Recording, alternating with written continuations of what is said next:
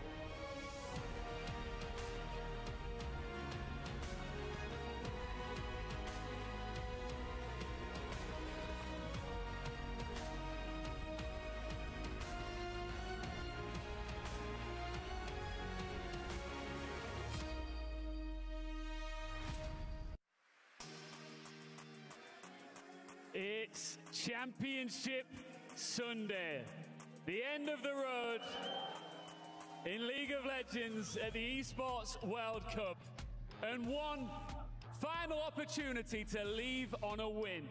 Absolutely.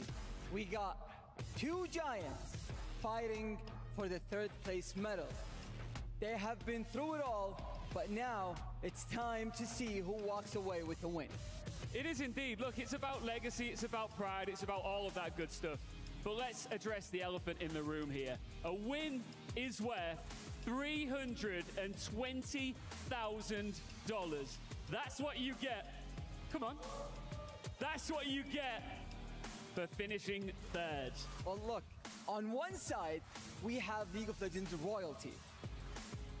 They have etched their name into the game's history for so long. Yeah, on the other, you've got Europe's final hope. They are determined to make sure that their region has a podium finish.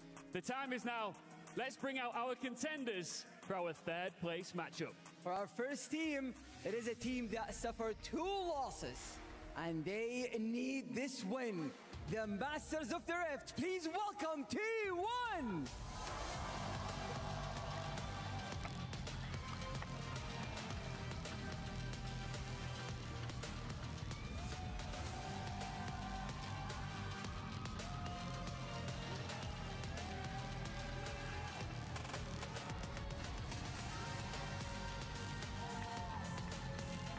opponents defied expectations and reminded the world exactly what their badge is all about. Please welcome G2!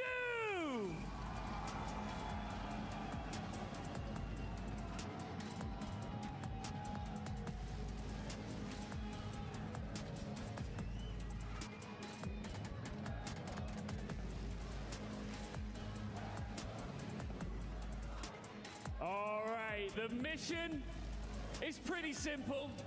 Leave Riyadh with a dub and a big fat bank account.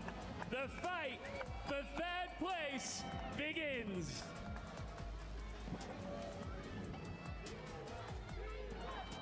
It's the West versus the East again. It's our third place match as we welcome you to the 60K difference that is on your screen. The winner of this best of three locks in.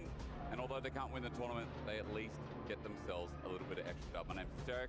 I'm joined by Finn, and Voldemort is alongside us as well. Bold analyst, as he's known in his local language as well. Hello, sir. Hello. I'm very excited to be here and be doing my first cast at the Esports World Cup for League of Legends and be an analyst at the same time alongside of you, Hysterix. First time. And yeah, just really happy to be involved today. Yeah, also really nice getting to cast with Voldemort here by my side. We've been sitting on the desk together throughout this event, and now we will be casting this generational battle between T1 and G2. I think just such a long-standing rivalry, and now having both me from Europe representing G2 and Voldemort here to my left. Yeah, I'm gonna see how long we're gonna keep this up. It took a minute, but that name is stuck. That's locked in. Obviously, your expertise on T1 is unmatched, so I think we're gonna have a great show. I hope so, because yeah, T1 needs something of a good show, right? When they first AL the other day, it was a stomp, it wasn't close. Game one, so one-sided and a quick, 27, 28-minute game. Game two, a little bit more competitive, but still there was no hope. And T1 getting 2-0'd when they've just had a matchup against anyone's legend at MSI, whereas a 5-game series, is incredible to see the turnaround from the LPLC. But for now, they've got to beat the West and show again that they are still worthy here in this tournament as we go into draft. Yeah, look, already targeting Skewmond in the draft phase. The Maokai being taken out, which is his classic, by as well as we see the Pantheon Barriers bans, as long as the Talibans. My eyes are on that Faker Azir right now. Talia being taken out so early really sets that champion up for a strong first pick. So now let's see with G2. Do they want to take... Dobro jutro, dragi gledalci, evo nas na još jednom danu EWC. Zovemo Mareta da čujemo što on ima da kaže. Morat ću ja samo mikrofon da fiksam na sekund jer mislim da zvuči malo čudno i onda smo spremni za show. Mare, desi. Poz, šta ima? Evo, iskreno, budimo se. Današnji dan je malo će napet biti. Još ranije krećemo nego obično, a finale je setovano.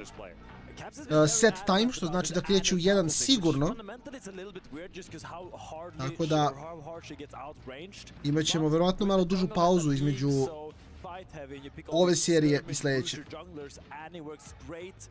Da, ako bude 2 gejma, samo da ne? Da. U ovoj. Ne znam da li... Ali svejedno nam je, za ne? U kom smislu? Pa, ono kao, da li kao želimo da radimo 3 gejma i onda samo nastavimo na finale, ili da radimo 2 gejma i onda bi vjerovatno bila pauza, za ne, malo duža, i onda bi krenulo finale. Dobro, da, svakako, mislim da pauza bi bila 20 minuta, ovako ako bude 3 gejma, da, bit će vjerovatno oko pola sata pauza. Ako budu 2, bit će sat i po, ali zavisi. G2 je raspoložen, T1 baš i nije, tako da ovo lagano može da ode u 3 gejma. Guma je dobio Lutz Brown. Tako da, bit će napit.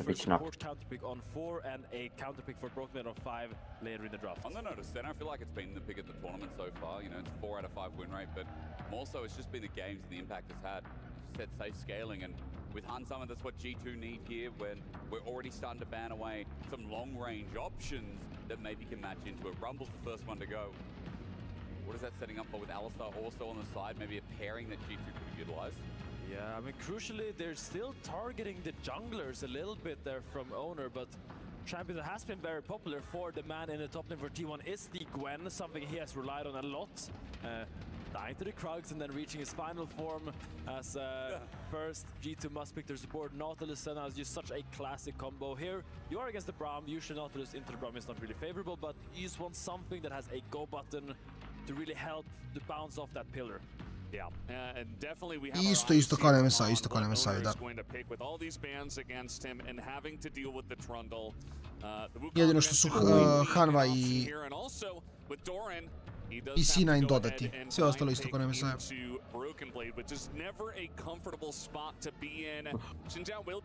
Nisu ni morali iskreno da budu dodati, nisu ništa ni uradili na kraju. C9 je ispao odmah, Hanva je ono kao, nije baš odmah ispala, ali skoro. Da, ali ko da jesu.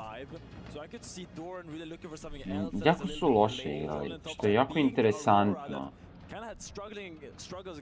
Nekako, očekivali smo više od njih.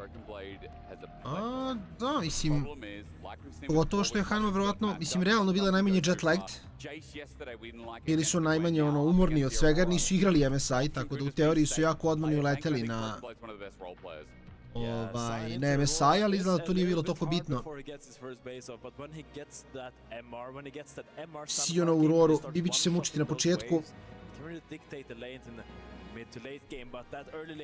Ali opet ne znam, mislim, u teoriji i dalje mi je T1 veliki favorit, pa da kažem, stvarno mi ništa ne bi čudilo danas.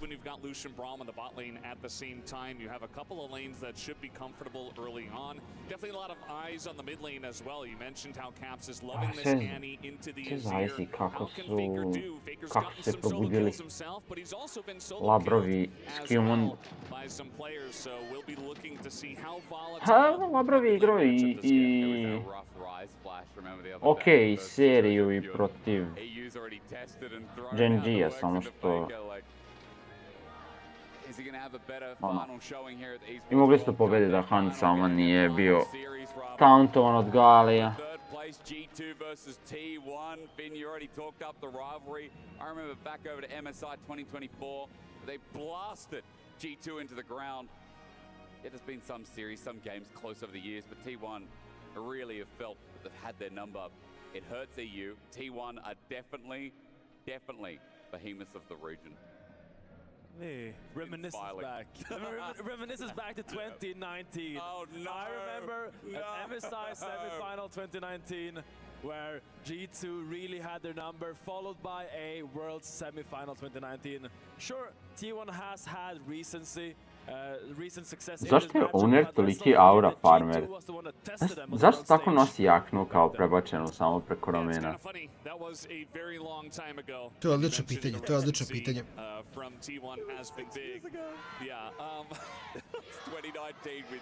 Što kaže publika, ne čujemo ih? To jest ne razumijem ih prešto nego što ih ne čujem. Yeah, but we obviously, here we can't hear crowd as much. So, shout out to the Korean fans that came in. Yeah, 2019 is a big meme for Europe because we latch onto it, you know. I know you being LCK caster, Voldemort, you honestly, you get to lather up each year and just go, yeah, the 2024, yeah, good year. 2022, yeah, not bad. 2022, yeah, great year. Yeah, but there are definitely some scars, you know, some years where it didn't go all so well. We do not like to think about 2018. Raspadam se, nisam spavao ništa, ali nema veze. Juče je bilo zabavno, ako ništa. Streamovao sam Patreon, Gamenet u stvari bilo je Giga Call, igrali smo i Dotu i Rainbow Six. Video sam da ste igrao Rainbow Six. I ništa mi nije bilo jasno, ali bilo je zabavno, mislim, igrica je stvarno giga dobra, baš je onako, čak su ubacili deathmatch, to nisam znao da ima deathmatch. Tako da, to je cool da malo osjetiš puške i to. Ali je i dalje preteška igrica, baš je teška igrica. As you say, it's very true, Valdez. Znači, bilo je zabavno. Bilo je. To kad si timova. 4 kola 5, nemam pojma. Opet smo obojica malo uspavani. Pa da, ja poslije znaš dok sam ja večero, dok sam se uspavao, sam legao. Pola 8, ne znam, nije 7 pola. Da, to tako ide kod mene obično. Ne mogu odmah kad ugasim stream da legnem da spavam, nema šanse.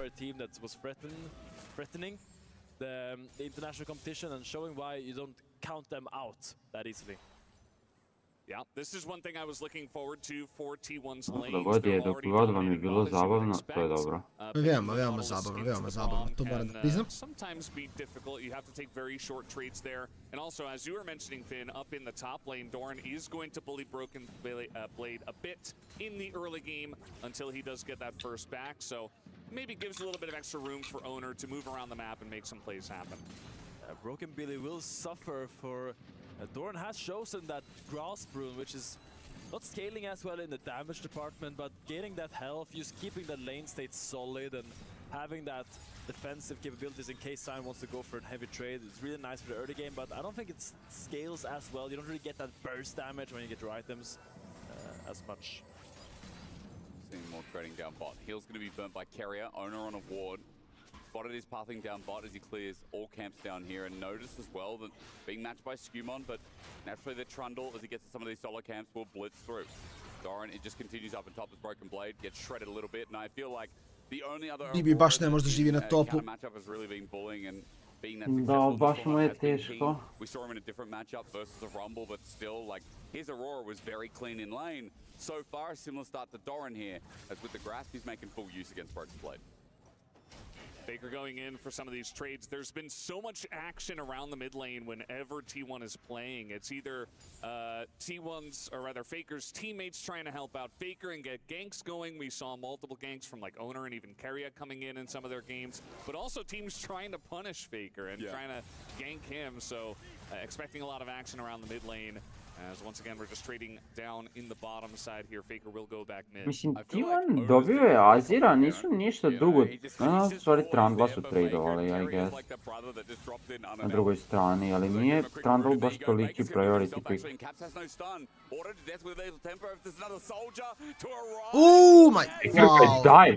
Wow, Faker.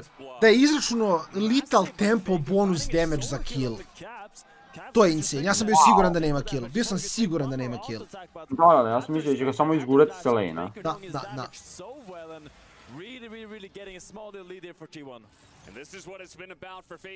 Znaš kad bi imao dovoljno hrabrosti da to uradim? Kad? Bukvalno ostavio bi ga ono na 150 health-a i kao bio bih super. Znači ne bi imao hrabrosti.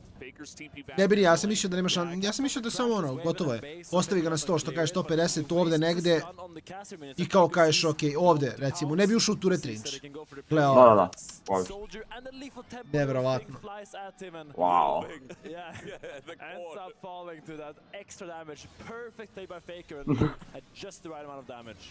He's also falling behind in CS, so that feels like kind of a revival for the lane. Faker as well. He goes back, gets the recurve bow with an amplifying tome. Those autos are going to be a little bit more dangerous and precarious for Caps, considering that, as we're talking about, Faker gets a lot of attention. Caps did hold on to that flash, but Faker as he approaches ult. Human ima freeze Maja zato što bot lane ima Praja. But G2's bot lane has so much control in this matchup. One potion up on Hansama versus Gumayushi, constantly pushing him. A možda i nema, actually. Možda Guma stigne da se... Ma ne, definitivno free. He's really struggling in the 1v1 in the health department. He's getting a lot of the creeps, but he will want to base really soon and maybe look for an ult down to the bot lane. And if they can manage to mismatch these lanes, I think Sign will be very happy, while Aurora leaning against that Senna Nautilus, she might have a bit of a roughie, one might say. Yeah, you could definitely feel G2 taking over control of the bottom side of the map and able to get that objective off of the back of it. Faker does take the Tibbers to the face, but he's just fine. He'll go for a back himself. And here's that swap we were talking about.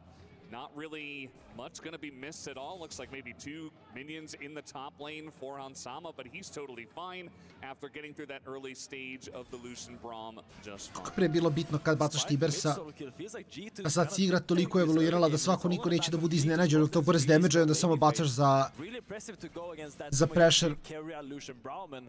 Da, jako iritantan champ. Samo baci Tibersa da te poukuje, ono kao. Faker's just getting a bit of support. Morally from Carrier and Owner again. There's a quick drop in from Carrier. And Owner once again making sure the boys are playing well. But for G2, they're hovering out because Skubon has his ulti. Owner does not. The difference here could be bigger. Stretchline pulls in, but 6 now. Crescent pulled out straight away. They turn onto LeBron, but as he flashes away and the piercing darkness flies through, a turn onto Ooh, electrocute. with the range. Okay, catch. For G2 here, 40 seconds before Grub spawns. Owner levels up the moment Labrov hooks in, really baiting that, but the Senna ult from Hansama is the difference maker. Caps getting the kill at the tail end of that electrocute proc. Really impressive play here and great team play. Hansama did get a little bit chunked to the top, Senna's gonna have the base, but I think all in all, you're really happy as G2 to really stabilize this early game and get a little bit of kills back. Yeah, T1 definitely underestimating the potential damage that would come out from the Senna and from the Annie. Over the top, and so they're just able to get Owner down. He felt so safe with his Crescent Guard coming out at exactly the right moment, but it just was not enough. Now, with that chunking on a Hansama, there's a massive wave in the top lane that's being dropped here. Hansama is going to come back and catch some of it, but yeah, leaving Hansama here, as of course Labrov was in mid with that fight. A lot of pressure around the Grubs right now. It does look like Owner is able to start it up, and Dorn is able to push them back as Hansama was chunked out earlier. It'll be really hard to contest this. Hang on, flash away from Guma, broken play with a nice step. Evo Guma radi damage, bilo bi super. Into a smash at that. Da, Guma je mrtav. Cleanses. Broken blade out of mana. Oh, wow, jebe, preživio. Za malo, za BB-a, štet. Wanted to throw the minion at his back, but in the end, didn't have enough damage. But still really good getting both of Gumayushi summoners there with that play. Gonna make it really nice now if we can match the lanes as we see this replay. Look, the moment Labrov hooks in, Owner levels up, but here the Dawning Shadow from Senna comes in and does so much for this team. And the electrocute attack is just enough to kill Owner with another little rune thing. T1 fan. Oh, okay, maybe she's a G2 fan. I don't know. I don't know. I see some betrayal, but I see Caps now, who's up 250 gold after that earlier solo kill from Faker. Remember, he was maintaining a CS lead in this lane, so just because he's been able to match the kill, now gold in his favor, and Cap's good start, I would say, but he has his flash available, might have to burn it as the Emperor died. No, he's going to stand his ground, doesn't want to lose the Summoner, and Owner takes him down. Yeah, Caps should have been able to flash away from that one. He just didn't have any vision. He's sitting in mid against an Azir. He has to flash that Emperor's Divide, but instead he just kind of accepts his fate. He will hold on to his flash, but now he's dead again. 2v2 is going to begin though. Meanwhile, Carrier has ultimate available, layers it on top of Nije trebao da griduje. Taj flash treba samo da flashuje. And T1 in this early game starting to race a bit as Hansama Winter's bite causes the flash.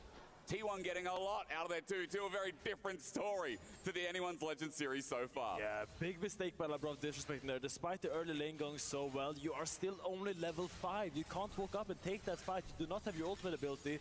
And Senna ulted before. It was on cooldown when the fight started. I think they got a little bit too confident because there was no summoners on Gumayushi, but still, that ultimate difference is just too vast. And you gotta play a little bit more respectful in these situations. It's got turret plating as well, by the way, thanks to 2 grubs. So again, another lead to talk about here for T1. Yeah, it's definitely a very nice spot for them as Guma's going to eat a bunch of damage with the Dawning Shadow to his face. But, yeah, definitely got to be careful into the Braum. Even okay, da, let's go T1 ide. Stunned up, LeBron was sitting there with no sums. Definitely a bit of a risk. So he does pay the price, and that does mean that T1 in a pretty comfortable spot in this game. We're able to pick up a couple of the grubs as well, and are holding on to a lead in this one. Imagine Broken made opens topside here, and then G2 tries to secure this second dragon. That would be great, really solidifying that dragon win condition that we so know well. Trana's gonna finish up his full clear, a sign goes to match. T1, ovaj ceo turnir se baš ne bio oko Drakea. We look to join the fight with teleporters. There is ghosting on caps. Yeah, but Winters bites out of range. Good pillar to disengage from Skumon. That dragon. No, definitivno imam osjećaj da nisu toliko ozbiljno nekako shvatili turnir. Really important lore here in the game that we've missed out on. Guma and Han Summer have matching skins, husband and wife goals. A s druge strane igrali su, ovo im je treća serija, tako da... Ja znam. Not like marriage, by the way. Marriage is definitely not an accident. Yeah, absolutely. That is going to be... I'm setting it to a marriage, you know. And it is a Cloud Soul that is on the way, so pretty incredible soul for both sides, I can say.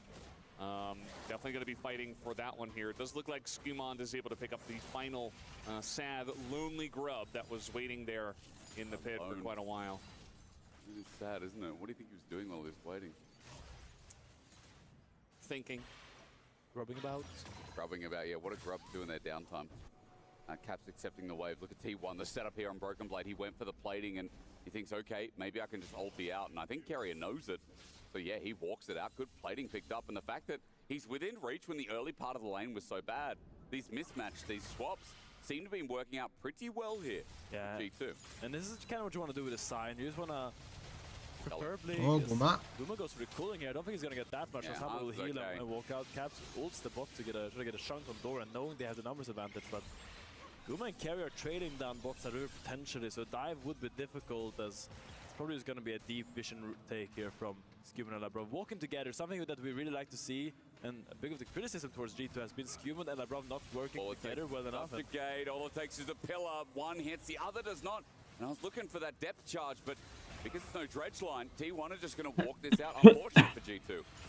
Yeah, I really like that angle. I like how they're playing around their vision and trying to look for pockets where they can really abuse where T1 do not have the vision. And it kind of worked, but their engage is not there if the Nautilus doesn't work. But now Skumon runs into Carrier again. That's not the Carrier is. Flashes, but into a Winter's bike and cuts Skumon nowhere to go. T1 give another over to Guma.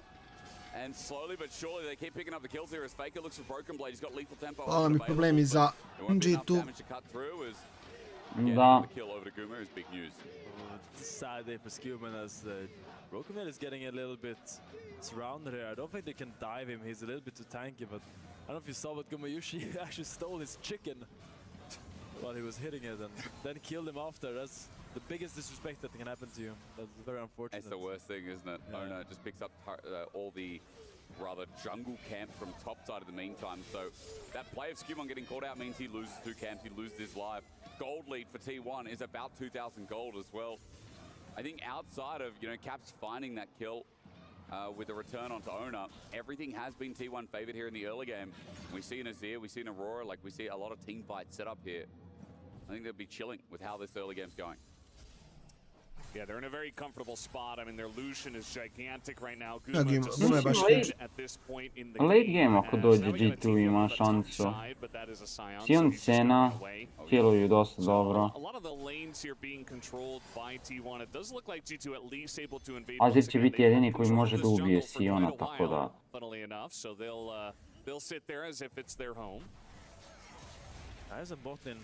TP on mid and Annie's walking up. They don't want to give this Herald for free. Onto Gumi. He's just going to walk towards his jungler. Broken Blade teleport now down, which means Faker might open up for the next wave. The Herald is the next call, right? Shelly has some business to do. Maybe with G2 as Ona just backs off and they're going to receive waves first, but someone has to receive top because G2 are losing a bit of minions, bit of XP, bit of gold for this. It's pretty awkward for G2. They use both their solar lanes to rotate towards mid, but they don't really get anything with the time that they both use. Meanwhile, Dora and Faker was just pushing both side lanes, and now while G2 has to go and catch those waves, T1 is going to take control of mid, take control of the top side river, and most likely gain control of this Herald. I don't think Skumon can walk in there, especially with no flash. Yeah. You just gotta give it, and that's what happens. If you use your turn to walk mid, and you don't actually get something, charge. The next 45 seconds. Maybe they get something afterwards. Decimating smash needed, though. Ona hasn't pulled the ulti. Ma ide on. On nije ultovo odmah na taj knock-up. Wow. Aj. Doran with Možda Capsa mogu da najure, ali Caps se teleportovao u turret range nekako, šta? Da, porto se na wave levo i on je mrtav. Umeć umro Tibersa. Guma je umro Tibersa. Da? Da, Tibers ga iznabadao. Uvijek hook na fakera. On sama je dalje živ, ne mogu da gubim, nema lab. Keeps him at bay. G2 sending back here. It's a messy one, but the Herald still was secured by T1. But it's not a bad fight for G2 at all. On nije tako loši bilo čak za G2. Keep the tempo now on the map, looking for this top lane tier 1, looking for some traps. On some of the target, Doran ultied up, decimating smash, but under turret, Broken Blade's now caught here, and Kerry's gonna get a Okej, kako su se oni razdvojili ovdje i sad će obojica umreti.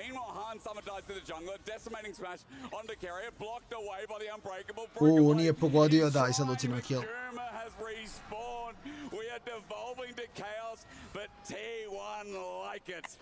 I mean, this is a super messy fight, but T1, they had to calculate it the whole time, or at least that's what I'll tell myself. They baited them in 2v4, they brought them into the river. Faker looked like a tasty piece of 8 there, and G2 did get run down, but they were coming back. And then eventually they just Labrov je lepo odigrao, pronašao hook na Fakeru. Across the map after this, they get that kill on a Hansama, they get the mid lane turret as well. And it does look like Skumon was able to sneak in here and take down the Drake, but that is just a consolation prize at this point. So Finn, still G2 favored. Like, where did we end there? Because there were two parts of the fight. That was maybe my first caster curse there. Slight solace for Trundle getting that dragon, but I mean, that's just a T1 classic. I feel like they play so well on max range with low health bars. Like, you see all these low health bars. And we're doing it again, aren't we? Look at the layering. Carrier just sends out the ulti, but Guma comes in. Culling is now layering down too. It must be a day of cake in game 1 because I love the layers. Okay. Ne mogu da... O, bio je živ. Lep shield, on je repao. He almost finds Broken Blade at the end. Oversteps under the turret. So T1 do lose their jungler, but it's the cost of 2 for G2. Hang on, 3. Oh, we're doing it again. Carrier, Winter's Bite. It's a bait. Faker's backing Carrier radi. away, so it's just Guma, but čak igra kao da je full tank, ono, što 4 itema. Yeah, we saw G2 do this to GenG yesterday, and GenG could not keep up, but T1 are keeping up with flying colors. They say, bring the action. It is fine for us. And they feel like they caught Owner here, but Owner just decides to go in before he's retreating, and they get a good chunk of Faker here, but here Doran comes with a massive Between Worlds, and Carrier with a massive ult, and all the Avengers come to help them, and Capsteep is in there, but he has no stun. He can't look for big Tibbers because he needs time to stack that. He tries to flash away from the Carrier's concussive blows here, but in the end, he gets a lot of damage. It's really difficult for T1 to kind of approach, and it kind of leaves Carrier out to dry here because Tibbers is just so tired of T1. I'll quote Medic a little bit. That TP sucked. I think TP from was a roughie, especially when you don't have stun up and available. This is going to go on for another 5 minutes because we... Yeah, and here it's where it kind of devolves and ranges a little bit. What do you mean here it devolves? I think it devolved 5 minutes ago, brother.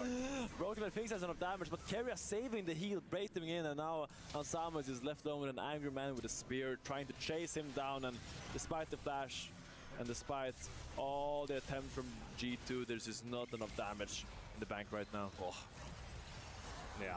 Mislim, imaju problema da ubiju Bibija, ali ne znam, verovatno kroz još 1-2 item Bibi će moći mnogo više da stoji u frontu, iako Lucian dobije LDR.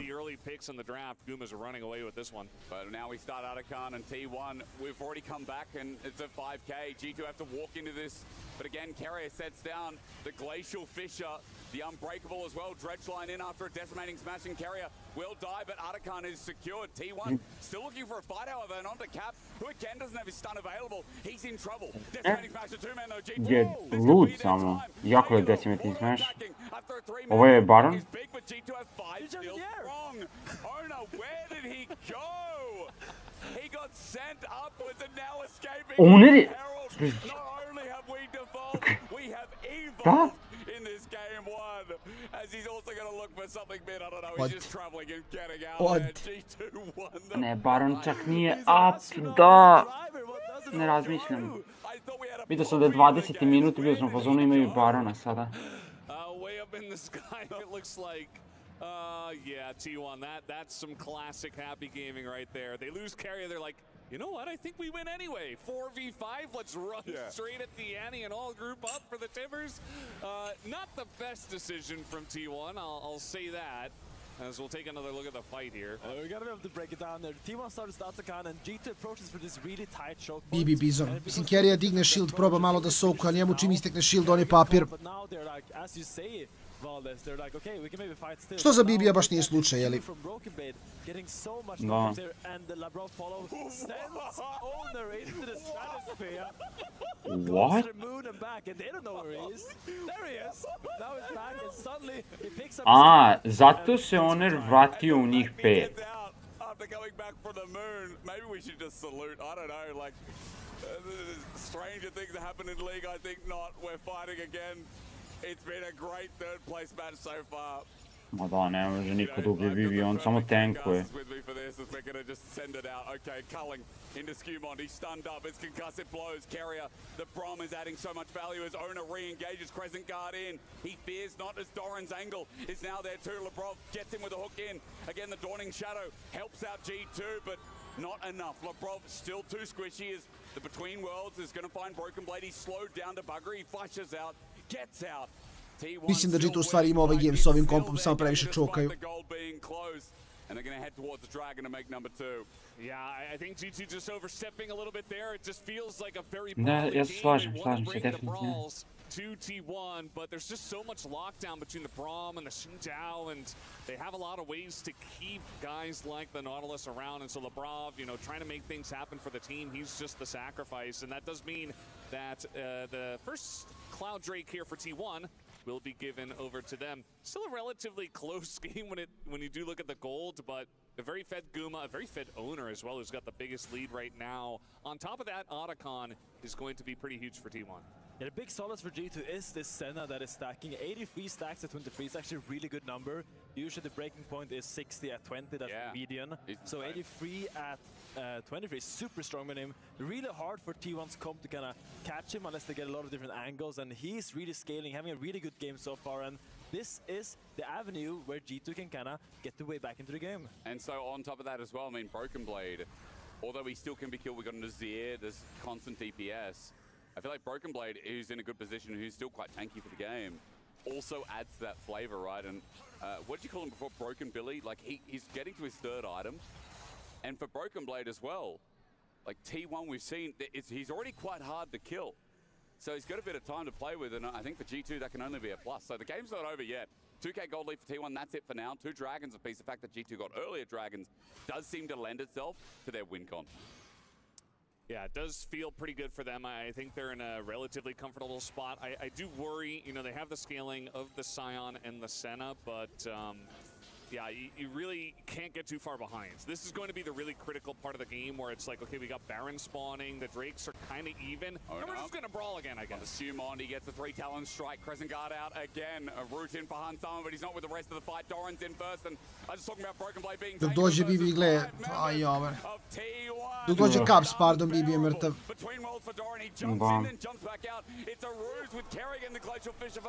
Caps je samo instantovno, nije ni ultivacija.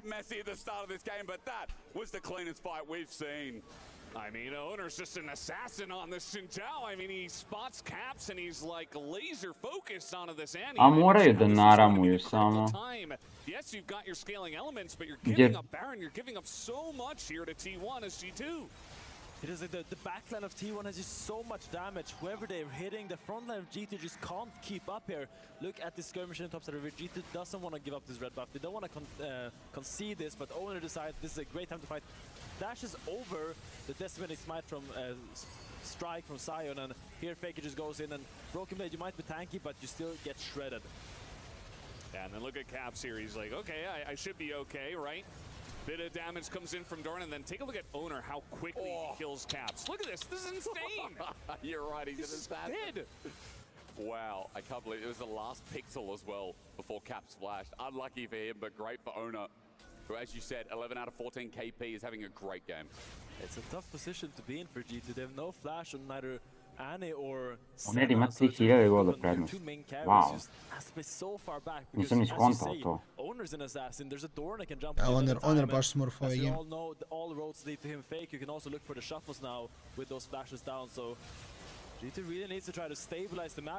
Zin ako nije u fight, onda možda mogu da dobiju. Ili ako umre prvi. He has to kite his way through just to do something in the fight. I mean, yes, there is some good follow-up damage as soon as they have that disengage, or rather lack of, but Lebrov walks in and when concussive blows, he's going to get stunned up again. Perfect ult, the Crescent Guard to keep G2 away as he dives in again. He's unkillable, unmatchable. Owner u redu je Owner. Ne moraš nam to raditi. Ne. A mislim, ovdje je bukvalno G2 samo gori od Tivana. Da.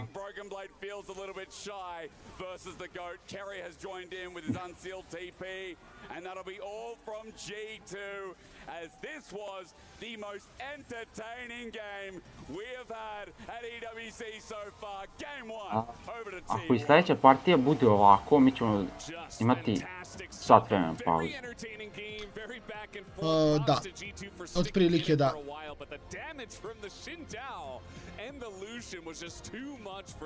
A dobro, G2 mogli su da pobede, što ti kažeš. Mogli su da pobede, ali samo su loši igrali.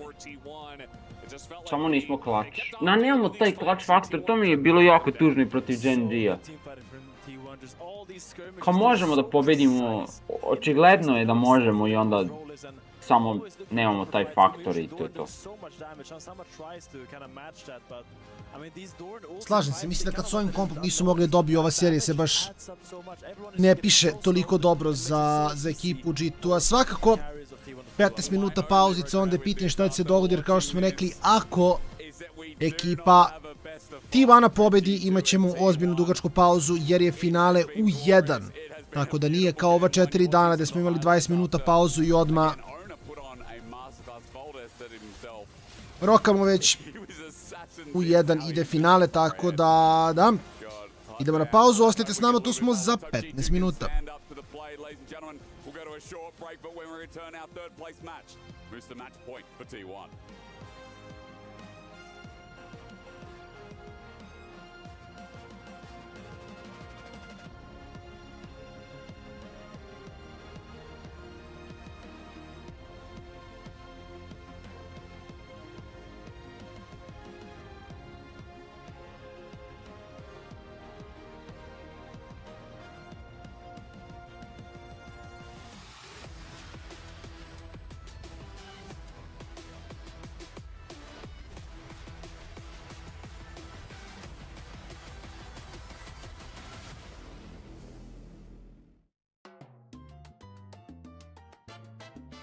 Hello everyone, it's MILIONA from SVETSKO here, and I'm here today to do a challenge. I have to find as many figures as I can in 1 minute, so let's get started.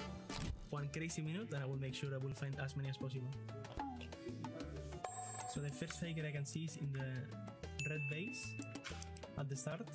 I'm looking for more here close, but I can see another one here in this flower. For now it's really difficult to find them. Okay, another here. No, we have 3 for now, 4 in this bush, 5 in the Nash pit, 6 in the ground, and let's see, 7 in this tower, 8 here, 9 here, 10 in the base,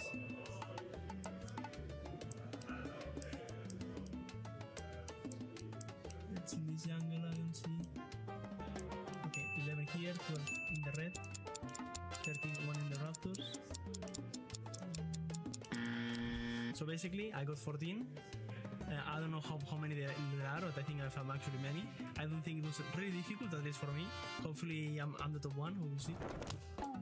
Okay, so we are looking for fakers. I already see 1 faker here, 2nd faker here, 3rd faker here,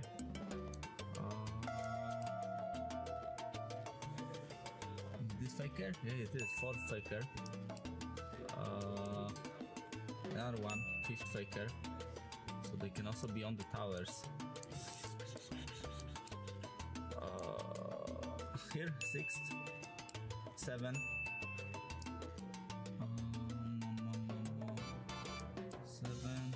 7. Let's see more.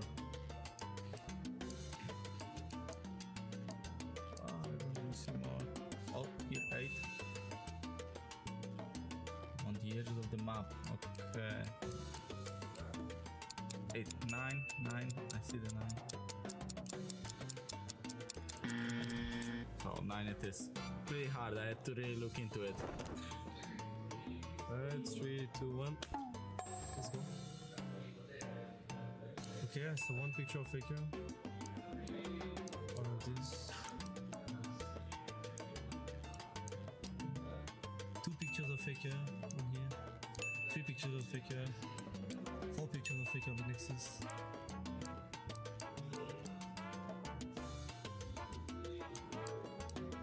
5 pictures of Faker. 6 pictures of Faker here.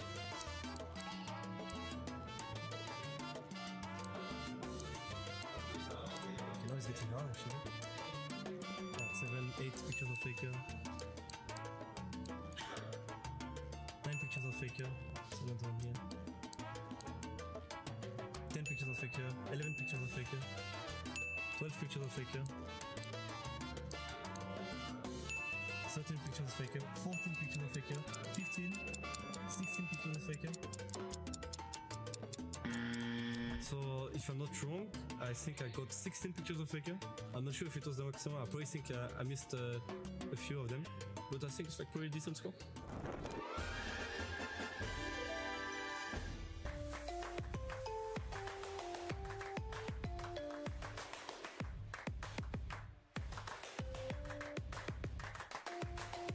Level up your gaming experience with over 8 billion playlists, only on Spotify, the official audio streaming partner for the 2025 Esports World Cup.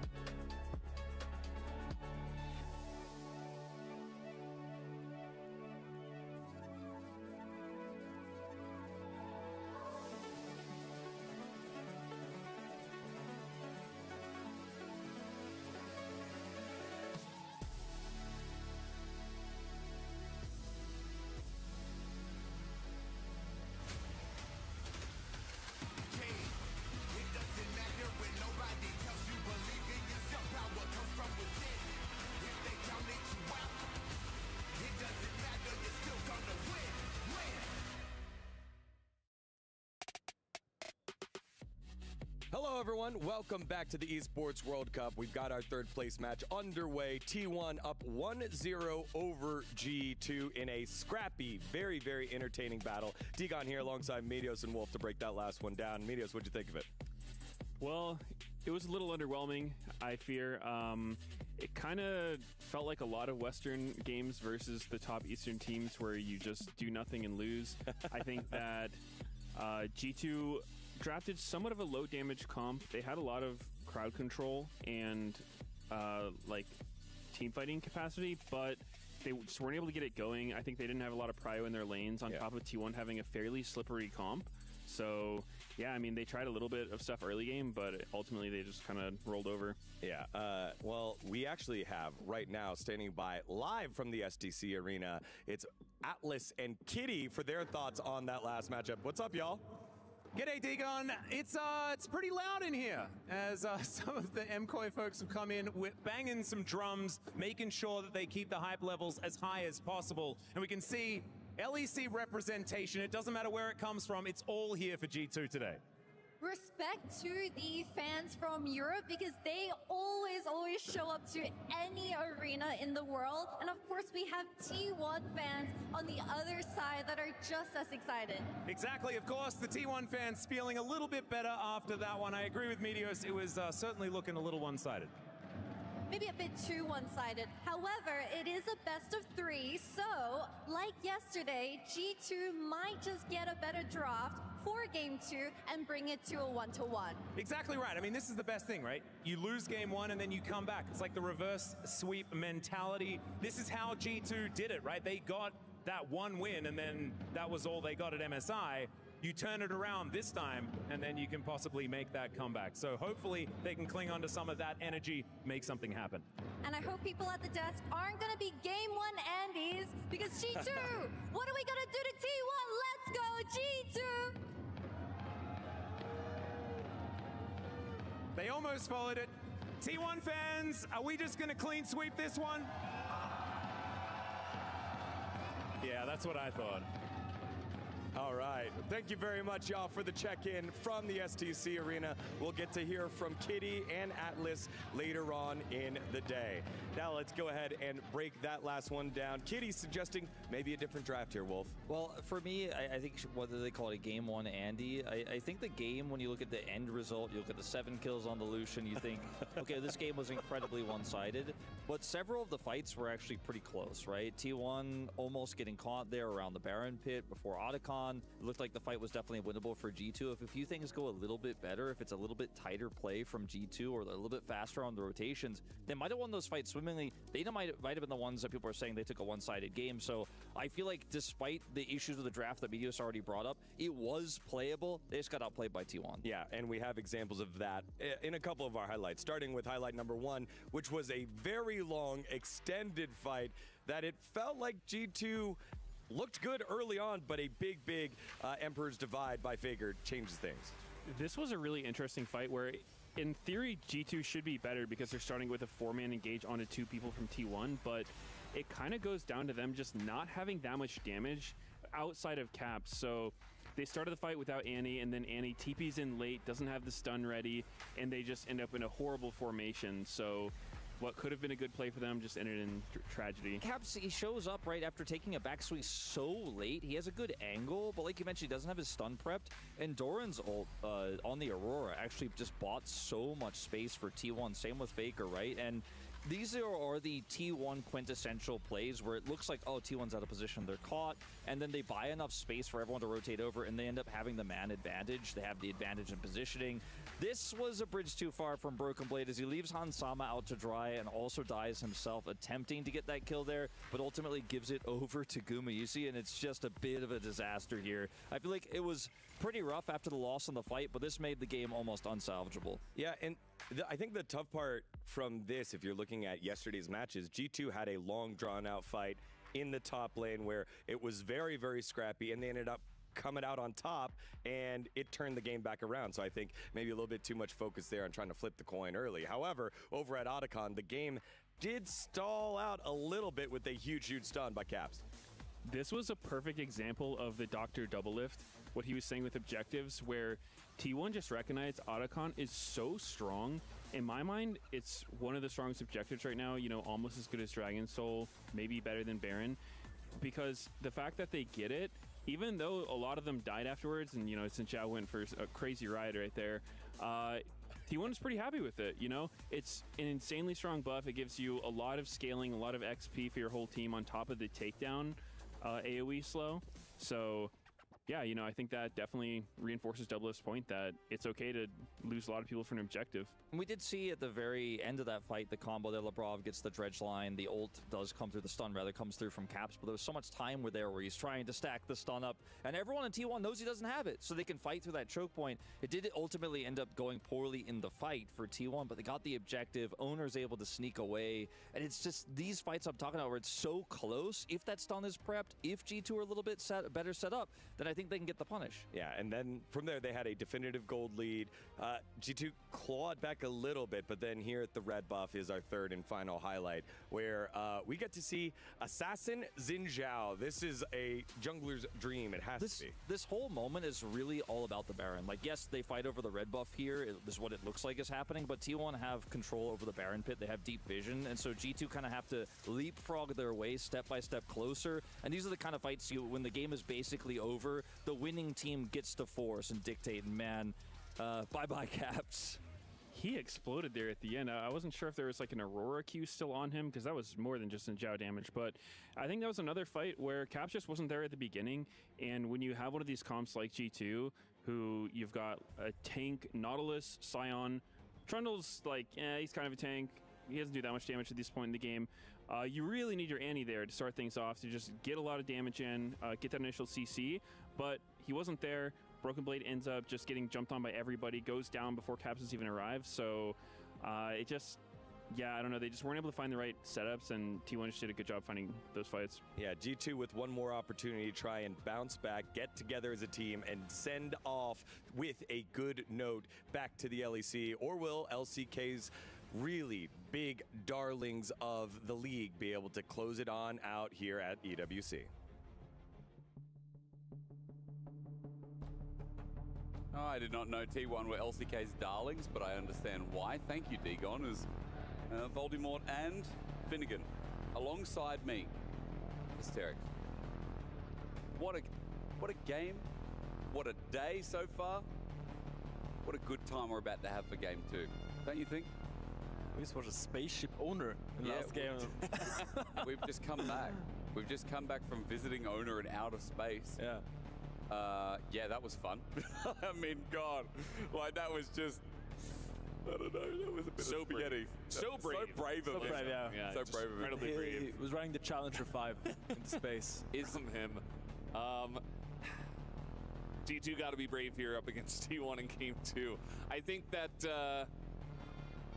the draft was fine. Like, I think what all of our guys on the desk were saying was absolutely correct. Like, T1 up the tempo, G2 up the tempo, and then G2 just couldn't keep up. They took a lot of fights where they didn't have some of their main damage dealers, and T1 just ran them into the ground eventually with some really fed players. Owner, consistent as always, very reliable. He picks the Xin Zhao to the Trundle, says, I don't care, I will carry this game, and that he did alongside of his 80 carry brother. And now we'll just have to see what their draft looks like from the red side. Sure. Yeah. Now G2 kind of has the ball in their court. They can kind of dictate what they want to do with draft, going on to the blue side. Maokai. Most likely there's going to be similar bans as the previous games. Yeah. Usually on red side you end up banning that Barriers and Pantheon, having that third ban that is a little bit more flexible. Here we see targeting the Nico of Keria and taking out the pick Oriana. If I'm T1, I would ban Maokai. That's what I'm saying. The EU tree, Finn. That's surely got to be the priority. Yeah, I mean, we're going to see the third ban coming soon. I imagine it's either going to be the Maokai like they did game 1, or it's going to be the Varus. I mean, in general, Varus is the stronger pick, but GG's had so much success on that Maokai, and it's such a comfort pick. And going down 0-1 in the series, you really need to put your players on something that they know works, something they can perform at, and something that really pulls the team together into one unity. And I think for G2, that pick has been Maokai historically, but obviously it's not, never going to be easy against T1. And they're going to leave the Maokai open, actually. It definitely looks pretty enticing, but I'm not sure about a first pick here. The Varus not going to be on the cards.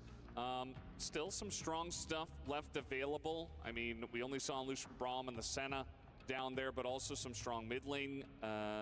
Control mages still up. So what are G2 going to go for? They're spending their entire time, and it is the Maokai choice.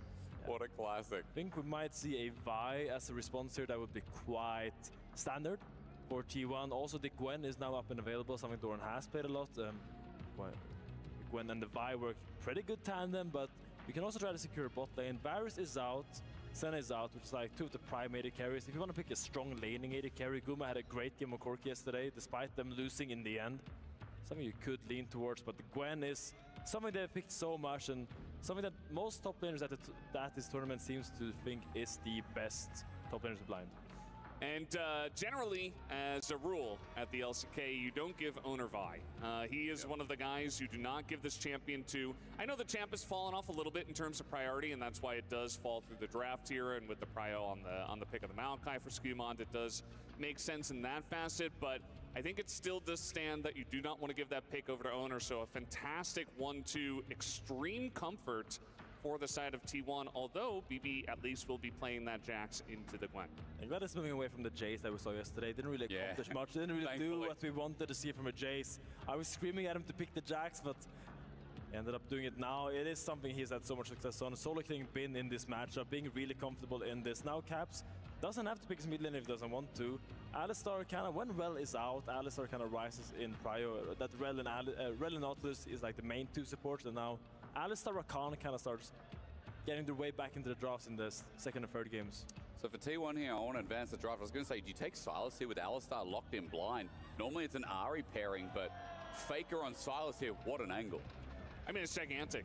I think it's a great call from you, Asterix. Not only is the Alistar there, which is really the main pick you want, but it's also better Maokai, as we love to call it, especially when Maokai was very meta. You know, they throw out a Twisted Advance, you throw out a Twisted Advance. Or, if you're in a better spot, you have the Unbreakable Will, you can frontline for the team and you have incredible engage and tankiness with your Vi. And I don't know, it just feels like a slam dunk pick for Faker in this game. Yeah, a lot of options for Faker with this Silas pick, as you highlight beautifully. And now we will see what Caps wants to play into it. I was thinking about that Yone that is rightfully being taken away quite fast by T1. Rise as well, something that Silas could struggle against. What I see in T1's comp is a pretty short range comp that really wants to dive. So I don't know if Caps wants to pull it out, but I'm thinking like something like a Cassio would work great into those champions that really can kite back. We're gonna see what he wants to play. Meanwhile, they're just targeting the strong pairing with the supports. The Karma Astral that we saw yesterday, or the Syra Khan that has been very prominent this tournament, is being taken out as Gumayushi returns to one of his comforts, I would say. That's a bit of range into there as well for G2. I feel like they're going to throw a Hail Mary here as well. Hans Hammer last game, having the same impact. That is not what we mean. We might see Corki come out. That is not what we mean. Hans Draven. What do you think about the Draven angle here? Ah, Sivir too safe. Okay. Also popular AD carry. Sivir is great against all the dive that T1 has. One of the AD carries that has a little bit of security with that spell shield also really bounces off. But the Tristana is something that Caps really plays a lot. And the Caps split push is something that is such a menace in Europe, where he disappears for 5 minutes, goes to side lane, and suddenly re-enters the game with a 10,000, no, not 10,000, 1,000 gold lead influx. And now Skumond is going to be that solo ape Maokai, probably going to go towards that Leandris and Bloodletter's Curse, and we're going to have to see how Caps plays this matchup, because while Caps is stronger in 1v1, we know that Owner and Carrier really likes to give Faker that extra hand and really likes helping him get through those. I evo nas nazad, taman pred kraj drafta da vidimo šta se ovdje događa. G2 je biro plavu stranu, isto kao i svaki drugi tim ovaj turnir. A vidjet ćemo da li će T1 da stompa ovo i onda ćemo imati pauzu od sat vremena, ili će pak G2 da nam da malo kontenta pre nego što gledamo finale. Silas sa Alistar ultom. To sam video. Ima i Jax ulti u stvari.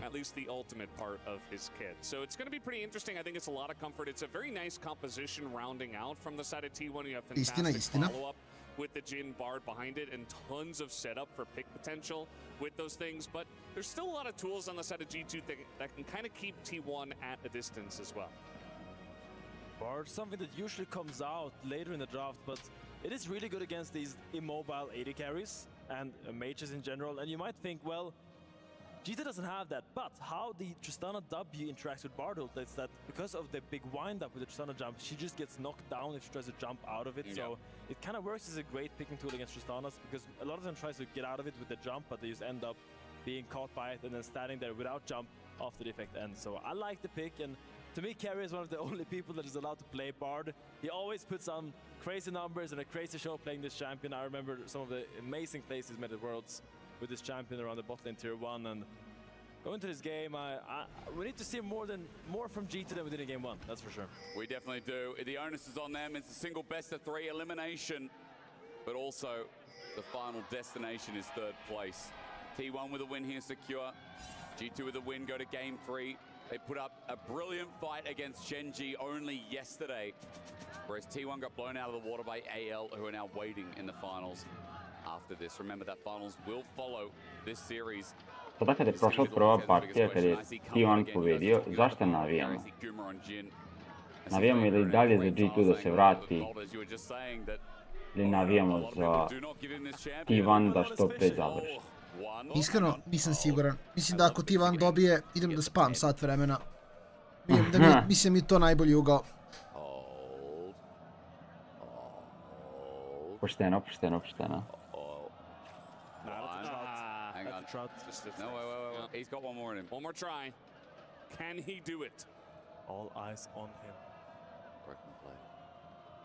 You make it or you fake it. Oh, hey, show me. Hey, fishing. Don't worry about the invade. Go ahead, he's out. Hey, what did he get? To se dešava. Oh, okay. Thank you. Observers, actually, goated. Big W. Thank you so much for that. Yeah, if the invade happened, chat. Čim ovaj meč i nije toliko nužno važan, a Skewmon znaju šta hoće da uradi. Caps can't do a thing but watch. Now, Skewmon has no flash and he's got no camp to start. At least Caps gets a good trade on Faker, but that's about it. Faker je samo izgubio lane, na levelu 1. I was really scared that they would end up more than that, but I guess Vi level 1 isn't that powerful. Also, Gwen doesn't want to go too far away from her top lane when Jax is standing here on the wave, so we'll just be the flash and a little bit of delay on the clear, but they're trading on the bot lane here. Hansama using that barrier early and Labrov using the heal. It's pretty tough for the T2 side at this early levels. It's going to feel fantastic here for Guma and Keria. They should be able to hit level 2 here first, which Keria already did, so he's getting in their face, as you do against the Alistar. Very curious about the Gwen versus the Jax. Broken Blade very confidently in the draft, immediately picked up the Jax into this blind pick Gwen, who has gone for the Ignite, actually, so Doran does not have the flash in this matchup. And the logic with the Ignite on Gwen is that normally when you go play Gwen, Jax can just jump on you and kind of trade you, but with the Ignite, suddenly if you just hold your ground, you have enough damage to kind of win that extended all-in, so makes it a little bit harder for Jax to just force trades onto you as you kind of get to keep that jump, but Faker is, you know. Wait for the Abscond Abduct, it matters everything here as Ona comes in and Volt Breaker trying to predict, instead Caps doesn't get out. Abscond Abduct missed, so Caps actually gets away with a light trade. Yeah, kind of interesting there. There was a ward in the river that did spot Owner, which is actually pinged by T1. It looks like he was able to hop over the wall and avoid it. So Caps didn't know, but he was also very safe, and Skewmon was right there. So at the end of the day... A mislim da im je okej da Caps igra Tristana, jedino što se plaši se malo kasno setili, mu daju klasično kad je carry na midu. Meni sviđa Tristana, jer je dosta dobar na Tristani. Not fun to base. He's probably gonna get either a Ruby Crystal or an Amp Tome. Come back. Let's see if Pogba can deny that Cannon Minion. Well done. And now Doran is a sad scissor lady, and she's gonna have to come back with just a little Amp Tome, and probably Broken can get a better base here and probably start really getting control of this matchup on this bounce, because that's when Gwen kind of struggles, when Jax can just walk up on the wave and she has to fight you, and if you manage to actually queue those Gwen snips really well, then you dodge a lot of her damage and can look for the all-ins. Obviously, with a Grasp, you don't have that really extended all-in threat, but still, Broken quite happy with his lane state, I would say. Yeah, he picks up a bit of cooldown reduction and a longsword as well. Sorry, ability haste. as I'm completely wrong. Owner, we're back to the scene of the crime. This is where Skewmon lost his flash earlier. But Bramble Smash is so good at camp taking, and Skewmon just smites down for the steal. Yeah, I mean, any amount that you can steal away from the Vi and delay a level 6 spike for Owner is going to be fantastic, obviously, as that gank potential from the Vi just levels up so much from there. Because once again, we see Bibi, ja mislim što je najjače, razbudio se. Šteta što nije... Čekaj. To nije bilo optimalno baš. Taman sam krenuo da ga hvalim i malo ga je... Čekaj. Ima... Ovo je kill. Nije skoči, sad je mrtav je on jer ima flash. Neće ni U da flipuje.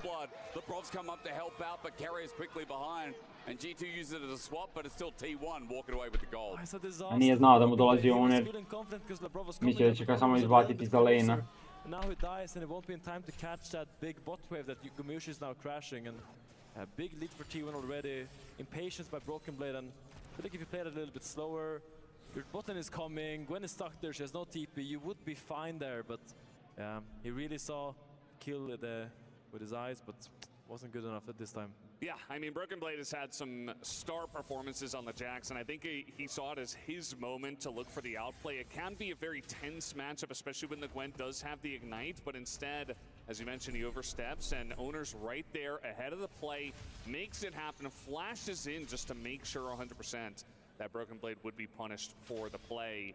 And so that's going to be huge. I mean, you got this Gwen now ahead. The Vi also is accelerated. Doesn't have his flash, but he's going to hit level 6 relatively soon and might look for a follow-up gank at some point here. Area just hanging around mid. Quite sad for Skewmon, who was doing really well in the early game, taking away the Raptors from Owner, but now Owner getting one kill kind of equalizes that lead and gonna come into the next fight kind of on even terms.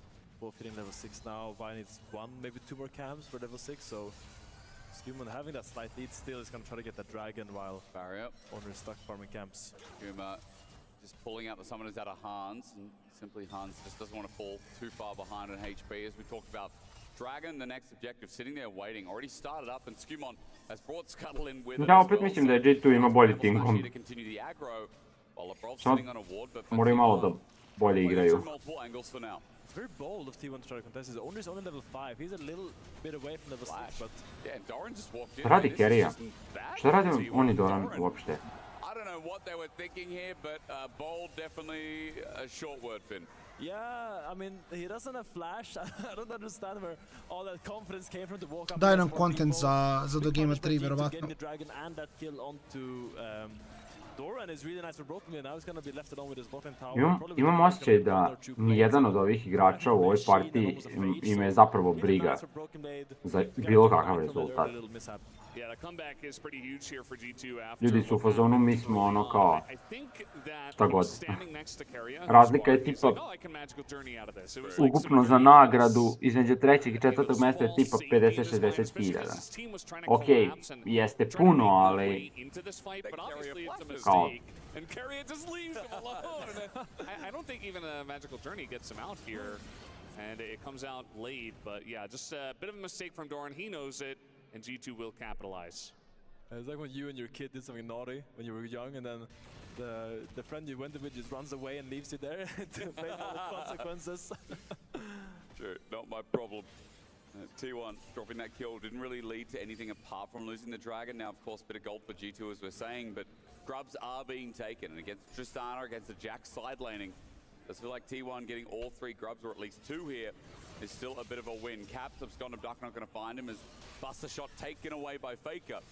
And Ona is going to go for all 3. Look at Skewmon on bot. He's looking for this Gwen without flash behind there. They try to get a cross map going, but Doran respects, but he walks over a ward. I think Broken Blade is going to try to step up now. Difficult to get the ult on Maokai because of the immune, but I mean, a counter-strike is not going to be difficult. It's going to run right into a circle. Doran sends up, and he gets the armor MR from his lovely circle, but he's on the wrong side of the rift. Nature's Grasp will lay her down, and now that needlework's done, there's no extra healing, no incentive. Owner's coming in, but not in time. Kill, unfortunately, goes over to Skewmon, but more AP on G2 might just be what the doctor ordered. Impatience by T1. It reminds me of that play yesterday nice. Where Ono was getting a dragon, and then Gumyushi and Kerry ends up dying on the weak side. Now Doran does the same thing.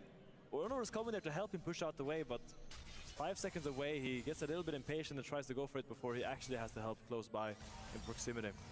Yeah, G2 now up about 500 gold. Guma's doing a good job in this lane. He's going to open up with the ult. He's going to at least find the minion wave. Maybe Hans, if he can dodge everything, which he does. He barriers in the end.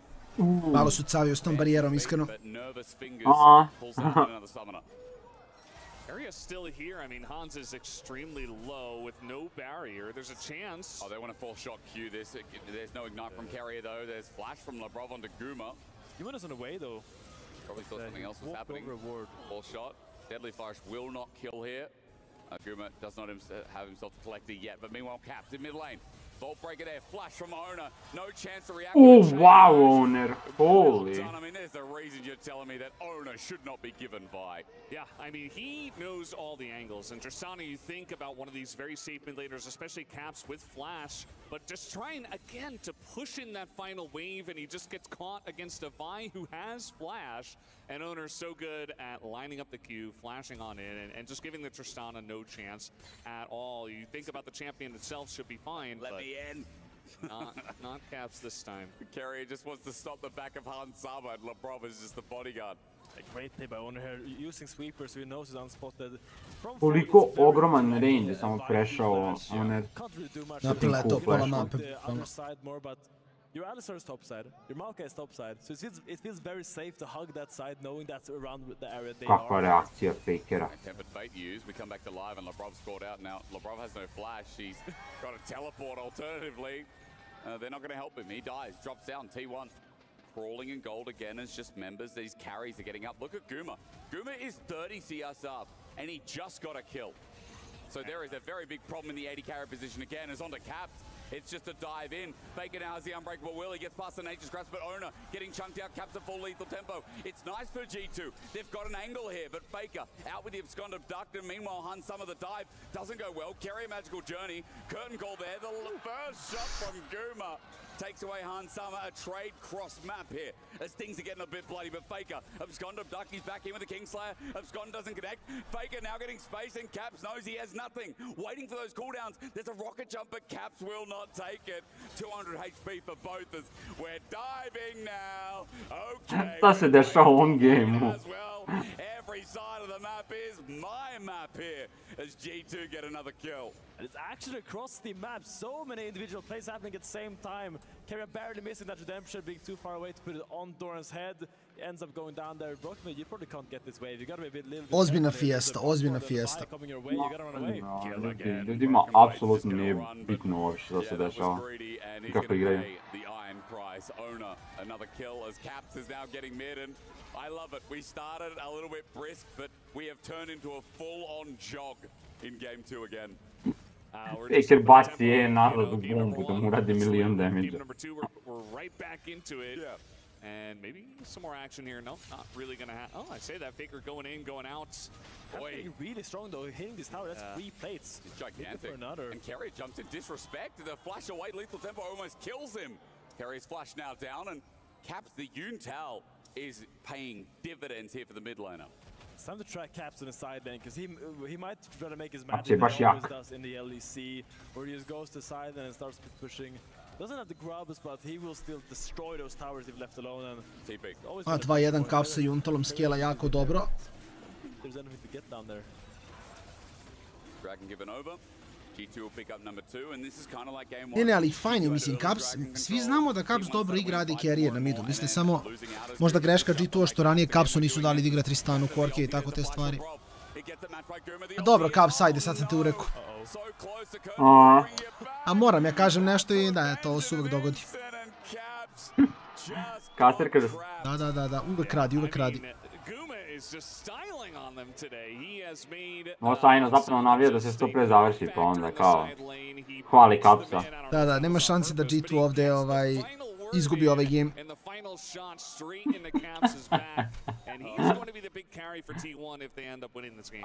Finn, you got to respect that play, surely. That's like looks amazing if it works at the 50 HP. Looks bad if it doesn't. It was really close. He was looking for the ultimate into the attack that you've seen 15 times, I'm sure, but he doesn't end up getting that attack at the back end of that Tristana ult and ends up looking a little silly because of it. Doran is up baiting and Broken to jump in, but I think Broken sniffs out the carry in the background, seeing those hot chocolates or whatever those are behind him. I don't think he's gonna get baited in there. Is that what they are? I think so. Okay. Okay, let's go back and summarize what happened there. Caps looking for the angle here. You're gonna see really confidence play here. LeBron looking for the flash combo, he finishes out, but now he's looking for the auto, but just out of range to get the last out attack, but no! I mean, you see the confidence of Caps, you know this kind of caliber of player he is. He goes for those plays and sometimes doesn't end up working out, but you feel good having a player like that on your team. You want your mid laner to see those angles and go for them, even if they don't always end up in your favor. That bloke knows. He's like, oh man. You can't love him at his best if you don't respect him at his worst. Something like that. Well, you know, I'm there for you. Skewmon, Bramble smash away. We're fighting really good. Twisted advance. Skewmon. Outplayed with the Tempered Fate is two-man. Caps rocket jump to safety for a better spot. Owner on his head. He's just got this Caps auto attack after auto attack. LeBron now to bad spot. Hoće li Oner umreti od Capsa ili šta? He stands there to die as T1 get the fight win, but Broken Blade versus Doran, a 1v1. BB getting redemption for Solo kill? MSI. Easy, BB. G2 walking it back with a curtain call on the Caps. It's Carrier, you little rat. Ne preferira. With a cosmic binding. Carrier should have had a little bit more trust in Guma to hit that final shot. It would have been, I think, a 4th kill here for the Jin, but yeah, Faker's TP just a little bit quicker than Caps getting over there, and they're able to not only get the Alistair, but also pick up Caps. And yes, Broken Blade at least able to win the 1v1 in the side lane. Doran now at 0-4. They're gonna have to do something about that, because that is the big weakness right now for T1. Will be the feats of valor for G2 taking that tower down there. Actually, maybe not yet. It's my bad. But yeah, big solo kill by BB onto Gwen. That's why you give him Jax. Baker tries to go and has the Alistair. Feels very confident. But yeah. Sure, you are tanky, but you are not immortal. There's 3 people there, and for G2, they're really relying on Lebrov to find a good engage. But Baker's quite slippery. Protobelt in the inventory, and as you said so well, it's the unbreakable will that gives him confidence. Baker really...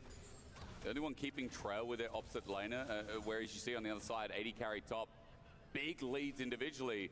Let's look at this play one more time. Klip proti GT. Ljudi, gledajte, znači, finale je setovan u 1, tako da ako T1 pobedi, imat ćemo sat vremena pauze do finala. Prevodu jedan span, sat vremena, bukvalno. He's so tanky, despite overcommitting so far with your flash, he doesn't end up going down, and Labrov walks a little bit too far forward, and we don't have the boys there. Maybe it's redemption arc already onto Gumayushi. He's got no flash available. Labrov's angle is so superb. His pulverize sets up Skewmon to come down, but Sve su bacili na gumu. Dobro, Han sam ja te shut down. Massive pick there onto Gumayushi. Really clever by Labrov to know that he has no flash, go from behind and headbutt him in first, and then save your pulverize for when he's trying to escape. Buying time for Doran to come in there. You know what? In trouble. If there's one member you can keep exposing, it's Doran. Onto Labrov, though, he's been ignited down. The needlework is... Doran da traduje još, please. Nemojte to raditi, molim vas. Now that's G2's hope as Caps is trying to auto-attack this one out, and again, Carrier's walking in. Magical Journey. Caps is going to take it. Owner's following. He's got a cease and desist.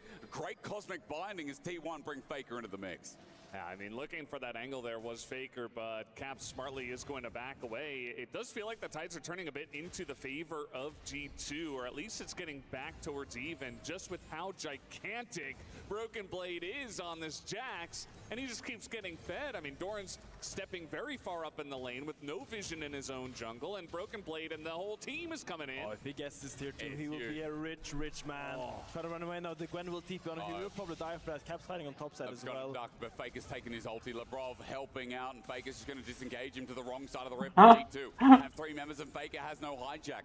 Nature's Grass going to line as Broken Blade losing on the other side of the map. He got in it for this. It is going to be a trade, but remember, the croc comes out. At least G2 got a turret for it. Faker's buying a bit of time here as Guma's going to push mid. And I think right now if Faker gets out, it's criminal behavior. Flash match capped. Ordering redemption. Heals him up. Faker. Ne, živ. Inače, da je Tristana skočila, Carrija bi ga pogodio midair sa Bard ultom. U stvari insane ulti. Jako insane ulti. Da. Nevjerojatno da Faker pobegao odatle. After time, there's free men on him. You don't have an Adislar ult. There looks like there's no way to get out of that, but he just manages to do it every single time, and it's just, oh, it just keeps happening. Heartbreaking for G2 because Jax was dying there on the bot side. We get to see this play from the man himself. Yeah, I mean, Faker does a great job here. You see that Caps has to respect, but really props also to Carrija, who just seems to be everywhere on the map, right? You see the pings coming in, he gets the redemption down, even the Tempered Fate was coming in. He's been in every single team fight, has been Carrija, and that's why his Bard is world-class. Gromp is a paid actor. Yeah, for sure. That too. I mean, the escapes, what a classic. T1. Really, they're escaping any allegations that were made after AL. In fact, after the semi-final performance, this series has been a lot of fun, but also for T1 mainly. And one of their cleaner performances here at EWC. Owner again on a carry performance. Guma, 2 items plus the armor advance. Like, these lanes are big. The only saving grace right now is that Doran is 0-5 on his Gwen, and Broken Blade has 2 items for G2. I just want to highlight that G2's free out-tech-based champions. Maybe we get a fight there, but yeah, G2's free out. Tempered Fate, we are going to get a fight indeed. Skewmont has been kept in place, but look at Owner with the flanking angle. G2, you're getting snip, collapse, Fake has the unbreakable will. Owner holds his out, Caps gets a buffer. Doran ima malo free DPS. Ne može mi doleti. Ojo, Carrija. Again, the collapse on T1. Broken Blade finally joins in, stops the curtain call, but as he runs in, he finds them all. 5 members of T1. He disengages, but absconded duck, blind in the end. Chain lash, Counter-Strike, it's melee versus melee, but G2 have lost the battle and the war of attrition as Skewmont will run to his death on the wrong side of Summoner's Rift with Atakan being taken. It's clear that T1 want to show they're the 3rd best here. Yeah, this is what T1 does. 5 men show up for the fight. They go for it. Even though the Tempered Fate doesn't do a whole lot, it sets them up for success. And Caps has to jump out so early in this fight. Sjećate se turnir ovako, ako se ovako završi partija, sjećate se tako završilo za G2, jer definitivno su bili bolji nego na MSI-u. I imali su ono solidnih partija i ovdje. Slažem se, onako malo im fali, ali jednostavno nije dovoljno što ti rekao još u prvoj partiji. And Finn, I see you're holding your hotel key. You're assuming that right now, you know, T1 are just going to clear this up 2-0. It's obviously not an early night. We have finals after this, but I see what you're insinuating. You know? What am I insinuating? Where did that out early? Where did your hotel key come from? Where are you going, Finn? We got another. You think it's over? Left. No, but God forbid a man has coping mechanisms for stress. It's got to be, I mean, fair enough. EU caster watching G2 right now, their downfall, but maybe their pick off. Nature's Grasp again, but Guma gets out of it. Joe jumping in his Broken Blade rather as he gets out. Guma got out. How did Guma get out? Now he can play Ranger with the curtain call. Dorat, who's been 0-5, adds a bit of flavor into the mix. Owner against the wall. Faker does the same. Broken Blade does get a shutdown, but again, he's got to find a little bit more deadly flourish. Ali Bibi je živ. Runs in, G2 getting low, but so it's T1. It's scrappy, but Cap ran in against Faker, and he gets shown his maker. T1 with another win. Looked like Broken Blade was doing so much on the back end there. Solo killing Carrija. I thought he was going to flank and kill them all there, but Faker being so strong in this game. They're really spacing out that Counter-Strike well and ends up killing him before he gets much done. Look at what they get from it as well. I mean, this game is going off the rails once again as now Hansama. Game is going off the rails, understatement. I don't know about it. I think he might die. Yeah, I think Doran made the right choice. Okay. Not to go in here. He is not the Fed member. He is still sitting on. Ako ti imao 1000 gola prednosti odnosno na Fakera, sad ostaje 2000. over here in the blue side. Keria is just, it feels like he's doing everything when he's playing the Bard. He's setting up the exhaust angles. Guma does get caught, but Keria keeps him alive as well. And it's like, what can't this man do? This is an enemy team Bard here. You see Broken jumps onto Gumiyushi there and now starts chasing down Keria on the back end. But Keria strašno clean igra. The morning mist, and while he gets knocked out of it, you see Broken killing Keria. And here I thought the fight was really good for G2, but Skuman ends up dying really fast to that Faker and Owner combo. And here, while the stuns land and knockups collapse, I don't think the CC layering was that good there for G2. I think if LeBron waited a little bit until after the Counter-Strike stun had finished to go for the knockup, maybe that would have been a better fight. But in the end, just really clutch play by T1 here. So annoying as well, this Bard, as you said, it definitely does feel like enemy team Bard when Broken Blade, their heaviest member on G2, or rather strongest, is being drawn away. But T1, I see red. I see glory for them in a 2-0. And I see redemption after their crushing defeat against anyone's legend. As Doran is going in deep, but maybe a flanking angle. Lebrov's going to see him first, but it means they get onto Skumon. No problem. The pop away sends Doran closer to the EU tree. A cease and desist for Caps, who just went on a lovely stroll, but Owner decides to punch him in the face. Fair enough. I guess that's just society for you as T1 are going to look for an Inatara topside. Faker disengaging against Broken Blade. Broken Blade can win this, but never mind. Against the unkillable Demon King who misses his ulti. Maybe not. Forward he goes. Good Zonyas, but there's an abscond. An abduct tempered fate. Keria saves the day. Only gets Faker, so G2. Opet Keria sa ultijem. Faker dalje ima Seekers inače u inventory.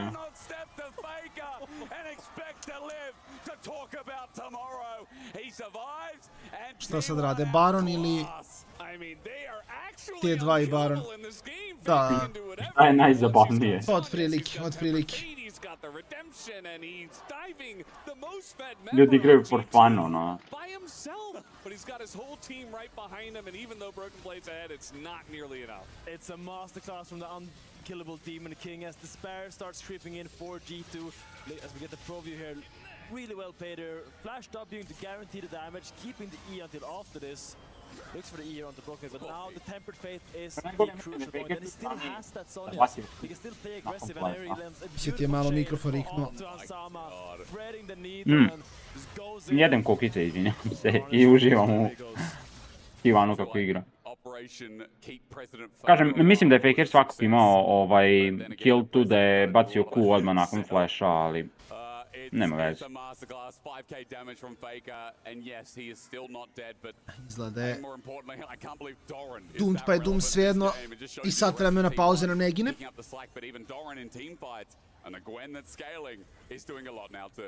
And that was kind of the end result of T1 realizing, wait, if we just match Faker with Uj, Faker. all our worries disappear. Dobro, Bibi ima ultima. Faker takes away on the hunt, really nice. Gets out of the nature's grasp from Skumon. Now the Guma's here as well, the range will start ensuing. Doran ready to follow in with the level 16 Huge damage. Malabro level 9. Shocked. Keria, a cosmic binding, a tempered fate at the ready. It doesn't matter. Oh my god. And stop G2 from getting closer to third place. As 3 members left alive, the flash now comes in. Tempered fate finally used, and on the spot the chain Caps. Ok, da, sat i po vremena pauza. Goated. They didn't come in a short way, but they're going to make sure they go out as well as they could.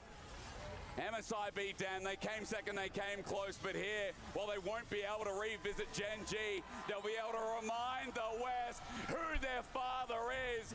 T1, your third place at EWC, are still styling. Mislim da je bilo očekivano da će T1 dobiti ovo, možda ne baš za sat i po vremena, ali ajde. Tako to bude ponekad. Šta se radi? Šta se radi? Ne znam zašto je takva odluka, ali dobro, nećemo ništa da pitamo dalje od toga. There wasn't much they could do today, Finn. What did you think about G2's performance today? I mean, as you say, Val, while T1 came in and showed domination, I still think G2 was able to trade blow for blow sometimes, but it felt like T1 was just inevitable. They were slowly creeping into more and more dominating positions on the map, and Faker just being like a ticking time bomb this game. He was getting stronger and stronger and stronger. It was G2's plan, I think they were attacking Doran a lot, and that was really working out for them. But the G2 je imao solidan turnir nakon onog MSI-a, tako da ako navijate za Evropu, niste tako nezadovoljni. EWC je bio mnogo bolji od MSI-a. Otišli smo dalje od Amerike, pokazali smo im ponovo da smo bolja regija. Imali su G2 momente gdje su možda mogli da dobiju i GenG pa da odu u finale, ali još im treba da rade i da budu bolji i to je to. Dobro, svako četvrto mjesto, bolji smo od Amerike ako ništa bilo. Mislim da imamo intervju i kao što smo rekli pauza od sat i po vremena, tako da ostavit ćemo program, vidimo se u 1, a tada gledamo veliko finale. The third place, I have Kyria with me for our Amazon winner interview. First, Kyria, congratulations on the win. My first question to you, it's not the trophy that you wanted, but it was a statement finish. So how would you reflect on this very long week? 일단 캐리어 선수 승리 축하드리고요. 일단 첫 번째 질문은 아쉽게도 우승은 놓치셨지만 그래도 이제 3위로 이제 유종의 비를 좀 거두시게 됐어요. 그래서 이번 주에 여정에 대해서 좀 얘기를 해주신다면 어떨까요? 일단 이번 주에 저희가 또 MSI를 바로 하고 와가지고 좀 쉽지 않은 일정이었는데 그래도 더 잘할 수 있었다고 생각하는데 좀 잘 못한 것 같아서 그런 부분이 아쉬운 것 같고 개인적으로 많이 아쉬운 것 같습니다. Yeah, it's been a tough week that we went straight over to EWC after MSI, so it wasn't easy preparing for it. But that being said, we should have brought it more to our overall performance, so I think that's a bummer that we couldn't bring it. Absolutely. So you and Gumayushi have entertained everyone in this series. Everyone can commend what you did in that game. So how are you and Gumayushi working together so far after all these years being together with T1? 이제 또 구마유시 선수와 정말 오랫동안 또 듀오를 이뤄서 정말 또 많은 업적을 또 이루시게 됐는데 구마유시 선수와의 이런 좀 듀오 생활이 좀 어땠는지도 한번 얘기를 좀 해주시죠. 일단 뭐 지금까지 잘한 점도 많고 못한 점도 많지만은 그래도 또 앞으로 더 잘할 수 있을 거라고 생각해서 이제 앞으로 더 잘할 수 있다고 생각합니다.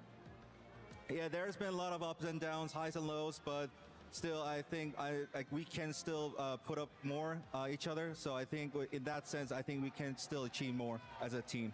Well, you and T1 fans have showed here at full force in this arena. So since this is the end of your journey in the Esports World Cup presenting League of Legends, what would you like to say to all of your fans right now? 이제 또 마지막 경기까지 이렇게 또 관객석을 정말 가득 메워주신 팬분들이 또 이렇게 오셨는데 EWC 이제 마지막까지 함께 해주신 모든 팬분들을 향해서 한번 마지막으로 말씀해 주시죠.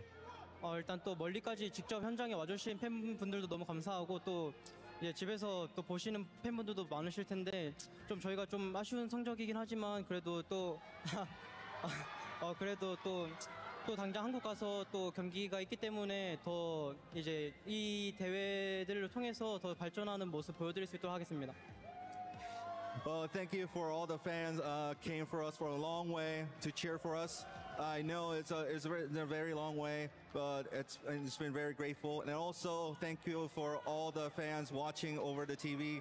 And yeah, well, I think it's a bummer that we couldn't bring it our overall performance, but there is another game coming in the LCK, so we'll try our best to be in our developed form. Well, good luck to you and your future endeavors, and congratulations once again on behalf of the Esports World Cup. We would like to present to you the key frame with the bronze heart to cement your win as third place at the Esports World Cup, presenting League of Legends alongside $230,000 and 500 championship points. 네, 이제 3위를 기념하는 이제 브론즈 모양의 키프레임을 이제 수여하시겠고 상금 23만 달러와 함께 T1의 3위를 기념하는 또 이 메달을 드리겠습니다. Now we will go to a kitty with a broken blade, waiting for our exit interview. Take it over. This is the post-game interview of G2 versus T1. By my side, Broken Blade. So once again, you meet the same fate versus T1, where you will always get the shorter end of the stick. So what do you have for reflections today? I think we didn't play as good as we did yesterday, honestly. I think if we did, we could have gone out with victory today. Obviously, T1 played great. They played mechanically very, very good. it's a bit sad to go out this way, you know, especially 2-0. I feel like we didn't put up a fight the way we wanted to, so it's a bit frustrating, but. And in our previous interview, I know that G2's goal has always been to overcome the Eastern teams, and you guys were able to beat BLG, unfortunately falling short to T1. So what will it mean next time when you will face them at the international stage? I think we've shown a huge improvement from the last international tournament, which was MSI, and I'm looking forward for the next one. Hopefully we will qualify for it very soon, coming in Summer Split, where we will take the title for the first time this year. So. Thank you, BB. And of course, one last word for the G2 fans as G2 exits the Esports World Cup. Sorry? One last word to the fans as you guys leave Esports World Cup. Thank you guys for coming.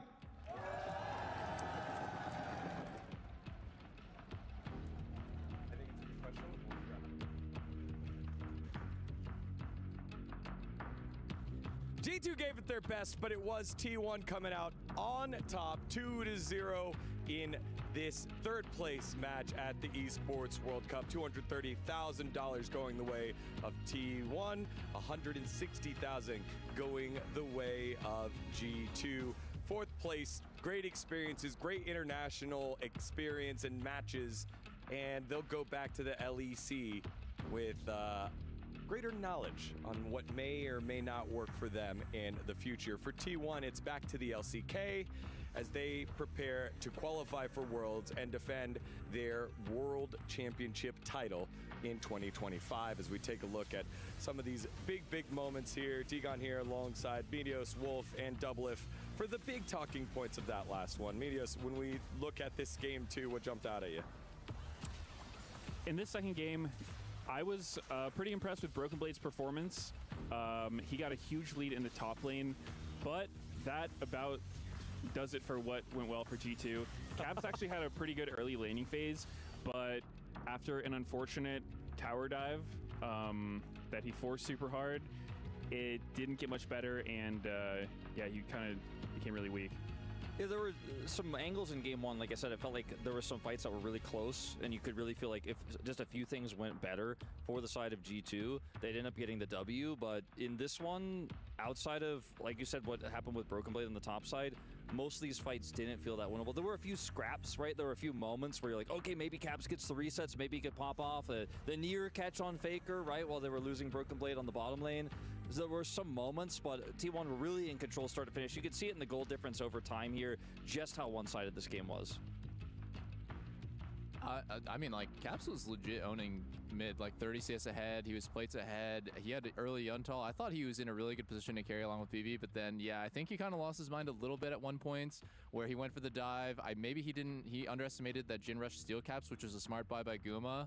I do want to point out there was like a pretty cool play that I haven't seen very much. Maokai immune Vi's ulti once with his W. That was really cool, and I haven't seen that interaction very much because it does require pretty fast reactions. So, you know, big props to Scuman there, and I think G2 is going to go back to LEC with some good learnings. Yeah, well, we have Wolf here with us, who's going to be on the call for the finals. He needs to go get ready for that. We also have Caps and Dylan Falco standing by, so we're going to take a short break, reset the studio, get the insights here with Doublelift Meteos, Dylan Falco, and Caps, and then start setting up for our grand finals, GenG versus AG.AL. Don't go anywhere. You're watching the Esports World Cup.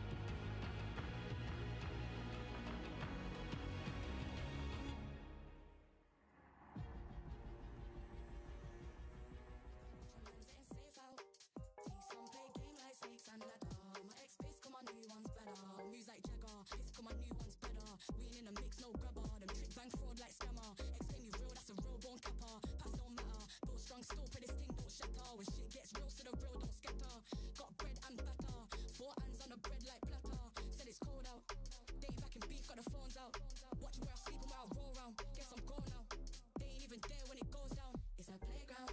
Better watch your man getting safe out. See some play game like snakes and ladder. My ex-biz got my new ones better. It's a playground. Better watch your man getting safe out. See some play game like snakes and ladder. My ex-biz got my new ones better.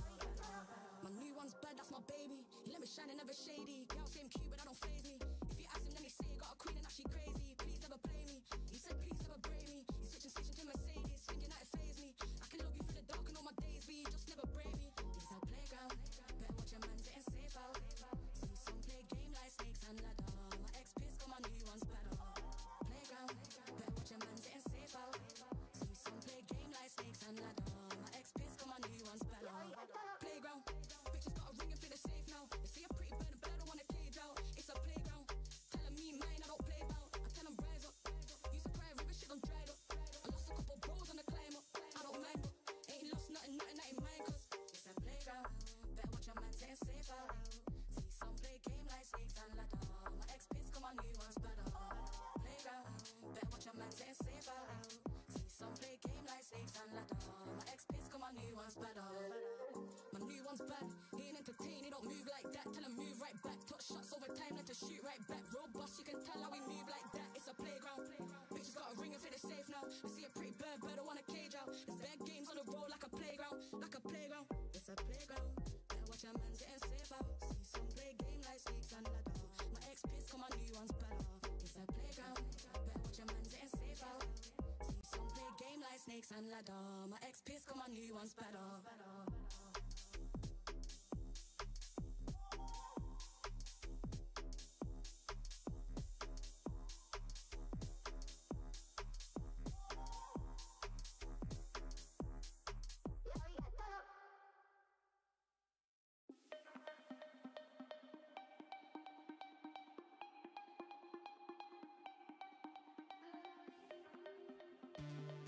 Hey guys, we're here at EWC for 2025, where we are getting closer to deciding the League of Legends winner for the EWC 2025 tournament.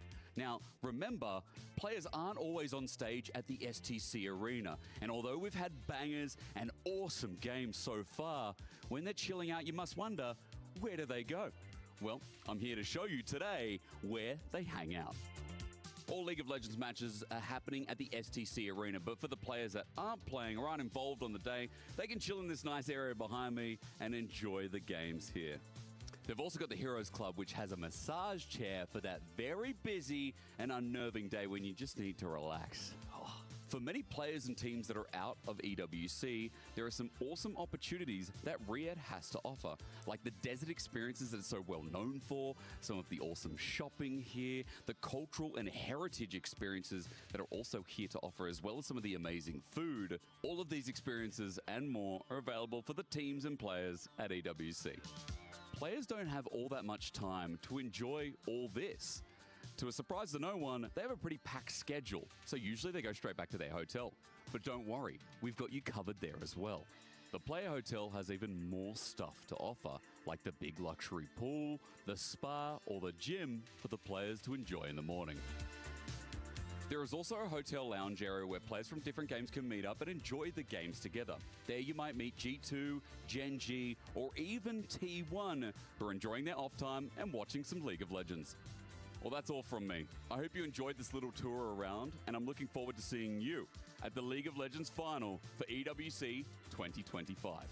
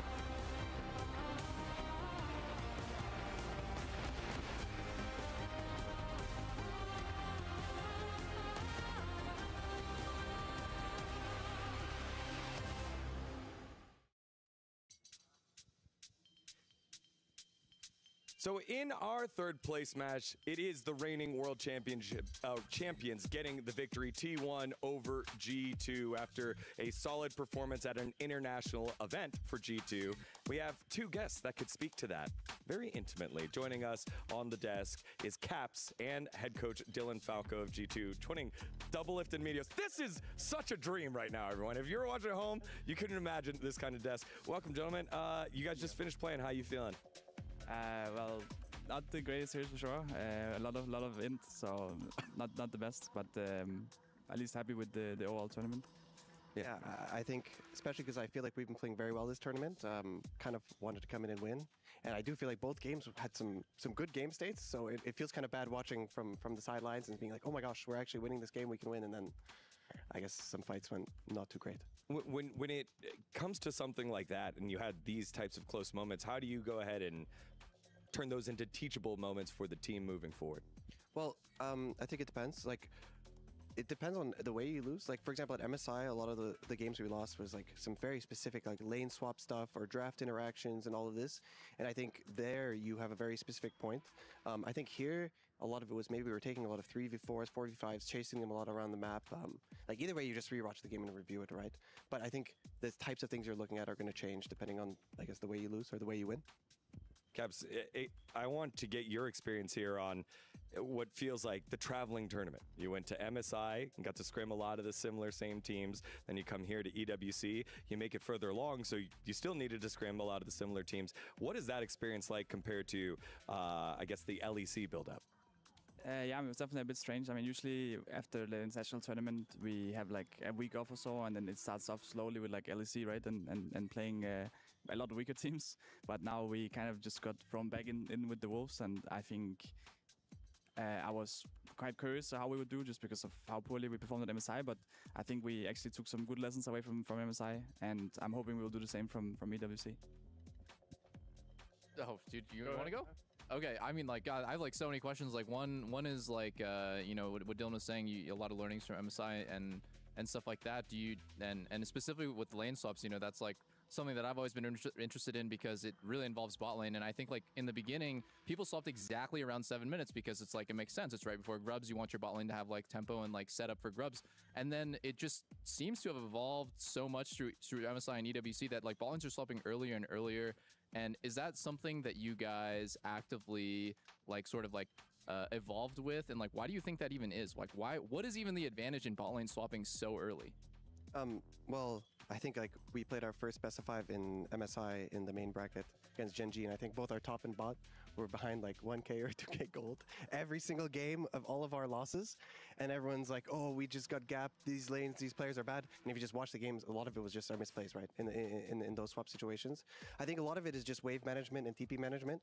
If you swap on good timers, you can get TP advantage, or you can get waves frozen and denied to the enemy.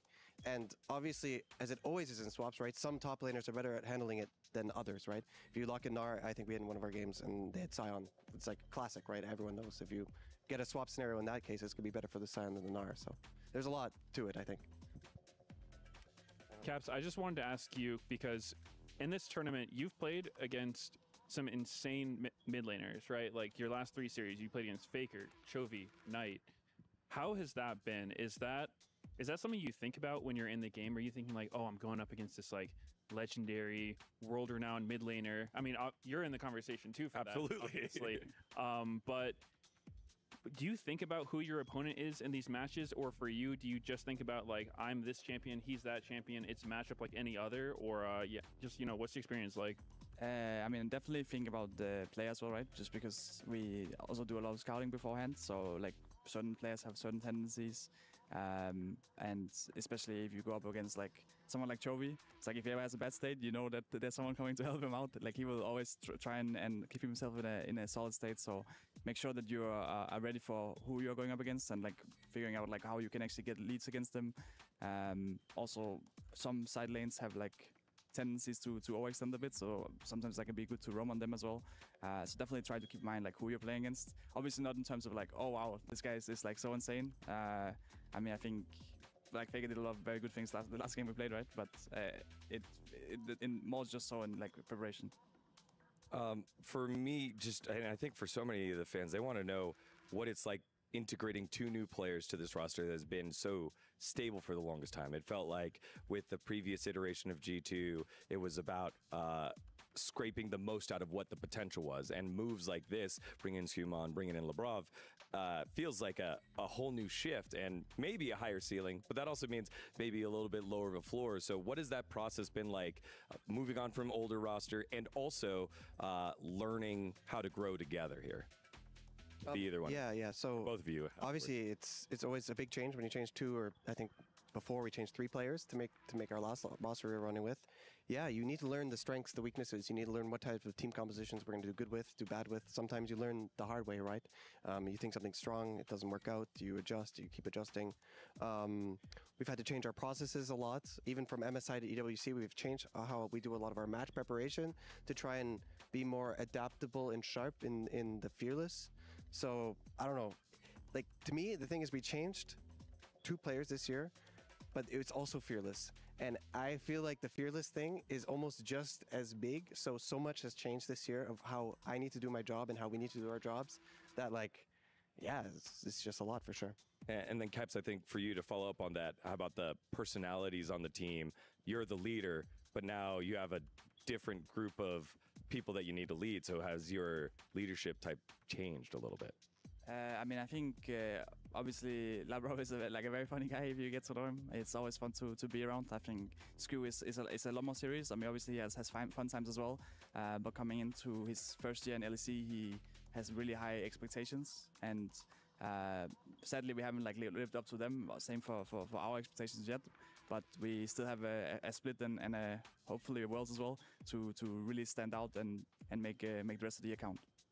So, like with Skuman, right? It's he's relatively early on in his career, and you're literally like a legend. Do you feel sort of like do you feel pressured sometimes to have the answers when he doesn't know what to do, like with the mid-jungle situation, or like, oh, like should I skip this camp to do this or that? Like, how's the relationship like? Is it more like mentor and student? Are you guys more equals? What is it?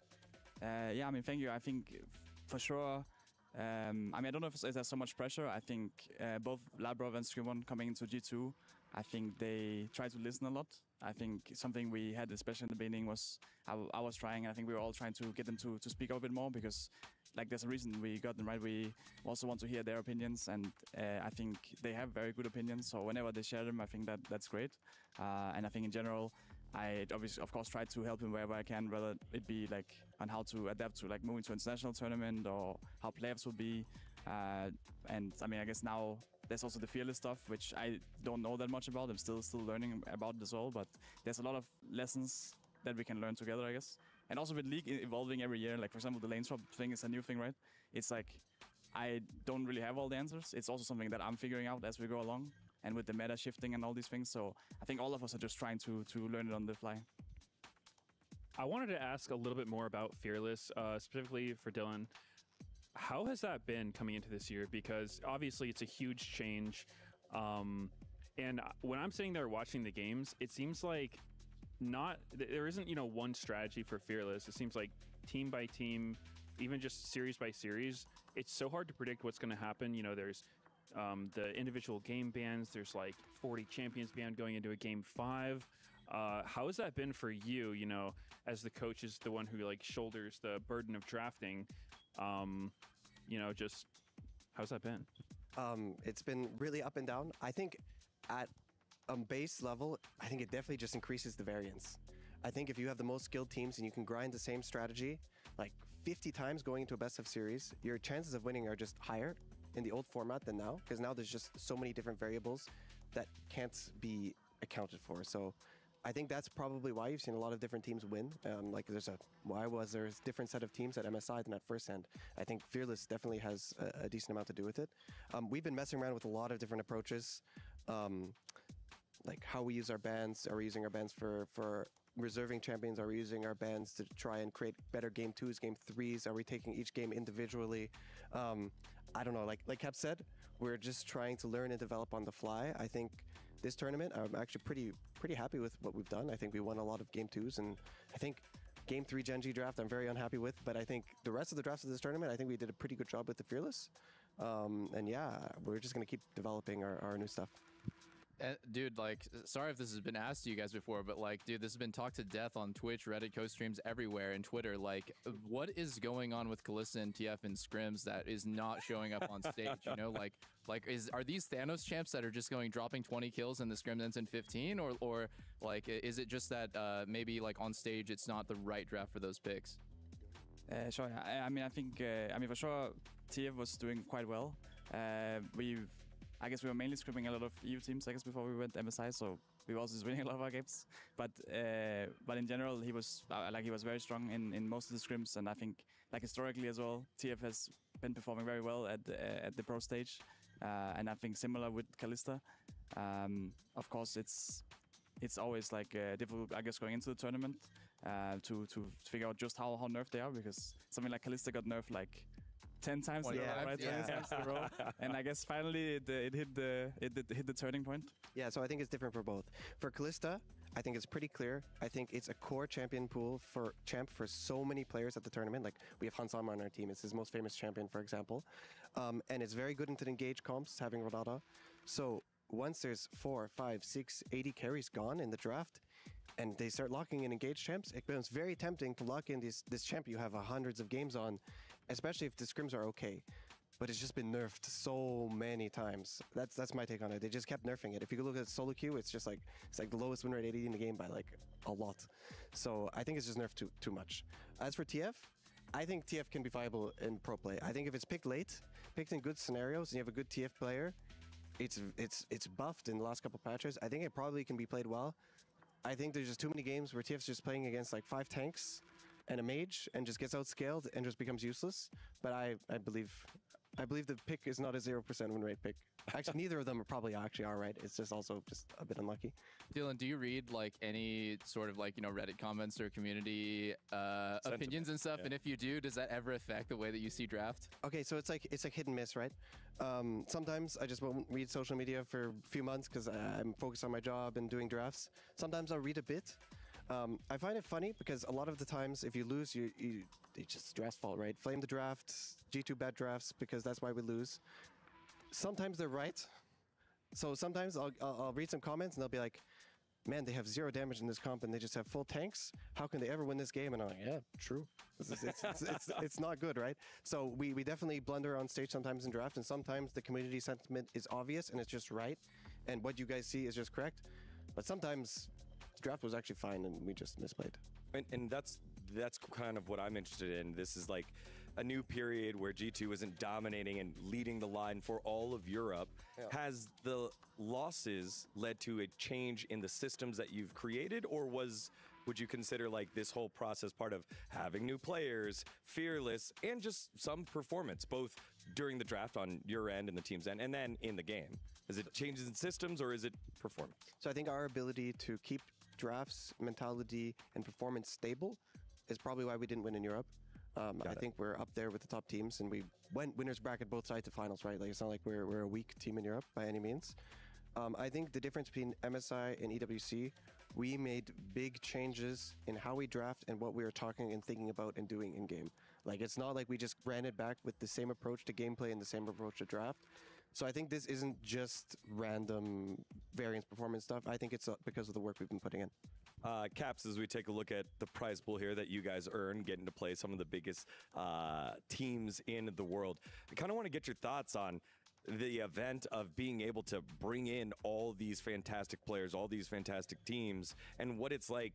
I guess, do you know that, do you feel that you are participating in a larger ecosystem for G2 since G2 has other teams, or is it just like, I'm locked in on League and we're going to do good for us and our League team?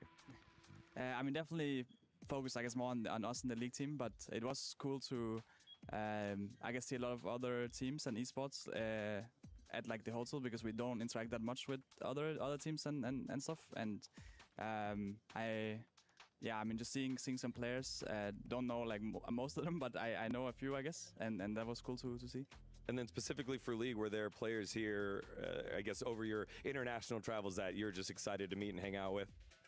Yeah, I mean, it's always cool to see, like, as you said, right, we played against like Fager and Chovy and Knight as well, right? And they are always there every international tournament, so we get to meet a lot. I think a new guy here was Shanks, right, at MSI and EWC, and we actually did some jersey exchange with him, and he is a very funny guy, so that was quite fun to meet him. Yeah, we saw the Indonesian boat TikTok or Instagram that you guys did. It was just so funny, and Shanks seemed really down, so that's really, those are the types of interaction I think are cool about EWC. Dylan, go ahead, and then Medios, you have a question? Okay, Medios, go ahead. I just want to ask, how do you guys feel about EU versus NA right now? You know, I have to ask it because at MSI, FlyQuest got the better of you guys pretty handedly, but bringing back this tournament, you got your revenge, and just obviously day-to-day tournament results can go either way, but do you have any like overall feelings on the strength of the regions? You want to take that one?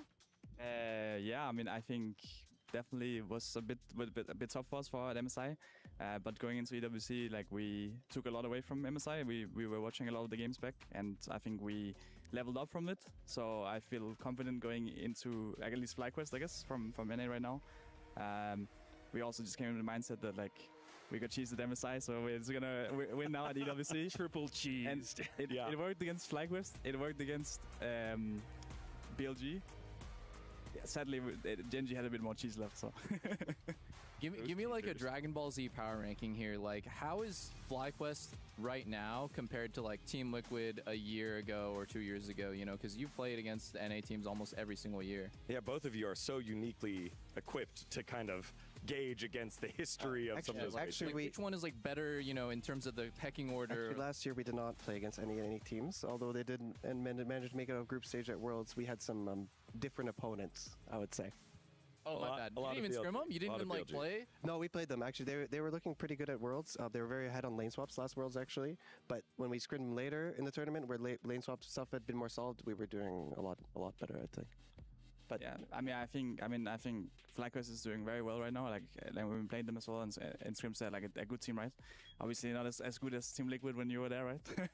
yeah, that's what I was talking about. That's what he wanted. He just turned it into a stream. That's what he wanted. Yeah. But almost there. Okay, thank you. I think FlyQuest obviously is good, right? Good team. They had a pretty good MSI, and seemed to go pretty close with the Asian teams. Still haven't taken a set off of them. But they did beat us 3-0, so there's that. At least from our perspective, like the goal isn't just to beat NA. The goal is to beat the Asian teams and be even better than that. So obviously it's like a huge failure for us if we're getting knocked out by NA or a Western team in the tournament in general. So good to them. They're a strong team, but we have higher goals. Last couple questions, called us a Peter. trash mob.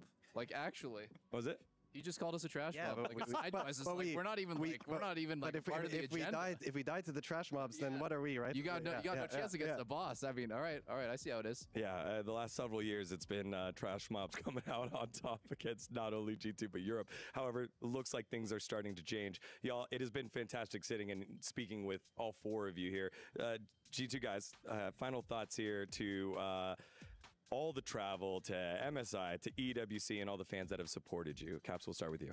Yeah, I mean, big thank you for all the support. I mean, honestly, it was kind of crazy to be here and have everyone support us. And in between games, there was like so much cheering going on. And I think it's the first time that there was like a cheering section for each team. So it was like very focused as well. So that was cool. And especially when we lost yesterday, there was just so much support for us anyway, and everyone was really cheering us on to win today. We didn't manage to do that, but we will come back stronger for summer.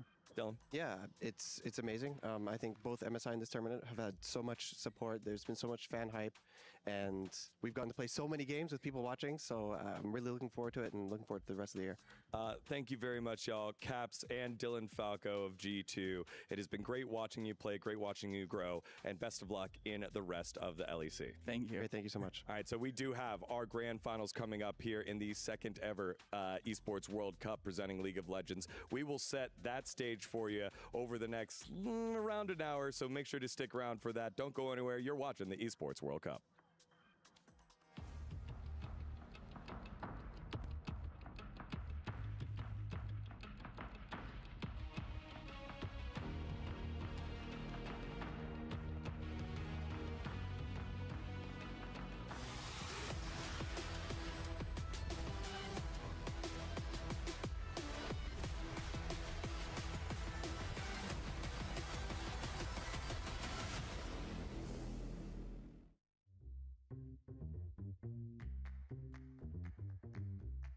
The next player inducted into the Hall of Legends, in my opinion, should be someone like Caps, someone from the Western scene. It would be cool for sure for the community. Maybe Ambition, just because I played against him my first year in like season 7. We also played against Haru at the time, like they had Haru and Ambition, and you could really feel the difference. Like obviously Haru was also playing very well, but when Ambition was there, it just felt like they had full control of the map. He would always put very good vision, and it felt very hard to even get a single kill against them. 我觉得下一个能进入名人堂的应该是 Double Lift 或 Caps， 因为他们在他们的赛区都算是很有荣誉的选手，然后都很值得敬佩。我觉得现在进入名人堂选手可能是泽赛吧，因为他也是班 RP 拿第2冠军，然后也是非常有知名度，打得非常好。 일단은 페이커 선수와 우지 선수 이렇게 한국, 중국이 됐으니까 제 생각에는 미국이나 유럽 중에서 생각해보자면은 더블리프트 선수가 생각나는 것 같습니다. I believe Caps deserves the next spot in the Hall of Legends. You know, a player from each region would be a cool way to start the top 4. And I think he's made the most impact when it comes to Western League of Legends, at least, out of all the players that are, you know, greatest of all time. Biggest hoặc là Caps. Vì Biggest thì tại vì mình luôn ngưỡng mộ anh ấy từ khúc mà mình mới thi đấu chuyên nghiệp, nên là đấy là một người mình cảm thấy rất là thần tượng. Và Caps thì tại vì mình nghĩ Caps là một người mà không phải là cái người mà khởi đầu của sự thành công yêu của châu Âu, nhưng mà Caps là người mà cho đến thời điểm hiện tại thì vẫn đang carry rất là tốt cái khu vực châu Âu. I think he should be deft. He's had a really long history in the game, but if you want to change a role, I also thought about Mata. I think both of these players have been just for too long playing and are really historical names to league. So somebody iconic and played a while ago that's retired now, I would say someone like Madlife or Insect that really kind of revolutionized what everyone says a Madlife or that's your Insect. So I think that's pretty historical. I think at the moment, if a player had to be inducted right now that was still playing besides Faker, I think it's too early, but I definitely see Chovy in the future being inducted in the Hall of Legends. I would say it would be cool to see Caps in there, just because we've had one LCK player, one LPL player. I think if any EU player was to make it, he'd be the most deserving. Ruler, maybe, because he's won LPL, he's won LCK, he's won Worlds, he's won MSI. He's been good for a very, very long time, almost 10 years at this point. I would like to see more like Western players on the Hall of Legends. People like Caps, maybe Perks. I don't know, I think it would be interesting. Ruler, maybe. I don't know if like they're doing lane specific, but I think Ruler is very big.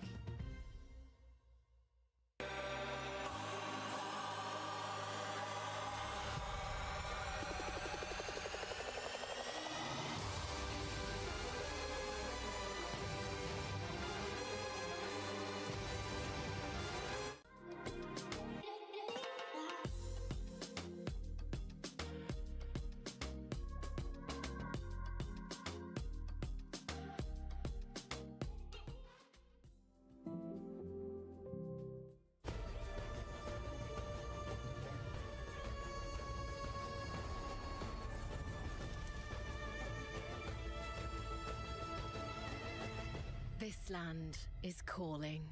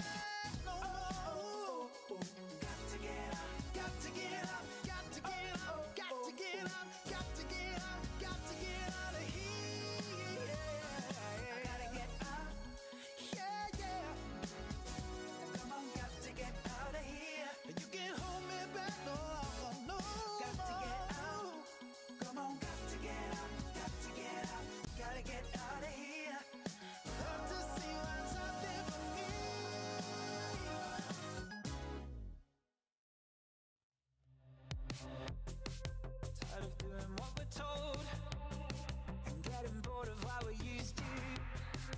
Just give me something, please show me something alright. Cause I'm scared of getting old, and I'm more tired than I'm used to. Just give me something, please show me something alright. I forget that I'm down with you guys around. Cause everyone knows life's better with love than being alone. Consider yourself the motive for finding a way to right my wrongs. Catch a locomotive or hit the highway and just move on. Cause it's so fun when no one's upset. You sit on my trunk and watch the sunset. Consider yourself the motive for living my life the way I want.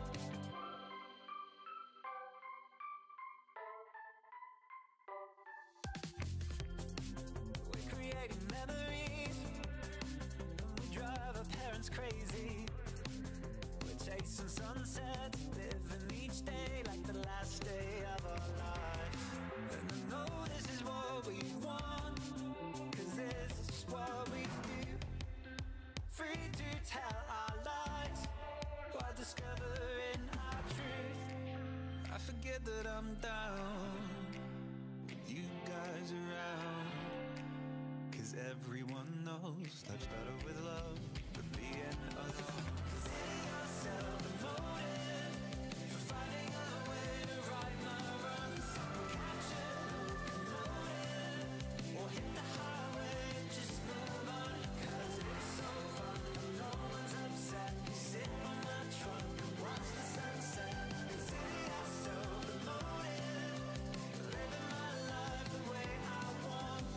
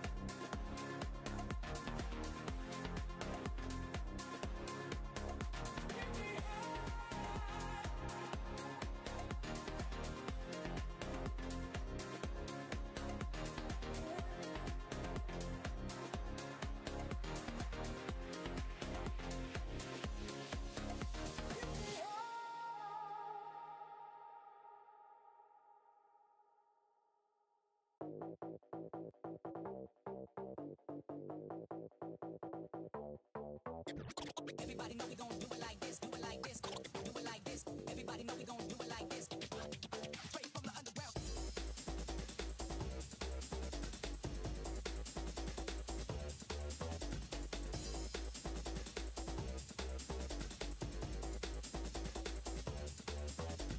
Everybody know we gon' do it like this, do it like this, do it like this. Everybody know we gon' do it like this, do it like this. Straight from the underground. Everybody know we gon' do it like this, do it like this, do it like this. Everybody know we gon' do it like this.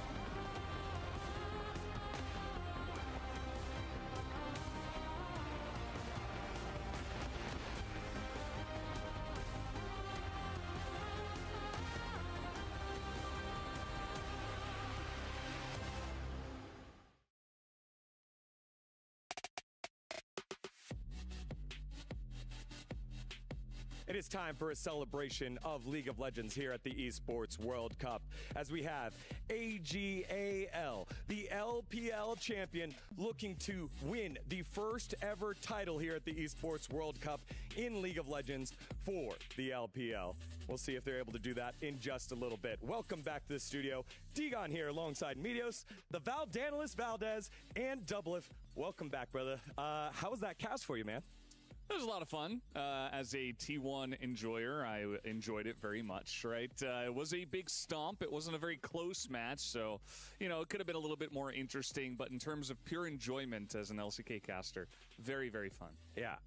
While we've got the time, you know, we have two of the greatest talents in North American League of Legends history and some of the biggest streamers in the world. And so we figured we'd just kind of dive into Medios and Doublelift's experience here so far at EWC and here in Riyadh. So how's it been so far for you getting to scratch the itch, being live here on the desk, a little bit different than what you normally do? I've had a great time so far at EWC. The food's been really good, and the weather's hot, but it's kind of like a comforting hot. I don't know how to explain it. It's nice. And as far as the event, it's been great. You know, the desk's a lot of fun. It's cool hanging out with all the like LCK casters and meeting everybody. So I've had a blast. Yeah, obviously you just got here, but you were already shooting stuff. You've now seen one of the games with all the fans kind of showing up with the big players. How's your experience been so far, and how do you see this kind of growing in the future? I mean, I would say the first, I mean, a bunch of things stand out. My first 10 minutes here, I think I got a sunburn on my nose, which at that point I was like, I really got to apply sunscreen, especially if I'm out during the day. Then I got to the hotel in the arena and I realized there are so many, and I didn't expect this, so many Saudi like League of Legends players. So I basically just got recognized the whole time, checking in at the hotel, walking around. At the arena, obviously, there's just like a ton of people around the center, and I've just been having a blast. I also am just like, I'm really into eating like local foods and stuff and trying out stuff. I'm really adventurous with food. And every meal that I've had here has been absolutely delicious. Yeah, haven't had a bad bite yet. So yeah, all in all, just been a great experience, having a lot of fun, meeting a lot of people. Valdez, you're a multi-title caster, right? You do multiple different games. Obviously, most people know you with LCK, but you've done multiple different titles. How's it been being around just some of the best in other titles and just getting to interact with other casters and kind of share stories and secrets of the trade? I mean, that's actually the most fun part of events for casters, I would say. Like, casting, doing your job, that's obviously still very fun, but like getting to just get insights from every other game, every other scene, essentially. Also to be surrounded by so many talented and like awesome people that a lot of them you'll just see them on the screen, but you get to meet them in real life. Even as casters, we're still like fans of all of these other people. So just getting to interact and kind of like get outside of our shell over there in Korea is always really fun. I've always wondered, like, you know, pro players, we get a scrim, we get to play solo queue and stuff. Like, for casting, do you ever just, like, do a practice cast, or how do you prep? What about, like, a 1v1 with another caster? A cast-off? It's like a rap battle? Yeah, it's like a cast battle? Honestly, I don't think I've ever done that, but we should do that. That's a really good idea.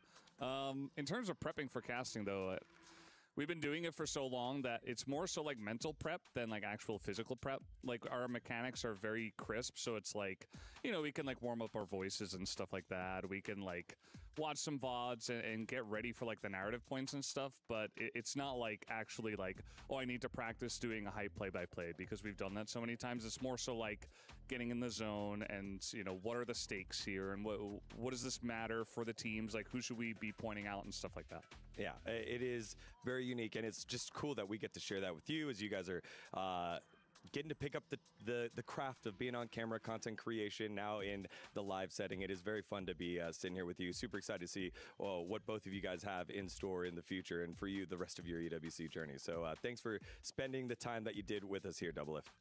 Thanks, guys. All right, so with that, let's start setting the stage for our grand finals of League of Legends. First up, it's the road to EWC AG.AL.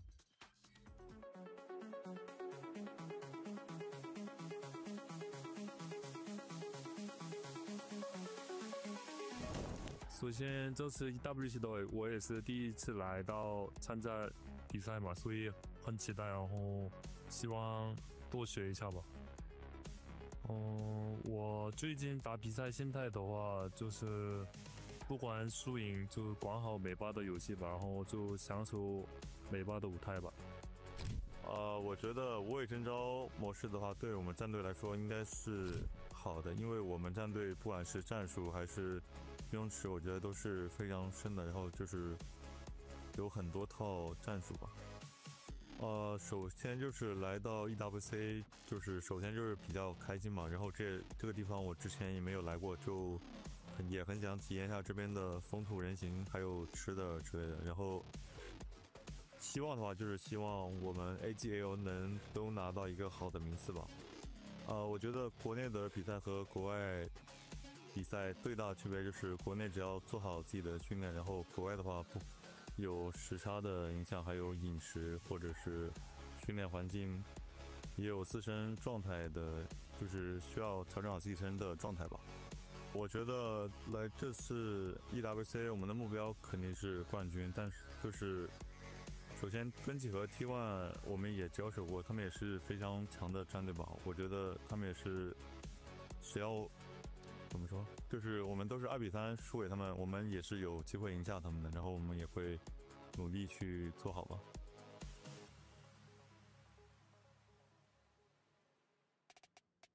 Great to hear the journey of AG.AL here to the Esports World Cup Grand Finals for League of Legends. And joining us now is the COO of AG Global. It's Eddie Chen. Mr. Eddie Chen, welcome. Hello everyone.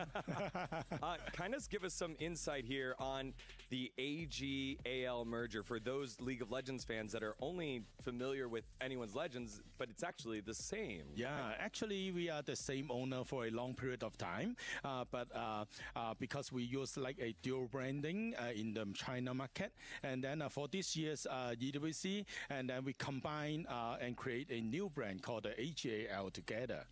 Is that what it's going to be moving forward for this year or for beyond for both teams?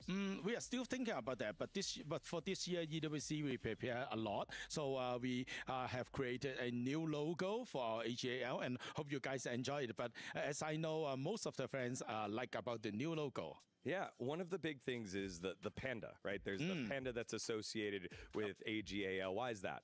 Oh, because actually our club's headquarters is in the Chengdu city, which is a city of the panda, with most of the pandas living there. So panda is like a very signature, iconic mascot for our team.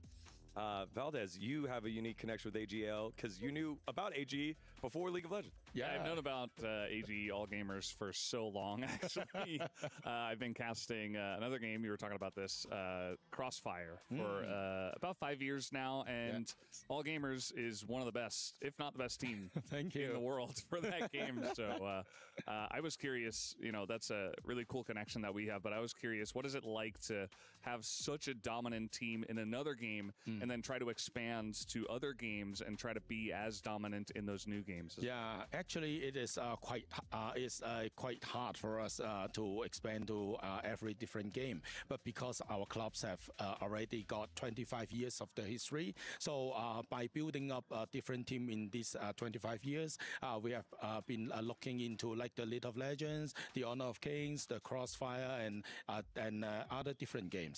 And then starting from 2 years ago, we decided to go to the global market. So that's why we established the AG Global at that time. And then in these 2 years, we already went into different countries to scout for the best talents from all over the world. Right now, we got 10 teams from 10 different countries. Because all of you may know that in the China, some games are very popular, but there are still many games in the EWC that we need to scout for the best talent from all over the world. Medias, you have a question here for Mr. Eddie Chen? Yeah, what are some of your other favorite games that AG is in for EWC? There are quite a lot of games right now. We have got 9 titles right now, but I think the Honor of Kings and also the Crossfire will be, and also League of Legends definitely will be one of our mainly focus. And right now we are already planning for our next year's plan. So I hope next year we can have more titles to be getting qualified into. So you're the head of AG.AL Global. Yep. What has been one of the I guess, biggest learning lessons about taking a normally Chinese organization and then globalizing it? Okay, first of all, languages is a problem, and then the time zone. Actually, right now I work like 24 hours a day because we got some teams from the America, and also we got some teams from the Africa as well, and also from the Asian countries. So I think the time zone is one of the biggest challenges, and then also like many legal, taxation, accounting issues. There are quite a lot of things, and also the culture. Yeah, culture is also a very big difference. But because when we want to go to the global market, we decided to have the localized team in order to run that. So that's why I think all of the challenges that we can be tackled through. And then kind of let's focus here on this League of Legends squad, AG.AL or anyone's Legends winning the LPL. What do you want to see from this League of Legends team? Okay, I can see they are working very hard, and then actually they spend a lot of efforts and a lot of time in order to improve themselves and to study for the opponent's strategy. And then we can, and also the coach, Tabi, actually he is also from Hong Kong City, same as me. So I have some personal favorite on him, and hopefully, definitely we want to win. Yes. All right, and then finally, what do you have to say to all the AG.AL fans who've showed up here at EWC and are very, very hungry to win an international crown? Then, okay, the final words I want to say to AG.AL is AG.AL, 加油! 加油! 加油! Indeed, again, this AG.AL squad on the cusp of doing something very, very big. In the way, though, is the Behemoth, one of the best teams in all of League of Legends. It is GenG, and uniquely enough, we have CEO of GenG standing by on the stage. We will hear from him in just a second. When you look at organizations like GenG, what do they do that makes them so great and you can kind of emulate and learn? Okay, actually, like a few months ago, I personally go to visit GenG, and then I sincerely would like to learn something from them. And I know that they are doing very great in the training in the academy. So that's I think we can learn from the how to operate like an academy. Yeah. Thank you very much. Thank Mr. you. Eddie Chen, everyone, the COO of AG.AL Global. Now let's send it on over to stage with Ian Chambers, standing by with CEO of GenG, Arnold. It is so good in here right now. Hey, Riyadh, everybody having a good time? GenG CEO Arnold here is in the building. Arnold, how are you feeling about this? This is crazy. Wow. You are eyeing up this grand final. We'll get to that. Let's just talk about the run that GenG have been on as of late. Back-to-back MSI champions, grand finalists here at EWC. What's the secret to all of this success? I mean, the secret has definitely been the players, the coaches, the staff, all of our fans. You know, I love the fact that, you know, whether we're pushed to game 3, whether we're pushed to game 5, down 0-2, down 2-1, team has always come together and figured it out. Even just yesterday, when we were 1-1 and we had lost that match against G2, you know, Chovy came in the room and said, we're not playing to the level that we need to be. Wait. Any Chovy fans here? Yeah, let's talk about him. Let's talk about him for a minute. They don't like him over there. He is just a big-time player. Comes up when it matters. How much of an impact does he have on the players, the team, and even the meta?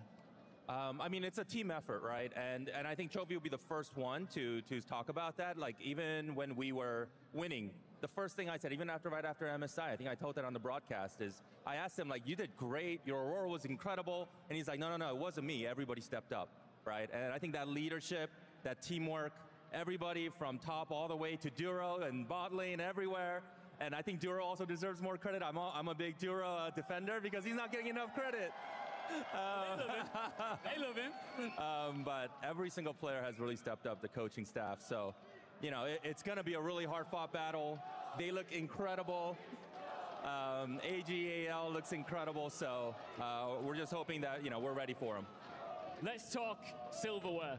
Because right now, this is the thing that is in grasp. It is in reach. You've got a best-of-5 fight on your hands, and it's going to be tough.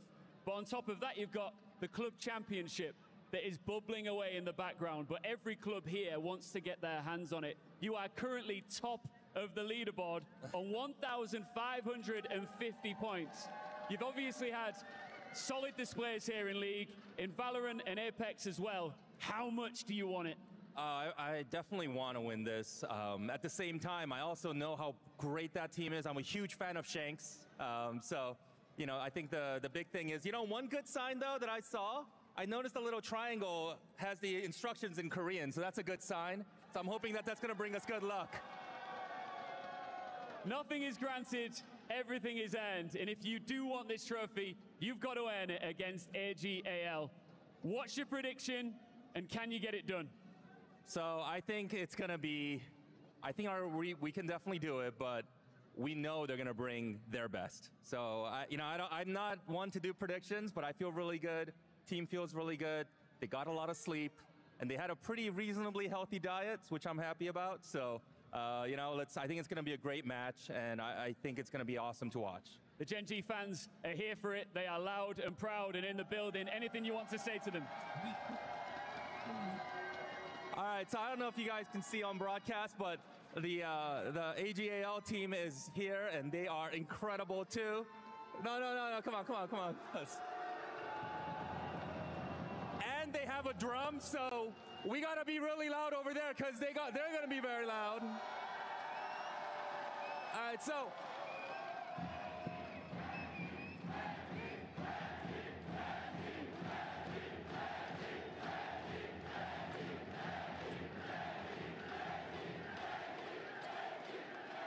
So we're gonna have to give our best as fans too. So, 하나, 둘, 셋. Wait. AG.AL fans, is this man gonna cry tonight? I'm kidding. Look, best of luck. It is going to be a battle for the ages. Cannot wait to get into our grand final. Thank you so much for joining us, Arnold. Enjoy the show. Right now, it's back to the man with the sexiest red hair in the business, Digon.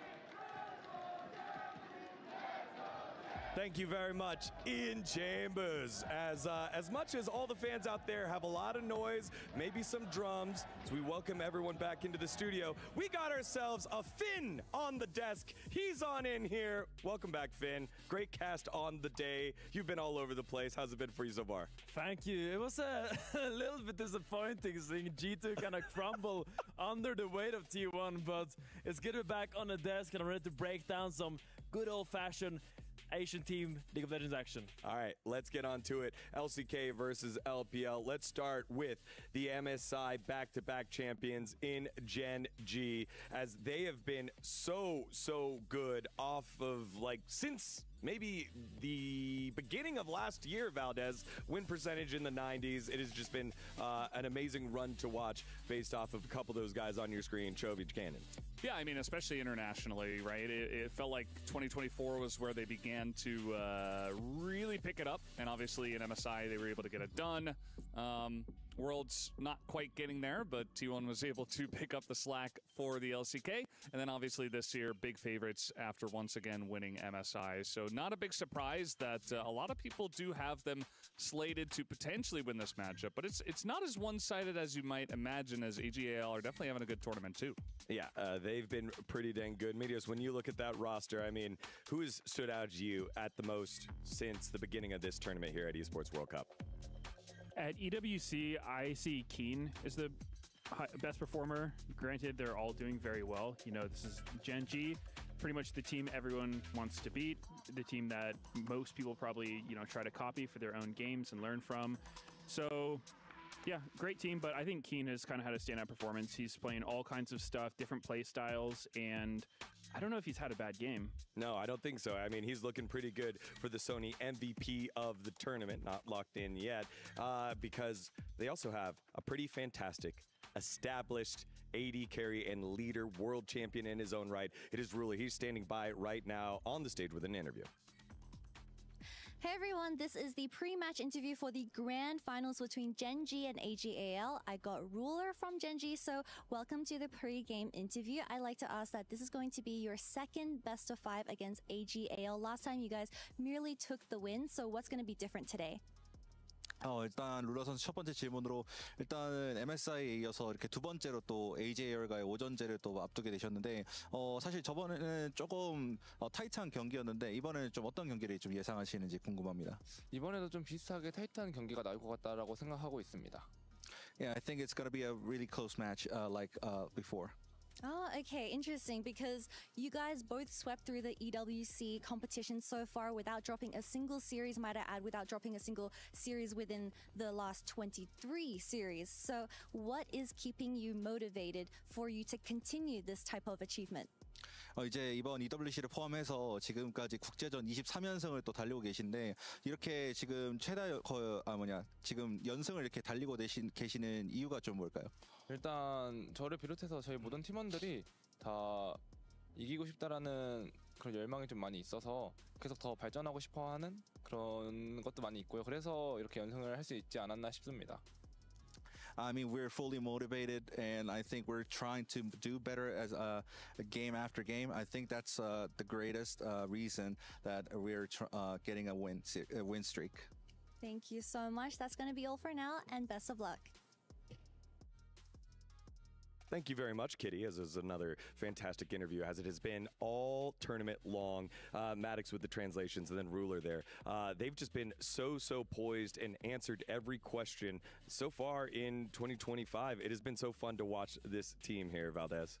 Yeah, they're just consummate professionals, right? They're fantastic, and just like they are on the Rift as a team, moving as 5 in and out of these team fights, they do the same thing in interviews and off the stage as well. They're always super professional, have the best interviews, just a fantastic team to be a fan of. Now, but standing in their way are the champions of the LPL, AG.AL, and this squad here, stacked with talent, still a room to grow here, and are looking to become the first team in quite some time to win one of these international titles that isn't from the LCK.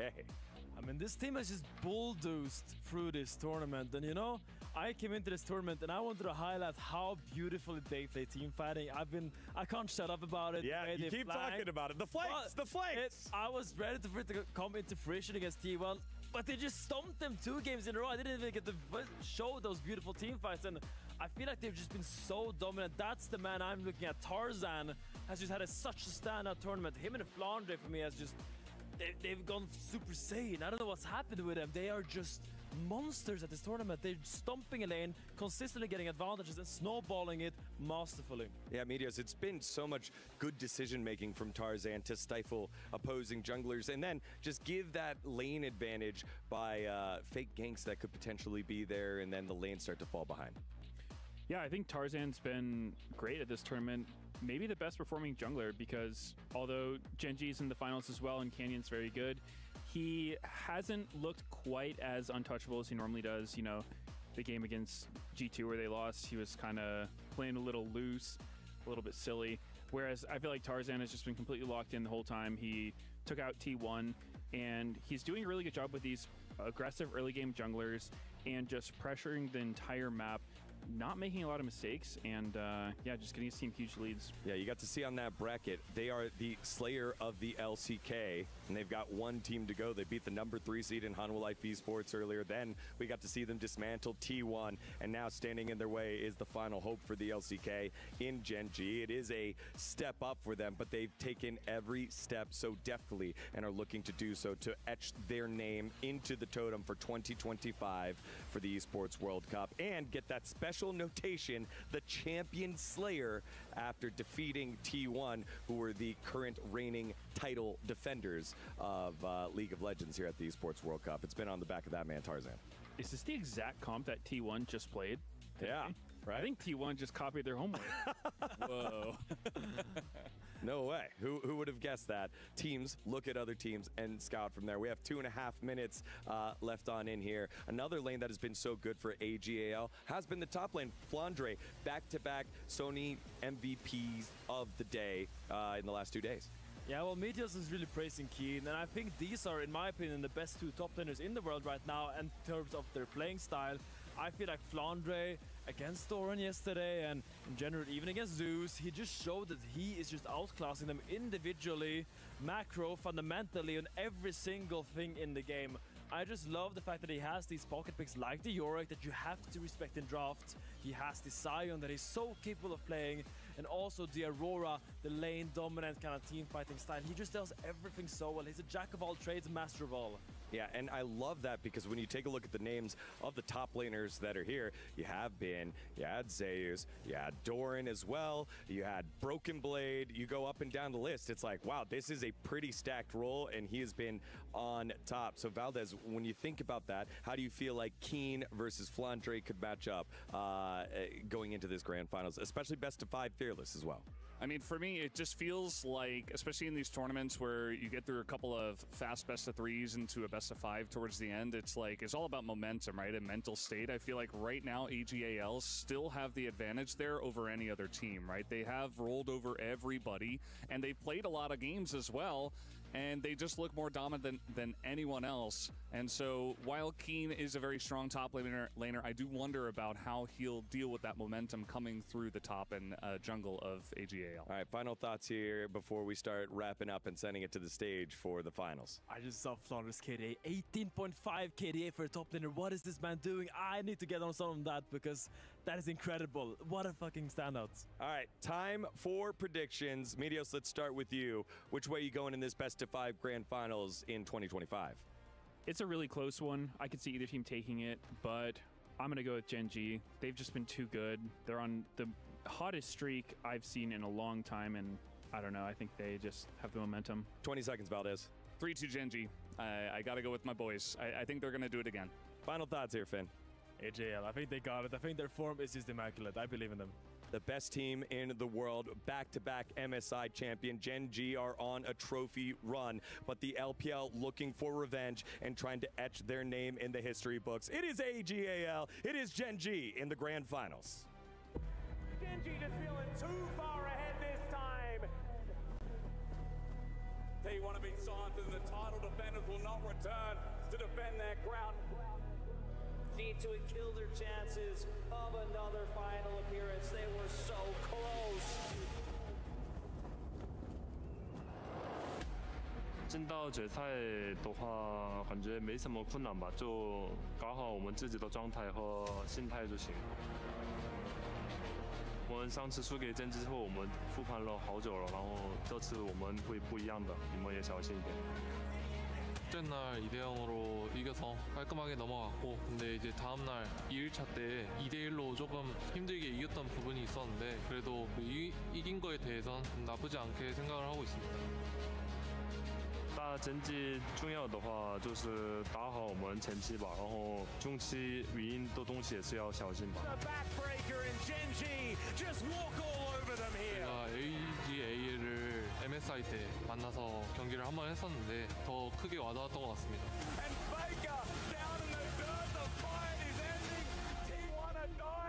感觉这次拿到 EWC 的话，一个非常的开心的一个事情吧。然后未来的发展也会给很有自信吧。 MSI에 이어서 EWC까지 당연히 뭐 그런 스파이크처럼은 아니더라도 압도적인 기량을 보이고 제 존재를 세계 각국에 널리 알리도록 하겠습니다. 我们做好我们自己的，谁都打不过我们。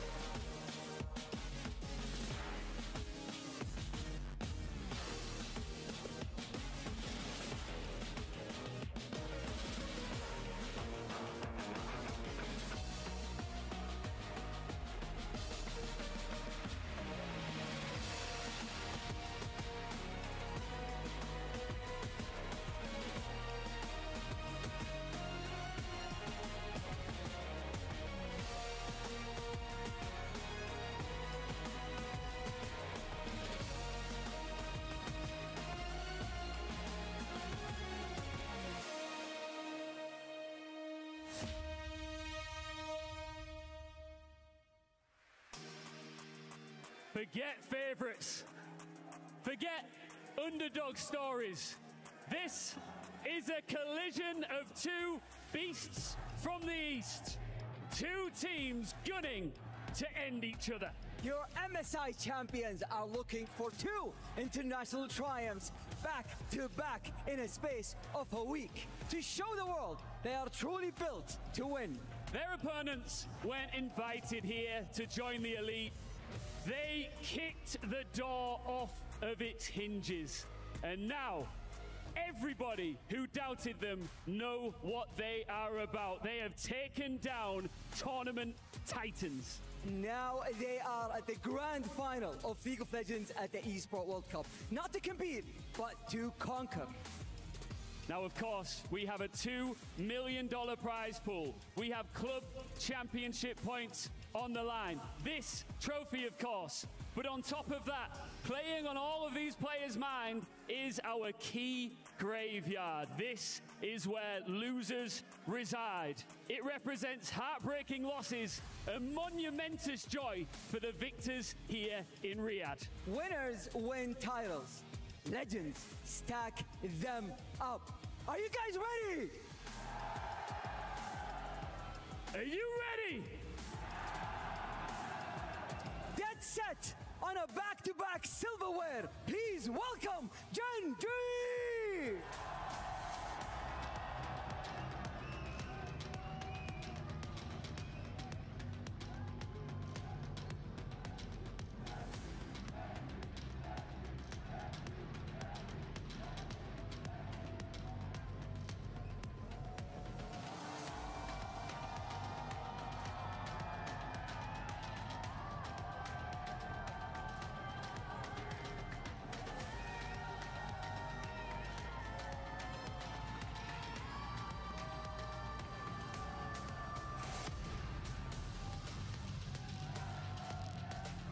From hopefuls to history makers, one more victory here makes them legends for real.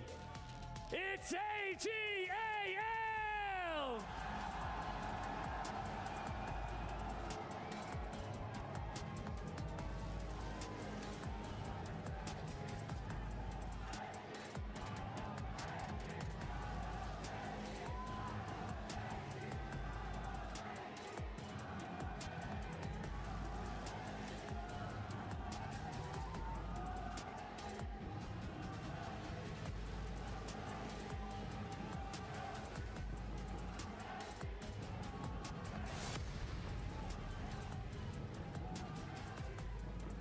Riyadh, are you ready?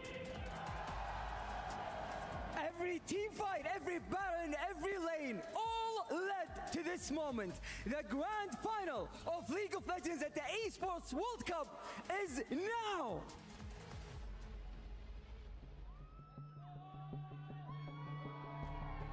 Welcome, everyone. Thank you so much, gentlemen, for that incredible introduction.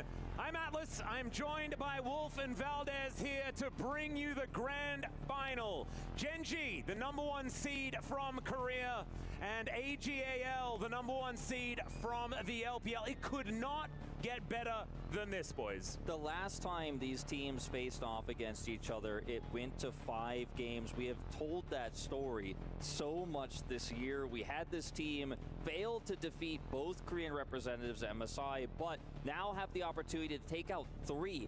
Anyone's Legend took out Hanwha Life Esports and T1. They are the Korean killers, the LCK killers here, and their final opponent to lift the trophy is GenG.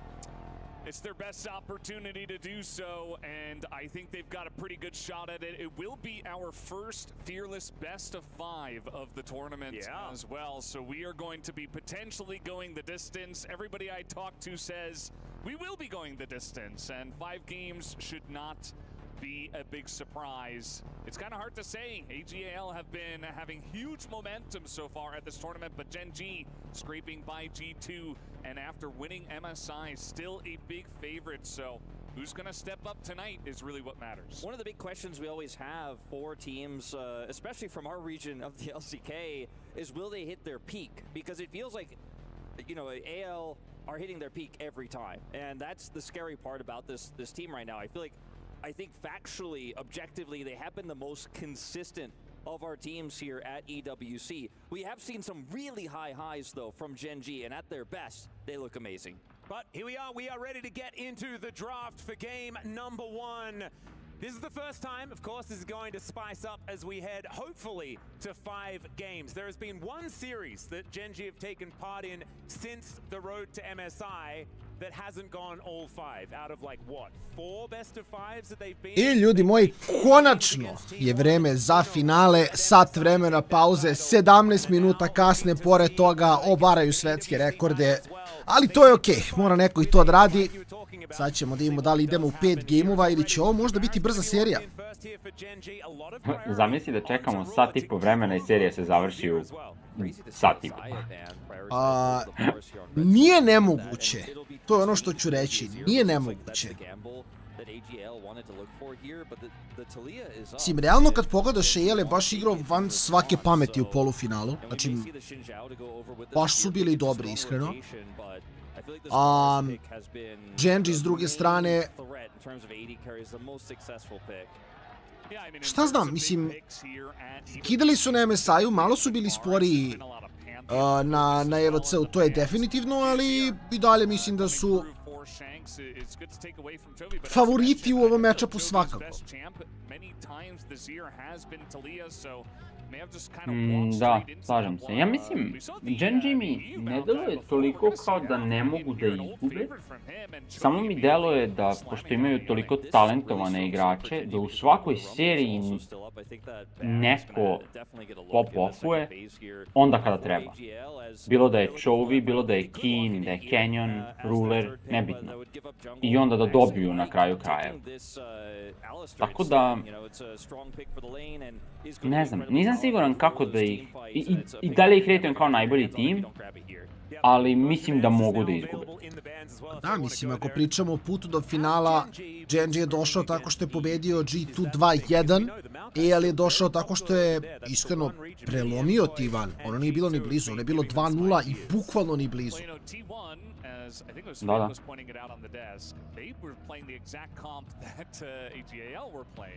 Just yesterday, so maybe GenG, after playing up against G2, take a little bit of learnings from that. I think that's not a bad idea. I mislim šta, okej, GenG će ići na neki heavy skill, s druge strane, AG.AL, ono što bi ja volio da vidimo njih i jeste taj early to mid gamer, pokazali su da su tu apsolutno najbolji.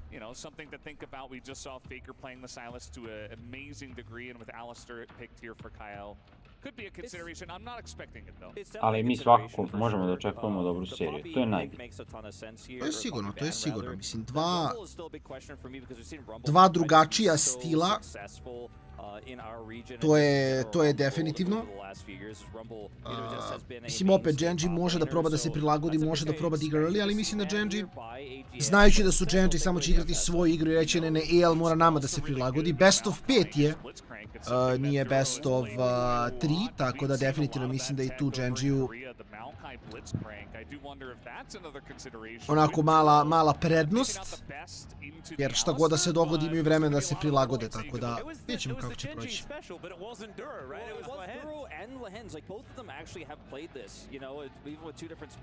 GenG s druge strane 25 uzastopnih pobjeda u serijama. To je rekord. Da. Really strong scaling damage here in the side of AG.AL, but what they are missing is a strong front line, and the Alistair can help shore some of that up here, but I do wonder what we are going to see to round this out in the jungle. Something crazy could be a flex of the Maokai to the bottom lane, right? And then you could pick something a little bit more aggressive in the jungle if you would like to. Keen Sante. Okay, 1-0 za GenG. You could get done there, but the Kasante, Keen Sante going to be coming in as the answer against this Rumble, and I was thinking that maybe you could have done a rotation here of on Trundle, for example, and then you could have really shut down what this Rumble wants to do, as of course the Rumble doesn't have the greatest time against the On. This is kind of an awkward spot here for support. With no Poppy, I guess they'll just go for the Rakan, but doesn't feel like you really want a range support here. You want a little bit more engage. damage is going to be somewhat of a concern here for GenG, especially if they go lethality on this Varus. But this Trundle it's so devastating. It is incredibly strong now that the Cassante is locked in. And it feels pretty free. Trundle je ovdje, pa mislim, da, dobar je, da. Xantea će tekako da igra. Razmišljam samo, Trundle je toliko dobar da je pitanje da li želiš da ga uzmeš u ovom gameru best of 5, tako da jednom kad ga pikaš, goni do kraja serije. Ali kao realno koga ne pikaš, može samo protivnik da ga uzme sljedeći game, tako da... Mislim da je dobar pik i ovdje.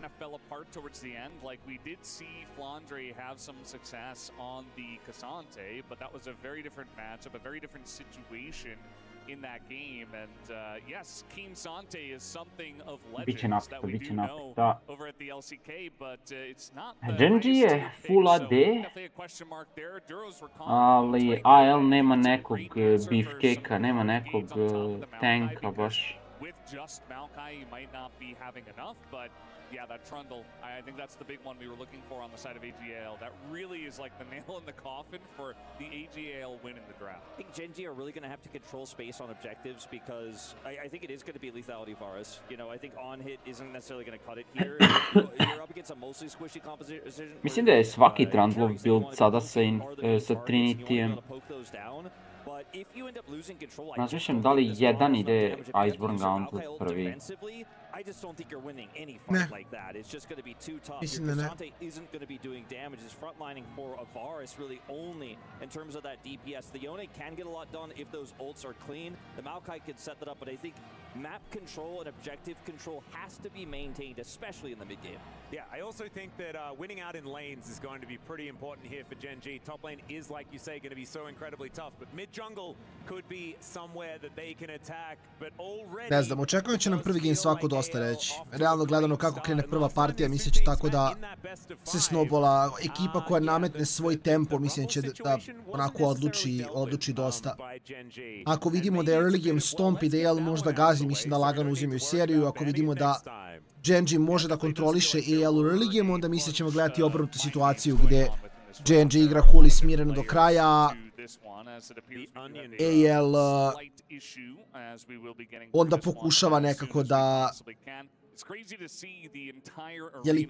razbije tu smirenost GenG-a.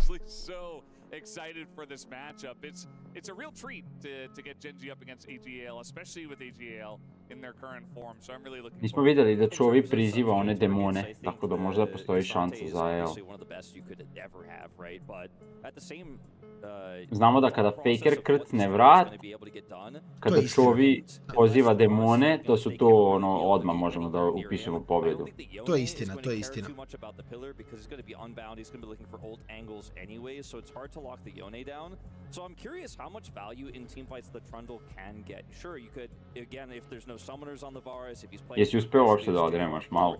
20 minuta, tako da ne bunim se. Ne bunim se. Bar je bolje 20 minuta nego 0 minuta, tako ja kažem. Tako da stvarno ne mogu da se bunim. To jeste. Bar malo će se bolje sigurno, mislim, to je činjenica i kažem, spreman sam za finale best of 5 je. Nakon ovoga opet, kao što smo napomenuli, eto, za vas koji ne znate, 2 dana pauze, a onda treći dan kreće EBL, tako da jako brzo se nastavlja akcija.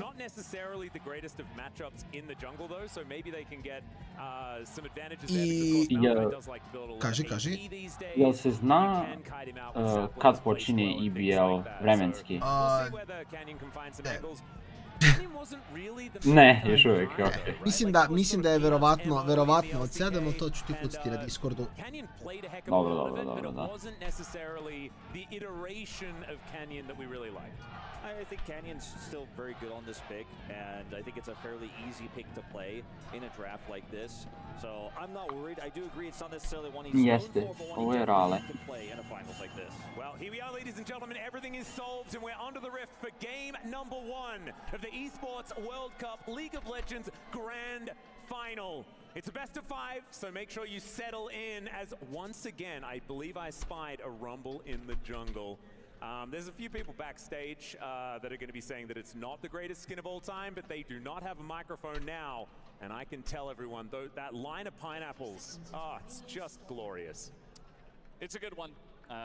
You know, I think that whoever doesn't have the mic currently is incorrect. So I would agree with you there, Atlas, as Thanks, Brendan. we're spamming some... I'm not looking angrily at him or anything like that. There were no threats that were mouthed or anything. Just take my word for it. Did you see the shout-outs there from Ruler? He's got the old Samsung Galaxy flare and also the JDG thrown up there. Just showing that Ruler has been everywhere. He's gone over to China. He's won in the LPL. And now he's back with GenG in Korea. Hope was his predecessor on JDG back in that 2022 roster. I was super high on Hope that year, and I thought JDG were going to make that run. It was DRX ultimately who won it in the end, but I hope now plays. GenG ima 3 teleporta na svojoj strani, plus Duro ima Unsealed Spellbook, da. Biće lude rotacije. Ruler going for the Comet, will be going for that lethality variant, which I think is, again, it's extremely common and makes a lot of sense here, but it does mean that consistent damage is not something GenG necessarily have in a longer team fight, especially to consider that Azir damage and some of the Rumble damage that can come through as well.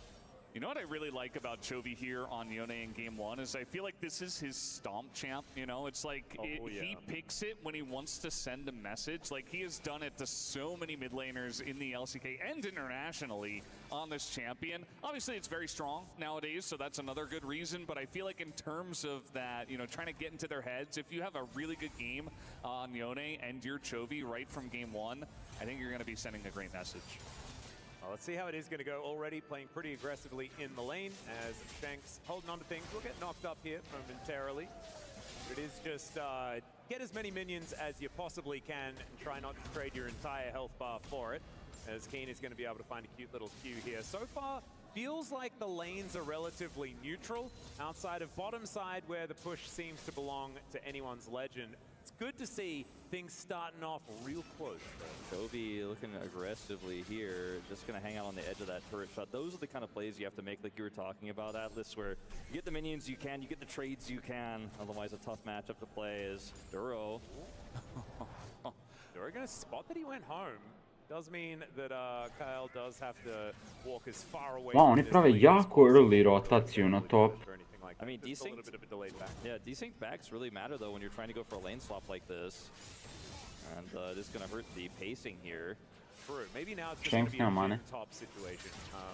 Jhin against Kasante is going to be the answer. As Tarzan moving towards the mid lane, just going to try and help sort this lane out, give Shanks a decent back angle.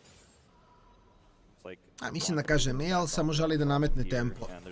Oni žele da budu ti koji na koji god način mogu samo bulijaju. Yeah, absolutely. Just waiting for this very early swap. We used to see this all the time. GenG i samo igraju oko toga, ali kažem GenG pokušava samo da smiri partiju koliko mogu da pariraju i to je to. I forget who it was we were talking to on the desk, but they were just saying like you really want to go for the swap immediately when you feel like your top laner is going to have a better time into the duo. I think it was Busio, yeah, who was talking about that. So in terms of specifically going for lane swap timings, definitely want to get that Jhin away from the Varus, who can be an annoying lane bully, but also feeling like Keen won't have as good of a time in the 1v2 as Flandre will. Flandre losing a little bit of farm here. You could see that's starting to add up in the top CS difference, even though not laning against each other. Će biti ok, mislim igra Xantea, tako da. So is still holding on to that one. Keen obviously same story up here on the top side has not. Da, on bar još smije da priđe tom XP-u. Flandre baš i ne smije. Chovy aga je izubio. I think is in experience range. Trying to do the same thing on the other side of the map is GenG to Flandre, so it's going to be some pretty low econ top laners, I think. Which does favor the Kasante. Flandre pola levela zaostaje. With the little Rumble is going to need those items a lot more. And Keen is happy to just not even take a back here and sit in this lane. He is soaking a lot of that experience, even though it's lower eco than otherwise. He's about half a level up on Flandre is Shanks. Yeah, Shanks level 5, actually taking so much damage here. That's the flash out. One more auto. Wow, je mogu biti solo kill. I on je specijalan heroj, definitivno. Jako kvalitetan heroj, slažemo se.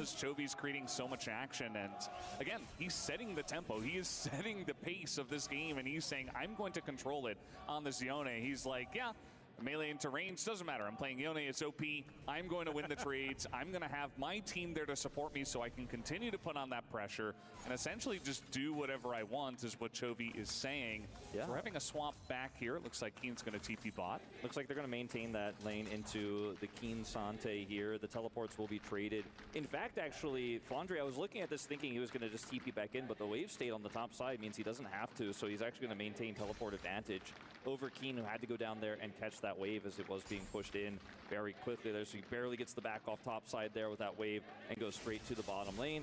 Malo je nemoguće na pro playu, ja mislim, ali ja sam nekad protiv Jona, Zeda i tako tih heroja na midu išao rani clot armor.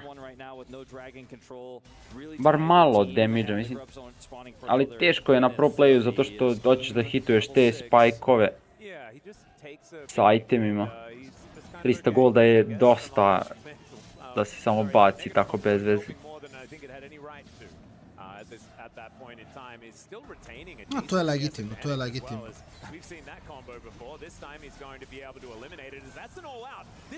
Kin će ga ubiti.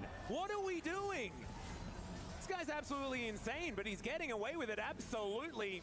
He'll be able to dash away. Deadly Flourish is going to slow him down, but I don't know whether you'd want to stop him from leaving, Hope. It was looking dicey. Yeah, I just feel like that's why I was talking about earlier, the reasons why you would swap. I feel like it's actually a better situation for GenG because Flandre's having a lot of trouble into the Rakan and the Varus with unlimited sustain and the insane damage from the Varus, but the Jhin and the Alistar don't do anything to Cassante. They can't stop him, and we've seen Cassante be one of the best lane swap absorb champions, even before lane swaps were massively nerfed and we'd see them at level 1.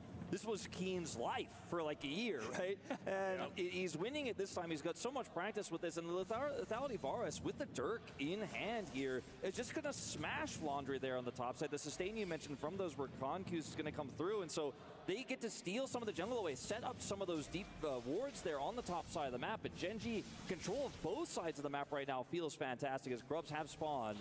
Yeah, Canyon looking to try and contest this. Full vision available to AL. Canyon walking on forward. Should be able to watch this first one go down.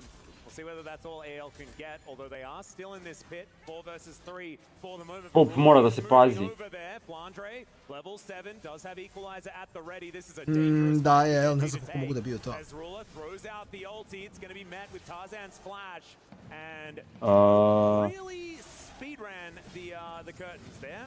They were closed and then they were opened and then they were closed again pretty immediately. Yeah, not the greatest fight setup there for AL. It's really desperate, but I think after Tarzan flashes, you know you're going to have to give at least 2/3 here of the Grubs, and taking a fight follow-up after that is just not going to be possible. You were talking about this in the draft, Wolf, just giving over Varus essentially in trade for a Xayah ban. You're like, okay, we want to ban Xayah, we'll give you Varus. But Ruler, with his Varus, it feels like he's run the lane, and obviously Chovy's done a really good job in mid as well. So now they can just kind of roam the map as a four-man unit and take whatever objective they want. Like, Hope playing this Jhin right now has 0 impact compared to the Varus in these team fights. And yeah, he was just being bullied essentially by Chovy and Duro, who weren't allowing him to do anything. So GenG get 2 Grubs and they get the first raid. So off to a great start there. Za sada baš predobro za GenG. Baš predobro za GenG. Mislim, ovo je ono što hoće. Smirena partija, lagani tempo i to je to. Just through lane pressure alone, as Duro is on this controller here lurking. I don't think he'll find any opportunities, but does hit level 6 here. Can just get some deep vision on Tarzan's pathing. And that's going to be the end of that, but just going to wrap his way all the way around. Yeah, this is looking a little bit weird. Yeah, I'm starting to get a little, I'm like, what's his plan? He just wants to get as much information as possible. They do kill his ward immediately, though, as the lane assignments are kind of interesting. Chovy now laning up against Flandre towards that top side, as Equalizer was actually invested just a little while ago. Not entirely sure. I think it was probably just to eliminate a minion wave. As Duro is following Tarzan here towards the top lane. Chovy says hello to his former jungler from Griffin and does do a whole lot of damage. Snaps back to that soul. Flandre was just unable to really help out, so it's just a sacrifice of 50% of Tarzan's health bar. Thankfully has the King's Tribute to get that health back. That Keen has into this Rumble works into the Azir as well, so he's actually just sitting here chilling going, well, I've got all this MR. It's hard for you to put a dent into me, so I can continue to trade with you. And Chovy is also just happy to trade into Flandre here because he can snap back when the Flame Spitter comes out, when the silence comes through, and just avoid that damage and take these aggressive trades. We're going to see that TP here from Shanks now as they try to swap away from him. We'll be able to catch the wave, but GenG have had so much vision on the top side of the map. Like, Duro can make those plays where he's just surfing through the jungle and dropping wards everywhere because he can see literally everything. There is no risk whatsoever to what he's doing. And GenG, look at the wards they have all over the map. Like, they have so the top many. lane is insane. It's just a Christmas tree. Yeah. Yeah, it's not the first time GenG have done this. I think there's a reason why their macro game is considered the best in the world. As Duro in a little bit of trouble here. He's got a lot of players on him. The combo is Hope. Duro è una flash, nema flash. Tarzan has teeth, and he's able to take a chunk out of the Rakan, and that's first blood. It's kind of insane that it is 11 and a half minutes into the game. G2 se raspao blago. Da. That is the first kill that we've actually had. It feels like a caster, Chris, but I feel like it's almost also this sort of caster explanation we gave because he had so much vision topside, he can make those plays, right? He can be anywhere he wants. On the bottom side, not so much. They find him, they kill him. He's trying to get wards on both sides of the map, and he's punished. Yeah, you got to be careful. I feel like Duro, sometimes on Rakan, you can feel immortal, right? Because your amount of mobility that you have is just insane, right? You can hop to allies, but he was alone, so he couldn't hop to allies. He used his W, and then he just got caught by the pillar, so you're just kind of out of options at that point. So Duro, you know, still very much a newer player compared to at least his teammates. And maybe a little bit of a rookie mistake there. Got to be careful about that. Still a very close game at this point, though. Yeah, and I think holding onto the flash, an interesting choice there as well. Not a whole lot to fight for right now, but a fight around the Herald, something like that, somewhere that a Rakan can get a whole lot of value in. So we're going to check this one out one more time. As, yeah, the Deadly Flourish placement just glorious there from Hope. Even if the bullets didn't necessarily land, it didn't matter. He is able to deny the kill onto the Jhin. That movement was pretty good there, so it's still significant that that doesn't go over to Hope because that's definitely what they would have rather had. It's not the end of the world that it goes over to a Trundle, still valuable, but that was well played by Duro. I think that's why he commits the ult there. It will be back up for the objective. Doesn't commit his flash though. That extra movement should be enough. Mislim, GenG ništa neće da rizikuje i onda igraju tako kako igraju. AL. Da, mislim, AL hoće tempo, ali mislim da u GenG koji su ono, lagani i stabilni, jako je teško da nametneš svoj neki tempo u njih. Oh, yes, definitivno. You get that little bit of a fear in you that this Trundle's going to get super fed once again. Yeah, and Kane's like, stop feeding the Trundle, man. Like, I want to be able to build my tank items. I want to be comfortable. And if this subjugate gets too scary, then it's going to become a little bit of a problem. As Chovy here towards this bottom side of the map dealing with Flandre, continuing to do so. Tarzan was shadowing Shanks. Make sure that he can get this crash. Might even be able to get another plate. We're trading plates top for mid, it looks like here, as you can see where Canyon is on the map right now. With 10 seconds until Dragon, I favor the position of GenG here. Diving, this is going to be so tricky into a Cassante.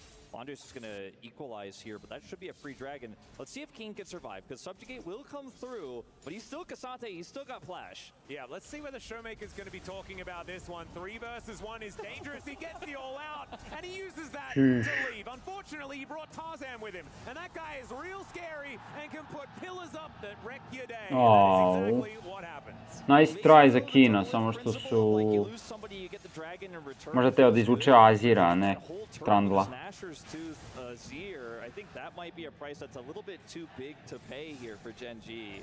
Yeah, a bit of an issue. I think he pulled the Trundle over, so that was definitely a bit of a issue. I mean, they were kind of stacked on each other. But yeah, there's that first turret going down that you were talking about, Wolf. They're just going to get it essentially for free after that kill. So surging into the lead in terms of gold here is AG.AL. It's not a gigantic lead, but with, I believe it's Infernal Soul on the way, gonna be feeling pretty good. We're gonna check it out on Proviju. Tarzan's perspective as he takes the Cassante ride and just flashes after him and eats him. Look at these mechanics, guys. There it is. Chump. I don't know if things would have been that different if you pulled Shanks, but I think that Kakve it's problematic, to say the least, in terms of the target he pulled over there on his attempt to escape. But with the turret going over and with 2 kills to 0, even though GenG have gotten all the objective feats of strength, it's just 1 kill now for feats of strength to go over to AL. So another significant factor that comes with getting that turret. So Tivan ispao od AL-a. 2-0 i to su baš tompovali. for their Cassante, so you're still feeling pretty good about that. We'll see though, as it ends up being a lot of gold injected into this year. Chovy again, just kind of doing whatever he wants. 15. minut, 160 farma, bukvalno savršena igra za njih. But it does feel like whenever we're looking at him, he is doing a good job of bullying his lane opponent, but he's still 400 gold behind Shanks, who did pick up the kill. So, 75 ima ruler. to deal with that. Obviously, now that he finally has his Bork, he becomes even more of a champion. Does Chovy on the Yone. It's looking pretty scary there as Tarzan once again sacrifices 50%, but of course what goes unbound in the soul department does have to go back to the soul. I think that's the saying. Maybe a little wordy. But not going to be too worried about it. AL ima 2 kila više i first turret i gold je 300 golda prednosti za njih. Toliko dobro igraju lane GenG da je to strašno. Toliko dobro farmaju. Take it away, Wolf. I think I need to time it. Like you said, 1 more kill. As I was mentioning before, who knows when that's going to happen, though, as we won't have a fight really here for a while. 3 minutes until this dragon will spawn, and it's been a relatively quiet early game. There's no real pressure points on the top side of the map for GenG anymore. Herald will just be used here to try to secure this mid turret with the Varus wave clear that Ruler can provide. See if AL will be able to defend. They don't have equalizers, so I think this is just going to be GenG getting a turret in return. Yep, there it is. Not going to be first turret or anything like that. Oh, the pillar! Still there, and the pillar is going to annoy Shelly, and she just decides she Pillar će doesn't da want to countera Shelly. Great play Da. from Tarzan. Yeah, beautifully done. But it was all a distraction, guys. A cunning ruse? They used it in mid, and look at where Canyon is. He's the guy who dropped it. He's in top. He's like, okay, I'm getting my vision. I'm making sure that Chovy can push the top lane and get that turret by himself. So they're going to get a turret eventually. Although, as I say that, it does look like Chovy's trying to join in here onto this fight. Well, there's an exhaust immediately here as the charm comes down. Chains of Corruption. They really want to kill Tarzan, and guess what? They're going to do it. That's 1 kill to answer AG.AL, now only 2 away from getting the feats beforehand. Actually, kind of interesting race towards our feats of strength in this game, as Chovy will be able to finish off this turret and that gold advantage that GenG has. Da, uzeli kill i imaju 1500 golda prednosti od jedan GenG. I oni će opet, kažem, biti lagani u smislu da čak i sa Lidom mislim da neće prešerati previše. Već mislim da će samo da budu ok, imamo lica, to koristimo, oduzimamo kontrolu mape, polako choke-outujemo AL. Iskreno kažem, ako je 20 minuta AL nema neki veliki lead, mislim da je to samo pobjeda za GenG. That relevant in this tournament. We haven't seen it too much, and it's only a small gold lead here. It's minuscule. We're talking about 1,300 gold here, but GenG at the same time have really never given AL any quarter in this game. They've just constantly been in control of the tempo. Yeah, it's very nice to see GenG getting right back on the horse after a little bit of a shaky series up against G2. I like what Arnold was saying on the stage earlier, how Chovy went back and he's like, we're not playing our game, guys. We're better than this. And maybe they've come in with that kind of fire and that energy for the grand finals here for EWC League of Legends. There's a ton on the line, obviously. And it's very nice for us to watch GenG at their full form, because I think that's where we're going to get the best series. It's been really hard for Hope to farm in this game too. Look at how far behind he is in terms of Ruler's farm. Ruler just constantly clearing these ways. Feels like he's found an angle. They stand in front of the ultimate. Shanks! Će možda umreti zbog toga. Ja, Chovy je živ. A jao, Chovyjev autospacing. Chovy je apsolutno ludo to odigrao. Holy moly. Kakav stebek da dođe Ali Q.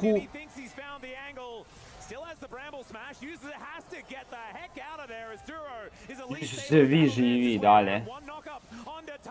has to flash to get out of the way of the chains of corruption.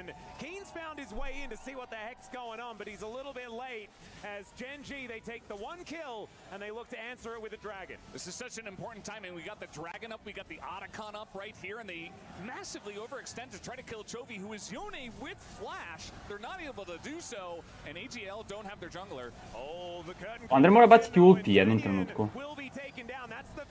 Jer on nema ulti ili šta? But that may not matter as the flash out from Keen shows the GenG. They just need to run. The harpoon comes in from Flandre, but there is still a turret down here towards the bottom side, and GenG should be safe for now. But are they actually able to fight for the Otacon? 20 seconds on Canyon. Is so critical, as you mentioned, Valdez. Chovy has TP. He's going to back here, and I mean, contesting this, I think, is just not realistic. Look at where the TPs are going. They're looking to actually get a top inner and that mid turret instead. Boga mi, jel se ovdje ozbiljno vratio ovo? GenG nije baš morao da kontesta nužno ruler, možda nađe kulu na midu kao trade back, ali... Kako je ovo samo bio fight. Prvo Shanks, kako je odigrao lepo. I onda Chovy još lepše. Who does all of the real heavy lifting here. Kyle gets charmed there at the last possible second on the ult, and GenG rotate over.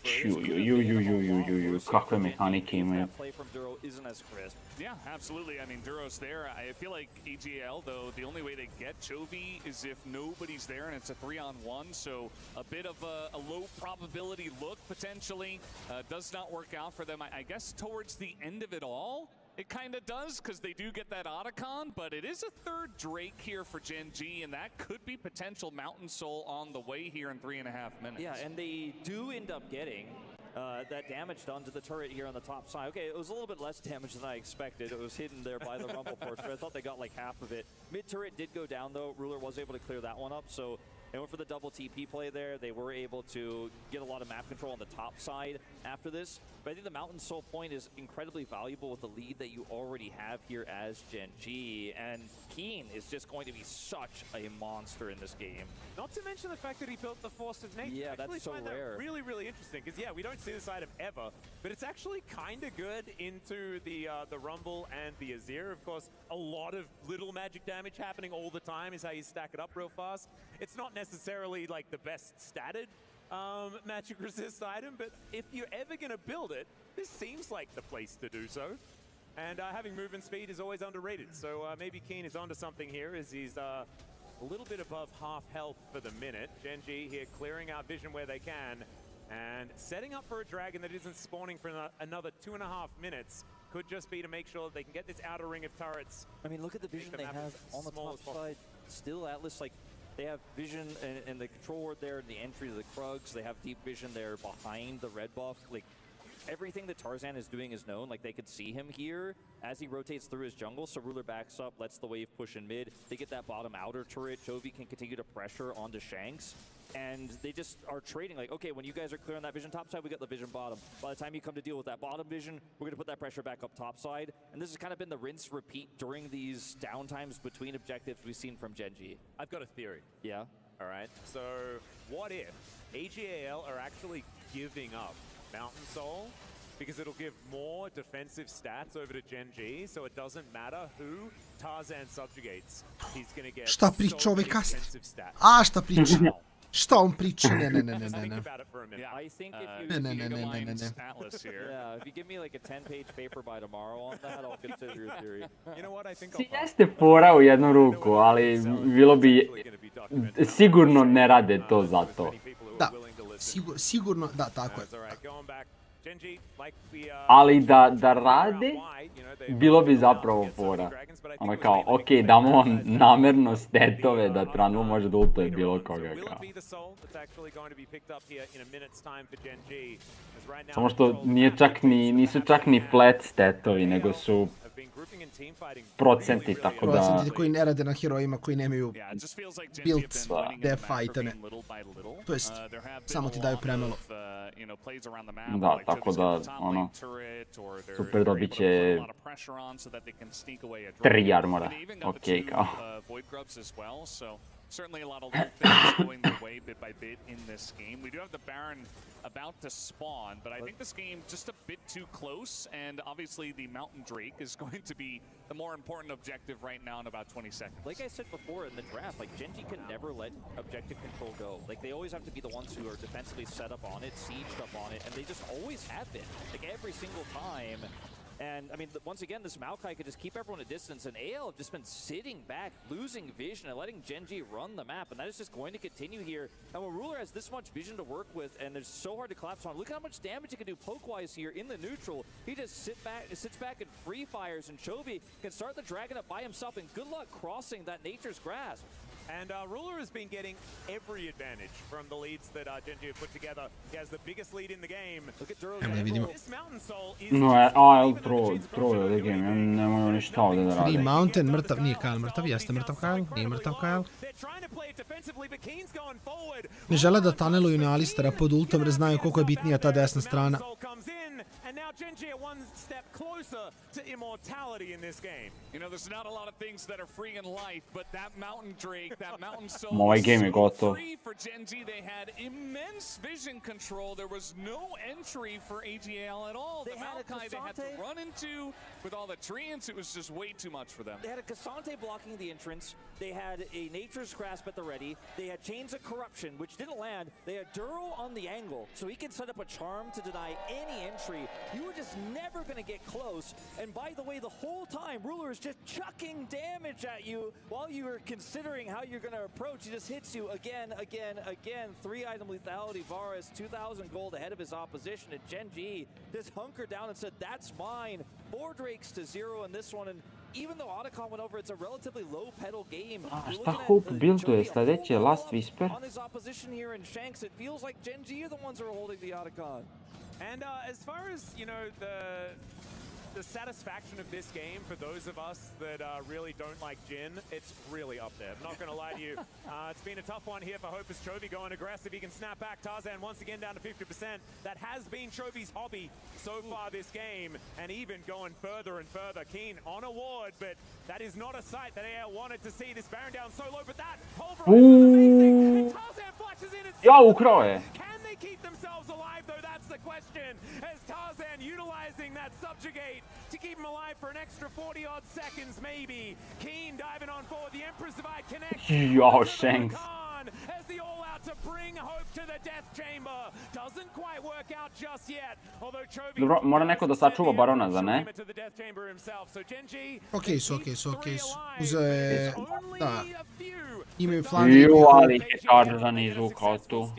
It's a very messy fight both ways, I can say. I feel like Kyle did a fantastic job getting in there, and it looked over-aggressive almost, but he created so much space and a big distraction, knocking 3 guys up and allowed Tarzan a way to get into the pit and steal it away. And the kills are very similar in this one. It just got so messy towards the end, and it's a big win for AG.AL. Now, Canyon is like 5 seconds away from his ultimate, so there's some hesitation here. Do we pull off completely, or can we turn on this? Because the Kyle uopšte uspeo tamo, šta došeto samo. Viš, ali Shanks jako pametno igrao, jer je držao vojnike na Baronu, nije dao GenG-u da resetaju Barona. To su baš pametno odigrali. Equalizer here would have been great if there was follow-up. And unfortunately for Hope, he's just trying to get damage done here at the Ja ne znam da li je Shanks udimo ili ne. Tamo kad su bili nagurani svi u ivicu. Nisam siguran. Ili se samo brinuo da komituje na to. Mogli su da ih hejsuju skroz. Koji ih ovo flanko... Shanks ga pogodio ga ulti. Aha. Flandre je umro od Chovija samo. It's Hope that's just being thrown around like a rag doll. Kyle gonna get the same treatment. And AL, I mean, it was a decent attempt. They managed to steal away the Baron, and this is not the result. This is not what we wanted to see. Mislim, ovo je... Oni su vidjeli taj teleport. Ne znam šta su radili sad. Nije mi jasno.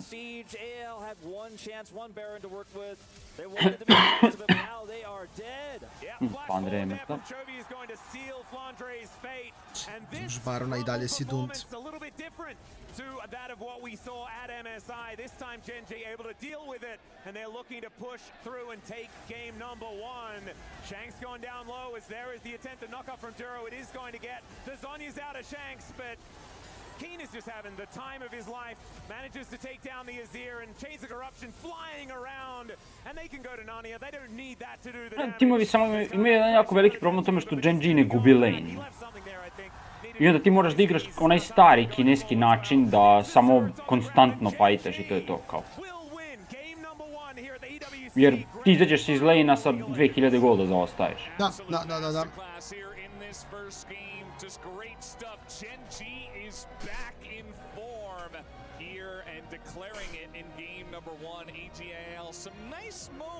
Ne znam, mislim, ovo je, kažem, bilo pitanje da li će taj klasičan tempo GenG da dobije ili će agresija I AL-a, AL nije našao ništa I GenG ih je samo čokautovo, čak I su kradeni bar nisu mogli da urade ništa, tako da... Ono, ako se ovako nastavi, kažem, ako AL ne nađe način da probije ono chill GenG-a, samo može da bude potencijalno, neću kažem brza serija, ali jednostrana serija, mislim da je fair. Imamo 15 minuta, idemo na pauzu I tu smo u Game broj 2.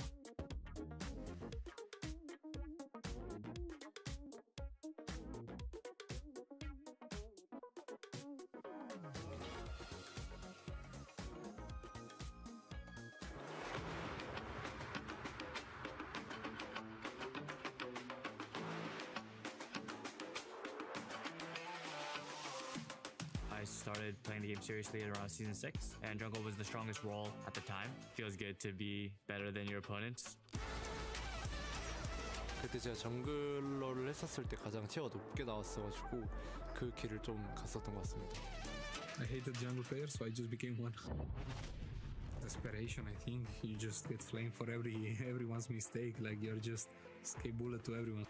因为打野位置就很好玩吧，就跟队友配合也是一个很好的玩的地方吧。感觉就队友的优点，you can make a lot of creative plays, play around vision really well. So I think that's one of the specialties of jungle. If you're not where you have to be, can really make the map harder to play.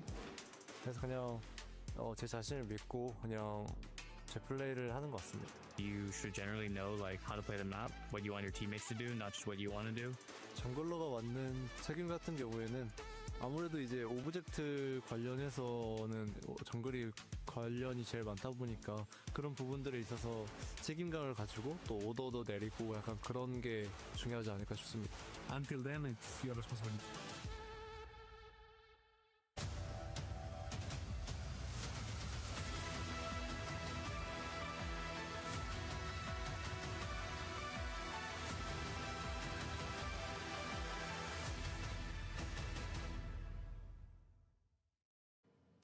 Hey everyone, I am at the Free Fire stage, joined in by Gideon. Once again, thank you for having me.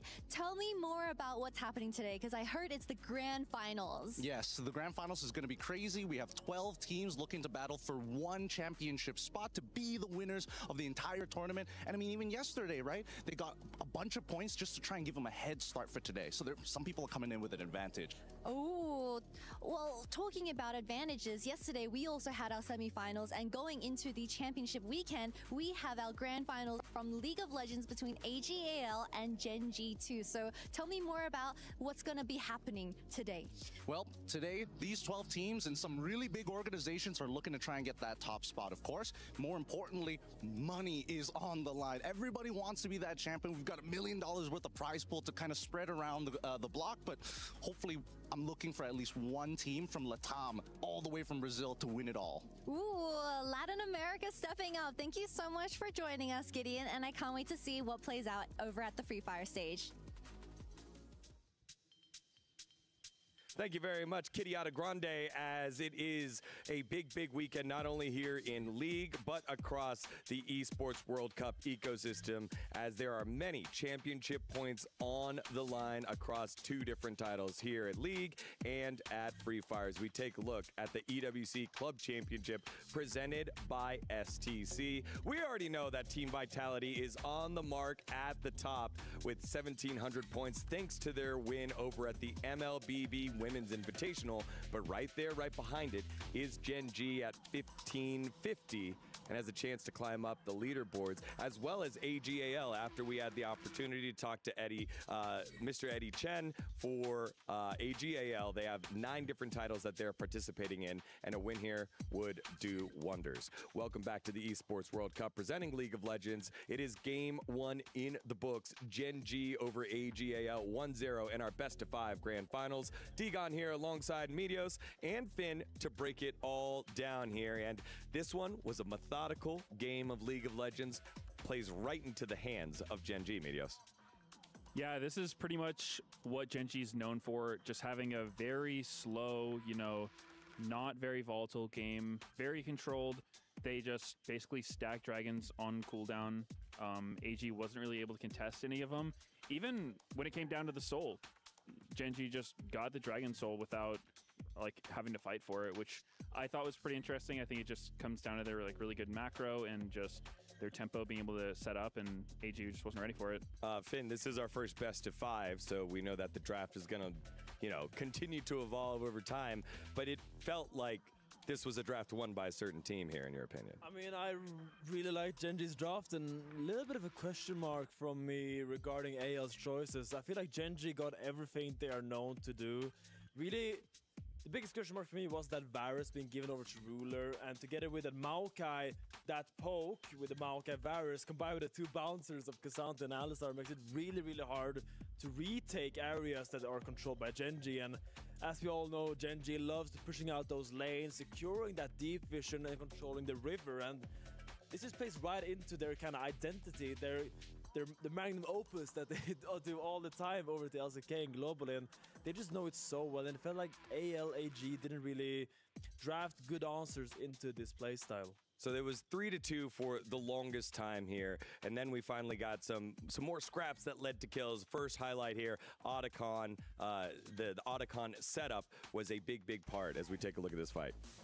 Yeah, I mean, here we just have a fight. GenG really tries to get his dragon, but in the end, Canyon does end up dying at the tail end of it, and now it is just a short chase here from AL, trying to get some flashes, trying to get some health bars, chip damage here. Flounder looks for his fight, but in the end, GenG seems to be quite happy with this trade. Sure, Canyon died, but he did end up getting that dragon while AG got that Otacon in the end. I thought it wasn't a good trade, but they proved me wrong. I generally would prefer Otacon if I was in that situation, but I think just because of the pace of the game, you know, there wasn't a lot of kills, which then translate there's not that many petals around the map. Also, you're not gaining more petals because that's part of what makes the buff so strong is each time you get that execute and like the little AoE, you get another petal for your team. So I think that GenG was kind of okay with it. They figured, you know, it's not that much value for them, and then they were just able to get a quick soul. Yeah, well, the focus on objectives was on full display here. Our second highlight, the big moment, a Baron steal that went the way. Yeah, GenG just started Baron. I mean, they just did it, and they just kind of assumed that either they're going to get a really good fight with a turn of Maokai ult, or they're just going to try to 50-50 it, or use the Maokai Q smite. Maokai Q smite is one of the more powerful smites we have in the game with all the percentage HP damage. I'm sure the jungle savant medios can comment on that. Yeah, I don't blame GenG for this one. You know, sometimes when people see a Baron get stolen, it's usually like, oh, you know, why did you start this Baron? Like, why did you let it steal? But I think AG.AL actually had a pretty good setup for the steal. Alistair went in right before Trundle did, and he was able to get a 3-man pulverize, which kind of slowed down the DPS a lot on the Baron, and then Tarzan was like 1 HP, and he just like did the YOLO flash in and go for the steal. It worked out, but I think most of the time that probably would go GenG's way. So yeah, you know, not ideal for them, but I think it was okay because even if that happens, you're still really ahead and you'll win the fight. Yeah, MVP type behavior there. Again, we're still wondering who's going to be the Sony MVP. So y'all at home, let us know in the chat who you think that should be. Finally, here, highlight number 3. It was the mid-engage that closed off the game. And from here, we're kind of like, do they end? I guess they end off this. Yeah, definite destruction. They got that Baron, right? Then they used the Rumble to try to get this tower, but Varus ult ends up connecting onto the Azir, and here Hope is just left alone by this angry Keen Sante on the back end of that fight. They just all leave him. He's like, okay, leave him for the Fishers, he's gonna die, and there Kyle dies as well. A little bit overzealous by AL to go for the tier 1. I think they really felt threatened that they had to use that Baron to get something, and the mid tier 1 usually can get, but good defense by GenG and not giving them a single inch. Yeah, I think that kind of showed how comfortable GenG was engaging from multiple angles. Like you mentioned, the Varus ult hit his ear. The same time, Maokai ult's coming in on everybody. Keen, I think it was a teleport flank, but they were able to punish Gen for not having flash because he used it in the previous Baron situation. So just a really good team fight by GenG. They didn't really seem bothered that AG.AL got Baron because they knew they could punish. Yeah, and that's the thing about GenG, right? They might have made a mistake earlier, but if you make the mistake, you step up too far, they always find a way to make it hurt even more. In this case, it ended up costing the game. You had some lives come back in line straight from the fountain, and they tried to do like a 1v5 defend, a 2v5 defense, and eventually the chain dying ended up being game number 1 in the hands of GenG. So let's turn our focus here to game number 2, gentlemen. Draft-wise, very GenG-sided. It felt like getting Varus, getting the Maokai, something that they're all comfortable in, comfort picks for them to play their style.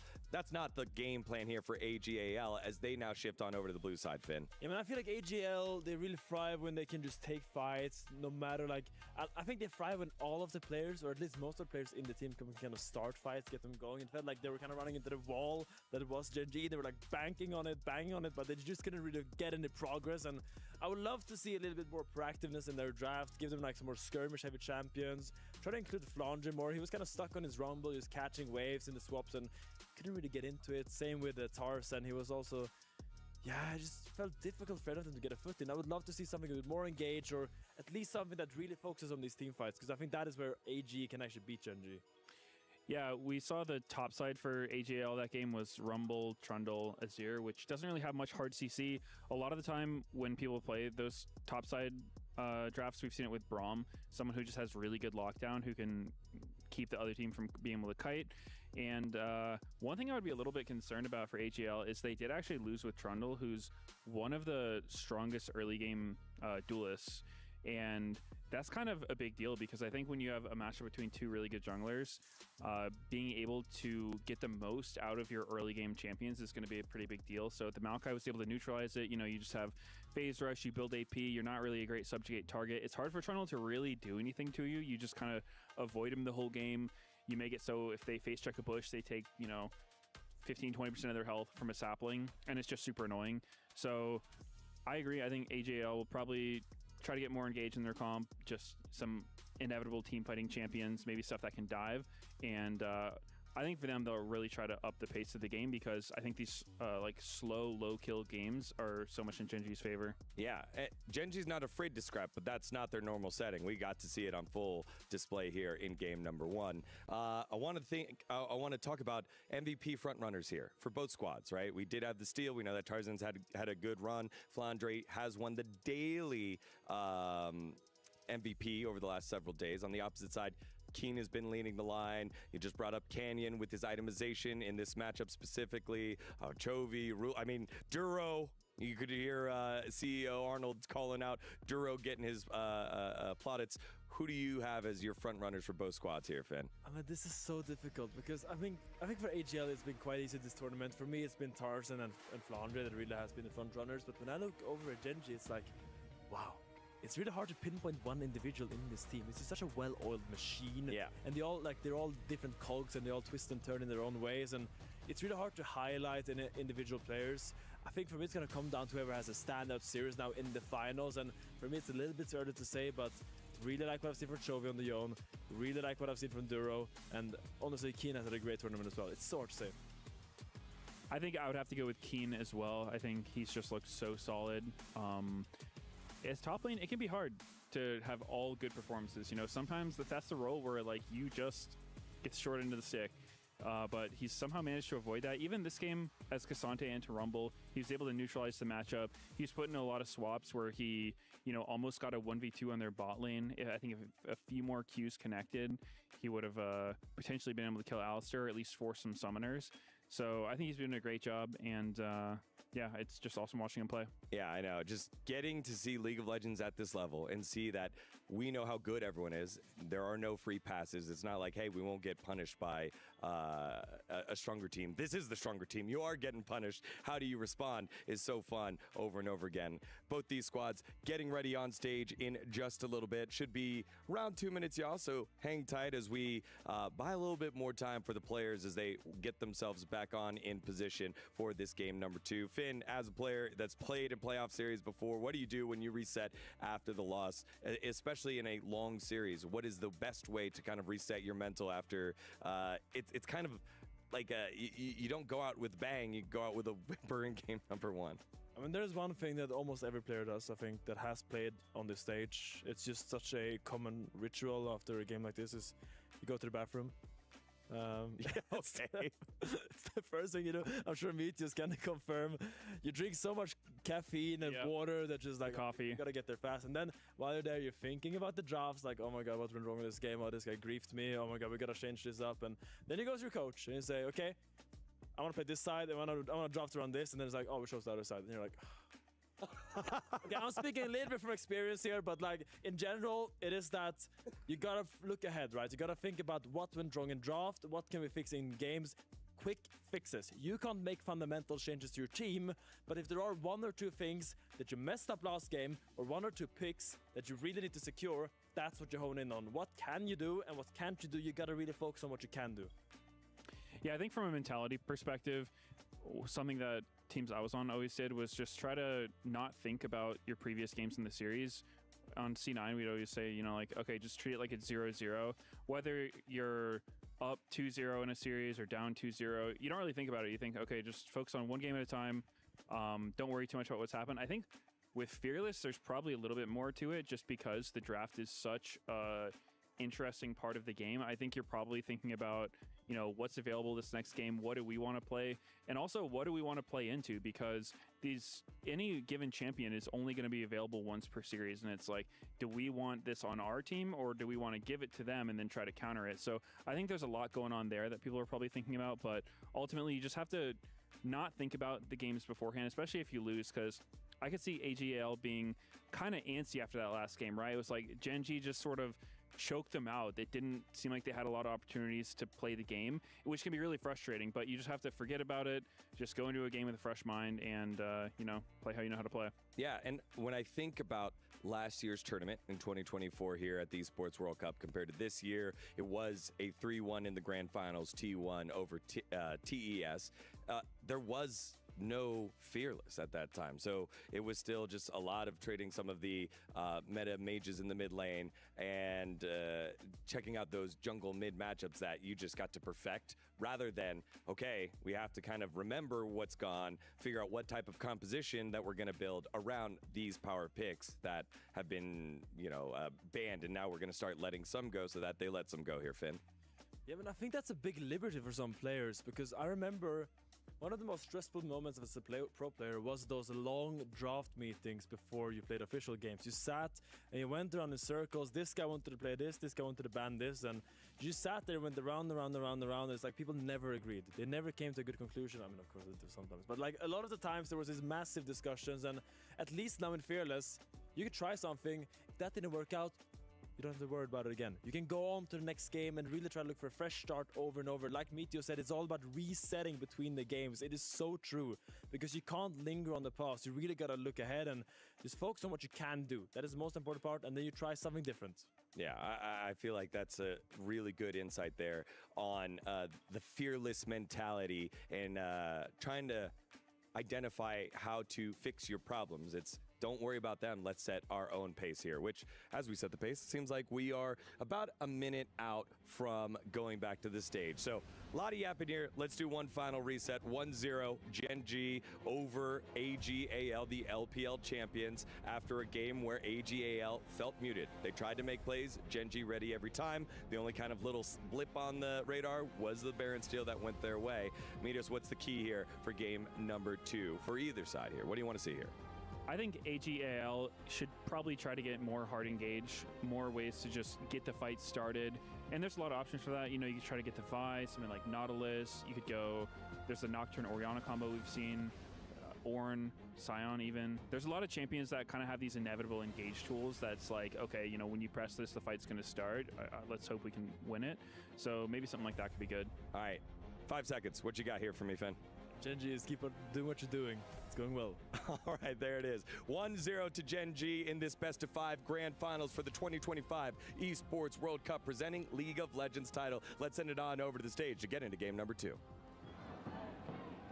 All right, Riyadh, we've got a grand final on our hands. On one side, we have GenG looking confident, looking calculated. Do you think it's going to be a full sweep? I don't know. These AG.AL fans are very loud. AG.AL, let me hear you. No, this is a big matchup. This is a huge matchup. So let's go a little bit boxing influence here. In the red corner, AG.AL. And in the blue corner, we have GenG. All right, you know what? Let's have a face-off right now in the middle of this stage.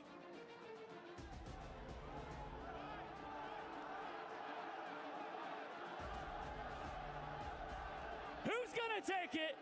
We're going into game 2. GenG versus AG.AL. Oh my goodness, what an incredible matchup here between Panda and Tiger.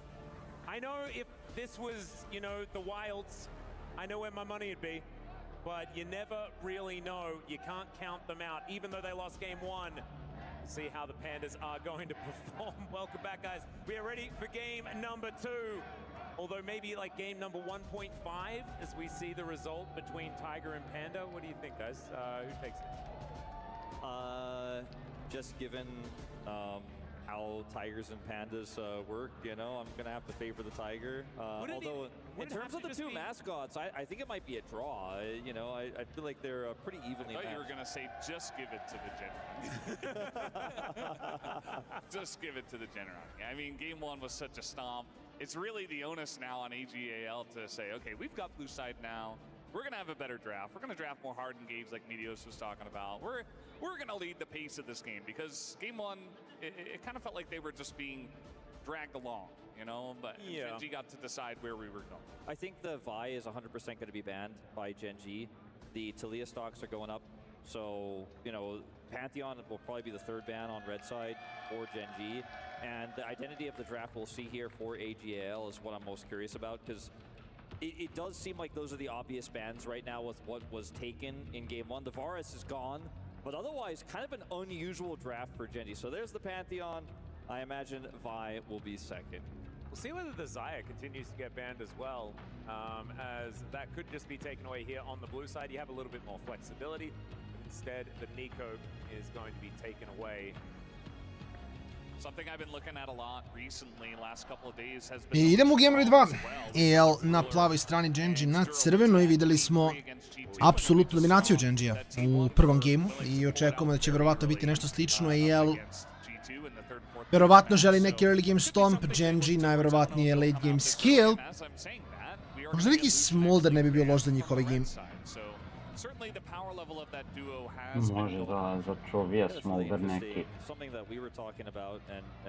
Ajde nešto. A, čovije u pitanju, nebitno je koliko je slab čempion u early game-u. On samo lane igra jako dobro.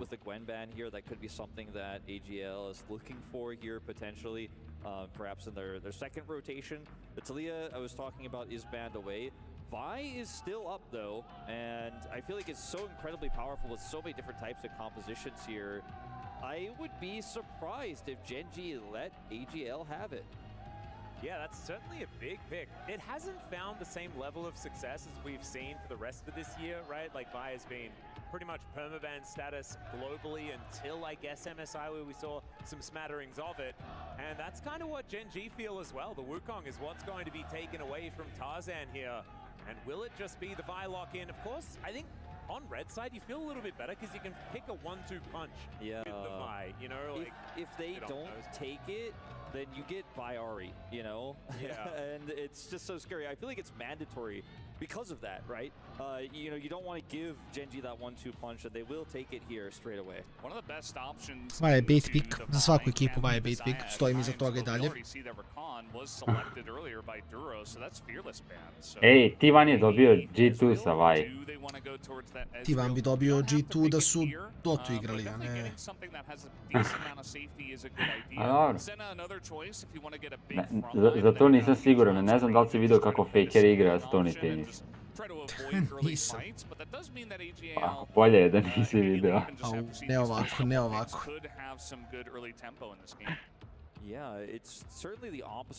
Moja koza treba samo da se drži Lige Legendi i ničeg više. Dobro, i to je okej, vidi.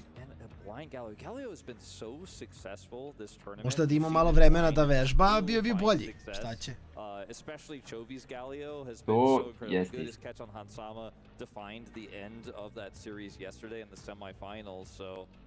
Gonna just lock this one in, and it looks like it will be into the Annie rather than the Ari here for Shanks. Yep, of course, similar idea of you're gonna have a fair bit of damage in between. I opet GenG ide turbo defensivan, turbo skill. Will still be a lot of mid jungle power. Giga late game comp, ne bi me čudo uzmu tam Kenča. Really well, right? Like she presses R on someone and then you press R on them, and she has to stay there in that big circle of being knocked up, and that's not a whole lot of fun. Shanks, what are we going to be picking here to round out the first round of picks here for AG.AL? Yeah, it just feels like we're already seeing these compositions take shape. GenG going to be playing that, you know, backside, just protect the carry of probably the Senna and maybe something in the top lane that Keen could bring some more damage in. I wonder if he would consider something like an Aurora into the Sion. We've seen that before. The Camille, also another very good shout with the Galio, and offers you that bit of extra damage, because if you're only running Senna Galio, I think you might want to just grab a support here or a jungle pick. They're going to go for the Ambessa instead. This is both a decent amount of frontline for the Senna, but also an aggressive pick into this Sion. I feel like GenG would have been very happy themselves to get the Sion, because the mid laner here isn't a ton of consistent damage. It's just engage only, and the Senna would have been really safe if they had that Sion. So I think that's a nice pick away here, but it's a good answer from Keen. Yeah, immediately gives you that extra bit of damage as well. It's a pretty aggressive composition already from the side of AG.AL. Corki with huge amounts of damage follow-up as well from close and from afar, I think is a good shout, especially because the Corki stocks have been rising a lot. Tom Kench, super obvious here just with how safe it is into the Vi Annie. Maybe a Caitlyn ban would make sense here, just simply because it's a strong pushing lane into the Senna, but we're really just talking about 2v2 here, as in terms of Kai'Sa follow-up to the dive, that's also an incredibly strong pick. Isn't obviously going to be winning the 2v2 Još ste mogli pored tamo da banuju, ali slažem se s ovim što su rekli kolege kasteri.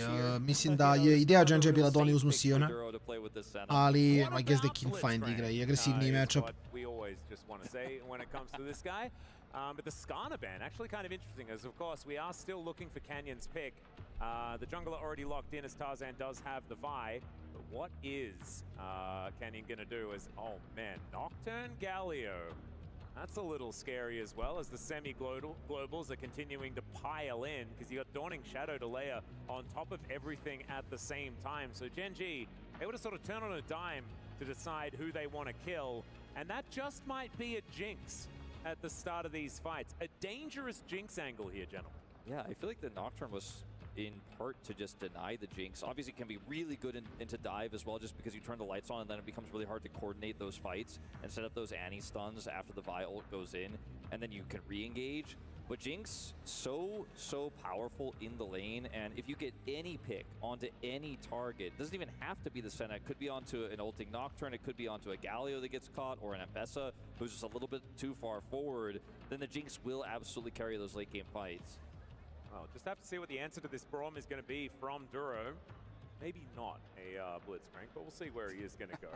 Don't know why, I've just got Robot on the brain at this point in time. I really liked it in the last draft, but yeah, the Bard rising up a lot, and can be very safe into dive, and also can set up your pick potential if you do want to go for dives yourself, especially into something like Jinx.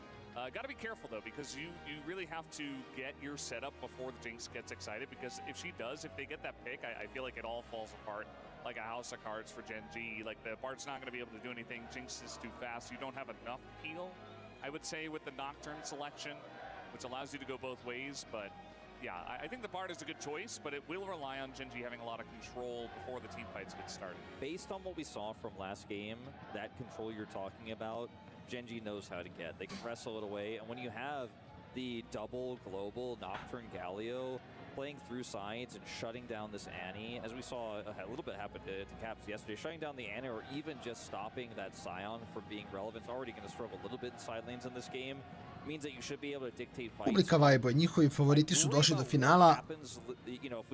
Prva Kina, prva Koreja. Mislim, ovo je nešto smo očekivali će MSI finale da bude, ali izgleda baš nije bio slučaj. So it's a really risky yet confident draft here for GenG. I think they were really making a statement here in this game too. Yeah, and I think they also need to get their combos in order, right? It wasn't as much of a combo draft last time around. It was a little bit more, we can kind of hands diff you all over the place, find these angles and make those outplays. Whereas this time it's going to have to be layering of ultimates, making sure that they eliminate these key picks to start off fights. Because if Hope gets excited, then the hope is going to end for GenG here in this game number 2. But we'll just have to see how well they're going to play. Match point on the line for GenG, and AL wanting to turn this into a best of 3. seeming pretty likely at this point, to be honest. I do really like what AG.AL have drafted in this game number 2. I think it's very aggressive. It allows them to grab hold of this series and fight it on their terms. The one big thing on the other side for me that I'm scared of if I'm AG.AL is Chovy's Galio. We were talking about how strong he was up against G2 just yesterday. It's a classic. It's a legendary pick for Chovy. There have been so many huge plays, even right here on this part of the map, for Chovy. The flash, like 5-man taunt that he got in that one game a long time ago. He's just fantastic on it. And I was going to do a segment earlier actually on GenG and the way that they love to team fight, and it really came down to Chovy moving in and out of vision and making the aggressive Galio plays work. So a lot of onus on him, but he can handle it. Yep, and you were talking about his clear. It's terrifying for exactly the same reason, right? It's fear the cross map and fear the rotation that Chovy is so good at. Him and a lot of his other mid lane counterparts in the LCK known for that sort of style. Mislim da ako vidimo ovdje da ekipa GenG nađe još jednu pobedu, ovo je samo 3-0 finale. AL baš mora da navate neki tempo ovdje. Mislim, pokupili su malo drugačije scaling komp sa first target pick-off potencijalom, gdje ideja da vaj ulta jednu stvar, Eni prospe sve preko te mete i nadaju se će Hope dobiti reset i onda Jinx mora da nosi. Bar je mnogo dobar u to, jer može da ulta metu koja vaj ulta ili može da ulta Jinx kada pokušava da dobije Get Excited. Ako zaustave taj trenutak, sve im postaje mnogo, mnogo lakše. There's a lot of inherent risk with this pick, though, because if you fall behind, you're a squishy support that's going to struggle to get vision. Into this dive pop with the Vi, that will just blow you up if you ever show your face. If you ever have face check, if you ever try to go towards an objective you don't have control of, there just really isn't a recourse for the Bard that's going to get blown up because he's so squishy. Yeah, it sort of does feel a bit unforgiving as we have a look at where these lanes are situated right now. Flandre on this Scion having a real good time at this point in the game. I believe we saw this matchup previously and it didn't look quite this good for the Scion here at EWC, but still very, very early into the game, so things could certainly turn around for Keen, where he's going to be having a bit of damage onus on himself. Those are 2 items he needs to get to as soon as possible to make sure that he is going to be a threat heading towards that back line. And you guys have been singing the praises of AL's comp, and I just kind of want to echo it. I love how well it sort of bridges towards late game with the last few picks that they lock in, because it was quite late that you got the Jinx and the Scion into this composition, which allows them to teamfight really effectively, just front to back into GenG with their sort of fancy combo composition that they have here. Will certainly be still difficult, but it's just AL playing some pretty classic League of Legends and setting themselves up for it with some pretty good picks for the situation. Here's the lane swap. This is what we've got very used to.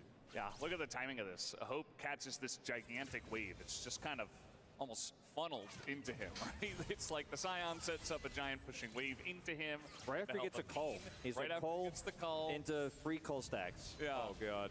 And he's just farming up there. He's having a great time. There's no threat from an early game Ambessa, of course. So these another early swap comes out from AG.AL. This one I feel like does make a bit more sense. You know, I think you can absolutely bully the Ambessa a lot more with something like a Jinx compared to a Jhin into Calsante like last game. Yeah. And you've got Scion, who never cares about anything. Yeah, so. And also if you're farming alongside, then you're absolutely fine, because Jinx wants to scale and scale and scale. You've got a Scion that's going to be getting infinity health as the game goes on.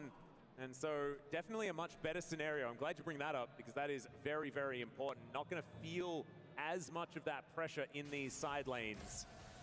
As GenG will answer the swap now. Yeah, I mean, you could have left the Senna into the Scion and just sit there and chill and stack, but you're not going to get any sort of advantages, and the Jinx is just going to get such a big advantage if you leave her alone like that, that it's super frustrating. And with the tempo they got with that fast swap and the call buy, they can go, oh, your Senna's back topside? Well, we've already reswapped bottom lane, and that's just going to continue. This is part of why we're seeing Unsealed Spellbook taken for supports these days, because sometimes you're going to need that teleport to get back and catch the tempo. Won't necessarily be the case. Jesi vidio ikad ovaj skin Bard u gameu? This time AL are the ones Spirit running the Bard. show, at least in this early game, whereas we saw that for GenG the previous game around, as Shang's going to get taunted. Yeah, Chovy doing a bit of damage here. Inače, Mara, ne znam si mutovan. Da, jesam. Odlično, okej, ja rekao nisi, ja rekao ne znam si tu.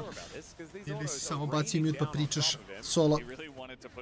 Ja sve pričam i par puta si ti kao nastavio samo, kao da si me čuo. Dobro, super. Dobro sam provalio da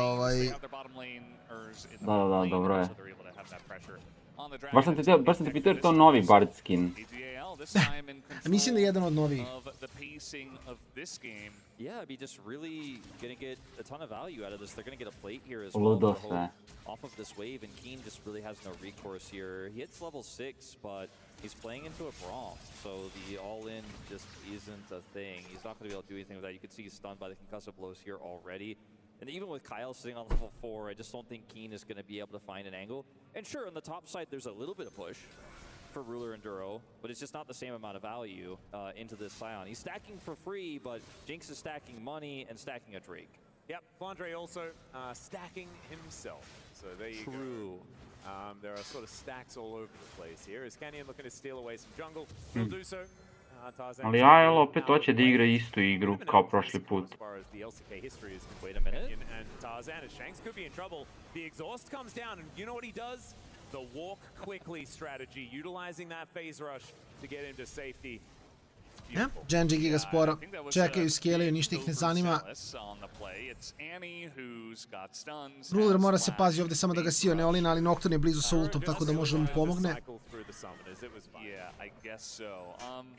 At the end of the day, they don't spend a whole lot to do that, but yeah, unless you've got heaps of CC, you're not going to be locking down this Annie anytime soon.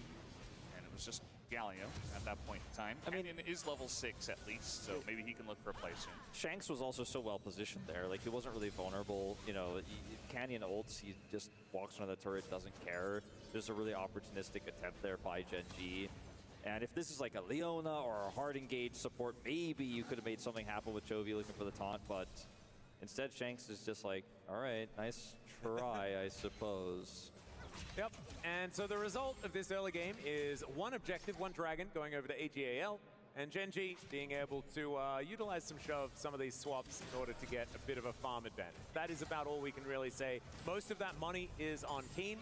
It was done well as this Ambessa, but we know Scion doesn't necessarily need that much money. Izraš kantera sve, da.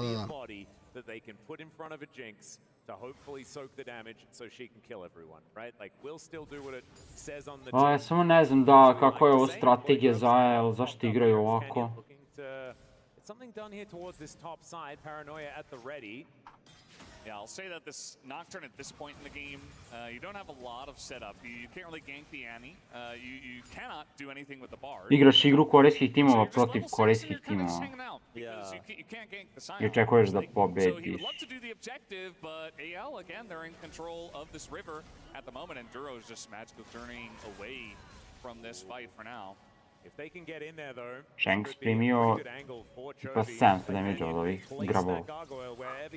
Ja mislim da je veći ugao što oni legitimno malo šta mogu da urade u GenG kada GenG samo se ne zaleće ko ludi, već igraju polako i stabilno. To je dosta veliki problem, treba igrati u to. And just slow playing it. I thought for a moment they were going to try to hard force with a Nocturnal, which I think would have been a huge mistake. Just try to win the war of attrition with the Senna. Even in the early game, you can actually kind of just chip away at those health bars and win out, and that's exactly what they're going to do. Late TP here from Shanks, though. A bit late for the contest, but they could look for a big stun. Well, Magical Journey just gets you out so comfortably. Yeah. So that teleport does come in. Shanks makes it over to the top side, but it is only one measly grub available here for AG.AL. So GenG, after this one is finally taken, they will even out even the feat of strength count here between the two squads. And the gold is practically even as well. And so you look at the teams that have a lot of extra scaling, and that's both of these teams. Hyper carries both of these teams. And so I'm feeling like this is an even one at this stage of the game, gentlemen. Yeah, I would agree with you, Atlas. I think you're onto something here. It's close. It's a very close game. I'm making the hot takes over here. Yeah. Like I said, I just don't think grubs are that important for either team that much. So, you know, blowing the game and tossing it, flipping it, basically at this point would just be such a silly choice to make, especially with GenG kind of slowly getting control there. was a late TP from, you know, to enter the fight from Shanks there, and didn't end up leading to a fight because of the magical journey. You can see what the value of the Bard is there, but because he commits that, he loses a plate here bottom side, right? We'll lose some farm because he doesn't have the TP anymore. Keen getting an advantage there. Ima ogromnu prednost. Ima 400 gola prednosti. Koliko je Keen samo dobar. You can see GenG here slowly grouping down towards that bottom side Keen igra of the lepo. map. Toby Mislim, does not have TP to join the fight, but he can, of course, if he can traverse some of the map. kažem opet, GenG ne žuri nigde.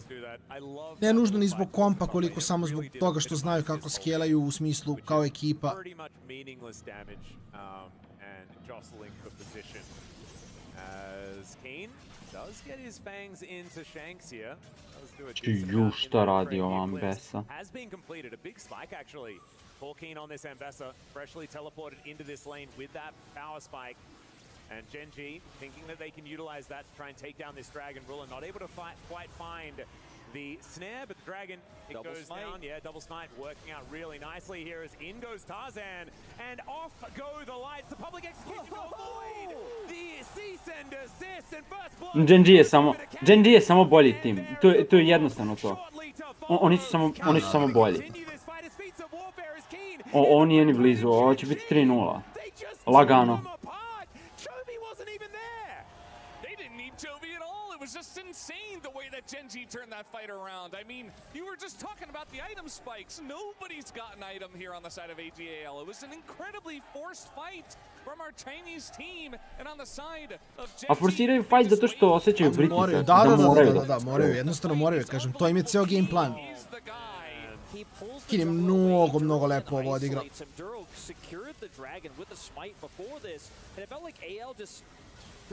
Forced to make something happen here after giving the objective. They're like, well, we just can't simply give this up for free, but I think you just had to be willing to do so. Remember, Shanks lost half his health bar to the Eclipse in the bottom lane just moments before. They were by no means in a position to contest that. A huge mistake to go for that call. Disrespecting Keen's reaction time as he goes unstoppable, looks for the exact re-engage he wants there.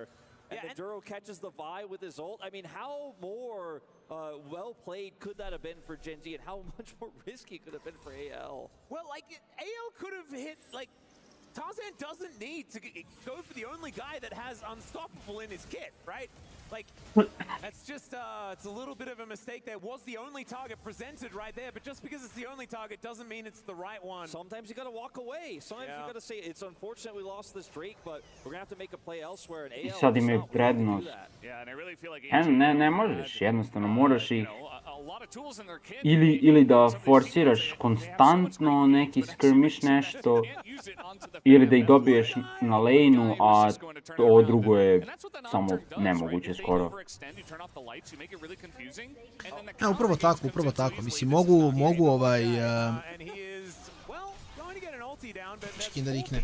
mogu da probaju da draftuju nešto što je hiperagresivno early sa više prioriteta, pa da probaju da na force invade-ove rade stvari.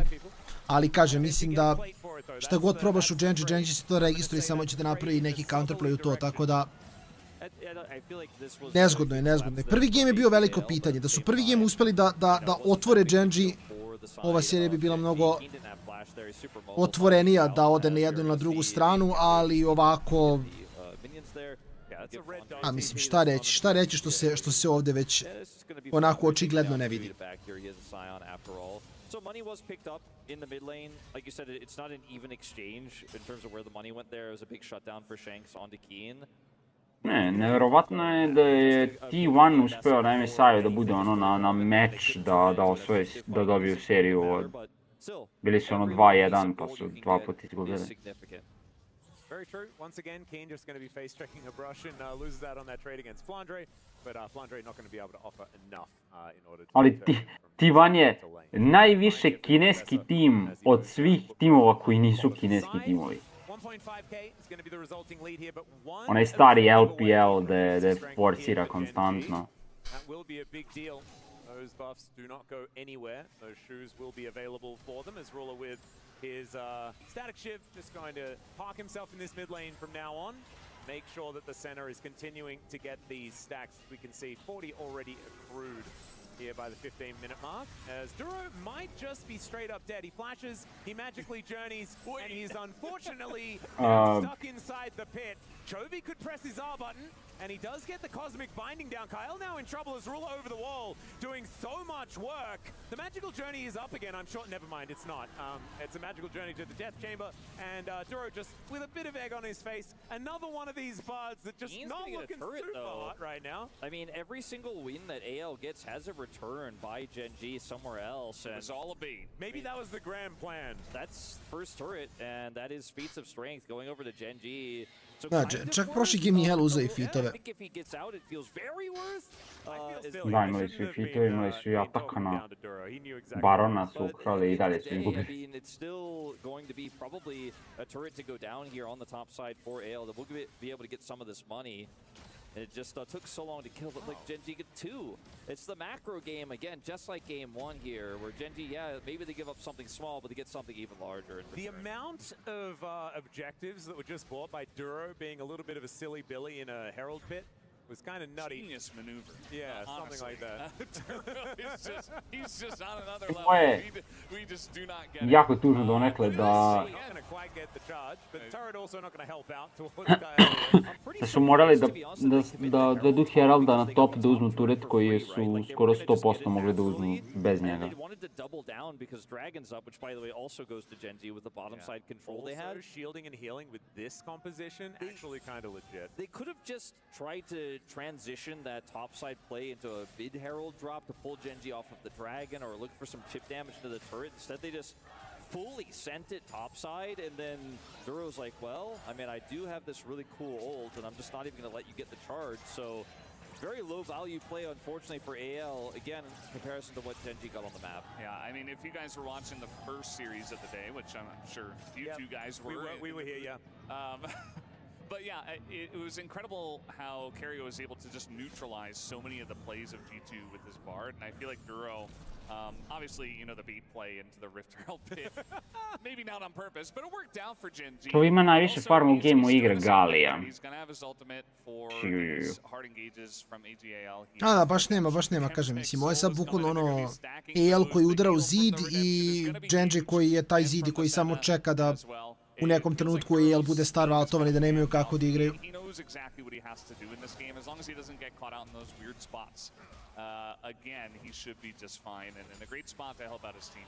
Yep, Ruler also in a really good position right now. Rapid Fire Cannon now completed, does have the Swifties done as well, so actually a lot safer than he was previously with all the extra movement speed, what his 2 first items and the shoes. As Flash actually has to be invested here by Hope, because he would have been set up for the Cosmic Binding after that ulti wears off. So GenG really scaring AG.AL right now. That's your main target. You know, you were hitting the nail on the head. You're thinking exactly the same thing I was. Like, Ruler's on 2 items now. He's stacking really well. He's at 56 here at 18.5 minutes.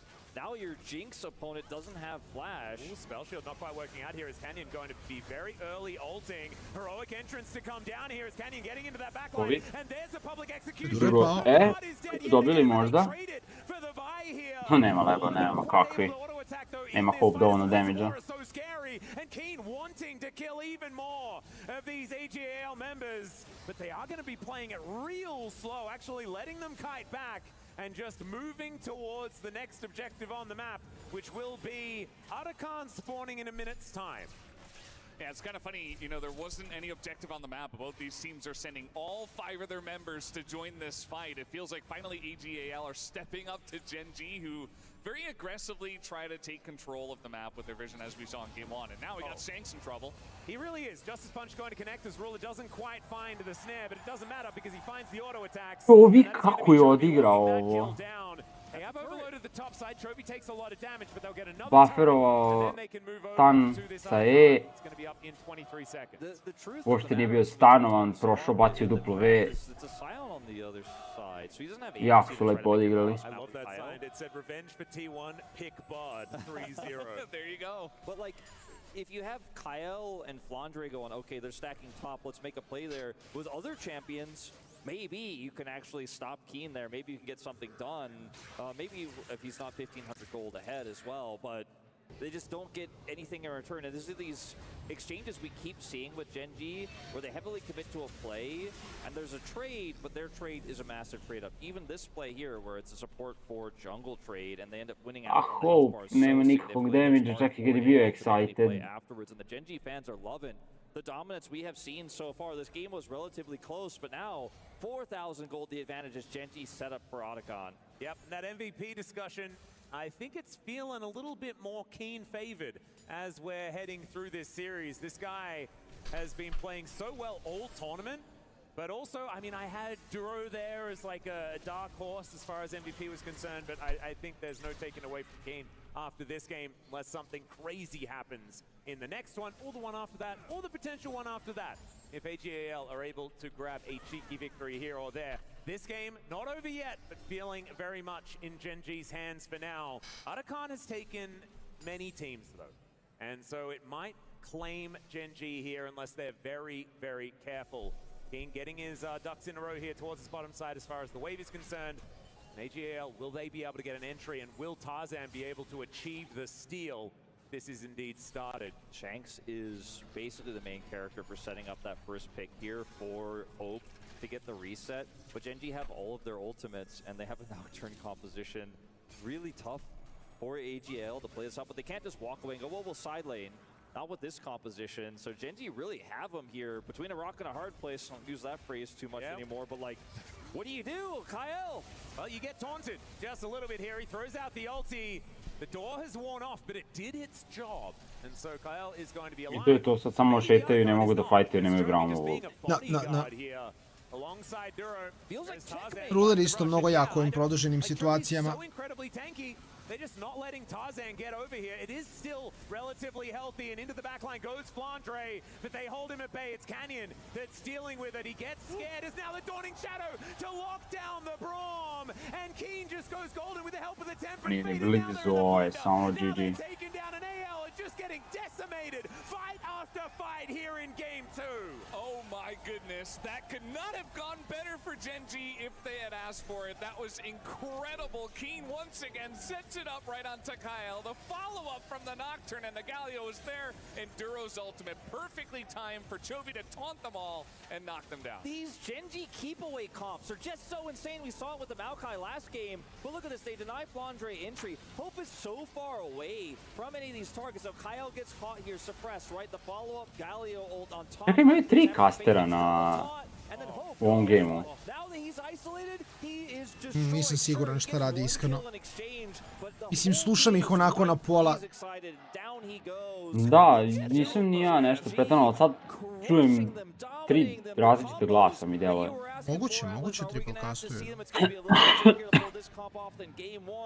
And the answer is GenG 100% can pull it off. And I have to say, as far as compositions that utilize Tempered Fate well, this is a really good one, right? Like the Galio lands, you see doesn't get the knockups, but then you are really able to position the easiest of your life for after they get out of that stasis. The setup here, if you can hold them in position, is just insane. And they don't even start the fight off with the Nocturnal. Most Nocturne comps start that way. They end it that way. You have no peel anymore, Hope. I'm just going to go right on top of you and kill you. The fight is already over. And GenG now looking for soul point here. And taking Otacon, that felt impossible, but this, they won't even try. No. Yeah, I feel like the Braum in this composition was meant to try to help the Jinx not get absolutely bullied like that, but I feel like when you have so many abilities and champions that just go over the top of the Braum and do not care at all about the Braum, like think about the Galio, the Nocturne, you're not even interacting with the champion really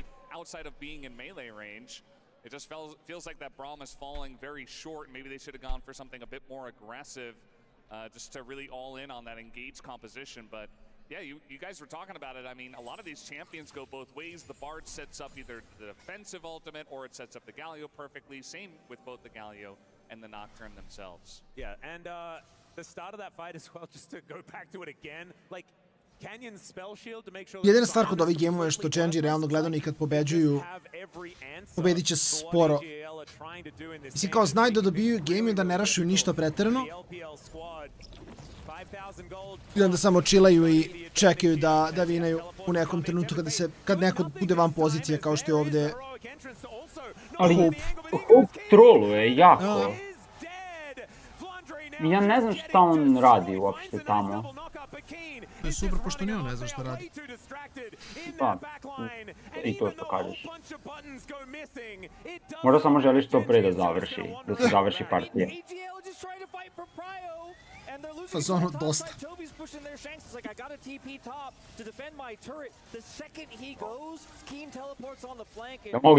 Da mogu da krenem da plivam kući na ono. Dies a third time in this game, blown up, unable to get excited, unable to be that scaling jinx that their comp so desperately needs, and GenG will take a Baron. I don't know if you guys saw it, but Duro's double binding in that backline after the flash from Hope. It really just snuffed out the hope of AG.AL in that team fight. And yes, at this point, you know, GenG, they pick up the Baron. They're very far ahead, but this was kind of the last hope of AG.AL this fight. They try to throw everything at Hope, who does have flash, but look at this. Flash double binding. Ne znam ni što da kažem, stvarno nemam komentar. Gets the perfect angle after Kyle sets him up. You know what would have been really nice is an Annie to peel there, but he went to the top lane and he was not there as Duro. Ma sve bacimo na Barda, aj udri. You had to kill Vi, AL. Thankfully is going to be here. Shout out to you, Valdez. Utilizing that one for the disengage, but Duro wasn't able to do so. It feels like a bit of Duro giveth and taketh away in this game, and I think the positives do outweigh the negatives. As we have a look at the gold, it is cresting 8,000 at 27 minutes. As there is the engage onto Canyon, he's taking a fair bit of damage for Rešava ih ozbiljno. Are really getting higher as Hope is looking for the reset, but he doesn't quite get there. Jako je lepo Hope dodžovao, samo što ne može da ga stigne. Whilst also just murdering them. Redemption comes down, there's a flash in, and Kane says thanks very much, buddy. I'll take the MVP now as he picks up the triple kill. Ovo je delovalo dobro na momente i onda samo više nije delovalo dobro. GenG gonna probably add a nexus to that one. Well, I think that's enough response. Ruler is 1v4. Kasteri se isto zabavljaju, da mislim da i oni znaju da je ova verovatno cijela serija poprilično gotova.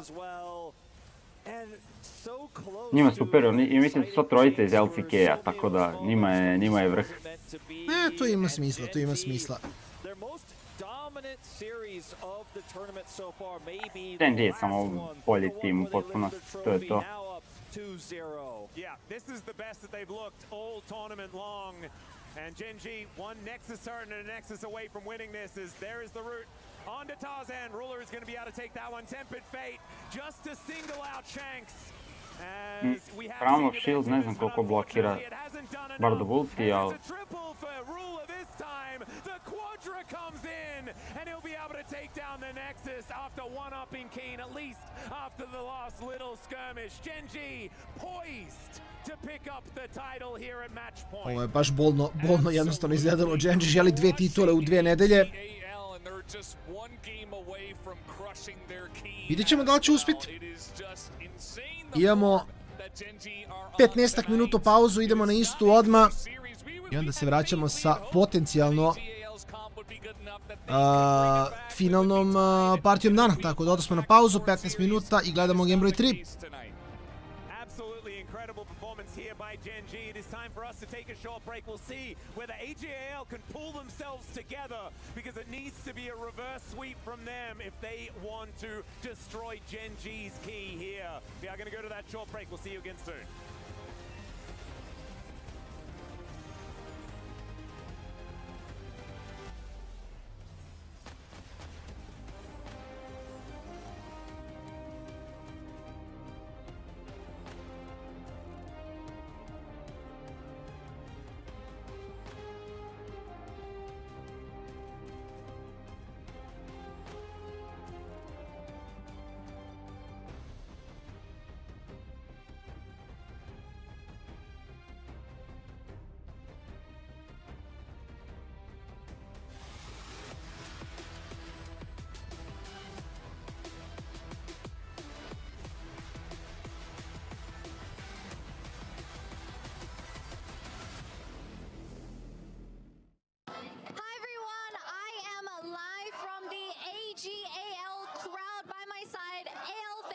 Welcome，欢迎，你是 AL 的哪位选手的粉丝呢？是香克斯的粉丝，香克斯加油 ！Shanks fan，How long have you been supporting Shanks？ 你支持多久了，香克斯选手？我从他中 WE 的时候就开始喜欢他了。哇 ，WE 的小卡。真的是老粉了。那请问你是从哪里飞过来 ？Where did you come from？ 我从重庆飞了10几个小时。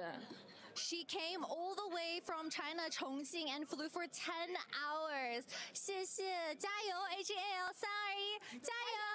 谢谢重庆。Hi guys, Ginny here.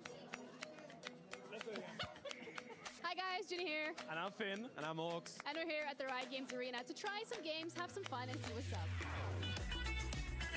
Ginny here, and myself and Ox just went up against former retired pro player Finn from the LEC in a 2v1 to see whether or not we could beat him, and we actually could because it was pretty easy. Who's banning? Banning?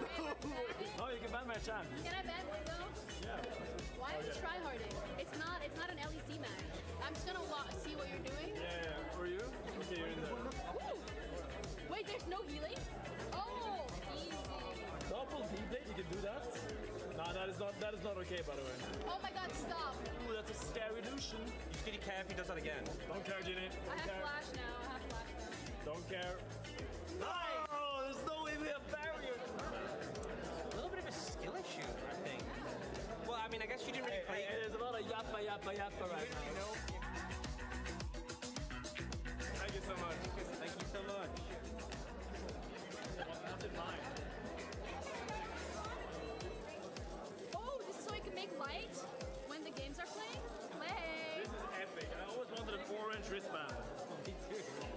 Does it light up? Oh, wow. This is great, but I can't find the bathroom in the night. Is there different points where you hit it? Okay. If you have aggression, is what you do.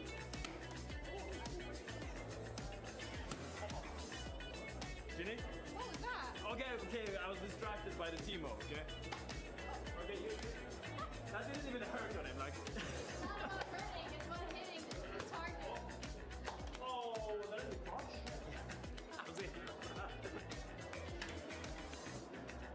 I think that's a bingo. Were you supposed to break it?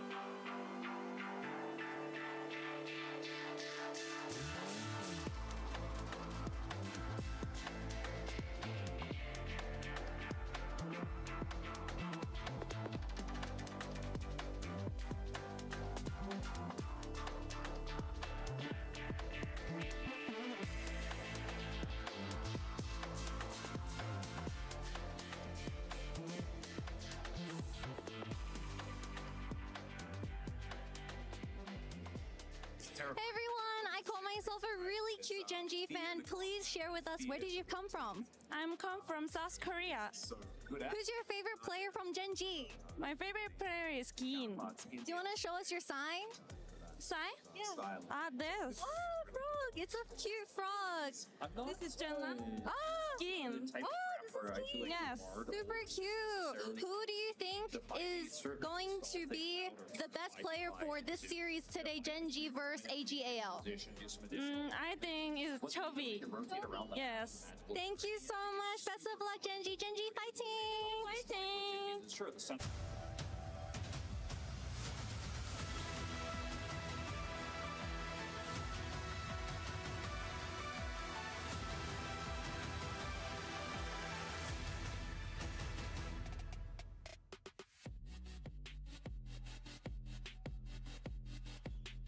One win away for an EWC title for GenG in League of Legends in 2025. They've looked like the best team in the world throughout the year and continue to do so as that fan is on the point. Keen has looked so dang good, and GenG one away from making history. Welcome back to the STC Arena, everyone, as we break down game number 2 and get us ready for game number 3. Degon here alongside Medios and Finn in front of this sold-out crowd here at the STC Arena. Let me hear ya! All right, let's get on into it. Game 2, different game plan in terms of the draft, Finn, but still same outcome as AG.AL are trying to find any type of fight, but GenG are just constantly finding a way around it. I mean, you heard us on the desk. Game 1, we were a little bit disappointed because AG.AL couldn't find avenues to actually attack GenG, couldn't find avenues to engage onto them. So we said, okay, let's draft more engage, and so they did. But GenG drafted even more engaged and went even harder in the paint. You see this draft by GenG, full dive. That Nocturne Ambessa Galio combo made it so difficult for the carriers of AG.AL to put out any damage. Yeah, this was very reminiscent of their third game against G2, where they played the Ambessa Galio combo, and they just look so good on it. Shows that they can play more than just, you know, like a slow dragon stacking comp. They can find really good engages when it's presented to them, and it was just awesome.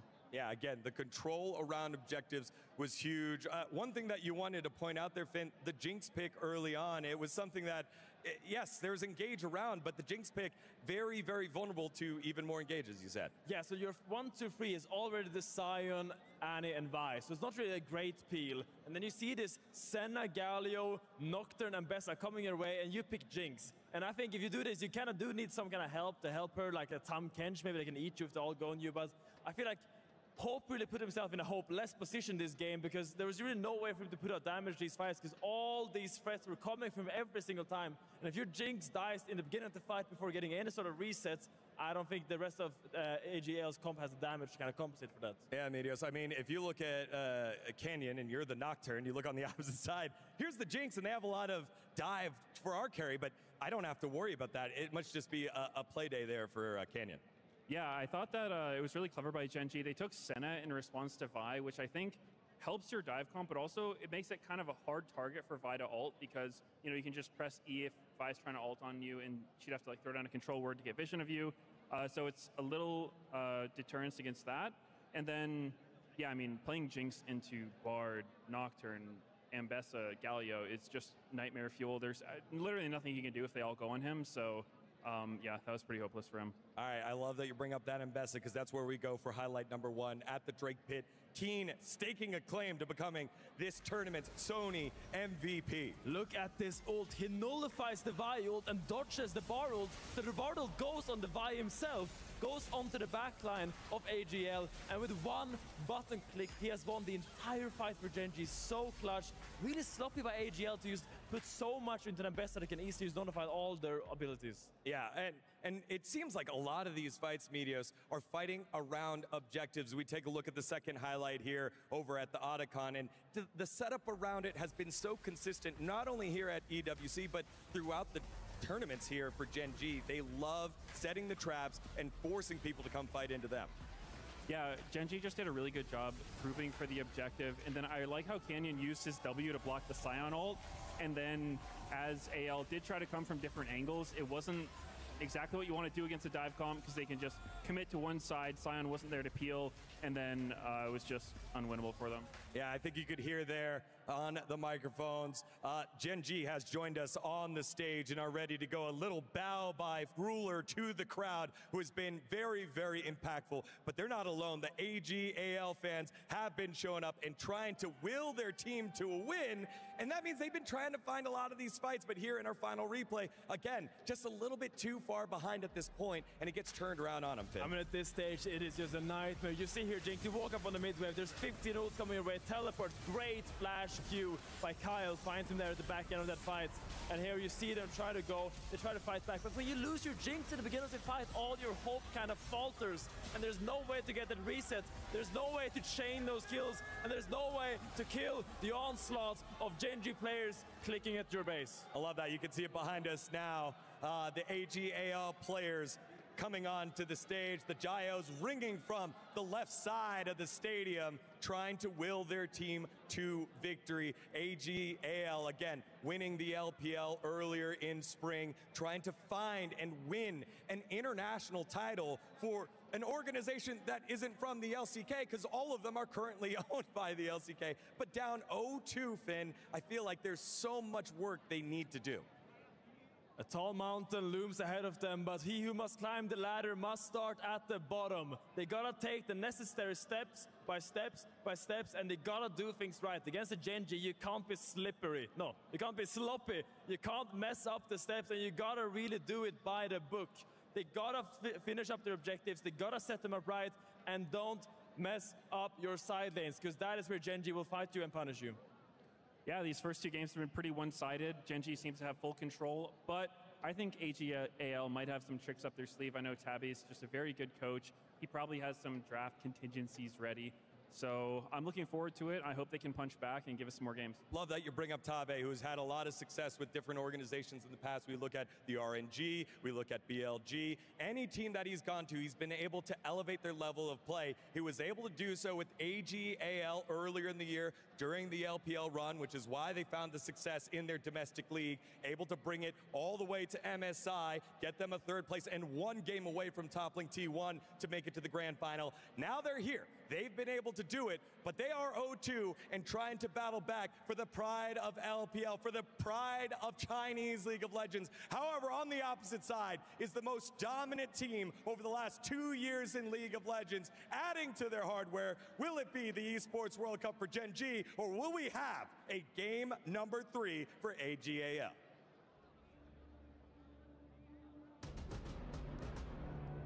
Thank you very much, gentlemen. And yes, Degon, we will have a game number 3. Don't you worry. Unfortunately, I cannot guarantee that AL will be able to take the win. We'll see whether they can, as the reverse sweep will have to start right now. Remember last year at League of Legends at EWC, we had a relatively shaky run for T1, right? They almost lost to Team Liquid. It was super close. They came into a finals against Top Esports, where a lot of people were saying, I don't know, Top Esports has looked a little bit more consistent. And then we had that 3-0 stop. T1 crushed them. Faker lifted the trophy, got the MVP. And it feels like history might repeat itself, albeit with a different team here, in that GenG almost lost to G2. You could argue the series were close leading up to this. Sure, they were in control of Game 3, but had things gone a little bit differently, it was definitely a series that G2 could have won. And AL coming this were super consistent, and yet GenG has the best performance of this entire week here of League of Legends in the series that matters most. And they're now poised. I think they're favorites to take this 3-0 if they can continue the form.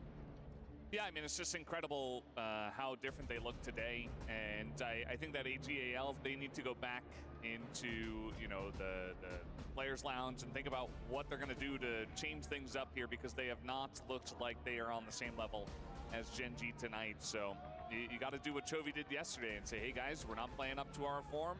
We can do better than this. It's not easy, though, because even to us, we were watching GenG, and it just looks like they're unstoppable at this point. Maybe as some of the more comfortable picks for GenG get taken away, perhaps AG.AL can get something going here in this round. Well, that's exactly the time that it is. The Gwen is going to remain permanently banned. The Pantheon is also going to do the same thing, as there is that Skarner ban coming in. A lot of respect for Canyon's Skarner so far this tournament. And Wolf, you brought us back to what happened last year at EWC. It was a very disappointing tournament for GenG. I think a lot of people probably even forgot they were there because they left so incredibly quickly. Yeah. This time around, something to prove. Saying, no, this time, this year, it is ours. And assuming, one game away. Assuming they win that third game, Keen is definitely the front runner for MVP, I would say, for this finals. And he was the one who said he was most disappointed by their performance last year. So a lot of storylines colliding here. And AG.AL, they were so close to moving on to the finals at MSI. It's so close to actually having that opportunity to win that international title. It felt like coming into this, they had the momentum. And it is just completely gone now. This will be their last side selection game of the series, regardless what happens. So we have the Pantheon gone. Nico's gone here. Skarner banned again. We'll see what that first pick is going to be with the Rise here. Yeah. Talia, I feel like, is the safest one. Yeah, it almost feels like bait, right? Banning away the Rise, like, do it. Because if they don't, then it's likely that Chovy will just snap it up. Yeah, I mean, you can't give Chovy Talia. I mean, in its current form, maybe, because in the scrims, in the games we've seen, like, it doesn't feel like Talia is as dominant as it used to be, but it's a dangerous proposition to give that over to Chovy. And they first pick pick Rel, yeah. I mean, they've had struggles. Fearless bans. They have had struggles with Engage this game, or this series, rather, I should say. They've really been unable to get onto the back line, and they've been completely outplayed by the Mobile Rakan, obviously later on the Bard. So I could feel the frustration, but I just don't know if this priority is warranted, to be totally frank. It is Kyle, right? Even back when he was in the LCK, when he was debuting, this was his champion. His rel was absolutely fantastic, of course. I nas nazad game broj 3 AL. Opet na plavoj strani. GenG vodi 2-0. Vidjet ćemo da li zatvaraju ovu seriju, da li imamo jedan kratak dan EWC. Ili će pak AL možda se vrati nazad ovu seriju. Mislim da bi bilo pošteno prema nama da imamo jedan kraći dan. Pogotovo prema mome kolegi Sajni koji je ovih dana baš se naradio. Da, znaš, mislim da je vreme da se odmorim čitava 2 dana. I onda AG.AL Super V. In fact, mislim da nam je tek slobodno u avgustu. Mislim kao duža neka pauza. Da, čini mi se sam tako nešto vidio, tipa kraj avgusta. Kraj avgusta, tako je, da. Nedelju dana ili tako nešto, 10 dana, nije ni 10 dana. Tako da... 6 dana. Da. I onda imamo daily cast, ceo septembar, ceo oktobar, polovina novembra, svaki dan, znači riknut ćemo. I onda pola novembra i decembar ništa.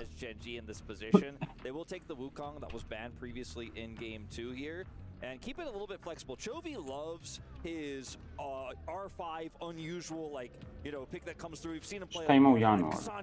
Ima nešto u januaru. No, to ne znam kako već ide, to je sljedeća godina. Da, ja sad pokušam da setim šta je ove godine bilo, da li je bilo nešto. Ili tipa kraj januara počinje. Kraj januara, let's, da.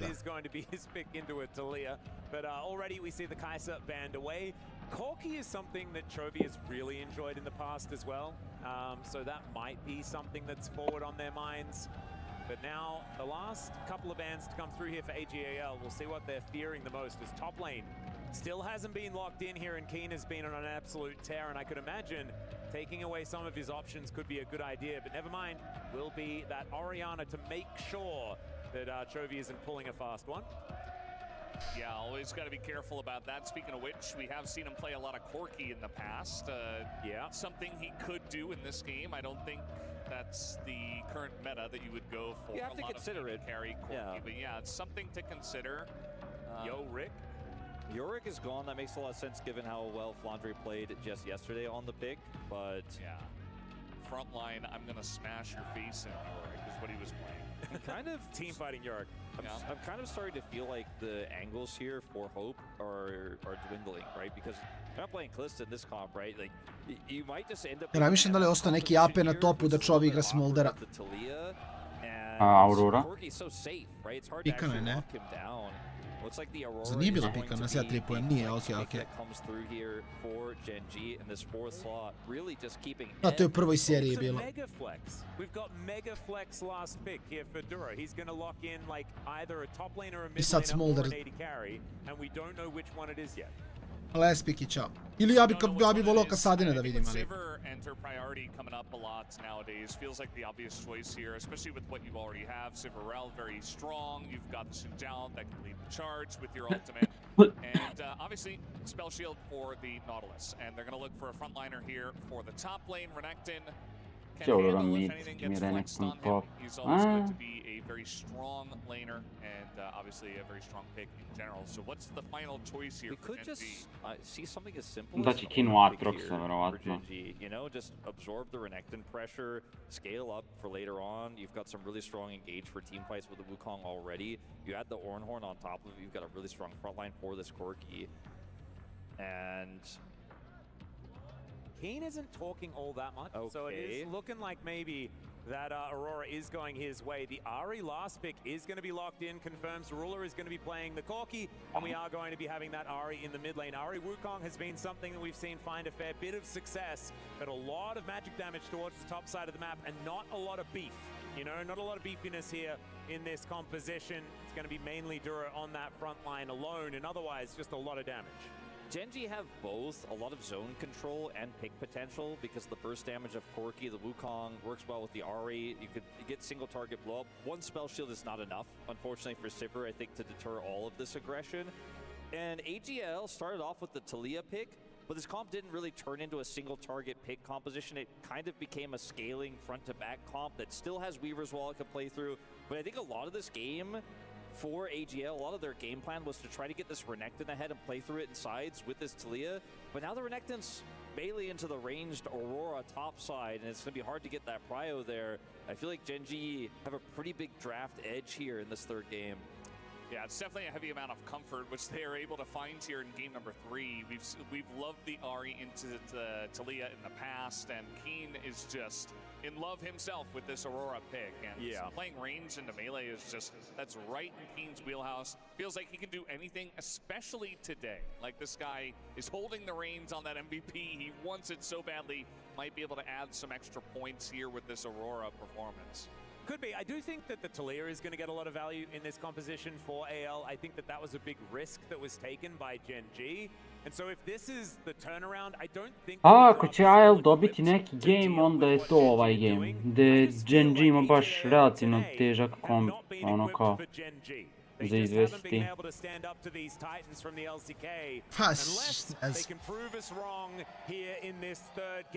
Sim bi trebao da radi dosta u tom delu partija, ali opet Wukong će samo da outskilla.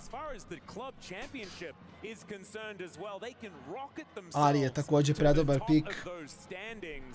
Absolutely massive, not only for the League of Legends team, but for the organization as a whole. Because you have to remember, the Esports World Cup is more than just League of Legends. So support's going to be meeting here towards the top side, which is interesting that they both had exactly the same idea at the same time. Maybe just some supportal combat. They agreed. Okay, top alcove. Let's go 1v1. That recall animation threw me for a loop. I thought perhaps he was going to look for the dredge. I mean, Keen is closer. Well, he's just gone and gets the ward down. Oh, the last...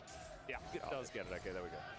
Something interesting to point out, we have seen almost all of our supports go for the Unsealed Spellbook, but Duro on the Nautilus, understanding that this champ, if you don't have Aftershock, you just kind of go in and die, has elected not to go for the Unsealed Spellbook. I think that's definitely a good choice, especially into what you're looking at on the opposite side. You remember the Glacial Augment when it came in the first time? We had so many Nautiluses just explode over and over again. It both makes you powerful into the types of ways you could get caught, and it's a safe defensive tool into AG.AL, but it also empowers your engages and your setup for the Ahri composition that GenG are running. So makes a ton of sense. I feel like even though everyone is running Unsealed Spellbook, there are situations where sa fakerovim skinom na Ahri, meni se čini. Ili jeste, nisam vidio. Moguće da, jeste. Focus really in on what this game looks like, what this draft looks like for me. And it's press the attack Renekton. this is like, we did see a little bit of shenanigans with the electric. Pa dobro, šta će? Neće Conqueror da igra jer ne može da stika dovoljno dugo da mu Conqueror da value. Drugo ništa ne može ni da igra. Da igra Aftershock kada baci duplo V. Ne. Spellbook Renekton. I mean, u Auroru i ne zvuči tako loše. Da, malo Ghost, malo Heal, šta fali.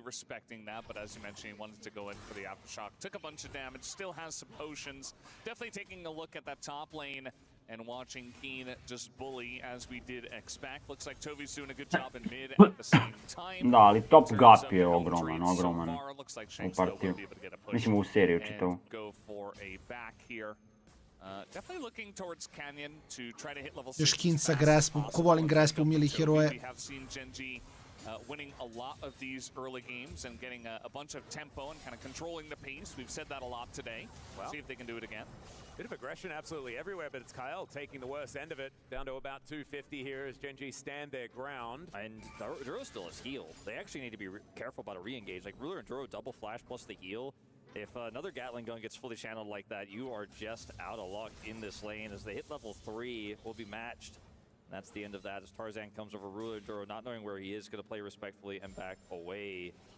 And this top lane is a huge issue, though, as Keen just keeps grasp stacking and keeps chunking Flandre out. And this is a prio lane they expected to get, right? That's why you draft Renekton in a comp like this. And it is unfortunately just absolutely not going to work out as Canyon's coming over. Flandre is low, no Fury. 2v1 underneath this turret. We'll see whether Flandre can get enough of his health back. Oh yeah, without the Fury. Baš nezezno dive. But he does slice and dice and that'll get him to safety. Keen didn't want to be the one that tanked up that. Quinn igra ovaj top lane matchup. But he does get a demolish proc. That is going to be plate gold. Keen demolish prokoje, plate-ove uzima. Anyway, the full clear was completed. Flandre trpi batine. Ponadao se da se Keen recallov ovde. Sluša Tarzan možda nešto može da uradi. Mislim, Keen želi da igra agro i dalje. Ovo će biti neki double flash na njega. Neće, lepo od Keena. Respektovo. Flash away, so that's actually pretty good here for Flandre and Tarzan. They're able to immediately clap back with a bit of a flash takeaway from Keen as there's Duro hanging around mid. But they're going to swap top here, and it's going to be Keen heading down to the bottom lane. He has enough time to get there without TPings, which is huge for him. As, you know, supports join. Mid lane, yep. Yeah, supports join here as the lane swaps commence. They don't really need each other. Sedim pored prozora ima lepe promaje, onako. Jeste da u Srbiji promaja ubija, ali prija. Jeste, ovih dana jeste malo lakše disati. I think GenG can continue to put the pressure on here. Canyon's going to get these Raptors at least, and Kyle's low health bar here is such a problem. And also, we did see Flandre TP top, so TP advantage to Keen right now. GenG has so much agency. Information advantage here, as KAL wasn't actually seen, but another Shattering Strike goes wide. KAL actually struggling a little bit here in this early game. You can see there are some wobbles that he has to get out. These Shattering Strikes that we're so used to seeing land from this guy just haven't been hitting the mark, as Ruler just really happily going through his history book as far as the teams that he's won titles on. Samsung Galaxy certainly being one of them. Yeah, the 2017 above that. Shank's now getting chunked out. It feels Čovjek ga može ubiti, ja mislim. Guaranteed charms. That one wasn't a guaranteed charm, but he was just able to land it. But if you got the Nautilus nearby, you have to respect the damage, even with no items here in the early game. And KAL, unfortunately, was not able to do that. So a lot of tempo did go over to GenG in those early trades. Still pretty even, though. I mean, AG.AL have their bottom lane down here. We see Tarzan immediately running at the Dragon. Meanwhile, GenG, Duro, and Ruler are in the top lane. So trying to get onto Flandre. Very aggressive from Flandre, who looks for Duro here. Almost finds him as the Dominus has been picked up. Ruler only level 5, but you can see a bit of a gank onto Keen on this bottom side as well. Dobro, top lanera dobio batine. Flandre uspio nekako da se vrati. Ovaj zapravo svapo mu odgovara. Voice lines, by the way, like the better duck. Oh, so good. So which is the better duck, by the way? Which one's she talking about? I want to go back to game 3 of the game grand finals. I like Duckling. And talk about Darkwing Duck. Yeah. So the trade here onto Flandre. I mean, he ends up losing all of his health. He doesn't have teleport as another charm connects. And I mean, this is going to be a trade that favors Chovy, but Aurora does have TP. So Keen, yeah, he gets threatened, almost gets taken out, didn't have his flash, but he could just TP back to lane. And at the same time, GenG continue to control every other aspect of the map right now. As you can see, Flandre slowly heading back to lane here. Sada ne mogu biti remove. For another angle, still no flash for Keen. Yep, Keen gonna have to try and weasel his way out of this one. Does do so with the ulti, and yeah, he's fine. Never you mind, just slip between worlds, ladies and gentlemen. That's your way of escape. And that is why Aurora works on the top side of the map. Or the bottom, whatever you want to call it. Yeah, definitely putting a lot of pressure on Keen at least, not making his life very easy, but you know, with the Sivir, you're not going to have a huge amount of damage unless you're locking down the champion for quite a while, but as you mentioned, it's Aurora, so not really having a fun time of doing exactly that. We're zooming in onto Keen. Can he get all of these minions under the turret? This is the height of the excitement in this game. All of them. Got all of them, all That's 7. Insane. Chovy is going to lose a lot of health here. Not actually landing a charm on this one. This is not the trade he was looking for, but at the end of the day, GenG is starting up this dragon, but because Chovy gets chunked, I think they're just simply going to have to regroup. Grubs are up as well on the top side of the map, so maybe they'll just simply pivot to this and let that Chemtech Drake go. Might be the way. It looks like the Grubs are going to be the focus on both sides. As Flandre going to lose a plate here towards the top side. Ruler's just making his life difficult as Duro is hovering, making sure that he keeps his Corki safe. Tarzan will start this up as AG.AL definitely with the priority on the Grubs as we were talking about. Still might be able to make a run for the Drake as well. As you can see, the blue vision, top side and bottom side, very good around these objectives. But Canyon looking to make his way over, wanting to take at least one of these. As GenG also looking for the fight. Couldn't quite get the knock-up onto Tarzan there. Kuduro as they get into the back line. Canyon found no one with that Cyclone either. It's not exactly the fight that GenG were looking for, but still they take first. GenG dobije ovo, te kako dobije to i Shanks je. Čovju treba samo još trunka damage za reset. Okej, nema se. Zaboravite mi što je rekao. Flandre ule. Canyon gets some shellfish here off the back end of the fight, and in the end, it was pretty even between the two squads. And the Cyclone wasn't amazing. A lot of stuff whiffs, and GenG, I think, could have had a way better fight had a lot of their big tools actually gone off. But it still ends up being a pretty good turnaround for them because the Grubs went over to AG.AL. They wanted to get something back. They so desperately needed to get something back here. And now you've generated a pretty significant lead here for Chovy in this game. But it's still pretty close. Definitely AG.AL fighting back in a big way. The initial part of the fight, though, is so split for AL. It's very weird. Yeah, it definitely was. This was like 5, non ho dobio level 6 do kraja ovog fighta ili samo umro pre nego što. Keep in mind that this is 4-on-4 for most of it until Hope comes up here on the Sivir. So 4-on-4 that GenG are winning. They get a bunch of damage on the Shanks, but Shanks, he's got the footwork. He's dodging everything. Yep, and he's now able to single out Ruler here as well, who just wants to get himself out of here, although he's pretty dangerous. Dobro, da, mislim da ne mora da ga ubije. Da. Didn't have the flash from the previous fight, and so AL gonna finally be able to take down the Corki here, and now looking for a dragon. It feels like the winds are potentially starting to change. Yeah. Like maybe there is a bit more in this series. And for the first time in a while in this series, Tarzan actually finds an opening where Canyon is just not there. He's just not able to actually match the gank there, and there's no cross map, so it's just AL looking for a pick there. Ruler doesn't have flash, is unable to get away from that shove. Finally gets taken out as the Sivir rotation comes down as well. I mean, that was just completely under AL's control. And Canyon's just doing his jungle. You know, he can't impact the play. Keen is trying to continue the pressure here on the top side, but GenG get nothing in return. But with the resets, we'll finally, very late into this game, take the first break.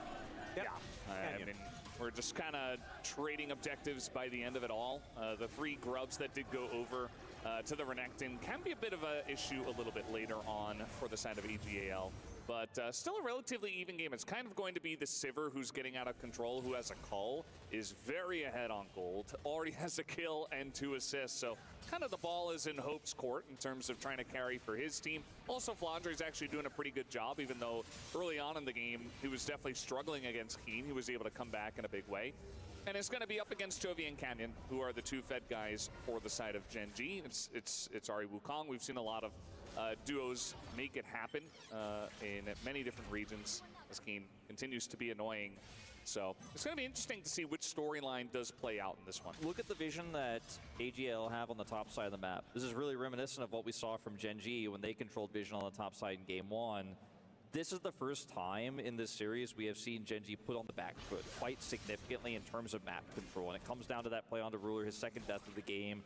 Stabilization of Flandre here. It's still a gold lead for GenG, but they don't actually have full map control. That belongs to AL on the top side right now, and let's see how they utilize things, because they're the ones who also have this global Talia. So this next team fight is going to be really interesting. It's probably not going to happen for a while unless they're able to find a pick angle here, but certainly AG.AL are in the right position, the right conditions to actually blow this game open on the next fight if they can keep that map control. Well, Canyon has been taking a lot of crabs. That's what I've seen recently. Otherwise, not too much. As GenG holding onto a sliver of a gold lead, about 500 in it. Some skill shots flying around. Kyle finally getting his eye in on that shattering strike. We'll be able to land it onto Duro, and it is inconsequential. So mid lanes and supports hanging out in the top lane. You've got an 80 carry off in mid. Junglers are jungling. And you've got Chovy versus Flandre hanging out there towards the bottom side. Everything feeling pretty even. No one really finding big tempo leads or control of this game as it's ping-ponging waves waiting for the next objective. Speaking of which, that is going to be the Herald. It's going to be up in a minute and a half. See who's going to be able to get some control. As already, it's a gentleman's agreement as far as the wards are concerned. Some deeper vision here on the side of AG.AL, but I don't think GenG are really hurting for control at this stage of the game. You mentioned the Cull, it's just cashed in. He had the Yuntals way accelerated in this game. You could see he ends up picking up the Zeal as well here. So has his boots now. He's very powerful. Talking about Hope, of course, in this game has a significant That got them a gold lead. Yeah. That. And, I mean, AG.AL looking for this next fight here over Herald. They're already grouped up. They already have the better vision on top side. This is where GenG are going to have to make a really tricky decision. You know, do they TP Keenan, heavily commit, look for the Canyon engage angle? Ruler does have his Triforce here, so it's definitely playable. But this is a really tough fight. This is not going to be GenG having those wombo combos or just completely dictating the pace of the map, because there's also a come through here. Turbo even game GenG. Mislim da su i dalje fine da scaluju, iako je Ruler malo behind. I dalje će imati bukvalno važno potencijal na pola heroja kasnije, samo mu trebaju itemi. Sivir također scala jako dobro. Renekton doduše opada, Xin opada, tako da imaće tu malo problema.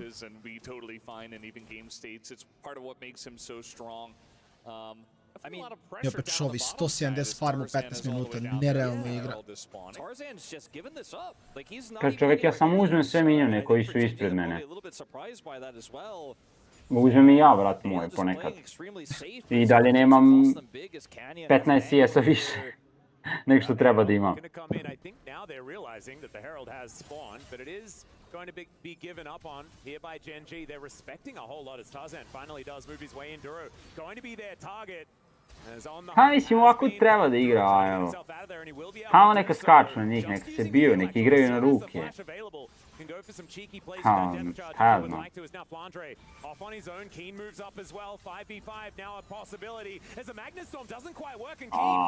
Kyle ga je sad baš rundownovao, ok, sad smo izgubili fight. Čekaj! Krokodil je ogroman. Da, malo je teško igrati u Renekton u mid-gameu. And now Ruler trying to get himself out. Man, that was kind of crazy, but it's not Ruler? going to work there for the AD carry of GenG. And Hope is looking for Chovy, who's walking around with about 0 HP. Not entirely sure what just happened there, as the back is going to come in here for Flandre. The clone from Canyon looking to try and save him, but I think the Crocodile is just going to eat the monkey here as finally the flash is employed. And Canyon looking to get himself out. Canyon to odradio. Opet je ostao bez flasha, nezgodno. Nezgodno. Ne mogu u mid-gameu da se biju protiv Renektona. Renekton Sivir je baš naporno. Ali za malo je bilo dobro za njih jer je Kyle sve bacio na Dura iz nekog razloga. Ajde, ovdje je sve okej i onda ulti bacio. doesn't get on top of Keen, and Chovy and Brewer are able to do a ton of damage, but Flandre being this big and this untouched, getting this massive Q, wins the fight for AL. If he doesn't get there, if he's not able to make that happen, I think GenG cleaned this one up. Flandre had such a big part to play in this, and with the late Weaver's Wall here, the chase is good on Brewer. The flash was incredible. It was almost enough to turn it around for him. Mislim da će ga rulera outplayovati, mislim da će uspjeti da uzme kill. Ali nema dovoljno damage, nažalost. But the Renekton comes up big. Massive team fight damage, almost 4,000 in the fight. That's that buffed dominance, baby. It is absolutely insane. This is just a tale of two top laners here in this series. Yeah, it really is. In the series entirely, like Flandre getting the Sony MVPs the last couple of days and Keen trying to get it today. But what's going to happen? We got another brawl brewing. Yeah, second Drake on the line here for GenG, but it is going to be a full 5v5 as the Magnastorm is decent, but the Cyclone is looking better. That is Tarzan getting the Dragon Ball. Chovy ima ulti. Jo, Tarzan je lepo odigrao. Cancelo mu je reset. Chovy is the last man standing. Shanks looking to put him down as it's a double here for the Croc. Oh my god, GenG just fall apart at the seams. Okay, Charm not going to quite connect there, but Flandre moves in, wants to give the kill over to Shanks. Good guy, Flandre. Flandre ostavio kill za Shanksa. Jako lepo je odigrao AL ove fight. On this one for GenG though, that's going to be the mid turret going down on top of the dragon, and it looks like we might be heading towards a series here in our grand finals with a near 3,000 gold lead now for Hope, but did so much ricochet damage in that fight. Could take that turret, could take the Herald here very late, but they will secure it, and AG.AL are fully in the driver's seat now. Yeah, it does feel like this time around, GenG trying to scramble to fight for this Drake, but this time, Kyle gets that great engage, and you see that the follow-up is right there. Flandre is unkillable. The ruler doesn't do any damage at this point, and yeah, he gets kind of bullied as well by Flandre, and just breaks up the entire fight. They crash down straight Stride breaker da and take control of the fight. Stika na tebi I to je to. Which AL had that dragon where they just held it. They're like, yeah, no, you're not in smite range. Canyon all-ins towards it, goes for his Warrior's Trickster, gets on top of the dragon, but it's not in smite range, so they just wait and take him out. And then Flandre gets in, and it's just super easy. GenG used all their tools to try to secure the objective, and were unsuccessful, and then didn't have anything left for the fight. And now it is looking like a very uncomfortable position. 10 kilova Tarzan je nekako ima samo jedan asist. Ne znam kako.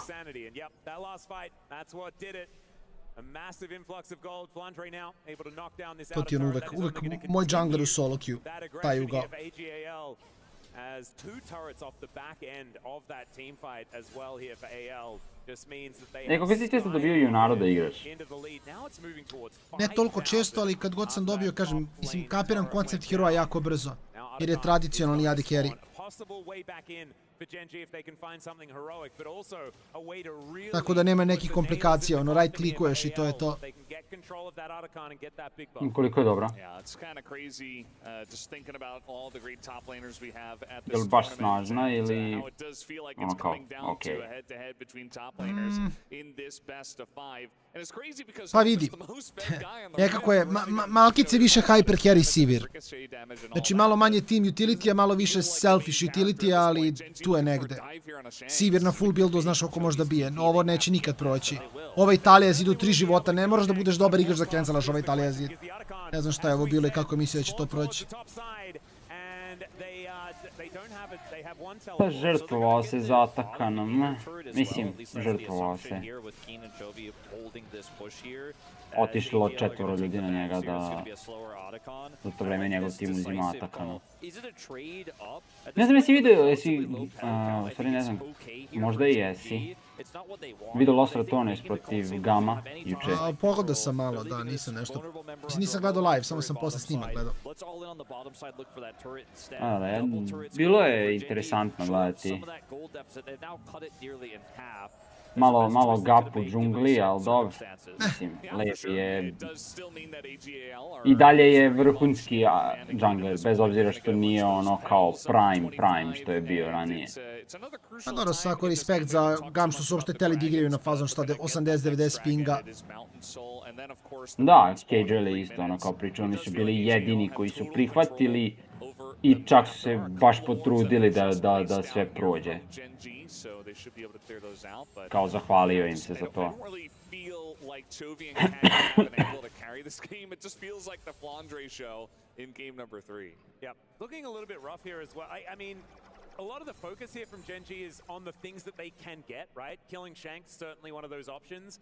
But right now, Shanks is like a 0 damage Talia. He is not part of the equation when it comes to what's dangerous. Yeah, exactly. He's the setup.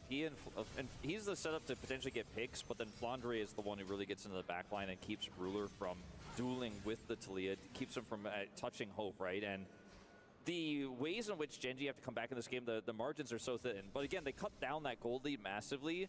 And they have to just kind of sit back defensively here for a while in this game and clear waves because they're playing into this Sivir. So the fact they were able to find 2 turrets is like the best case scenario, I feel, for them. And now they're going to have the better group here on this Dragon. We do have a rotating Talia here. Shanks is coming down. He has that Weaver as well. Renekton's on the flank here. A tough fight for GenG to win, but they're going to stick the Drake.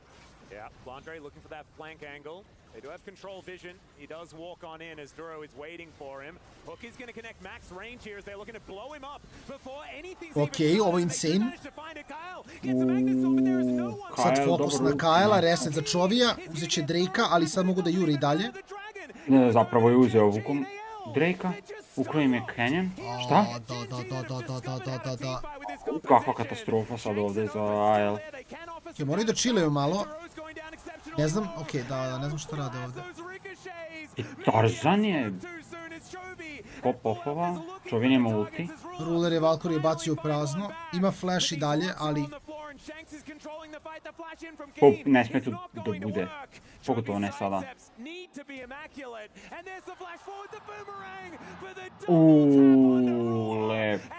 Lepo Hope. Holding on, indeed. Such an incredible end to that fight for the side of AG.AL. I mean, that was looking all GenG. Kakav fight. The one guy we were talking about all game in Flandre, they take him out immediately. They use their burst. Mnogo je blizu za koliko je AL ahead bio. Da, slažem se skroz. This is such an incredible call to drop Dragon and go on to Flandre, even though he's going to get a massive Q. There's just too much CC. The CC chain is there. Like you mentioned, Atlas, KAL can't really set up for any follow-up here. They get the Dragon. Ako je Canyon je samo došetao I bacio smite i uzeo zmaja. Strašno. Tarzan paid actor. Duro falls low, right? Canyon is 100% dead. Tarzan flashes for the kill. And then from here, you could still just kind of kite your way out. But look for the outplays. Keen flashes and whiffs here. And then, you know, at this point, you're just trying to force. Ruler has to flash his way well, but that whiff from Keen is so important. And they just will not concede the point. The greed here from GenG is insane. They skill check AL, and they lose. Yeah, Ruler not too happy about that one either, and I can understand some of the stunned faces from the crowd because, I mean, as a play-by-play, you often get into your mind what the vibe of a team fight, right, and who's winning and stuff like that. I got it wrong, you know? GenG were dominating, but then it was actually a win for AL in the very end. As you can see, Hope is still so incredibly far ahead. 6-0-5, 3 items on the Sivir, and now GenG kind of reeling. It is still only a 2.3k gold lead at 25.5 minutes. That's borderline meaningless, but there's Artican on top of it, which is only getting more and more valuable as it is only AG.AL that's going to be getting petals from this point on. And there's a lot of these intangibles that they have been able to take control of, but GenG do have some dragons that are starting to stack up. Yeah, they get that second dragon. Polako scale-uje. Part of that last fight, actually, that they were able to pick up the one. Take a look at the XP and the levels. It's actually Hope on top. It's all those kills, all those assists. He's got the max bounty on him right now. And yeah, I mean, GenG, it was a good read to say, okay, AG, they love to go for these flanks. They love to come from so many different angles. Finn was talking about it all tournament long on the desk, and they do. They're fantastic at setting up the team fights, but GenG were able to get ahead of it, and it just, you know, they were able to do that, but they don't have a real answer for Hope. Like we saw in that last fight, Duro was able to hook on him, but it just got spell shielded, They don't have that hard engage onto the Sivir, who is basically untouchable at this point. They used everything on the Renekton, and then Hope just didn't whiff, man. He didn't mess it up. He played so carefully. He was the last to flash to secure the kill, right? He was not playing defensively. He was playing defensively. He was not playing aggressively until he knew he had the guarantee. As there's a pick potential on the Canyon. Yeah, shove does come on through there as Canyon looking to try and make his way out. The Magnet Storm doesn't quite do it, but still, the wall is going to come down, and AL are looking for their target. Samo šturi, lako možda preživi. AL not quite able to get their teeth all the way in, but still, they push them out, and now they're going to look for a Baron angle. Su uspjeli bilo koji kill da dobiju, to bi bio free Baron, ako I dalje mogu da ga izgube. They're going to instantly TP back in, but I just don't know if it can test it. Canyon has no flash, it's coming soon, but I think they're just simply going to have to give this up, which feels horrible because the Dragon is 45 Wow, seconds GenG away. pušta Barona. Okay, fair. Trade objectives here. They just kind of have to sit back and let AL have it. Yeah, in terms of trades, I mean, the health trade was huge. They got a lot of summoners down as well, just trying to push them out of the jungle and essentially make it so there would be no contest. And that's exactly what AG.AL did fantastically in that last fight. And the timing of this is great because they can just regroup, buy their items, and go straight to the Mountain Drake and really try to solidify that lead. It's still in touching distance for GenG, but you're really beginning to see it float away in the hands of AG.AL here. Yep, 2 inner turrets left on the map here. So AG.AL, after this Drake is secured, can head up there, grab that extra bit of money. That could really break the camel's back, as we like to say. AL just going to start this one, and GenG have no interest in contesting this whatsoever. Minion waves are going to be the priority to make sure that this Baron gets as little value as possible. Some of the things I think we have to really be tracking and watching now here for GenG's potential miracle comeback in this game are Canyon's flash, Chovy's flash. Like, how do they get past the front line? How do they get past Flandre, get a spell shield out of Hope and kill him, you know? And there's no teleport wards, really. Like, there's one that's very far away from the AL push here that you could try to go for as Chovy, but it's so risky, it's so greedy. This feels like it's all but over here in this game 3. Flash forward on top of Keen. They saw that stealth was on cooldown. He tries to get himself out, but Hope, he had the Beyblades in the air, and he's able to take down the Aurora. Chovy flashing away, doesn't get the charm, and Hope is just a free train. And these Nexus turrets are under fire. AL, they are not interested in the rest of the base. They just want to take down this Nexus and look for a second to try and bring us to some silver scrapes. GenG will put up a bit of a fight, but it's a flash away from Ruler, and that will expose the last Nexus turret here as AG.AL, they are not out of this without a fight. This game 3 was all theirs, and this series just got interesting. Okay, ipak neće biti samo 3 gema. Ipak ništa od 3 gema. AL se polako vraća nazad. Ne znam, čudan game, iskreno. Jako čudan game. Ali... Sad ne znam više ni šta da mislim, da je iskreni. Ovo je baš bio random game. A mislim da je GenG uzeo samo čudan teamkom. Imali su opciju da samo pikuju Atroxa na topu protiv Renekton, oni su flexovali Auroru na top i pikovali Ari na midu.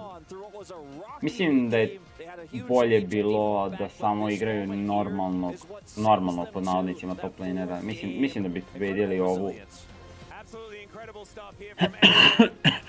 S druge strane, AL je dobio priliku da zapravo malo igra na ruke i da engageuju neke fightove, da malo prave i oni pritisak, tako da vidi se razlika kada mogu da igraju kao ovako i kad igraju u potpunosti kao GenG.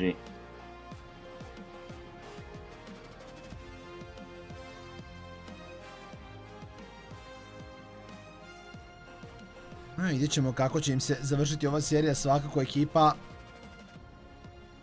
AL-a uspela je da se vrati, a vidjet ćemo da li će nastaviti, da li idemo u 5. game ili ipak GenG ovo završava u 4. Idemo na pauzu 15 minuta i vraćamo se nazad sa gameom broj 4.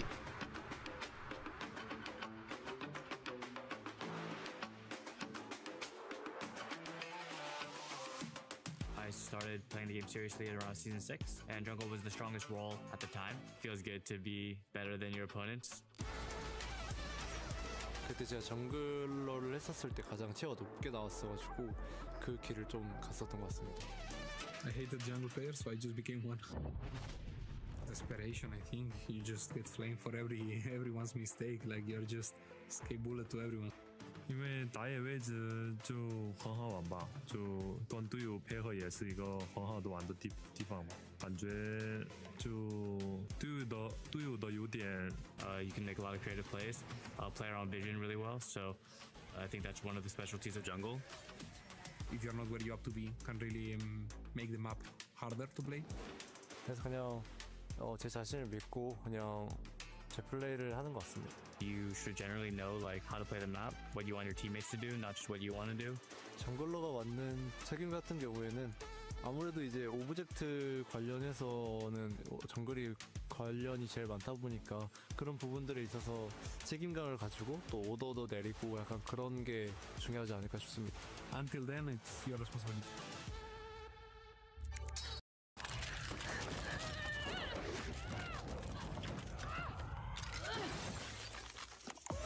Reach your impossible, Lenovo Legion.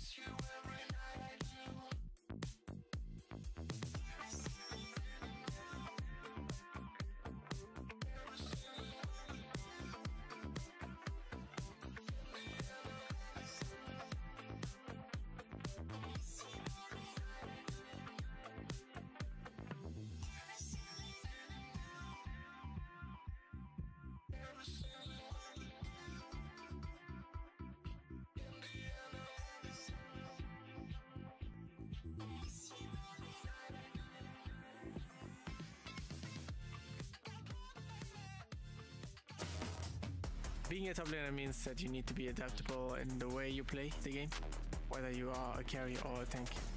You have a really big part on the game. 我觉得上单选手就需要一种不服输的特质吧，不管遇到再强的对手，都要想去战胜他。My favorite highlight moment in my career is the one and only pentakill I've had, which was actually against G2 as well, with Darius. This MSI, when I soloed killed Broken Blade on Aatrox vs Warwick, it was pretty fun, not gonna lie. 职业生涯中印象最深刻的瞬间，我觉得应该是去年世界赛决赛，就是那5局吧。我觉得那个比我这次让我印象比较深刻。我喜欢上单位置的一个原因，就是因为这个位置是1打1的位置，我就比较喜欢单挑，所以我会很喜欢玩上单。I used to be a river track. I really like the design of the chambers of top lane, like really tough guys.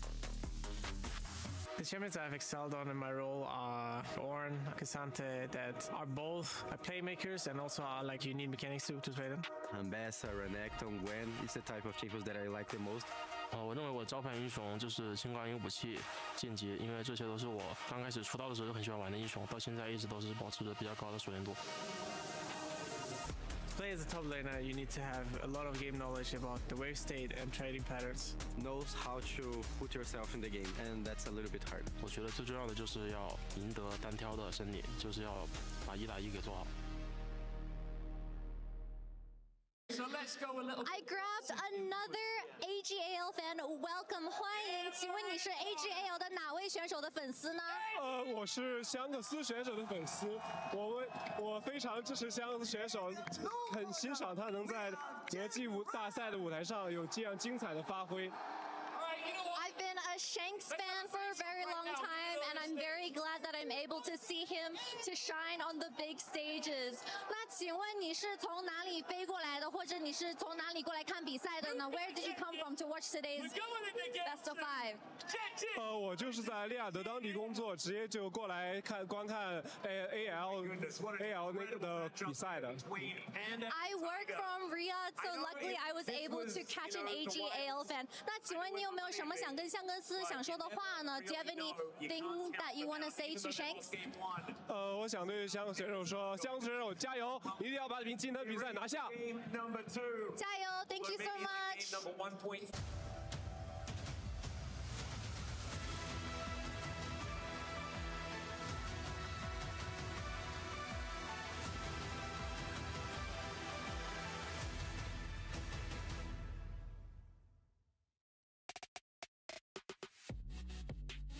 Welcome back to the Esports World Cup as AG.AL start firing off on all cylinders, get themselves a hard-earned victory over GenG in game number 3. Much to the chagrin of the GenG fans, the gamers have showed up and all of them are finally gaming. Welcome back to the studio. Digon here alongside Finn and Meteos after that last one. And again, you're thinking, okay, AG.AL have this, but then some of these fights start to get close. GenG may be making a miracle comeback here, but not to be. They were denied. A great job by AG.AL, the defending LPL champions, to close the door and force a game number 4 here, Meteos.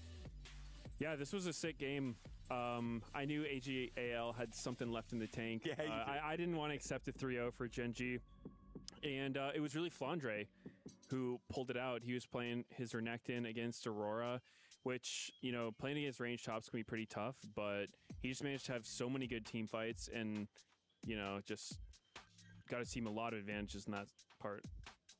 When in doubt, LPL Renekton, baby. I mean, I like the fact that they kind of went back to this really skirmish-heavy style. They had the Shinshao Renekton Talia, which is just like, you take any fight, and as long as it's in the river, you're kind of winning it, because Talia will come in, and some really good engagers. I really liked Kael stepping up this game. I feel like he always went in really deep and locked down the key targets every single team fight, and it felt like AG.AL was more synced this game. They were more willing to just... When GenG starts to set up, they were attacking them. They didn't really attack them after GenG had it all set up. They were trying to beat them to the punch, and I think that's what you have to do against GenG. If you let them play their game, let them get their vision lines and control the river as they always do, that's when the fight becomes impossible. So you gotta fight them before that happens. I thought AG.AL's bot lane also had a really, really good game. I thought Hope was super impressive on the Sivir, especially in the lane swap where they were 1v2 up against Aurora. They were managing to like chunk Keen out, force him to use his ultimate, just prevent him from farming comfortably. And yeah, I just thought they found really good angles to get on him. Yeah, I feel like this is a player that we didn't really talk about too much in the build-up. Hope has been consistent and now standing out up against Ruler. Ruler had a couple of opportunities on the Corki to try and make some plays, but the spacing, holding on to his summoners very, very well on a Sivir who's not mobile, right? You pop the ult, you can run fast, but no dashes there. Hope came up huge here in this game as we take a look at some of the highlights from that game number 3. We start off on the top side of the map at Grubs early on. Yeah, here Nautilus gets caught a little bit out of position. He walks up and tries to find an engage, but here you see why Kyle just played so well. He went first. Before Duro got into engage angle, Kyle just went and forced him and made it a little bit awkward to fight. And this fight was really volatile. A lot of things going right for the Renekton here. He just gets all the right angles and ends up being a solid fight for AL.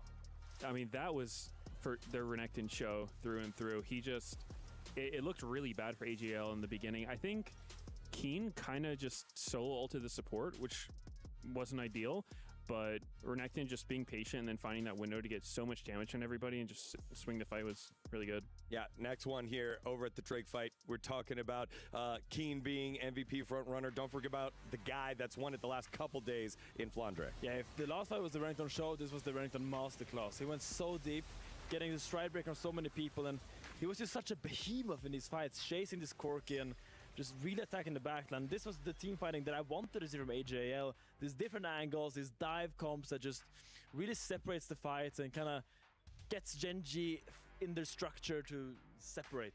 Yeah, and you were waiting for Chovy to kind of pop off in that one. That, I mean, when you're the Ahri, it's that kind of mid-game fight. If you haven't gotten the picks in the side lanes yet, now's that opportunity. Misses the first charm, and then Flandre doesn't hesitate, gets on the back line, and decimates there. And then our final fight that we have here was one of the best ones where GenG looked like they were going to turn the tide at the Drake yet again. You blow up Flandre, you don't have to deal with the Renekton, and then they bite off a little more that they could chew, Medios. I thought this was a great look by Duro. Recognizing that AL wanted to flank and just hitting that max range Nautilus Q. I think everybody's been hit by a Q that they didn't think they should be, and they were just able to quickly kill Renekton, which should be, you know, winning for them. But I think the rest of AG.AL really stepped up, especially Hope. You know, it's not easy to play these fights as Sivir. Sometimes there's a lot of threats. You're pretty low range, but you know, this fight was just so down to the wire. You know, everybody's about one shot, and then he just gets off as much damage as he can and then finds Ruler with a really insane key flash at the end here. Just beautiful barely Q getting here with his hip. Can we get it in slow motion? Can we? Oh, amazing. Such a good fight from Hope there, and really stepping up, because I think when you look at his AG.AL roster, this is one of the guys you don't really talk about that much. I feel like he's going under the radar a lot because Tarzan, Flandre, Shanks, even KAL I think is overshadowing it a little bit, but you gotta remember this guy's worked his way back. He had a 2023 run with JDG where he kind of disappointed and worked all throughout 2024 and now stands on the grandest stage now in 2025, and I think you gotta say he's earned his flowers. Yeah, he is definitely pulled them back on in on the Sivir. The placement was great. Also, just great to see life back in some of those guys that we know that can be so good for AG.AL. They need them there to go ahead and come up huge as we take a look at the stage now for the keys. I'm in front of the key crusher here before this finals concludes, and I've got all the broken keys here from the tournament. Here at EWC for League of Legends, these broken keys will be put into the Champions Trophy. 3 of them to be precise. What are they going to do? Are they going to bring up their region, or are they going to put the opponents that they crushed along the way? The question is there, but I can't wait to see which ones are chosen to implement forever. Thank you very much, Asterix. Again, remember, you get to pick 3. The rest go into the resin underneath the totem for the whole year. So a very, very unique portion of the EWC format. However, you got to get the win. GenG still 1 win away, but AL able to claw back here. What do you think is going to happen, Finn? I'm a sucker for silver scrapes. I really hope we get 5 games today. I really hope AG.AL climbs back, and I hope they can show why the LPL can still compete with the LCK at the highest level. Medios. I agree. I would like to see silver scrapes. I think AG.AL proves that it's not going to be as one-sided as it seemed like it was going to be, and I think they got one more in them. It's not an easy feat to win the LPL. AG.AL has done that. Now they're looking to get themselves into a Game 5 to force the opportunity against GenG, who are looking to close on out. The #1 seed from the LCK, the reigning back-to-back MSI champions, trying to become EWC title winners. Thank you very much, gentlemen. Let's see whether the dream remains alive here in Game 4 as Blue Side has been chosen from GenG. That will continue. A bit of an uphill battle here for AG.AL, but still momentum is so important. Reverse sweeps happen because of that winning mentality that can seep in, and AG.AL looked so much better in the last game. Yeah, absolutely. I mean, this is exactly what we wanted, right? A series on our hands, AG.AL making their way back in, and I'm very excited. A lot of our deskers here, they're feeling the hype, you know, the comeback potential. As Chovy looking to meditate a little bit before we do get into game number 4. It's game 4 of a fearless best of 5. Always going to be fun as we get down to the wire. I'm always most interested to see if these teams and these coaches can really create a comprehensive 5 versus 5 composition. It's not always easy when so much is banned away. We mentioned earlier in the Game 3 draft that it would be the last time that AG.AL has side selection. GenG will have it now here for blue side into Game 4. So they get that first pick priority. The Rise is the mid laner now with the Talia gone, the Azir gone, Galio, Ahri, right? Annie gone. So Orianna's still decently strong, but the Nocturne has already been lost to Fearless Span as well. And things are going to get pretty interesting here. I think Chovy's going to showcase how wide his champion pool is for the remainder of this series. I would agree. The Skana has been a really big one for Canyon as well, so that one is going to be taken away. Has been on the ban list so far in this series. As we get into the picks, what is that coveted first pick going to be? That is the question, especially now with so many champions. 30 have been Fearless banned and 6 just banned right now in this game. A lot missing as the Victor is going to be chosen as the creme de la creme here for GenG. Yeah, I mean, Wolf was just talking about all the mid laners and how this pool is being chunked down quite a bit. I mean, every pool is, but certainly the top tier mid laners are where you're going to look. Shank's definitely having a great series so far, but also Chovy is, they're not the main characters, but definitely incredibly important. And you know, Orianna, Nocturne taken away. Victor feels like the standalone best. Evo nas nazad s game broj 4, da vidimo da li GenG možda dobije ovaj put. GenG bira stranu, izabrali su plavu kao i svaka ekipa do sad. Da vidjet ćemo šta će moći da urade sa tim. Uzit ću obzir da eto, svi toliko forsiraju tu plavu stranu. A, hoće first pick na crvenoj strani, primoran si da banuješ ono najbroken čempione koji su ostali. Ne smiješ da daš. Mislim, postoji neka opcija da ti ne banuješ opet čempove i onda da traduješ, daš im jednog, uzmeš 2. Ali ja mislim da nijedan tim nije baš, neće baš toliko da rizikuje.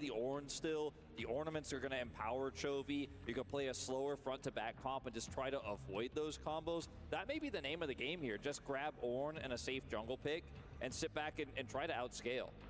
I also don't mind the just lock Sejuani Jax or Sejuani something that does a lot of damage and just play for side lanes. That's exactly what they're going to do, at least theoretically, with this Jace pickup, which hasn't seen as much success as it has in the past. As Brendan, you're looking a little bit quizzical, right? Yeah, I just don't think that Jace is in a good spot right now. He doesn't do a whole lot of damage. They already have the shielding from the Orianna. They're going to grab a Poppy for the front line as well. It just feels like, you know, you mentioned the Jax. I feel like that could have been good, especially with so much taken off the board in terms of something that can counter a Jax. They try to get the Jace to give a good laning phase for Keen, but I just don't think it's in a great spot. I'm a big fan of Poppy as well, so on the AG.AL Poppy MF Orianna. A dobar draft s obe strane za sad, realno gledano. Potential Gwen pick. You know, Gwen is still available actually this deep in the series. But you can just say, I'm going to lose Prio, but I want to play a tank into this Jace and absorb that pressure and then be able to empower my comp later on. I don't hate the Jace here, but I do agree with you that it's Onda ruler možda uzme Kai'Su. It looked like GenG wanted to build with that Victor first pick. We're so low on engage here. Leona's going to be banned away. This is completely unsurprising. Može da igraju, mogu da igraju Zeri Yumi ili Zeri Lulu također. Although it is technically possible and playable. And we'll see what comes in that last ban spot here for the side of GenG as the Lucian is now taken away. The safe Xayah is gone. Yeah, you got to be looking at stuff like Ezreal now. I mean, Zeri. We're going to be digging pretty deep into the AD carry champion pool. It felt like, you know, with the blind Jace, that Ruler and Duro wanted to kind of know what they were dealing with 100% in the bottom lane before they chose their bottom duo. Might not get a full chance to do that if the support isn't picked here. Looks like Aatrox thought about, but then Gragas, also another good choice here. Gwen being totally ignore Bogat for je now, but maybe solidan he's just doing pick a bunch u of Jace'a. covers before he selects it. I feel like Gwen is in a really great spot right now, even into Jace. I don't like playing Gwen into Jace because of the prio you lose, but I do agree with you that she is going to be more relevant later on. Blitzcrank being the heavy consideration, and Kyle will lock it in. So this is completely blind, by the way. We have no idea what Ruler and Duro are going to be playing. Ovo je najrandom blitz blocking koji sam ikada video. Saving that counter pick, Da. but they already know what Ne the znam top šta laner is. Blitz treba da It uradi. feels like they weren't sure, and they just made a snap decision. Yeah, the Blitzcrank is kind of odd when things are certainly still pretty up in the air as far as that bottom lane is going to look like. It also limits the flexibility of this Poppy one step further. Gde je moj prijatelj u chatu koji je rekao da neće uzeti Kai'Su? In top jungle and support. The Kai'Su is going to be locked in though here for Chat su sami challengeri, čovječe, kako to ne znaš? years past. Duro going to be pairing alongside it. Gledaj, ali priznajem, nisam razmišljao da na Poppy. Tako da slažem se zapravo sa chatom. There is a Shen to be at least hovered and locked in here for Duro. Wow, Shen. Ok, Blitzcrank ima tačno 2 mete koje može da pogodi. You can at least provide a frontline, you can still build tanky. You have the ability to dodge a lot of at least the damage from the MF a bit. Not the best choice, but again, not a lot of options. If you go for that full crit build for the Kai'Sa and you have the shields to come through from the Shen plus her shield from her ult, it feels pretty decent. Irelia bi bila dobro. As the final pick here for the side of AG.AL, pretty weird one here, especially into the Jace, normally used as a anti-tank counter pick. It is also going to be very difficult to disrupt what GenG are trying to do in this draft because they have so much range. Now that the Cho'Gath is shown, maybe you actually have the argument to go for that more AP mixed build here for Ruler and just Jace and Kai'Sa poke rather away from this comp because they need to combo the MF to really do damage. You can just kind of keep this composition at bay. I gotta say, of the drafts we've seen in this series, these are by far the weirdest and the ones that lack the most cohesion. Yeah, it's a pretty strange situation. There is like, I don't know, microclasms of like things that work well together, like the Killer Instinct plus Stand United, right? That's a big shield on a Kai'Sa. That's cool. You bring your help with you, right? If you can actually, you know, get some plasma on someone, so that is going to be an opportunity. But otherwise, I'm feeling like elsewise, it's a weird draft here from GenG outside of being able to outrange a bit with the Wombo combo coming on the other side. And I just feel like Poppy wasn't remembered by GenG. That champion is way too strong to be getting through once we've gotten here to Game 4, and I think has so much power to deny Arctic Assault to make sure that people cannot get out. And Killer Instinct is a lot harder to utilize when the Poppy gets on top of you. So Tarzan going to be absolutely huge in this game. I hadn't really considered the Cho'Gath follow-up to the Shockwave, but I guess it's a wombo. I mean, Huni was the one that showed that, okay? That was when Faker's Shockwave finds them all. But actually, it was Wolf's quickness that found them all, and Huni's Rupture that also found them all. And then the Shockwave did also find them all. But that was there. That was part of the combo. Still counts. And the Cho'Gath is going to count for something. I think if Flandre can get a big Cho'Gath game in for Game 4 and tie this up at 2, then it's absolutely a tiebreaker. All right, hold up. Our two top laners. Are you okay? We got Unsealed Spellbook for Kyle, Unsealed Spellbook for Flandre. Flandre's ult is also a smite. Oh god, they are not losing the smite fight. That's the plan. Poppy. They could just ult the enemy jungler away. I think they want to get the objectives. I think they may want to get the objective. You're exactly right. Well, you got to play for the Elder. You got to be on position on the objectives to actually do that. You definitely need to hit Canyon with it. So maybe Canyon needs to build a Banshee's Veil. Jer si skonto da Flandre ima spellbook. Sad kad su ovi rekli da ima. Cho'Gath smite ult. Da, to je legitimno, skroz legitimno. Da, definitivno. I think she was prepared. 3-1. We'll see if that happens. Yeah, you were talking about barriers as well, by the way, Wolf. You know, it kind of just feels like Orianna by herself in this game. It doesn't really feel like Yes, the Poppy can get in there. Yeah, Poppy slams someone into a wall, and that's boom, really carry the ball in. You know, yeah. They didn't have a lot of options. I mean, they could, if they really wanted to opt into it, maybe they pick something like a Zach or like even a Viego could have been better. So yeah, just Orianna choice as just a straight up control mage for the mid lane. Nothing crazy there, no big combo, but yeah. The Orianna does have a lot of wombo combo potential with the rest of the team in the team fights at least. So much of this is going to be about when GenG decide to go in, like when they decide to commit that Kai'Sa ultimate, when Chovy decides to commit in and actually start doing damage. Because if they just sit back and poke with the Jace and the Kai'Sa, then, you know, Shanks doesn't necessarily have that angle because there is no carrier. He is not necessarily going to be able to get into Shockwave range, so that's what I'm most concerned about here for AL, because both these comps are wonky, right? They're a little bit weird. They don't have strong themes necessarily, but it's going to be about control over the objectives. And sometimes you could just say, I don't care, and I'm going to press Smite 3 times and take the objective away. And feast. But what if you died trying? Then it might not actually necessarily matter that you got the objective. But yeah, that's what I mean. The feast being essentially... Kje publika navija za GenG, vidimo. Well, I mean, I guess Za koga oni navijaju? Sorry for miscounting, even though I was the first one to bring this up. But too many yeah. smites. Still absolutely too many smites. As we have a return to lane here. Baš nema in mid. Towards the top side, we do have King toliko putting on the pressure here towards the top side of the map. navijača koji podržavaju AL. You know which pick I feel like feels the best in this whole draft is the Sejuani.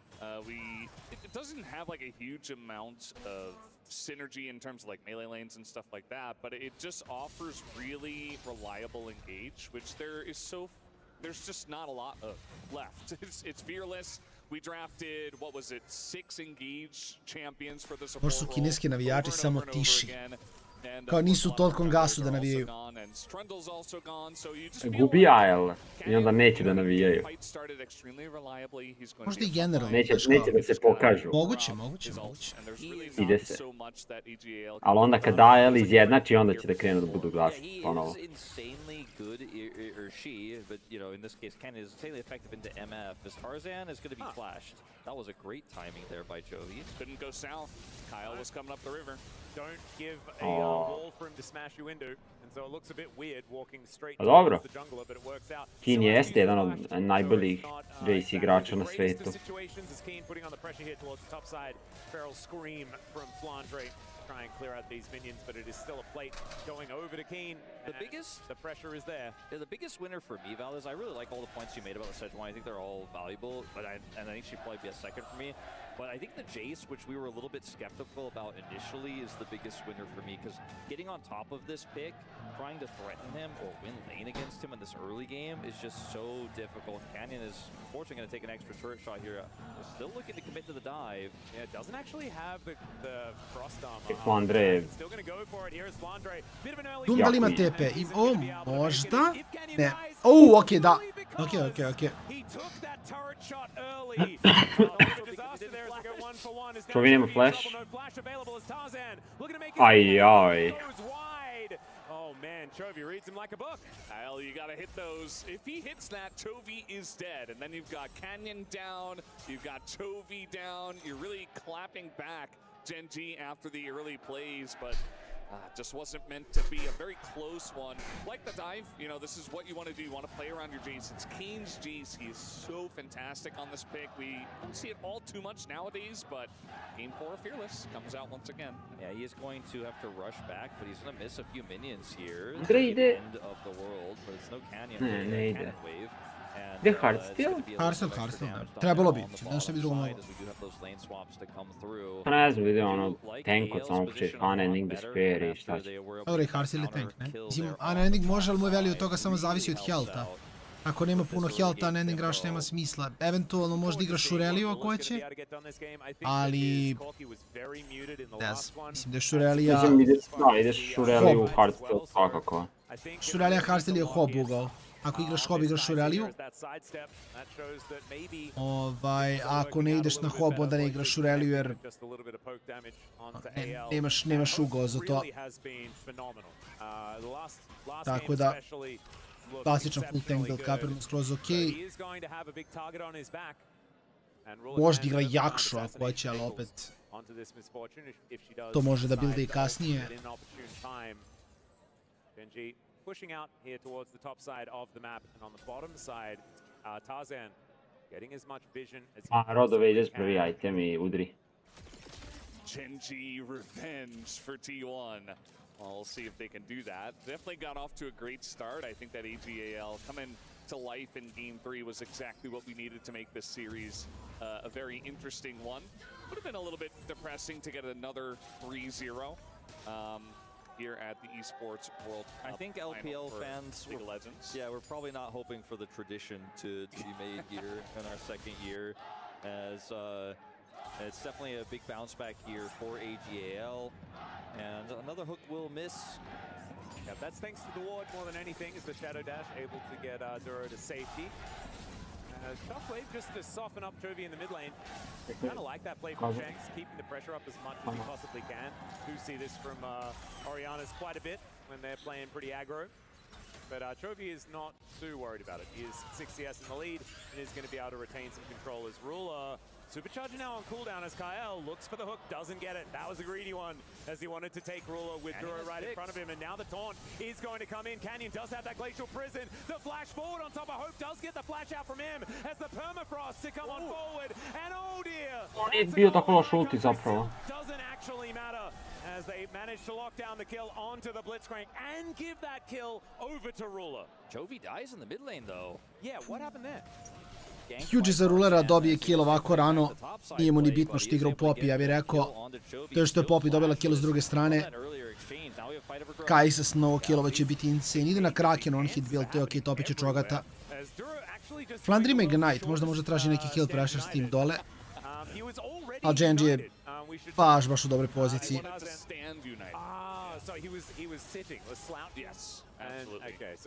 Može da ga pogodi sa Q.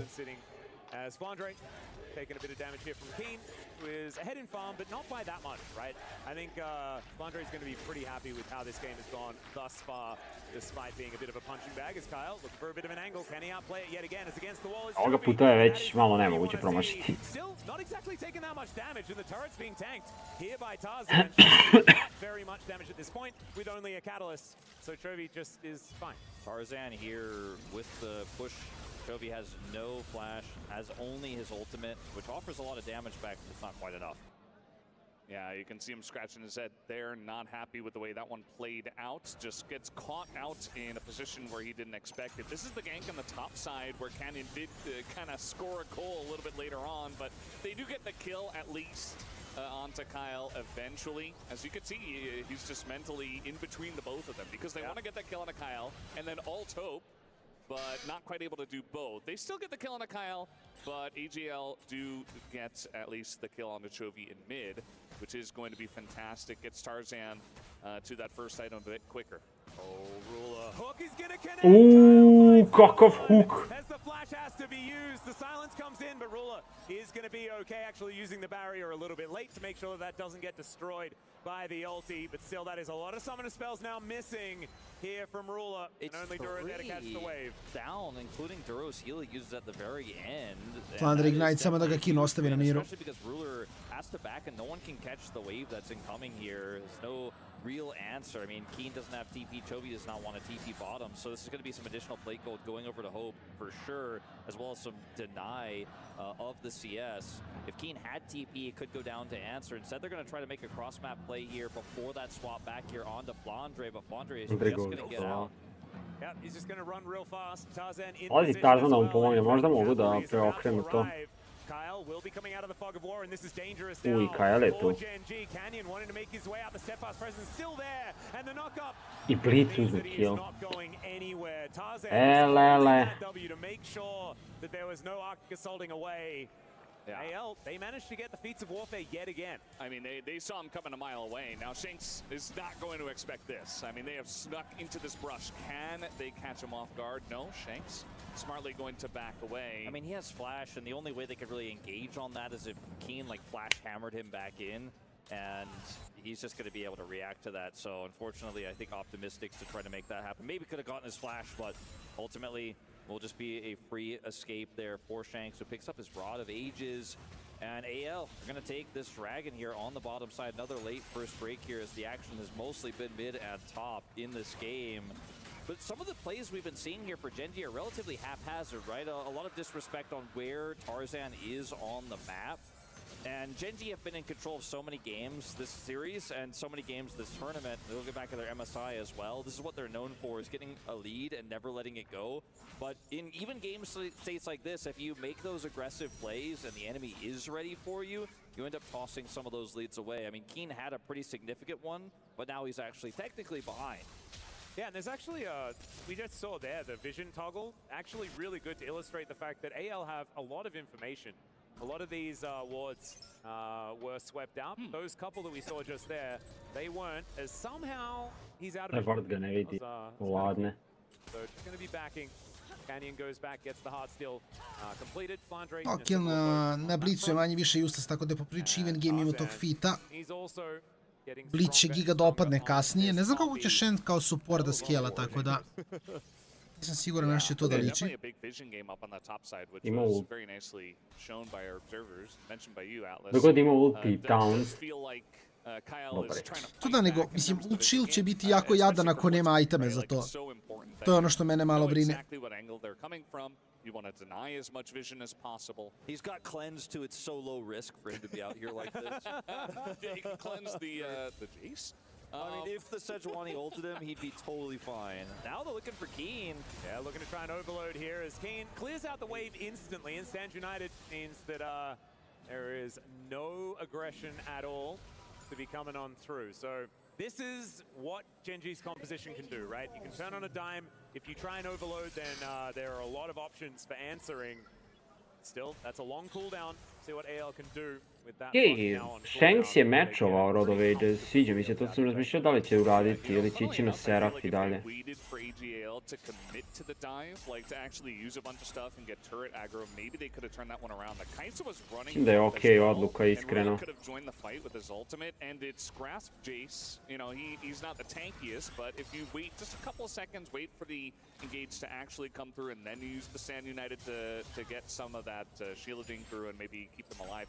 Maybe you can actually get a counter dive going. Yeah. They react almost too quickly, and so AG.AL just ran away, and they didn't have to spend anything really for that play. I feel like, you know, when we look at the game state here and the nice plays we've seen from AG.AL, the lead they generated is somewhat small, but it's been a pretty good start for them in this game. A lot of it's been through trickery, right? It's been through some mistakes from GenG. We haven't seen it really through a true 5v5 fight, which is the big issues and concerns and worries I had for their draft. So, you know, don't count your chickens before they're hatched here in this one, because I do feel like we haven't yet really seen what this composition is necessarily going to look like when we do hit those 5v5s, where GenG are playing a little bit of keep away, playing through this Jace. We are seeing the Kraken Slayer build to come out here from Ruler, who almost has his completed Cull. Can still later on build an Asher's too. We've seen some of those teched in late as third item, but not going to be there for a while. But AL, with the control they have, I think they should really hold on to this, because that empowers the Blitzcrank, that empowers these Shockwave engages. All right, let's see what GenG can get done as the Rift Herald has spawned now. Hook is going to come My god, Kyle, kakve hukove ima. Killer Instinct going to be used as the... Ovo je iskreno nerealno, Ruler. Ne sme dozvoliti toliko puta budu uhvaćeni od strane Blitza na ovom nivou igre. The Glacial Prison was there, but I think that Rift Herald was earned by AL. I think so, and that's the vision game.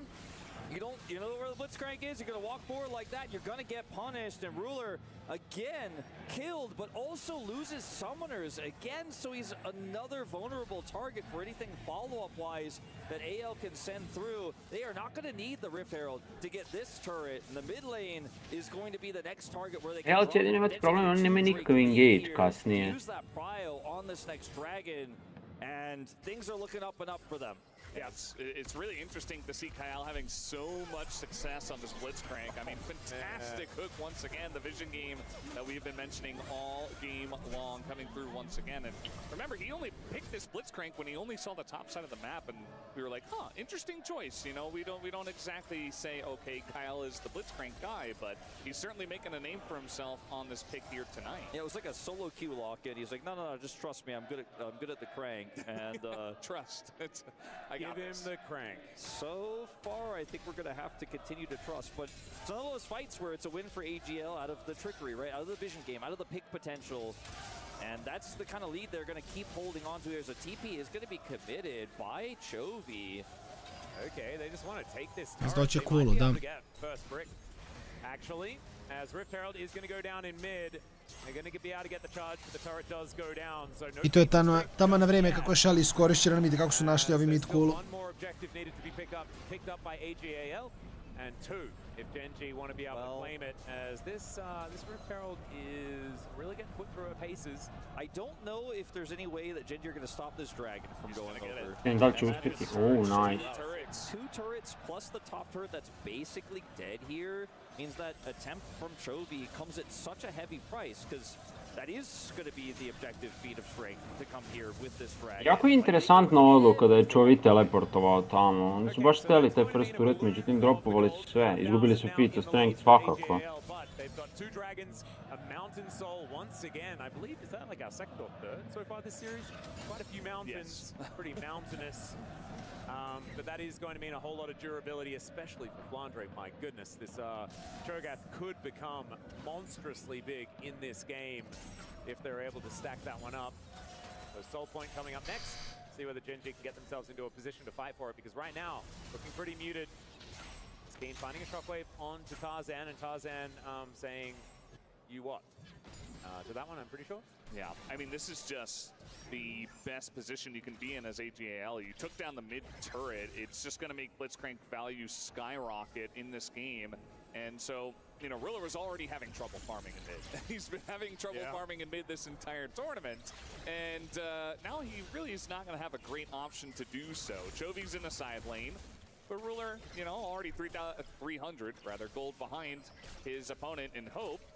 And I do worry about this Kaisa. At least Chovy is doing a decent job. And of course, Keen kind of got this free lane into the tank Cho'Gath where he's farmed up. But again, I haven't seen too much Jace value at this point in the game. So kind of just waiting it out, farming it out here in this mid game. Shanks does end up trading this turret while also deleting a lot of those minions so that a little bit less farm will go over to GenG. So it's a trade of turrets, but I think this is still pretty good for AL considering how much they've already gotten. And the map control on the top side that comes with that turret take. Look at the triple wards there on the top side. Makes it difficult for Keen to step up here. He's finally going to complete that Muramana stacking in just a moment here with a few more of these waves coming through. But the leads you can really feel here for AG.AL. The question is it enough of a lead? 1,000 gold, 2 dragon stacking lead here to be able to win 5v5s consistently into this composition here for GenG that punishes them so hard if they're out of position. If they lose map control just once, like if GenG wins one team fight, they get the vision control, this game turns on its head instantly. Isti je AL sa MSI, samo su dobili sponzora. They definitely can't rest on their laurels in this one. They need to make Pa su dodali EG na AL. Staying vigilant, I think, is going to be aim of the game here for AL. But if they do, I mean, the amount of control you do have when you get control of the map, right? With the fact that Poppy's Keeper's Verdict is going to be so strong, and the Blitzcrank always demanding respect if you can't see him. It's such a big deal. And AL now with control of this top side. Atakan has been very, very powerful and is once again on the rift. Kyle spawned in. It's going to refresh wards and come back. Okay, Tarzan getting softened up a little bit by some of the poke from GenG. Yeah, should be a decent amount of poke coming out from, you've got Victor, you've got Jace, if you can, Kaisa. Yeah, if you can see where to poke. Exactly. You can see GenG is really struggling to clear, but they are going to get this vision away. Yeah, so Ruler didn't want to risk it that time around, and you can't really blame him. As Death Ray to come on through, Hope moving around, thinking that maybe they've got a bit of a window onto Chovy here, slowed down by the Make It Rain as Flandre lumbers his way forward, and Shanks, looking for that back timing, does manage to pick up his Crypt Bloom. Is now looking to join this fight, 2 items now intact. Actually gets them before Chovy. Look at Canyon. He's just in the enemy jungle right now. Is he going to find Shanks rather and take a 1v1 or something? He has snuck in here. This is very risky, but it may pay off. Da ćemo da imamo. Mislim, Ne znam, GenG i dalje fajn, ne gube dovoljno, ne znam što forsiraju do duše. Ok, to sam kažem, ne gube dovoljno, tako da mogu da chillaju još, ali GenG u fazonu MF nam idu čogati na botu, radimo atakana. Što i dalje flip, Tarzan je tu. I šta sad? I šta sad? My god. We knew that the puppy was going to be there. He just flashes in and takes their lunch money. We knew also that they had about 50 smites.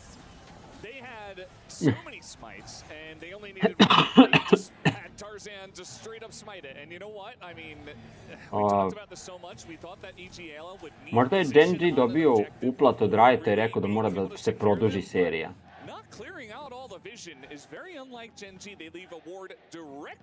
Da li to ima nekog smisla? Ili sam ja samo stavio onu foliju na glavu? Ne, legitimno moguće, legitimno. You've got to consider the keeper's verdict angle in a draft like this and be prepared to deal with it, but they decided just to burn as quickly as possible. At the end of the day, AL, big winners here again. Well, this time Tarzan doesn't have the ulti available for this dragon fight. Let's see whether GenG can take a little bit more control this time. The gravity field does go down. Death rays layered on top here. The poke is landing as GenG now. GenG igra kao da su ahead 10k gol. Da duše možda samo toliko veruju u svoje team fightove, ali Dure umro nije bacio ništa. Andrej dalje živi jedva.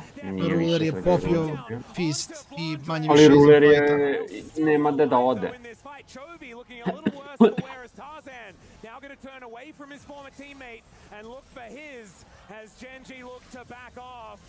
Shanks sad upravo uradio.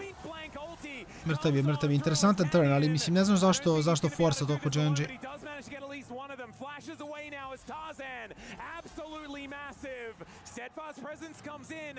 Oh, wow. Wow, to ga je ubilo. Thunder proc. GenG, they get the worst end of this trade as well. Oh, it's such a rough fight to try to take. I mean, Chovy has to do everything in the fight. He gets incredibly low. Shanks ima TP kada živi. Hin nema. No way, shape, or form set up to fight that. As they're looking to deny this dragon now, but I just don't think they have enough between this Victor and Shen. Tarzan is a jungler. He has smite. He does in fact have smite, and Duro did not have smite set up here. But look at this fight again, because so much of this is about the fact that GenG are trying to do multiple things at once. They're trying to poke, but also hold this dragon, and Chovy has to position really well. And then they engage. Instead of waiting for Chovy to be able to do more damage in this choke, Duro basically sacrifices himself for that. And to watch how much heavy lifting Chovy has to do in this fight as Tarzan is on top of him, wailing on him. Ruler goes in for the ult, but puts himself in front. Andre bacio ulti na Rulerov shield. Zver. Flash away, wants to get out of here, has the blast cone, but he just leaves his teammates to die on the top. To je ovdje Shanks uradio. No fear here. Aha, samo je Kini flash ovo cool.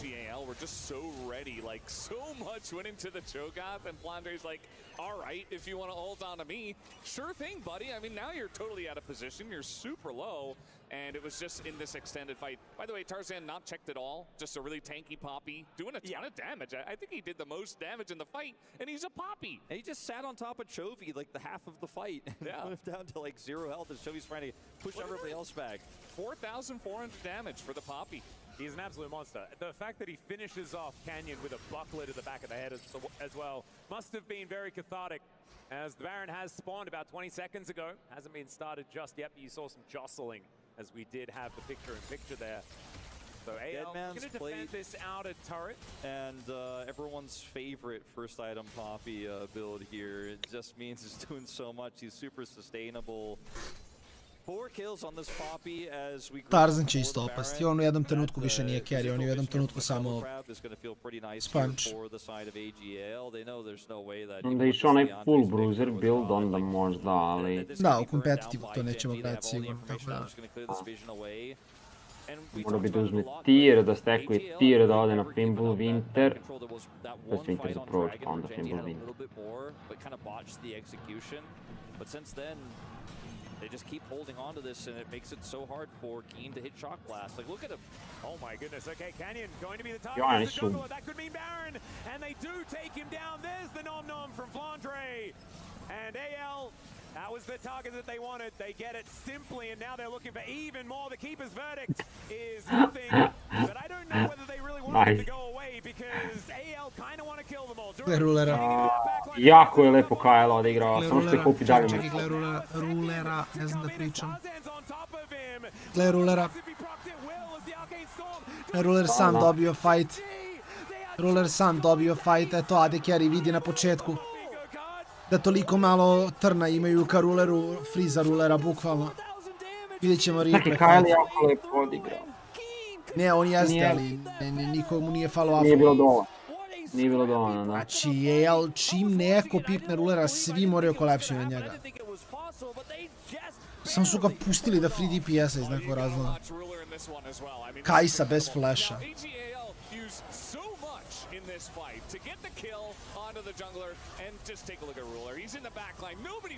Tarzan je kasno se okrenuo. Da se ranije okrenuo, možda bi sad će Ruler imati 4 itema. And he's just calm and collected. Doesn't even have anything special to say. And look at this in live. They take the Baron. And even how much money that was? Even though Chovy dies there, he does so much damage before he goes down. The arcane To je verovatno fight koji okreće game. Da. Još Ruler ima sad u ovom fightu i flash i barijeru. Da. Pope ima flash, Shanks će imati flash, ali ne znam da li je dovoljno. Nemaju kako da engage-uju njega, nemaju kako da ga shutdownuju.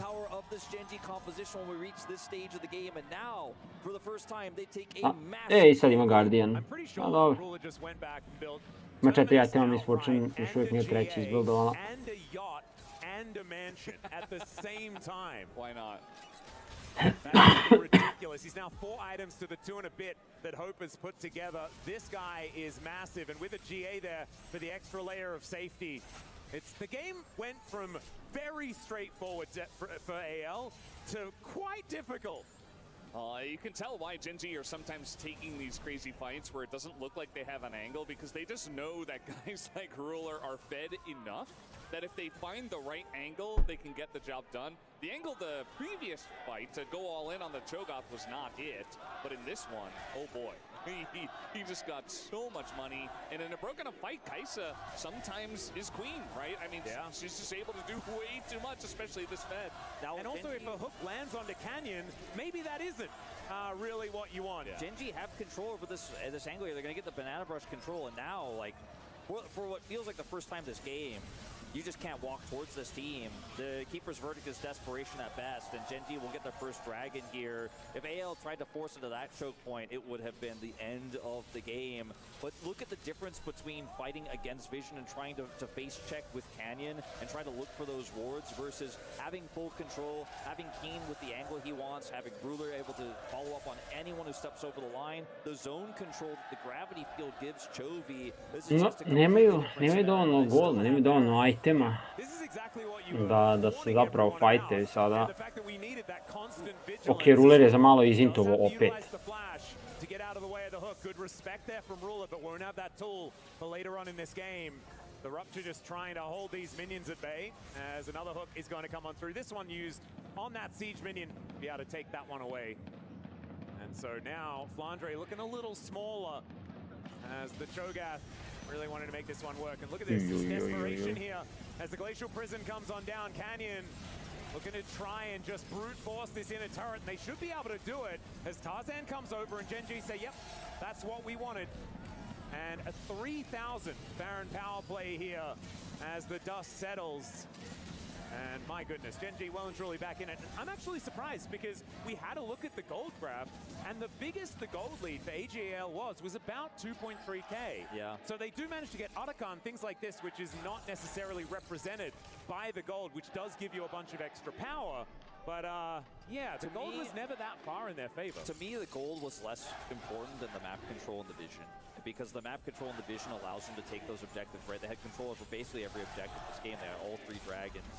But once you lose that fight, you lose control. Like, that's when the game really swings. That's when the pendulum goes back towards GenG's side. And it's that incredible turn there, that Što imaju grafiku da je hitovo level 18. raw mechanics, frankly, in a lot of ways on that one.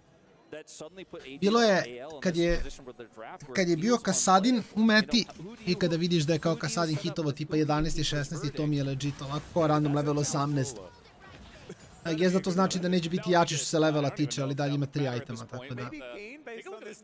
Ja. Ili možda pokažu samo za kao prvi koji je hitovao level 18. Moguće. Znam, sad nema nikoga koji je još 18. Vidjet ćemo sad kad neko dođe do 18. Shanks, da.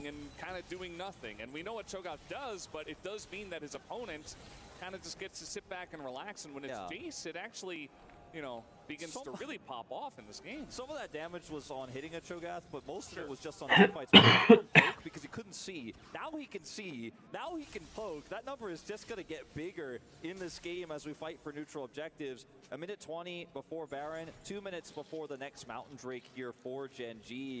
You can see AL are already concerned about trying to wipe some of this vision away because the double threats of these objectives are so frustrating to deal with for them. Ugled je samo prejak. Ima i Guardian, ima i Seeker. But he's got a Bloodthirster, which is a pretty good answer to it. Death Ray coming on in as AL is trying to hold on. They do spot out a lot of this vision. These control wards that they're getting down are consequential. Kyle fishing for that hook angle. Kada treba samo baci random hook negde. Treba da... Going to connect onto Hope. They're a little bit split up now, but GenG not overly committing. It's actually Canyon looking for Tarzan towards that top side.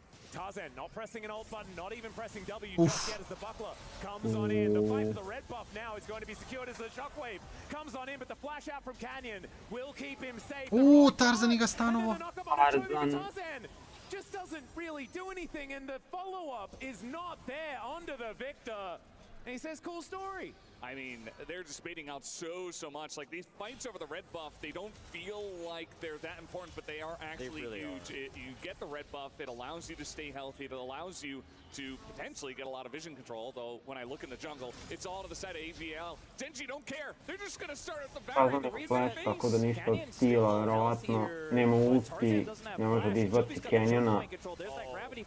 The gravity field's so incredibly good here. Is now Duro looking for that angle. As the Arcane Storm comes down, he's just going to walk in.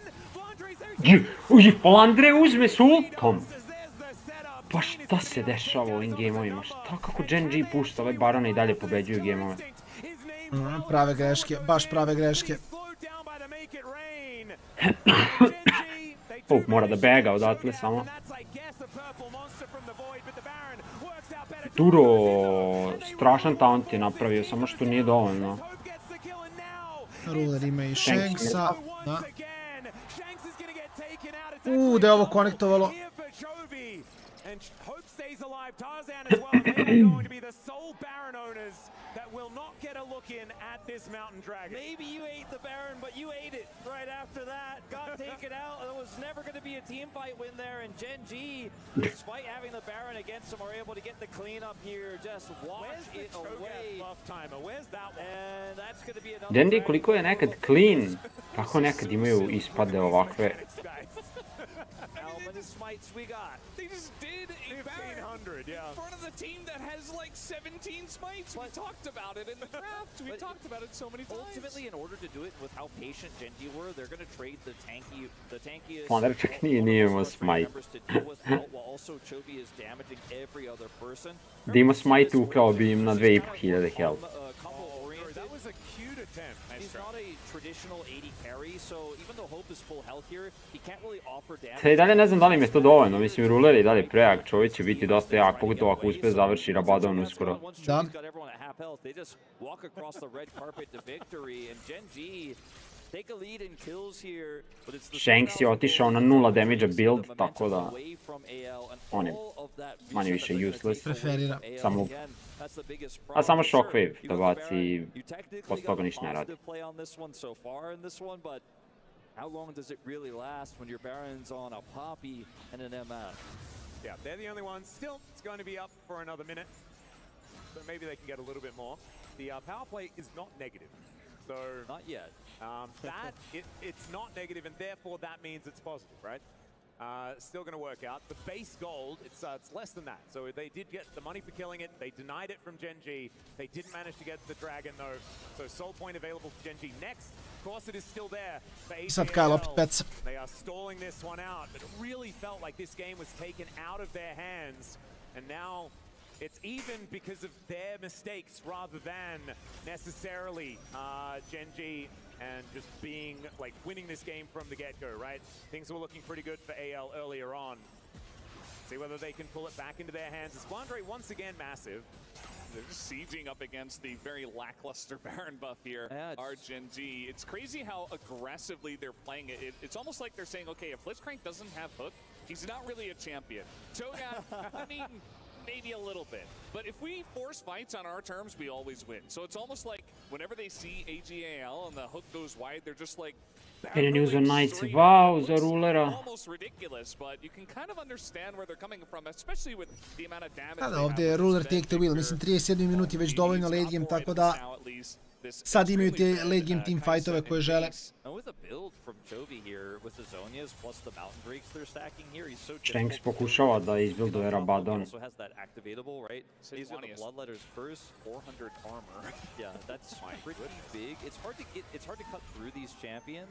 Especially when your AD carry is really just the R button, unless you're already winning the fight, right? And with the control that GenG have for the map, because they just shut the Baron down so hard, it becomes even trickier to play this out. Now, GenG, there's a full 2 minutes before this next objective, so they can kind of continue to sidelane, try to play around this Victor wave clear here. But an overextension, I think, is the best way back into this game for AG.AL. So maybe this is the cutoff point. Maybe from here, just move back and clear that vision. Don't try to siege these inhibitor turrets just yet. Yeah, right now they're searching through these brushes with mostly Kane.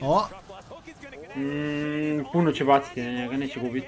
Ok, možda i oči, never mind. Duro je također mrtav. Duro je mrtav sada, a GenG je zagrifo. Tarzan blokovali ga minioni.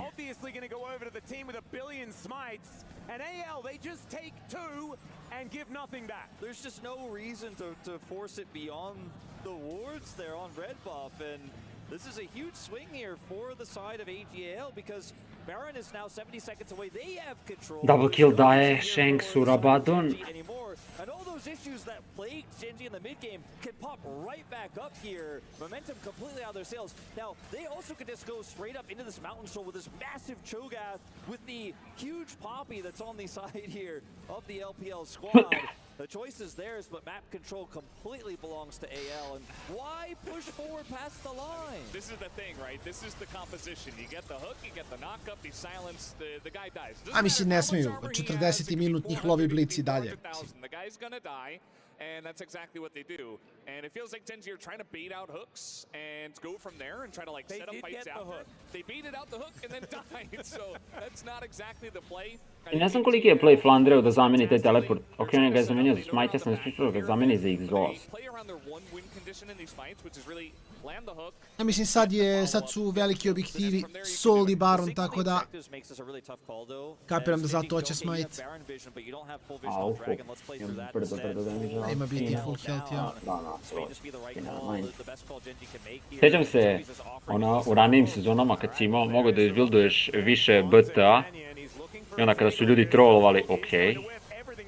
Ajoj, Canyon je. Okej, Canyon je...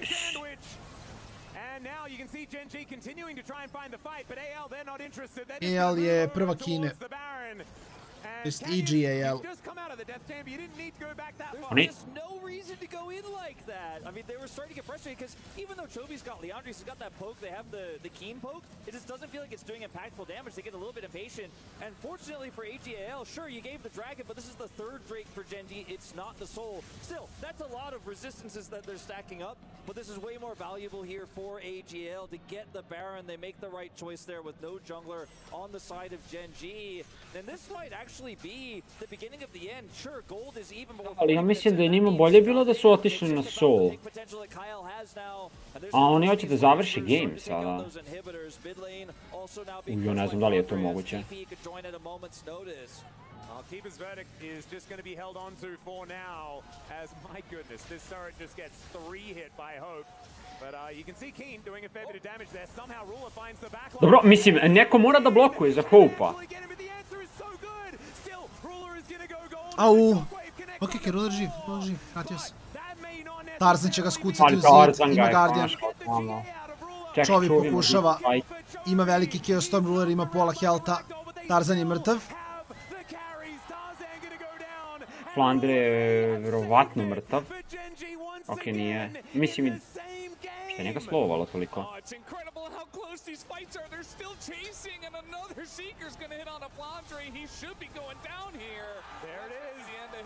Sad Ruler prodaje Guardian za još jedan DPS item.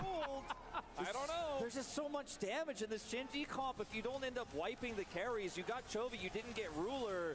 The longevity after the combo is gone, after you've used your buttons as Flandre, as Shanks has used his buttons, Ruler's like, I've got auto attacks for days. They take Hope out, and he wins the fight. But it all starts off with this angle here.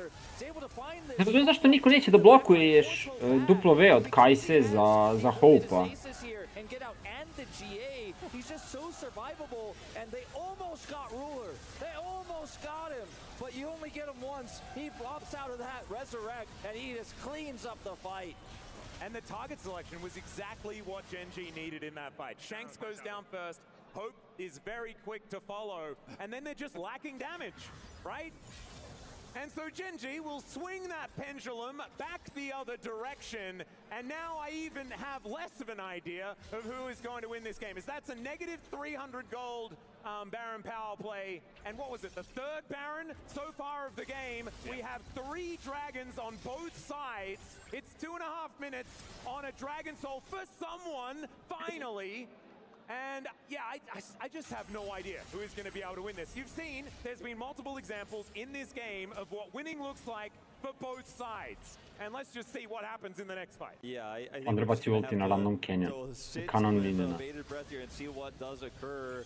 As pushing forward into a Blitzcrank has not been a success story for GenG in this game.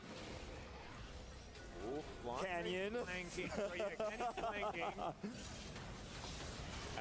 It's crazy how much pressure is on Kyle right now. He needs to hit hooks, he needs to hit the right targets. Because if they get chipped away, if they get poked out, you talked about ways in which these teams are winning. The ways in which GenG win, they land, poke, they get into the back line, they assassinate the squishy targets. The way that AG.AL win is getting hooks, getting picks. Mora napito bude, mora Silver Scrapes još jedan game u 50 minuta da ide. Iako mi je nerealno da je AG.AL igra protiv GenG u 45. minuti sa Blitzcrankom. Kao nerealno mi je da je to stvarnost. Još Blitzcrank radi posao, našao Rulera par puta.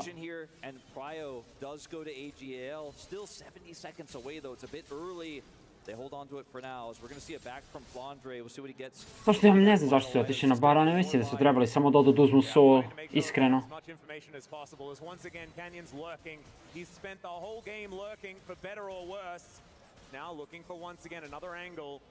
As Flandre lumbering toward, like if he stood in the pit, I would assume that he is a neutral objective right now, because he is gigantic.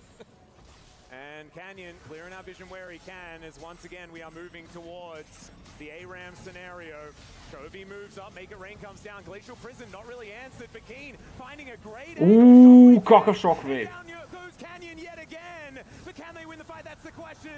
There is the Oh knock my to Keen, and god. it's a disaster here for GenG. I Ruler je otišao na onu drugu stranu, tamo da ne može niko da ga dohvati. Da, ali Mislim da nije dovoljno. mora da ubije Kyle-a prvo. Jeste dovoljno. Kyle jako pametno, ne, čekaj, Kyle mnogo lepo igra. Da.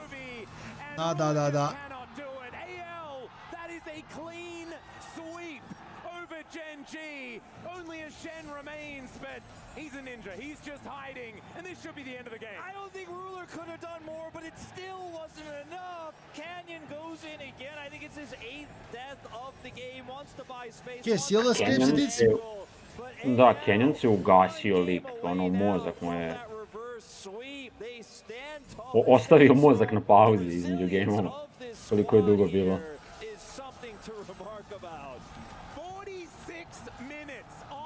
clock here. An absolute slugfest between these two teams. But AL will bring us to Silver Scrapes, and they're poised to reverse sweep GenG here in the grand final of EWC. A dobro, mislili smo da će posle prva dva gema, mislili smo da će biti brzo, ali izgleda ipak idemo punu distancu.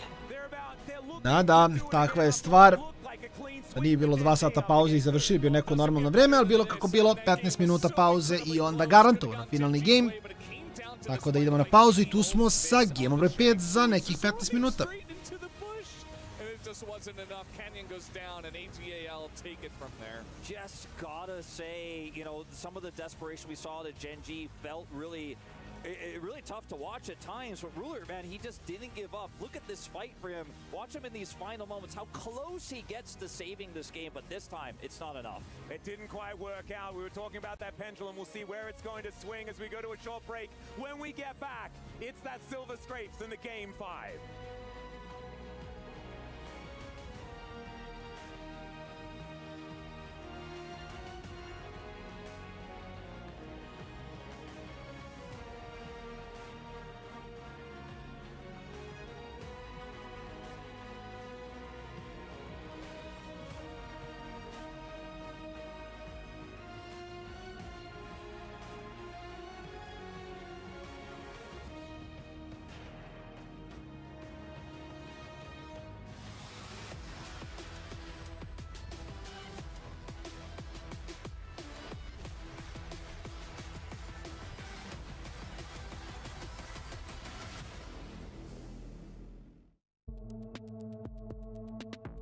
First question.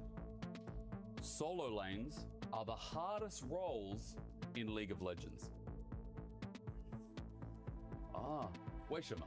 因为站在我上路的立场，现在其实经常要跟下路去换线嘛，所以感觉每一波线要想的东西都特别多吧，所以我反而觉得他中路其实没有上路要想的东西多吧。中路最难。Second question.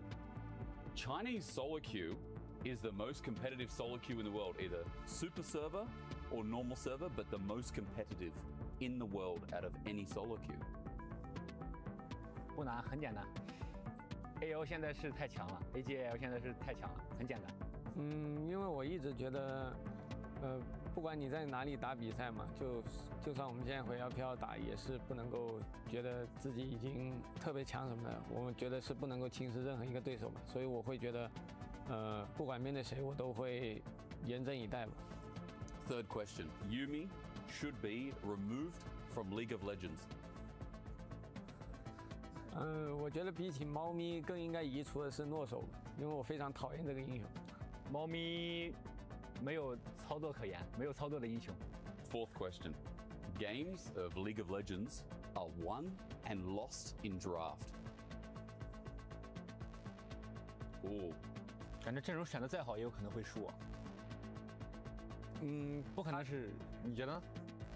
阵容选的再好是有概率会输，但是我觉得，如果你阵容选的不好，你就一定会输，大概率一定会输。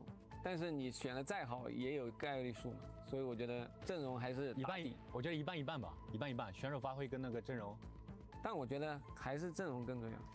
就你选手你玩的再好，给你5个奇怪的英雄，你也很难去赢那些。一半一半，我是一半一半，我是一半一半。我是觉得阵容更重要，比起发挥，但发挥也重要。Next question is: top laners who play ranged champions are annoying and unskilled. 只说我中路，我更喜欢法师纯博弈，不喜欢射手。我是站在中路的立场。站我上路的立场的话，当我选出来这种长手折磨人的英雄的时候，我必须得打出效果嘛。就是如果我选出来不能够恶心对面，或者说压不住对面，那一定是赢不了的。所以我觉得选出来就代表我有自信嘛，所以并没有说讨厌这个，我非常享受折磨对面这个选择。That's all. Thank you. 谢谢，谢谢。 The human body was built to move. Not trapped at a desk in one singular posture for 12 hours a day. It's time your chair evolved. This is Secret Lab Titan Evo. Ergonomically engineered for you, gamers, hybrid workers, artists, backing your every move.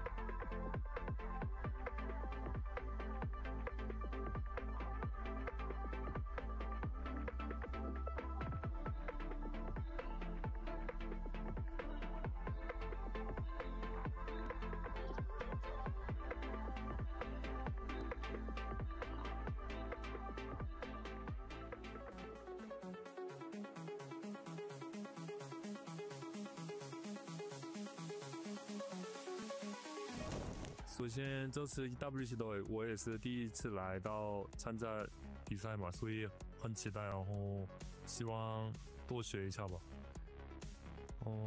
我最近打比赛心态的话，就是不管输赢，就管好每把的游戏吧，然后就享受每把的舞台吧。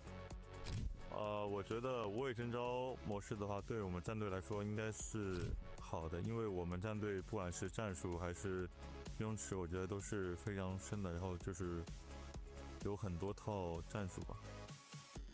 首先就是来到 EWC， 就是首先就是比较开心嘛，然后这个地方我之前也没有来过，就也很想体验一下这边的风土人情，还有吃的之类的。然后希望的话就是希望我们 AG.AL 能都拿到一个好的名次吧。我觉得国内的比赛和国外比赛最大的区别就是国内只要做好自己的训练，然后国外的话不有时差的影响，还有饮食或者是训练环境，也有自身状态的，就是需要调整好自己身的状态吧。我觉得来这次 EWC 我们的目标肯定是冠军，但是就是首先根基和 T1 我们也交手过，他们也是非常强的战队吧。我觉得他们也是只要怎么说，就是我们都是2比3输给他们，我们也是有机会赢下他们的，然后我们也会努力去做好吧。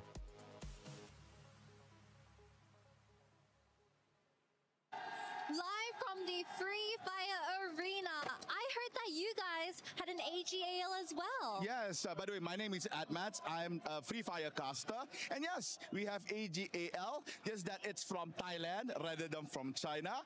And they have, I believe they have just won, yeah, second match for the finals today, I believe.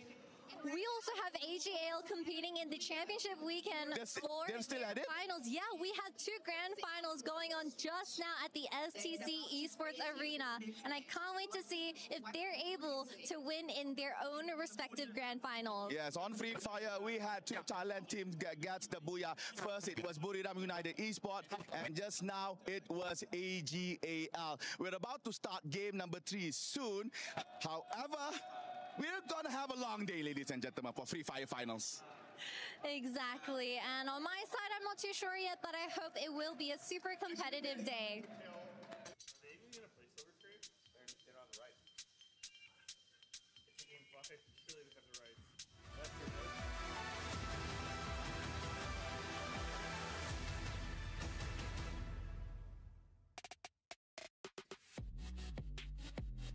If you were watching 2 hours ago, you might think that, you know, you'd be watching something else 2 hours later.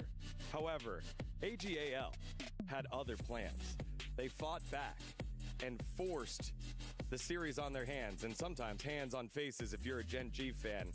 A reverse sweep is on the cards as AG.AL have battled back like minute after minute after minute into the longest match of the tournament in that last one. It is 2-2. The LPL champs are here to try and fight and have one of the biggest comebacks in League of Legends international history. According to stat guy on our team, Marcus, he says this would be the first reverse sweep in an international finals. So tall task here for AG.AL.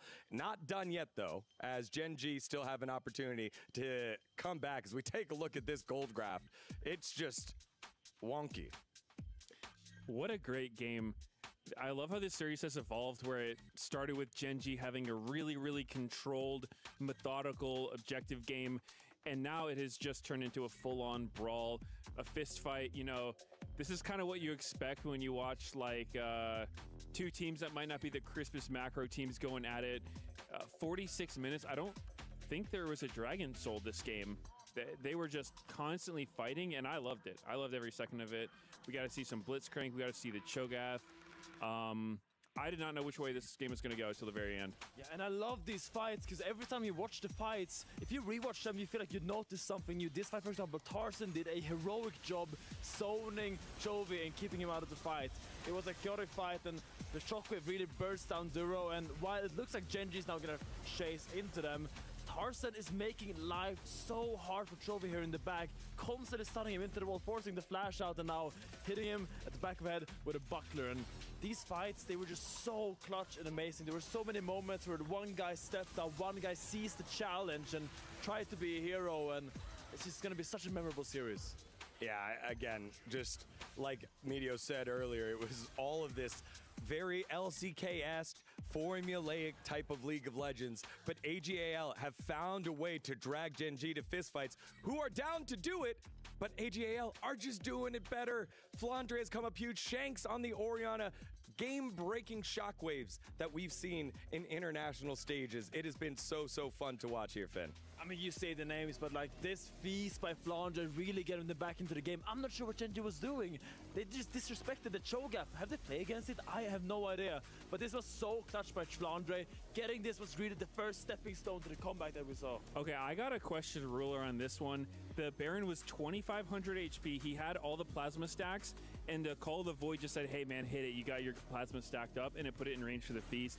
Granted, it probably would have gotten range anyway, but it was kind of a, you know, intrusive thought, I think, for that auto on the Baron there. Yeah, again, if you like the pressure, but there's little to no world where you want to try and smite fight against the feast of a Cho'Gath that's that big. It's just not necessary. The turn could have been the play there, but GenG battled on. They were able to get a bunch of kills there. However, this fight here sealed the deal as Canyon trying to find angles, not quite able to, and gets blown up immediately. Canyon was really struggling in these fights, and to some extent there's not a lot he can do when he's getting Blitzcrank hooked into a feast almost every single time. But, you know, it feels bad to be in that position where he's just, you know, kind of the sacrificial lamb. I feel like Ruler played his fight so well, ulting over to the chicken pit, and it was really difficult for all of GenG to hit him. I mean, AL to hit him, and Chovy being untouched for so long, oversteps a little bit, tries to get the kill there, but the silence of Flandre once again shutting him down, and it's just gonna be a game of interest. When you watch these fights, you see so many people with low health bars constantly playing at the edge of danger, trying to maximize the damage, trying to squeeze water out of the stone that is these team fights.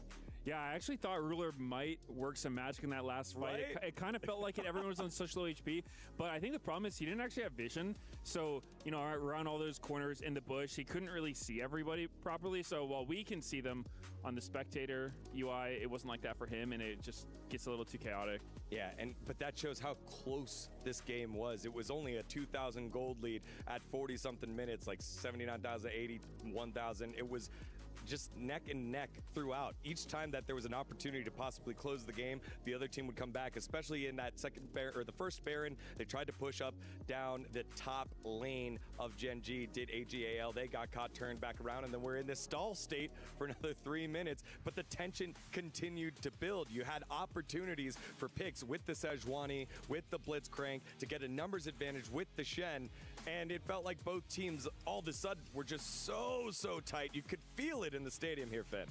Yeah, and I am just so excited for this game 5. The energy in the arena is amazing, and GenG has chosen blue side. And my jungler friend to the left of me was very adamant about what champion was You know what's coming. selected. You know what is coming. It is going to be a Canyon Italy. He has to. It's fan service. It's just required. Yeah, I remember there was like, when you saw the Chinese comments, like when it goes game 5, all of China, all of Korea, all of the West knows what champions is coming, and it's gonna be the Italy. That is what we predict here. I really hope we get to see it because it's so iconic, and it's just such a confidence move to lock in that champion, because that champion requires perfection, and perfection is what signifies GenG. I kind of wonder then, do you just drop that ban if you're AG.AL and you're like, yep, we're going to drop one and stick Nidalee in there, because we know even without a Renekton, something that traditionally that most other junglers need, some sort of CC and damage that can lead to kill threat, Canyon, can still make a massive impact. What do you think? Yeah, I mean, if they're scared, sure, ban the Nidalee. Deny the fans what they want to see. I want Canyon Nidalee game 5. I'm going to get it.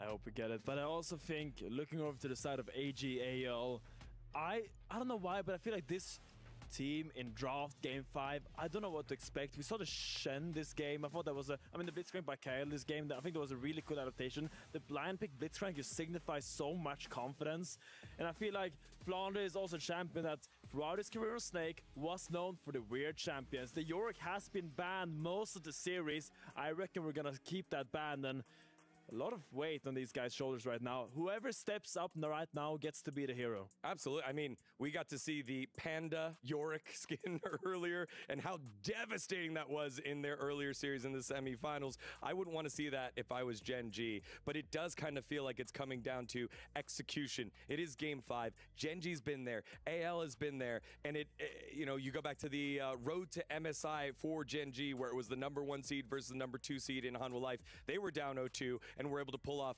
the reverse sweep and kind of electrify the Busan Sajik Indoor Stadium. Now they're on the opposite side, the way that Hanwha Life felt, where, man, those first 2 games, pretty easy, going to be a clean 3-0 sweep. They've got to pick themselves off the canvas one more time here, Medios. Yeah, I'm super excited. You know, we're deep into Fearless. This is where it gets super interesting. A lot of the champion pools are pinched, right? It's like, what AD carry are we playing? What, like, are there engaged supports left? Jungle's looking weird, so I don't know what's still available. There's like Jarvan, Nidalee for sure. We need it, but yeah, I don't know. I think this is definitely where people like reach into their pocket, deep into their pocket, and say, "Hey, I won a solo game with this thing one time. Let's try it out." 20 seconds, Finn. Quick thought. I just want a last game banger. I don't want another stomp like we've seen in game 5s. I just want this one to deliver. 2 worthy organizations for the opportunity to immortalize their name in the totem at the Esports World Cup as the 2nd title winner. GenG and AG.AL. Let's send it on over to the stage to Ian and Fancy. It's the kind of grand final a neutral fan dreams of. But I tell you now, the nervous energy in this arena, this packed out arena, is through the roof. Just one game separating our two teams from a potential trophy lift. GenG had the game, they had the glory, they had it all. But AG.AL refused to fall. Instead of them chasing this trophy, now they're fighting for their lives. GenG fans, do you think GenG can clutch it up and win Game 5?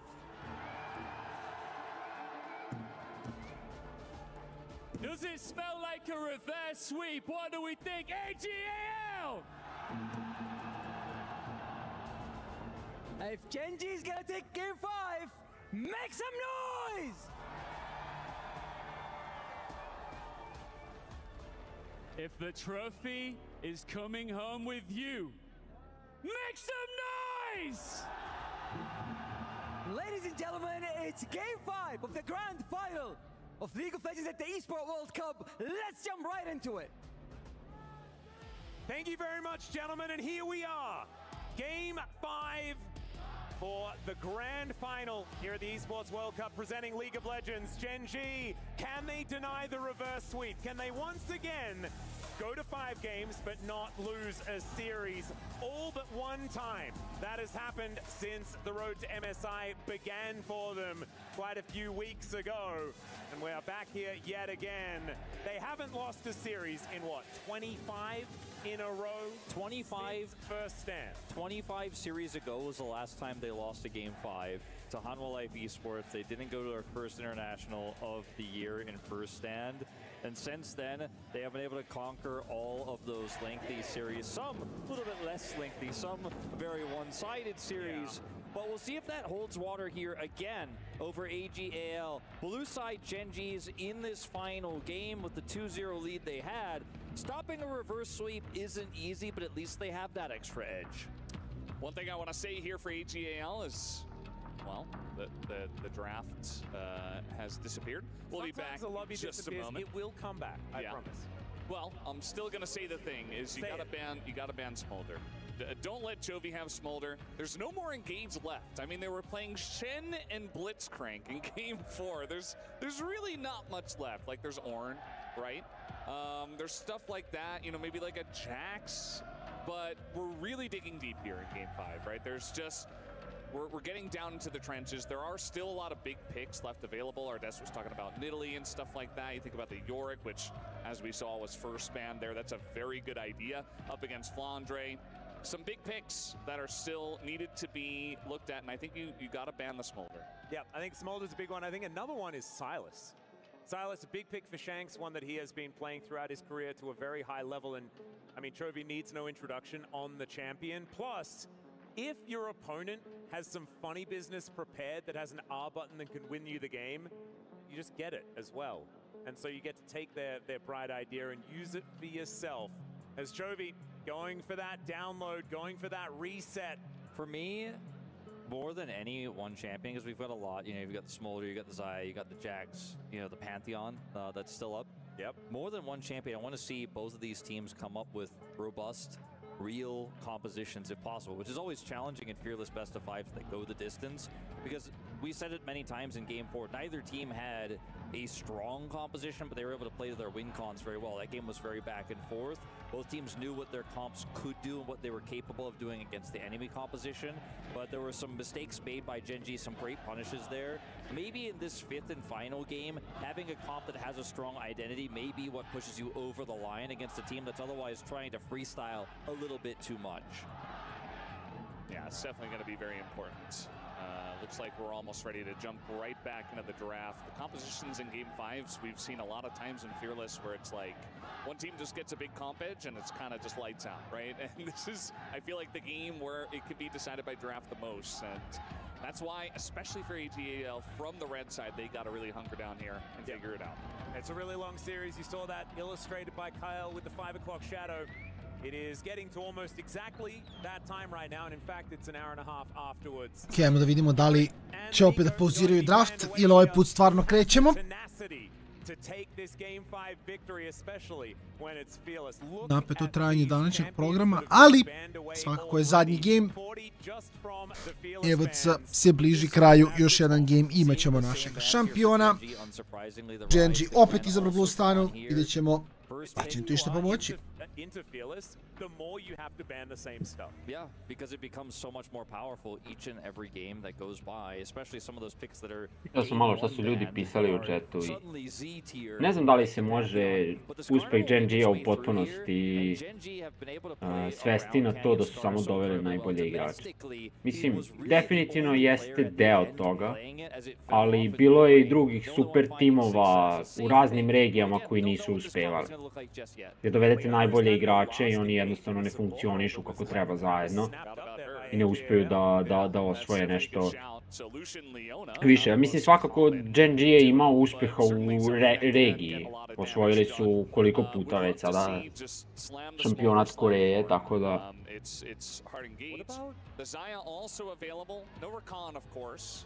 Ovaj game gubi AL, inače.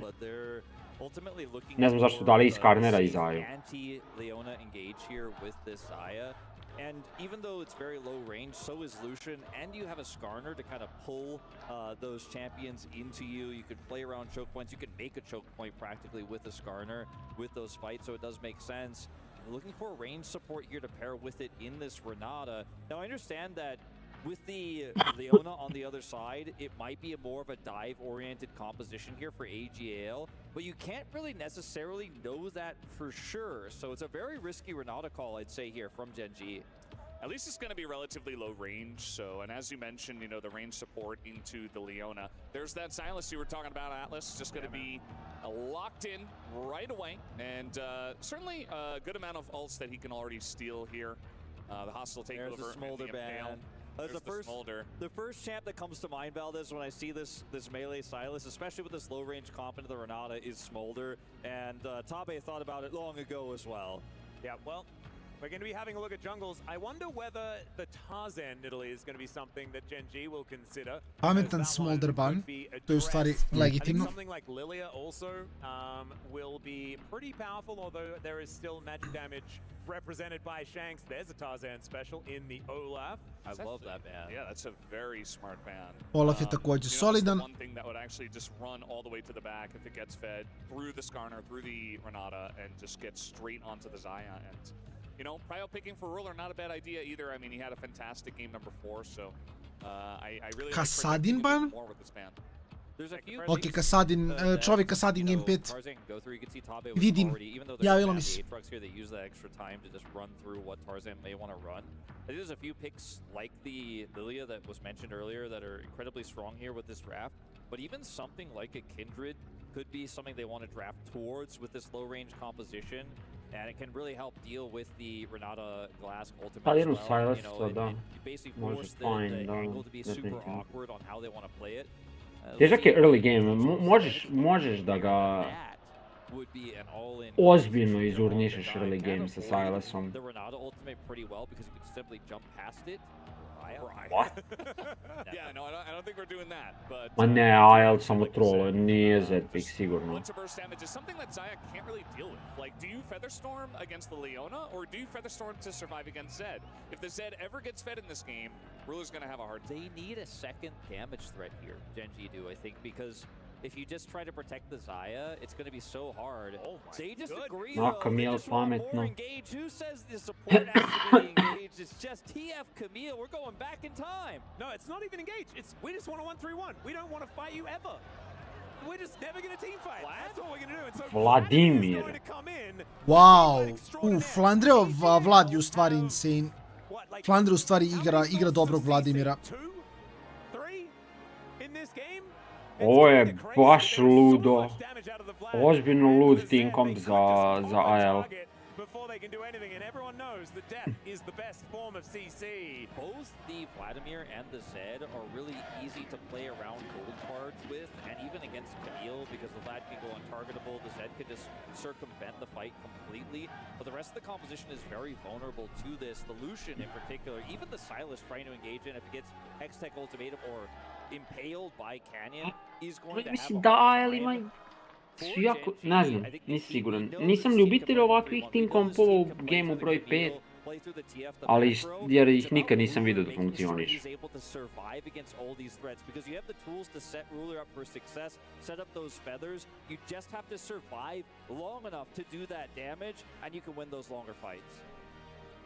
This is a fascinating draft this time around, and I actually feel like the comparison between Game 4 and Game 5, even though there are less champions available in the 5th game, the identities of these drafts, I feel, are so much clearer.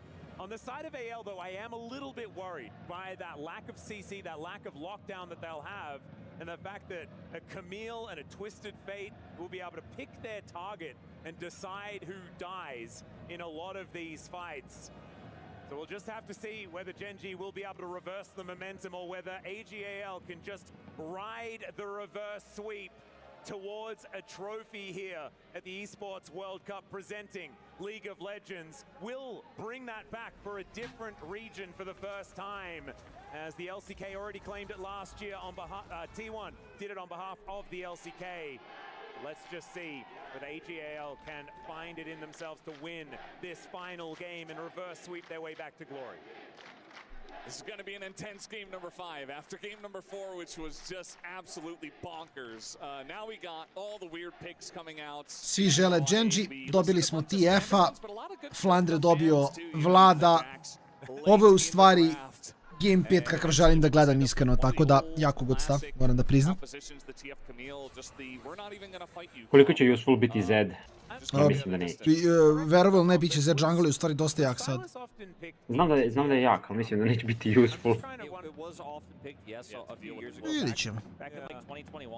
Čak ako uleti u Renatu i njoj forsira samo revive na sebi, već je uradio dovoljno posla. Kad imaš Vladimira u timu, Sajlasa, Lucijana također, mislim da svi ostali mogu da rade dovoljno. Mislim da je njemu dovoljno samo da forsira rez.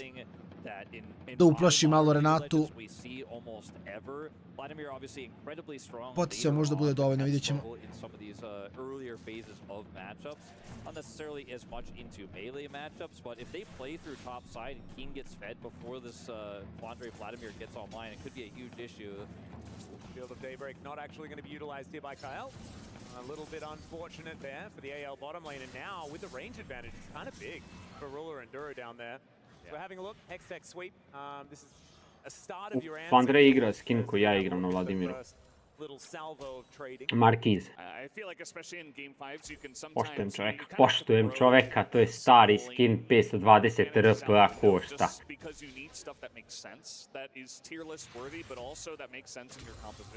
Neka ne mora da znači ako je jeftino da je loše. Iako je mislim da je Bloodlord Vlad najbolji skin za Vlada zbog animacije, ali dobro, to je još druga priča. To je već 5 ili drugo.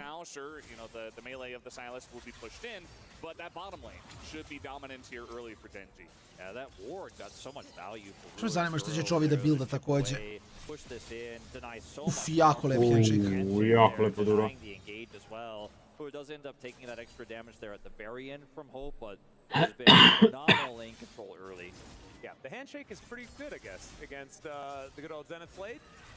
Zed može da ima tako loot clear.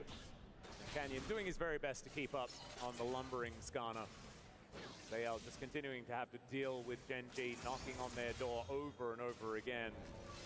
Taking the waves decently well, but it's 7 CS to 17 right now in that bottom lane. It's kind of a disaster. Ne zabavlja se, ne zabavlja se. Yeah, it's the lead you're looking for. Canyon outpaced, of course, as we already mentioned. First back comes through from Tarzan on his full clear, grabs double longsword.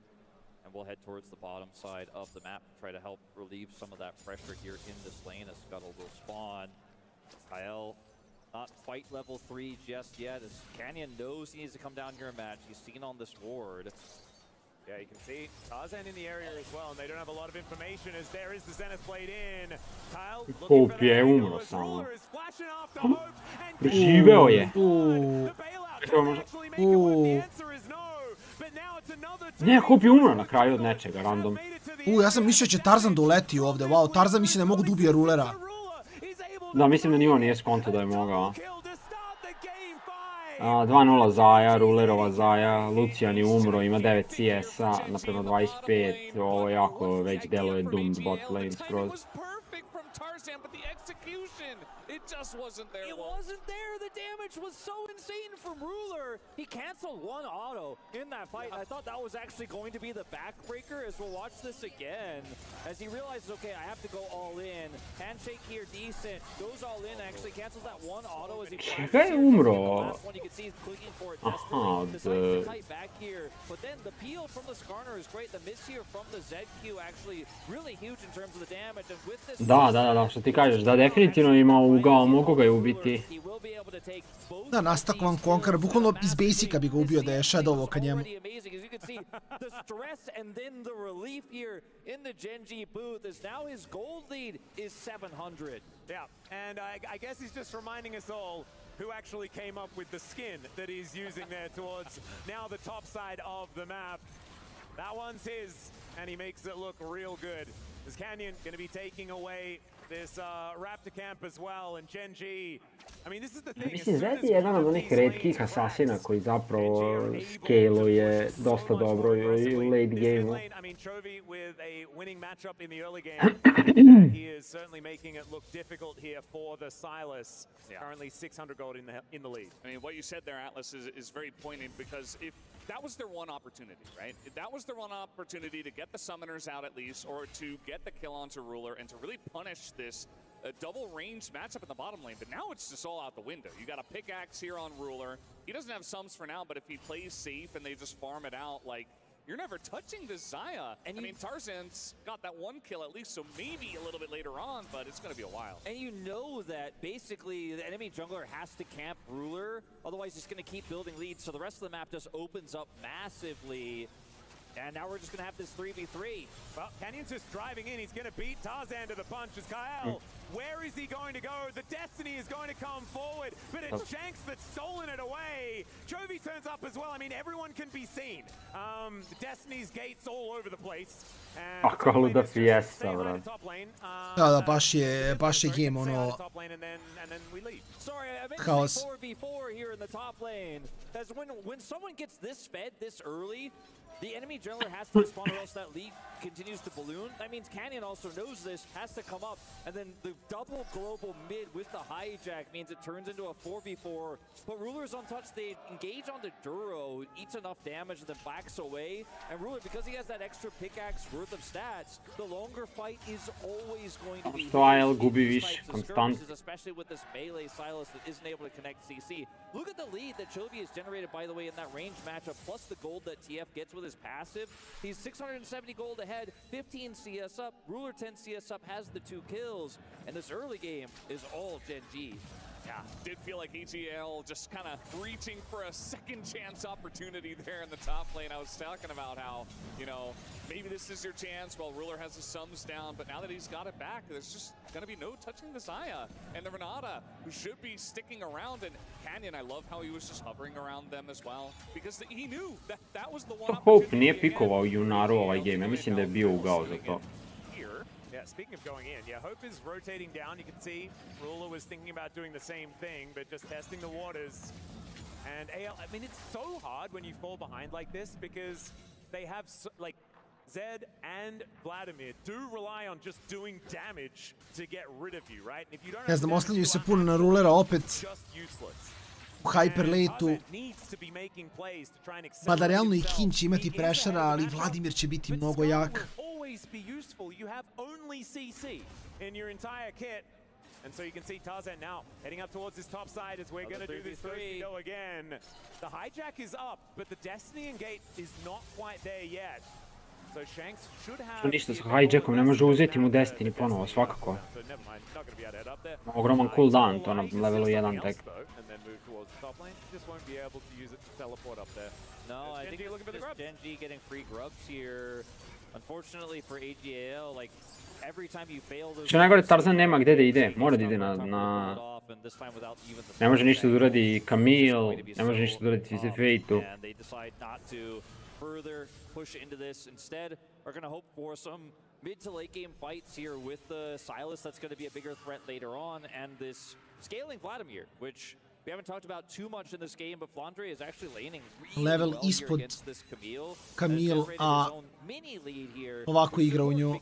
He's now one of the biggest win cons here for AG.AL. Yeah, I mean, Flandre's entire tournament has just been beautiful, right? Like back-to-back Sony MVPs 2 days in a row, and was, you know, he's even in consideration for today, right? And it's he's winning this matchup before the Vlad's even level 9, which is kind of like the key level for the Vlad, but when he levels up his Q to level 5, still doing a good job into the melee matchup of the range versus melee matchup of the Camille. So having a good time there. We'll see just how much damage he can do in this game. Currently just farming up as much as possible. There were only 2 grubs taken by Canyon. Immediately just went back to farming after that. Didn't care for the third one. Maybe wanted to hang around the bottom side with this rotation coming in and look for a dragon, or maybe just another fight on the bottom side of the map. It feels like every speck of tempo is so incredibly important. For both of these teams, Canyon has made sure that he's getting to exactly where he wants to as soon as he possibly can. Where he wanted to be just then was right on top of a ward, which is not necessarily the greatest.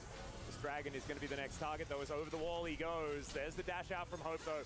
Still, it's feeling like even though they do manage to get out of the gank, they still lose half of the health bar on their solution, and the pressure is still mounting. He's so patient with this Impale, too. He could have looked for the 2-man there, but he's like, no, I'd rather just have that for the objective itself.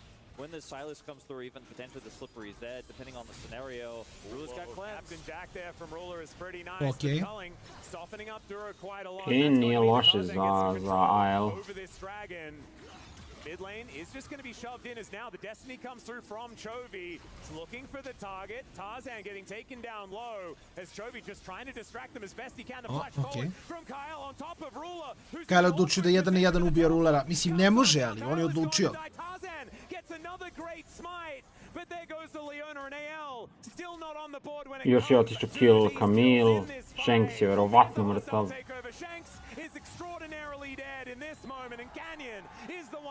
Kako glup team comp, strašno glup team comp za posljednji game. Ne banuješ Kanana, ne banuješ Zaju, bez ne.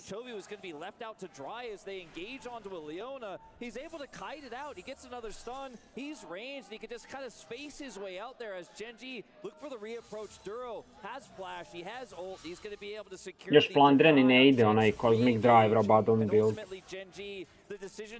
Ne znam šta će buildat. Samo giga, ali mnogo loše fajta AL također. Baš loše fajtaju. Bojali se jer je Chovy iza njih, ali oni samo treba da komituju onda na jednu stranu. Kada vam protivnici dolaze sa 2 strane, vi komitujete na jednu. Tako je. Jer ćete na toj strani imati višak onda. As Atlas was talking about, it has been so important, especially in this game number 5. It's 2 kills, and it's definitely a large amount of tempo going the way of GenG, who are now 2,500 gold in the lead. I do want to give a shout out to Shanks for that hostile takeover, making these 2 little 1v1s off to the side, really distracting GenG. It almost managed to get almost lethal damage onto Ruler as Keen was doing a bunch of work. But unfortunately, it was too little too late, right? The targets had already been taken down. Zvučilo je kao da si se mutovao, samo da znaš, nešto ti je krcnulo na voice. Možda sam samo se zakašljio, to je pročistio grlo.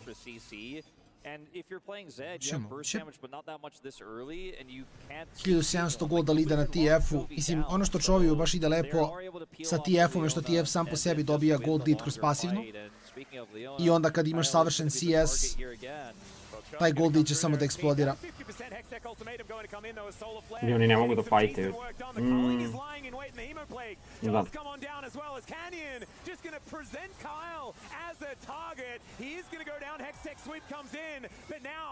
Kako je lepo Ruler flashovao, wow!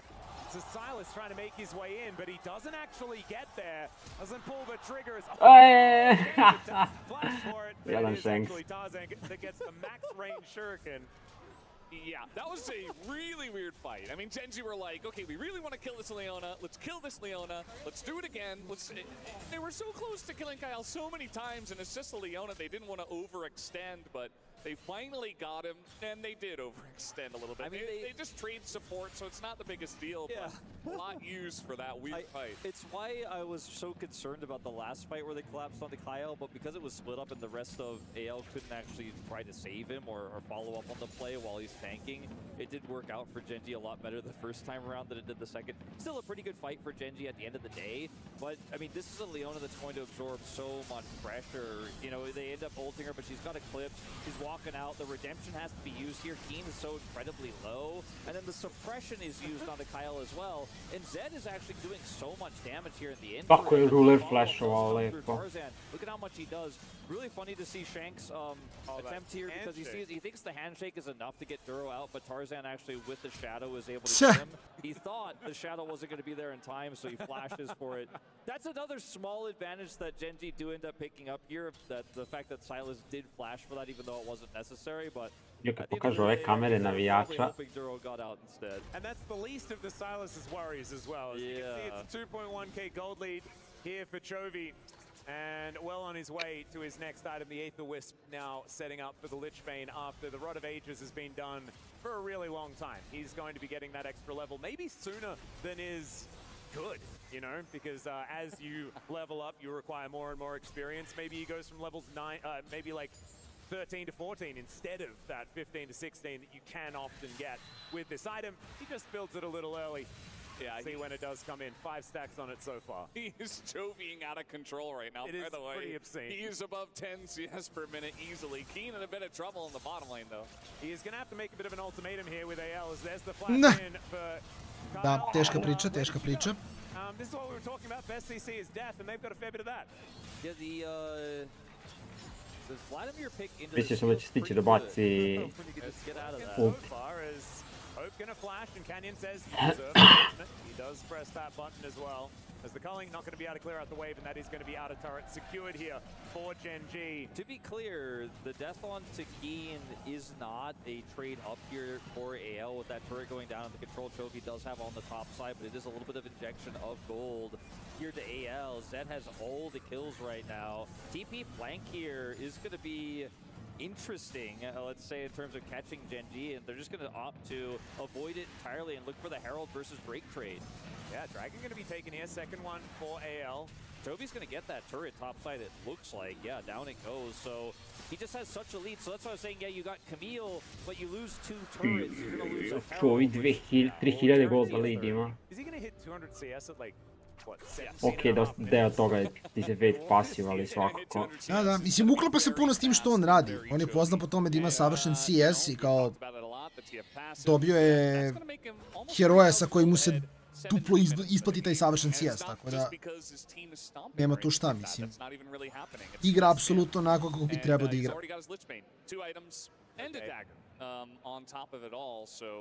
And, you know, I feel like in general, especially with the Cloud Soul on the way, like the 2 Drakes should feel really good for the side of AG.AL, but with the amount of tempo and the 1-3-1 style of composition that GenG have, I feel like the Rift Herald is just going to get so much value here. Time, I think, is all AG.AL are praying is going to come to them. Like, they have 2 Drakes, so that buys them a ton of time. They can avoid fights for a little while here, and this Vladimir will become stronger and stronger. The burst potential of this Zed onto the Xayah, force out Featherstorm for any other reason, becomes a little bit more powerful later on, but it's just surviving.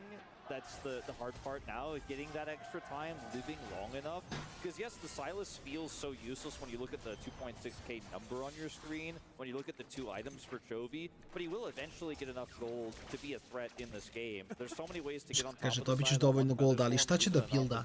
To je jedna stvar koja mene zanima kod TF-a, jer kao, mislim, ideš na Roa, Lichbane, RFC i ti si onda malo tanky, malo brstaš, malo stanaš, ali opet nisi carry. Čak i da su mu zadnje 2 itema, ne znam, ono, deathcap, void stuff, opet nemaš dovoljno brsta.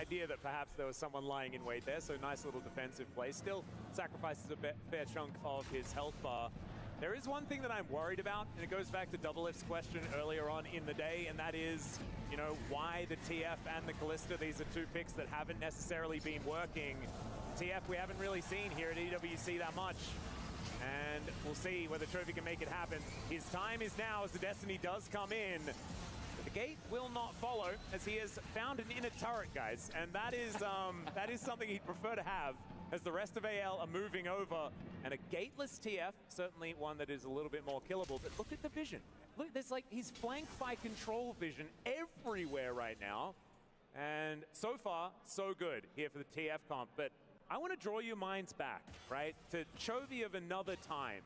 And he, like, when TF was meta, he would do this all the time. And then sometimes they just lose anyway, because it doesn't do as much as a lot of his pivotal picks for getting AoE CC in team fights. You're reminded of his Galio, things like that. AoE damage with his Victor and his Azir. This is a little bit more finesse, bit more side lane.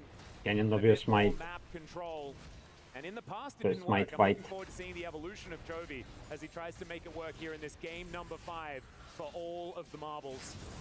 GenG are just insane with how much they bully. Like, they got this lead, and now they're like, everything is ours. Your Raptors, your wards, your 4000 golda lead, dobro, 3000 od toga ti ste fejtali I dalje. They gotta make something happen, but again, there's just they found an engaged champion, but there was still the Xayah available, there was still the Renata Glask available, and what target do you go on to here? It just feels like there's too much peel for GenG. There's no they gotta proactive find play. something. There's no proactive play I think you can make right now. You have to do exactly what Flandre is doing and like hold the wave as close to turret as possible, hold Shanks' wave as close to turret as possible, and farm minions and pray that GenG are gonna make a mistake. Pray that they're gonna overextend. You have 2 extra dragons worth of time for Soul before Soul is an issue for you, right? So that's like 10 minutes of time they've arguably bought here. As long as they keep their inhibitors up, you will still have to do things like contest Otacon. You will eventually have to contest Baron in 4 minutes time here, but spend those 4 minutes getting any money on the map that GenG will allow you, because right now that is all that you can do. Chovy's about to flame Horizon his top laner. This is To je true, to je true, to je true. We can tell where a few of these minions are coming from. Chovy making sure that he accelerates as fast as he can. The rapid fire cannon actually. Aha, Flandre ide isto onaj no damage build. Riftmaker u crit boom. Here as the handshake comes in. And now they have to face check, they have to go for this. TP. And what are they going to be able to do? I mean, Kyle, he's seen the Destiny just gives you infinite vision. The black sheep wall just typed in chat, feeling pretty good as Chovy hunting for a target with this yellow card. But AL getting into a decent position. It might even just be a 50-50 here, as it is going to be secured by Canyon, as he doesn't find the impale, but the hostile takeover is absolutely fantastic. Shanks je našao kole pulke, nemoj follow up. Vladimir je exhaustovan.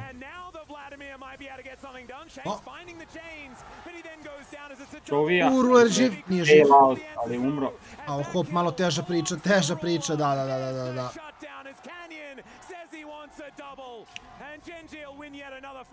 Pa, bio je bolji fight nego što sam očekivao da će biti, ali...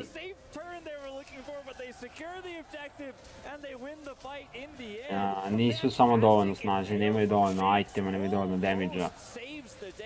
But they still had bailout. Ruler was still alive. He was able to do massive amounts of damage in this.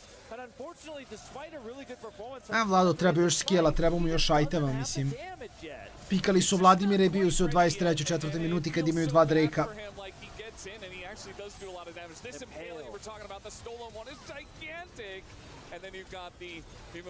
Exhaust, kada baci neko na Vladimira, to...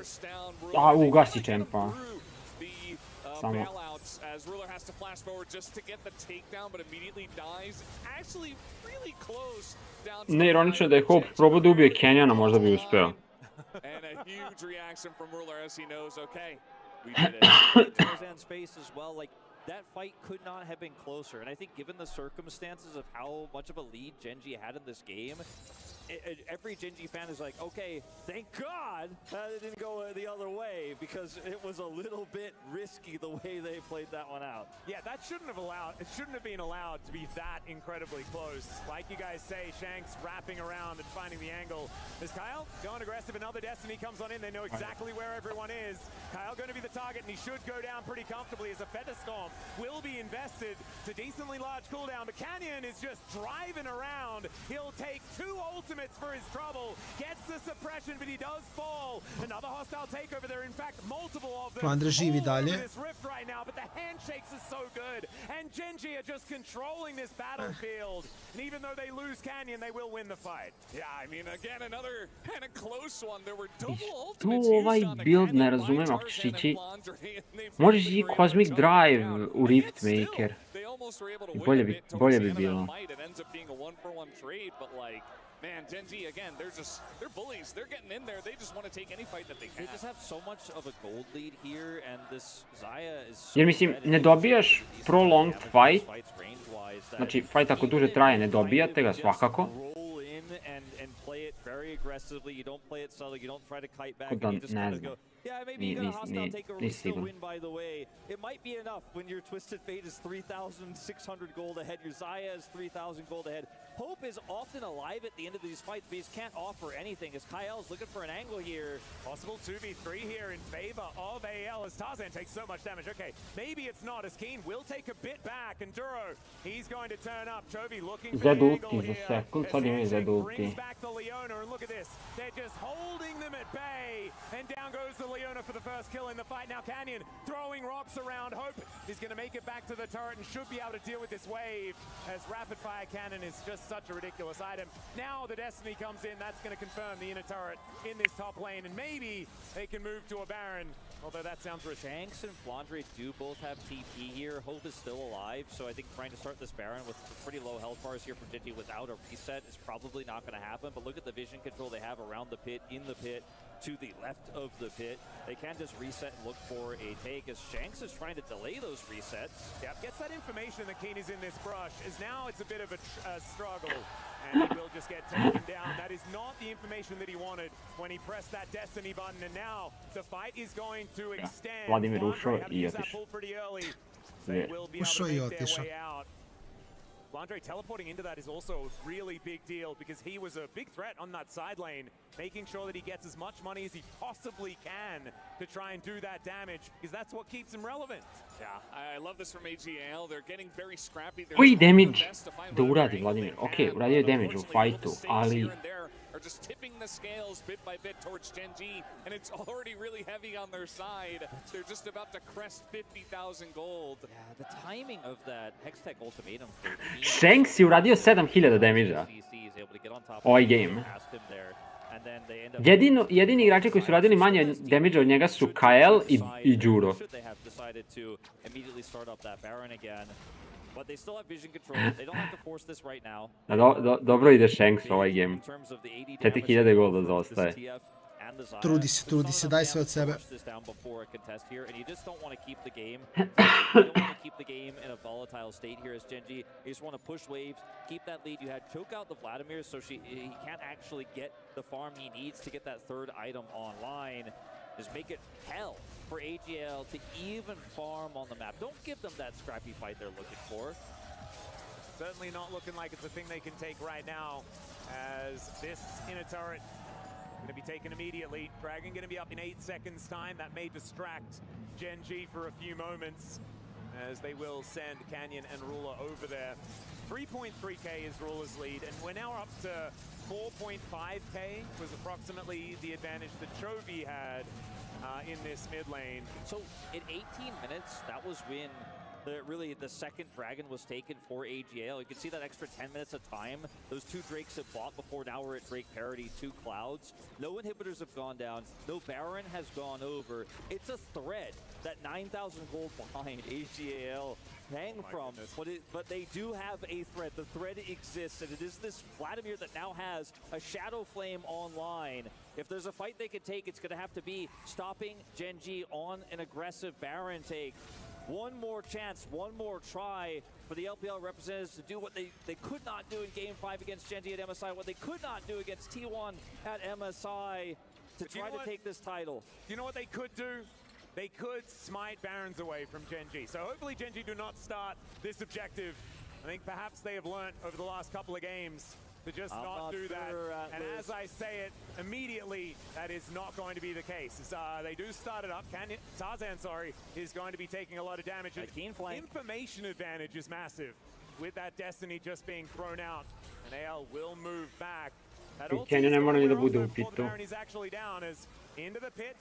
Ne znaju gde je, sad će ultuje Tarzana. Da.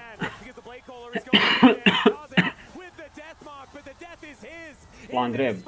Now Trophy just trying to kite around Flandre, who gets out of Hemoplague, but the pool's on cooldown. The flashes go forward and Hope is the target. He's taken down, and in fact he does Dolazim wave na mid. of AL at the same time as this should be the ace just after the Baron. And GenG, they may just have done it. They may have just won game 5 and made themselves Boga mi, the EWC ozbiljna priča. GenG MSI su dobili pre svega 7 dana. Danas dobijaju EWC.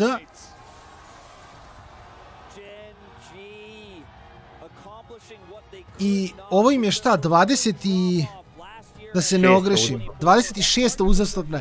26. uzastopna serija. Koliko je to insane u stvari.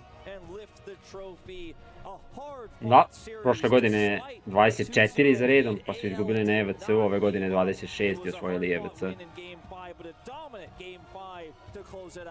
An incredible victory here for GenG. Like you say, the history from last year making up for that. Na, čestitam GenG-u na pobedi, bili su jako dobri danas. Bilo je par momenata, ispada, ali u svakom slučaju zaslužili su da osvoje. As that trophy will be completed and Ruler gets to lift another one alongside his teammates here for 2025.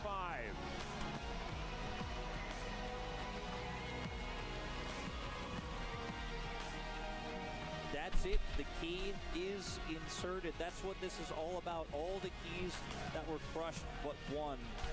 As they will put it in that trophy and say, this is my title. GenG, your Esports World Cup for League of Legends 2025 winner.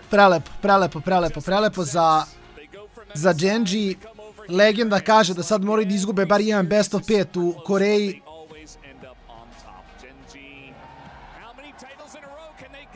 Da bi to u stvari dobili Worlds, da ne bude krst rod svakako, to bi bilo to za EWC prenos.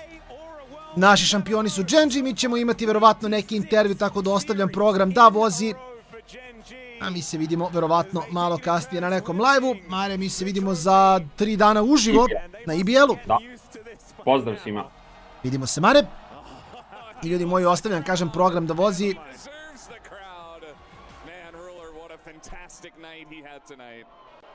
And now it is time to throw it over to that beautiful stage with Ian Chambers.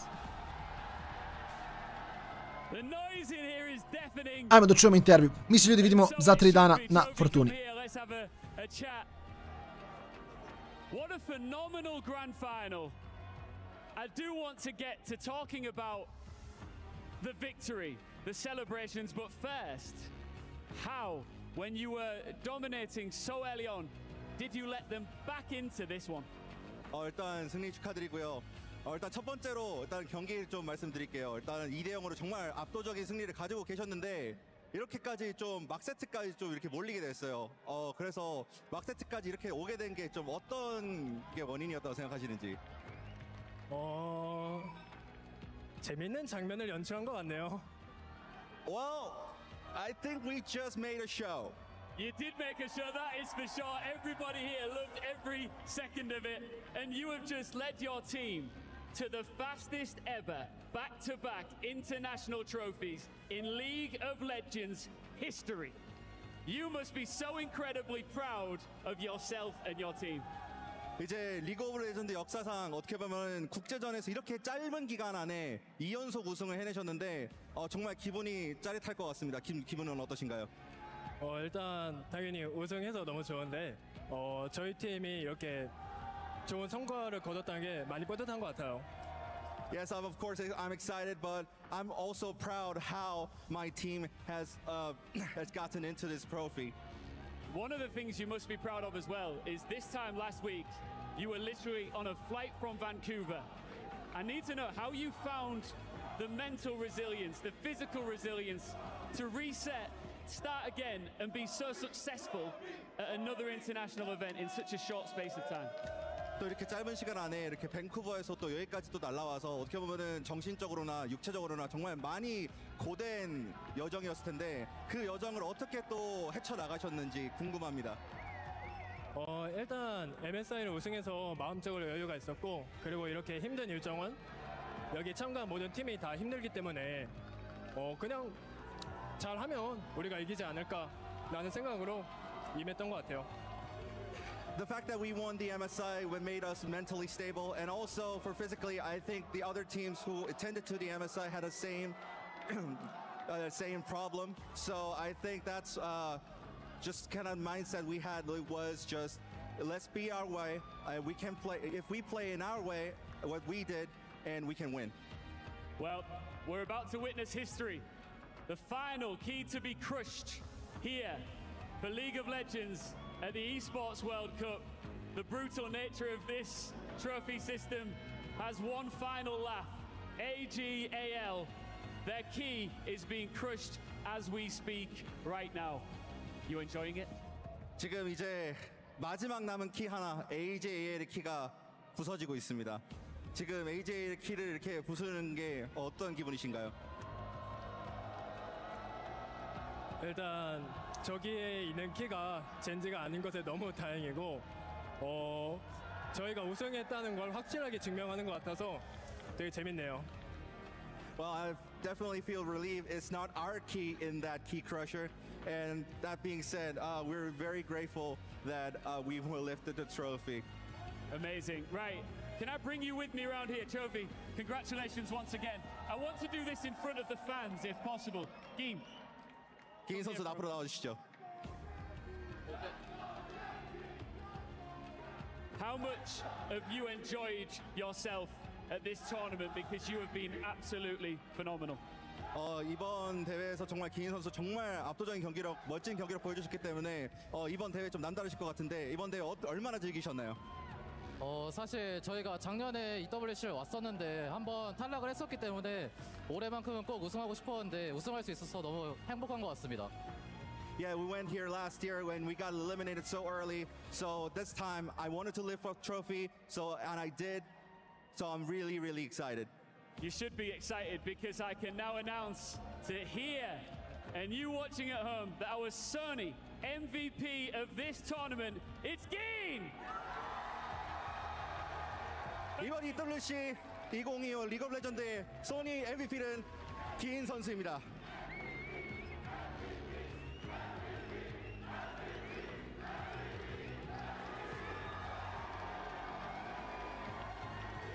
Ladies and gentlemen, one more time for your League of Legends at the Esports World Cup 2025 winners, GenG!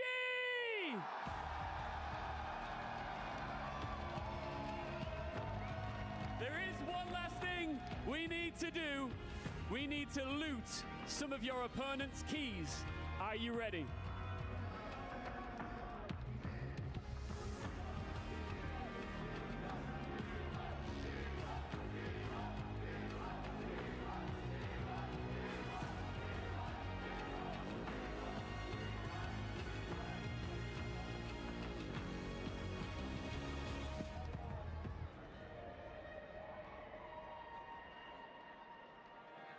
And it's been a golden tournament for the team with gold in their colors. GenG stopped the reverse sweep bid by AG.AL and make sure that all international titles in League of Legends stay in the hands of the LCK. They win MSI, and they are your second ever League of Legends titleist here at the Esports World Cup after a huge performance by Keen and the rest of the squad. You can see what it means to them as they now partake in the tradition unlike any other. They select 3 keys from crushed opponents' dreams from earlier in the tournament to seal in the game trophy that they will have and bring back home to Seoul. I mean, just such composure by GenG. When you feel like it's slipping out of your fingers, the sensation to just clutch your hand and keep grabbing it and not let it go out of your hands. Just Really want to come back, do not let AG.AL complete the reverse sweep, and they reclaim their title. So far they've selected AG.AL, they selected Hanwha, And they don't have to select teams that they beat, so they could take anyone. Should you take the key of last year's defenders? Cloud9. Could they take Cloud9s? What are they pointing to? There's Hanwha's. Yeah. They're like, well, we've already taken Hanwha. T1. It's got to be T1. And yes, they will steal T1's key in resin underneath the game trophy. AG.AL, Hanwha Life Esports, and T1's keys will be inside the 2025 Esports World Cup League of Legends game trophy for GenG. So one bit of business now done. As the tradition continues, they will make their walk to the 2025 Esports World Cup totem and put their frame inside the totem where it will reside above all else, above all broken keys across all different esports of 2025, to say that they were indeed the best in League of Legends. What an awesome finals. That was so fun. Started out a little slow, but it heated up for an absolute banger at the end. That game 4 and 5 were so much fun. And, you know, ending with picks like Tarzan, Zed, we didn't get to see the Nidalee, unfortunately, but there's plenty of other awesome picks. The Vladimir coming out, the Silas, Chovy picking TF and somehow winning on it. You know, it is a storybook ending. All he needed was the Callista as well to truly do the impossible, but I think winning with TF is pretty impressive. Yeah, and what a fight by AG.AL in the end. Like, what a ramp up this series has been. As you say, Meteos, I fully agree that just it got better game for game for game. That game 4 by AG.AL, what a fight it was between the two teams in a 47-minute banger. Tried this really aggressive draft in the end. I love the confidence with Tarzan with the Zed. I love the confidence with the Vladimir. Wasn't enough this time, but AG.AL, we will see you soon again. Man, what a tournament it has been. Also, fantastic cast to our TriCast there, and all of our casters that have done work in the booth. Way to go, Finn. Great job today. Thank you, Gigo. You know, getting the cast, getting thrown there in the TriCast. It has been such a great tournament. We are holding here in the studio for just a little bit as GenG make their walk on over to the totem. They're going stage by stage and probably being stopped by fans across the boulevard. One of the coolest moments here at Esports World Cup, just right next to fellow esports competitors. And yes, there they are, going from the League of Legends STC Esports Arena, moving across Crossfire, Dota 2's arena as well later on, and then they get across the street here in the boulevard on over to the STC Gaming Hall where the totem resides. And my goodness, what a journey it's been for this squad. Again, one of the most dominant teams over the last 2 years in terms of win percentage, in terms of series wins. That kid right there in the front, Duro, joining the team straight off of BNK Pyrex from last season. Half a season that was, just one split, and then saying, hey, you're the guy, we trust you with Chovy, we trust you with Canyon, we trust you with Keen as returning members, and most importantly, we trust you with the veteran ruler. You two are going to get along, and not only has he gotten along, he's excelled and exceeded expectations. What a great event. You know, in this winning ceremony, it's way more than just getting a trophy. You know, congrats, you won. You get to crush your opponent's key. You get to put your key up on the totem. You get all the glory that comes with it. You earn points for your club. Just awesome stuff. What a year from GenG, honestly. So far, winning the LCK, winning the MSI, and now winning this as well. I think there's just such a trajectory. I think the expectations, they were high, but I think they've risen one step above that. I'm just so excited to see what this team is going to be able to accomplish, and I'm so excited to see how far they will go. And here is the moment with His Royal Highness himself, Prince Faisal, who has spearheaded the Esports World Cup and presents the frame over to Ruler, showing it off to everyone, shaking the hands of all the players. And it will be one of those players making the climb to the totem to put it in their slot as League of Legends title winners of 2025. They join T1 as the only titleists here. Again, all international tournaments have been won by the LCK, and it does not change here today at the Esports World Cup. GenG have their moment. Ruler has yet another notch in his belt in his storied career as he puts that on in, and it locks in the legacy for GenG for 2025 at the Esports World Cup. Beautiful moment there, allowing Ruler to do it. Yeah, just congrats to GenG. They played amazing the whole tournament. A lot of fun to watch them. Got to see tons of different strategies, cool picks come out. And even though they won, it wasn't all smooth sailing. You know, they had to overcome some tough opponents, getting pushed to match point multiple times. But something about GenG, just, you know, when they have to win, they win. They look so comfortable in these game fives. And yeah, you know, that's why they're the champions. I mean, it is just so rare to see a team with such discipline like GenG has accumulated over the course of their many years, growing in its organization. Chovy, Canyon, Keen, staying together, rebuilding with Duro and Ruler. I mean, the way they play is so magical. It's like an art piece in the making.